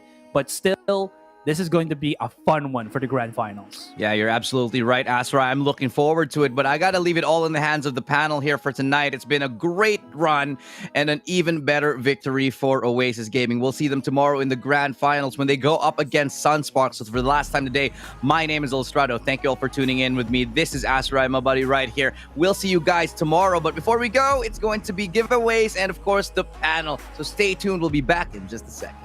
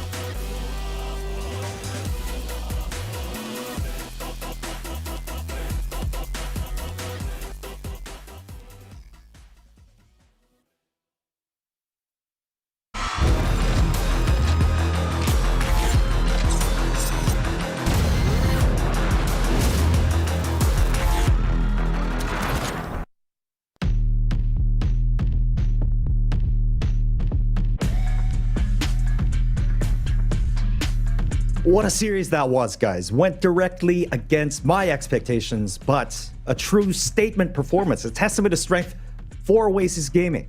Closing the series in a very convincing manner, especially on map number 2, Haven, 13-0, where AE was basically blown away completely. Everyone watching was. I know I'm left stunned by that incredible performance from Oasis, but I want to hear from the rest of the panel.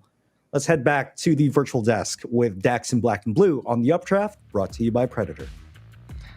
Guys, what just happened? Just incredible things and incredible sights. Gotta say, you know that flu game Michael Jordan did a long time ago? Well, we got Marky Jordan here. He just knows how to do it. Paracetamol Jet is ready for action, just showing up for Spinoy Jet. And man, oh man, guys. Oh, what a map 2 especially. But really, I just had that feeling that, Alpha Esports, they picked up a split map and there were some good moments here and there, but it just got taken away from them. And when we got to Haven, it really was just that mental war going in favor of Oasis, and they just took it with a clean sweep of that map. Well, I'm just throwing for a loop here, Dax, and from almost every single prediction I've made this weekend has been going the way that I least expected it. I think, while Dax put at a 2-0, Dax, be honest, I don't think you were expecting it to go 13-0 for a second map. That's not like that. Not like that, honestly. That was too much. Good. I don't even know how you justify that. That was just. Let's talk later, because I know Oasis is on the line after that victory, right, Pimeno? I'm curious to hear the POV of Ripper himself coming in from Oasis. He's on the line right now. Ripper, man, thanks for taking the time to chat with us, dude. You just scored 13-0 on Haven, and that was just, what a show you guys put on. What a statement performance. How confident are you going into the grand finals tomorrow? We're very confident. We did our research, we did our homework against these teams, and it's really a tough match. I could still say that it was a tough match, even though we 13-0'd them and on the first map as well, since there were some complications here in the bootcamp, which I'm not able to say yet, but it was a good game. We were really confident going into the game, and we knew that they would play like a passive playstyle, and we just tried our best to play our game and not focus on their composition. Right, and it definitely worked towards your favor, overwhelmingly, I might add. But man, I just gotta ask you. I mean, Marky just went 30-4, 7.8 KD. I mean, what were you guys? What was the thought process behind that, or what was the vibe over there when Marky was just playing out of his mind? Of course, he played very well as well. We kept on shouting, honestly, and it was a fun game. I didn't even see I didn't see any enemies 80% of the time. It was just the Marky show. What else can I say? The Marky show. Oh my god! It's the Marky show. Looking unstoppable right now, Oasis. Do you have any words to say to your opponent tomorrow at the grand final, Sunsparks? Nothing much really. Best of luck, and I'm expecting a good game. Loving the sportsmanship coming in from you, Ripper. Now the floor is yours. Your time to shine. You guys definitely deserve a celebration tonight after that incredible victory. Any shout outs? That was your time. Okay, thank you. Shout out sa family ko, my cousins, and sila mama, papa, for always supporting me, always being there. All the way from Cebu, honestly. And shout out rin sa mga friends, mga relatives namin na nag-support talaga sa amin kahit na we didn't really show up on stage 2 VCT, and now we're back better than ever. And shout out rin sa Oasis Gaming, all the mods, all the orgs, all the sponsors. Thank you so much for supporting us, and thank you. All right, awesome. I mean, you guys definitely deserve this incredible victory, and you said it yourself. You definitely stepped it up here at Stage 3, and I'm looking forward to see you guys at the grand finals tomorrow. Thank you, Vin. All right, we're gonna head back to the virtual desk now with Dax and Black and Blue. On the updraft, brought to you by Predator. Let's break it down a little bit further. That first game was pretty interesting, and it was already looking very scary for AE that point in time, because he did mention, Dex, that if they lost the defensive end, then there's no way, pretty much a very slim chance that they would be able to come back on the attack side, and that's exactly what happened. Yeah, such a difficult composition. You're running no duelist, that means you're doubling down, tripling down on the defensive, but Oasis whipping out that breach, and really courtesy, an unsung hero in this series, really setting it up for the team. But you can see that Alpha Esports fighting on back. Ian Santi getting a few kills here and there, but people to take note of in that roster really have to have been ITZ as well as a Batman. Find the clutches here and there, find the pickoffs, and unfortunately for Alpha Esports, they were just getting overrun with the composition that Oasis had. They bought a lot of space for themselves, and because of that, AE couldn't really set up the way that they would like. They had that Astra, they had that Viper, but it just goes to show that if you can run on in and get those takedowns, Oasis was there to just call it their home. And it really felt like Oasis was hiding something for such a long time, trying to not play that split as much as possible, but their hand was forced, and that hand just slapped on back. And really, guys, this was the map to talk about, because on Haven, it's not even a discussion anymore. It was just an unfortunate slaughter. It's really just a milestone to say what Marky has done, especially there. 30 kills, 4 deaths, black and blue. I want to hear your thoughts, though, in just how this all went down. I mean, honestly, Dax and Vim here, it was a complete dismantling of the Alpha Esports squad coming in here from the side of Oasis, and a lot of that, honestly, I think is going to go, I'm going to put it on the unsung heroes that normally fans might not really consider. The coaching staff behind this Oasis squad, for them to do the homework and really dismantle them, especially on split and what was to come. I think that was really the big shining moment here. You even rather heard Ripper talk about it, where in the fact that they did their homework, they knew how to play against Alpha Esports, and by all means, you can see every single benefit of that. Alpha Esports, I believe they don't have a coach, and some of the problems that we've been seeing from Alpha Esports are kind of indicative of that, to be quite honest with you. For them to kind of switch away from having a duelist at all on split, it does, okay, it makes sense what they're trying to go for there, but maybe, sometimes as a coach, when you have that kind of a third-person perspective, they're the ones who are going to tell you, I don't think that's the best idea necessarily. I didn't think it was, honestly, to keep Gian Sandy on that sky. That's the whole reason why, a Batman was such a great fit on paper for the Alpha Esports squad, because it let Gian Sandy do other things aside from playing more supporting or backline agents. In this case, it kind of was more a bit of that. 13-0 when we got onto Haven, I think that was more just a confidence shakeup. One thing that maybe even having a coach can help you with, to be quite honest with you. Having that rock there for you guys, having that kind of like figure as your mentor, like the leader figure at the back end of like that locker room kind of coach guy, that can also help in those type of moments when you're shaken up and you need someone to tell you guys, hey, let's reset. Now, you can do that as a player, yes, but as we talked about time and time again, it's not the most consistent way to win a series to have, or kind of rely on your one-star player. I realize they're trying to shy away from that on split, especially to have Gian Sandy not be on the duelist or have anybody be on the duelist at all, apparently. But I just don't think it was the right move to take that gamble right now. I like the idea, the initiative from that, but I don't think it was the right moment to do it, especially against a team like Oasis with the coaching staff that I know personally have had so many experiences in many other tactical shooters, and their big brains and good minds behind them. It was the wrong time to do it. Good plan, wrong time and moment. Definitely agree with you there, Black and Blue. Sometimes that third person outside perspective makes all the difference. Perhaps, that's one thing that AE needed at this point in time. We know they were capable of doing a lot better. Nobody expected a 13-0 outcome, but alas, that is the reality of things. Let's take a look at the match MVP here. And I think I know who exactly it's going to be. I wonder who surprise, is it? surprise. It's Marky. Take a gander. Look at that. Average ACS of 255.2. If I'm not mistaken, according to Mr. Illustrato, that he had a 600 combat score on that tournament-wide. Yeah, tournament-wide, he had a 604 ACS, and that was just absolutely amazing.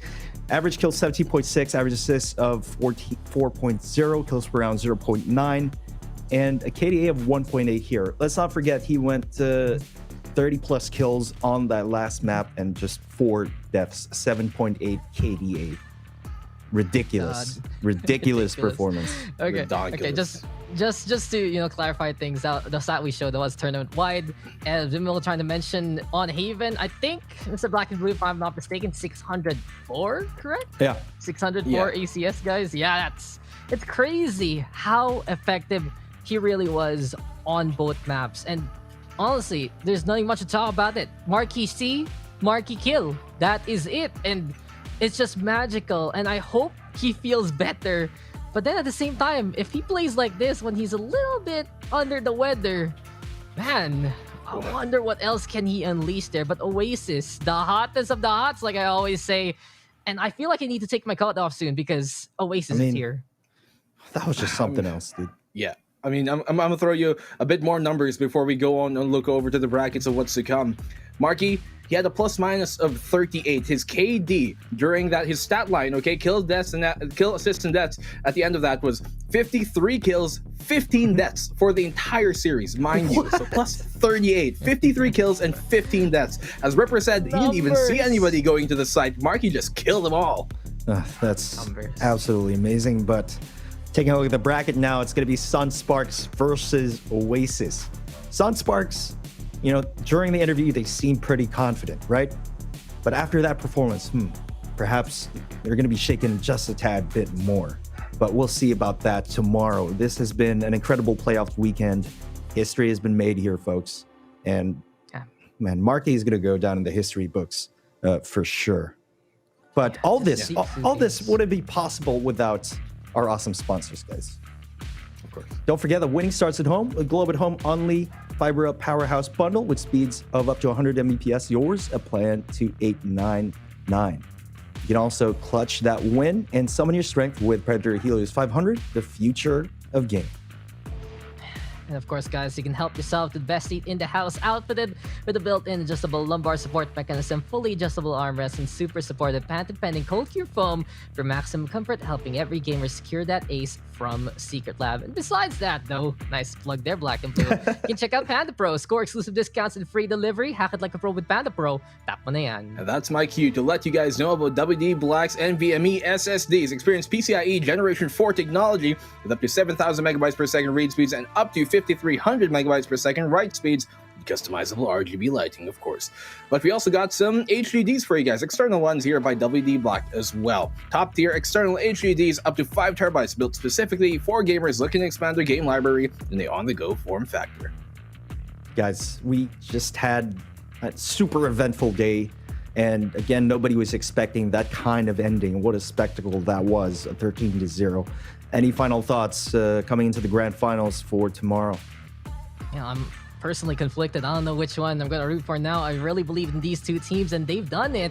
Now they're going to face off against each other, and I cannot wait. But before, I toss it over and just mention that grand finals again, I just want everyone to just keep supporting the favorite people that you like.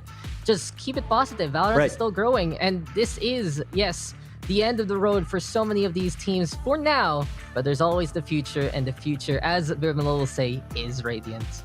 For sure. I mean, some of these teams that are going to be going to the grand finals tomorrow, they might not be necessarily your pick specifically, who you might have expected to go to the grand finals. For some of the fans out there, I'm sure they weren't mine at the start, at least, although I love to be proven wrong. And once again, we're going to have a new champion tomorrow. We're going to have a new face of Philippine VCT in the international stage after tomorrow, after Sunday concludes. I think that's just a prospect to behold. After Marquee's great performance that we just saw just now, that's going to go down in the history books. As Beminel said, one of the best performances we've seen here in VCT PH. Definitely a statement performance there. But just like you said, Dax, I'd like for everyone to keep things positive. It's just sometimes our favorite teams don't win it all as we expect. But there's no reason to bring any toxicity towards that. And, honestly, Alpha Esports has gone a really long way to get to where they are now. And we wish them the best of luck in the future. But Oasis, what a strong performance that was. Absolutely a statement performance to any opponent they will face in the coming day. But for tomorrow, it's going to be the battle for the grand finals between Sunsparks and Oasis. And by the end of the night tomorrow, we'll find out who's going to be another representative for the C playoffs. But in behalf of the VCT cast and crew, my co-panelists Dax and Blue, thank you so much for watching. My name is Viminal. We'll see you same time tomorrow.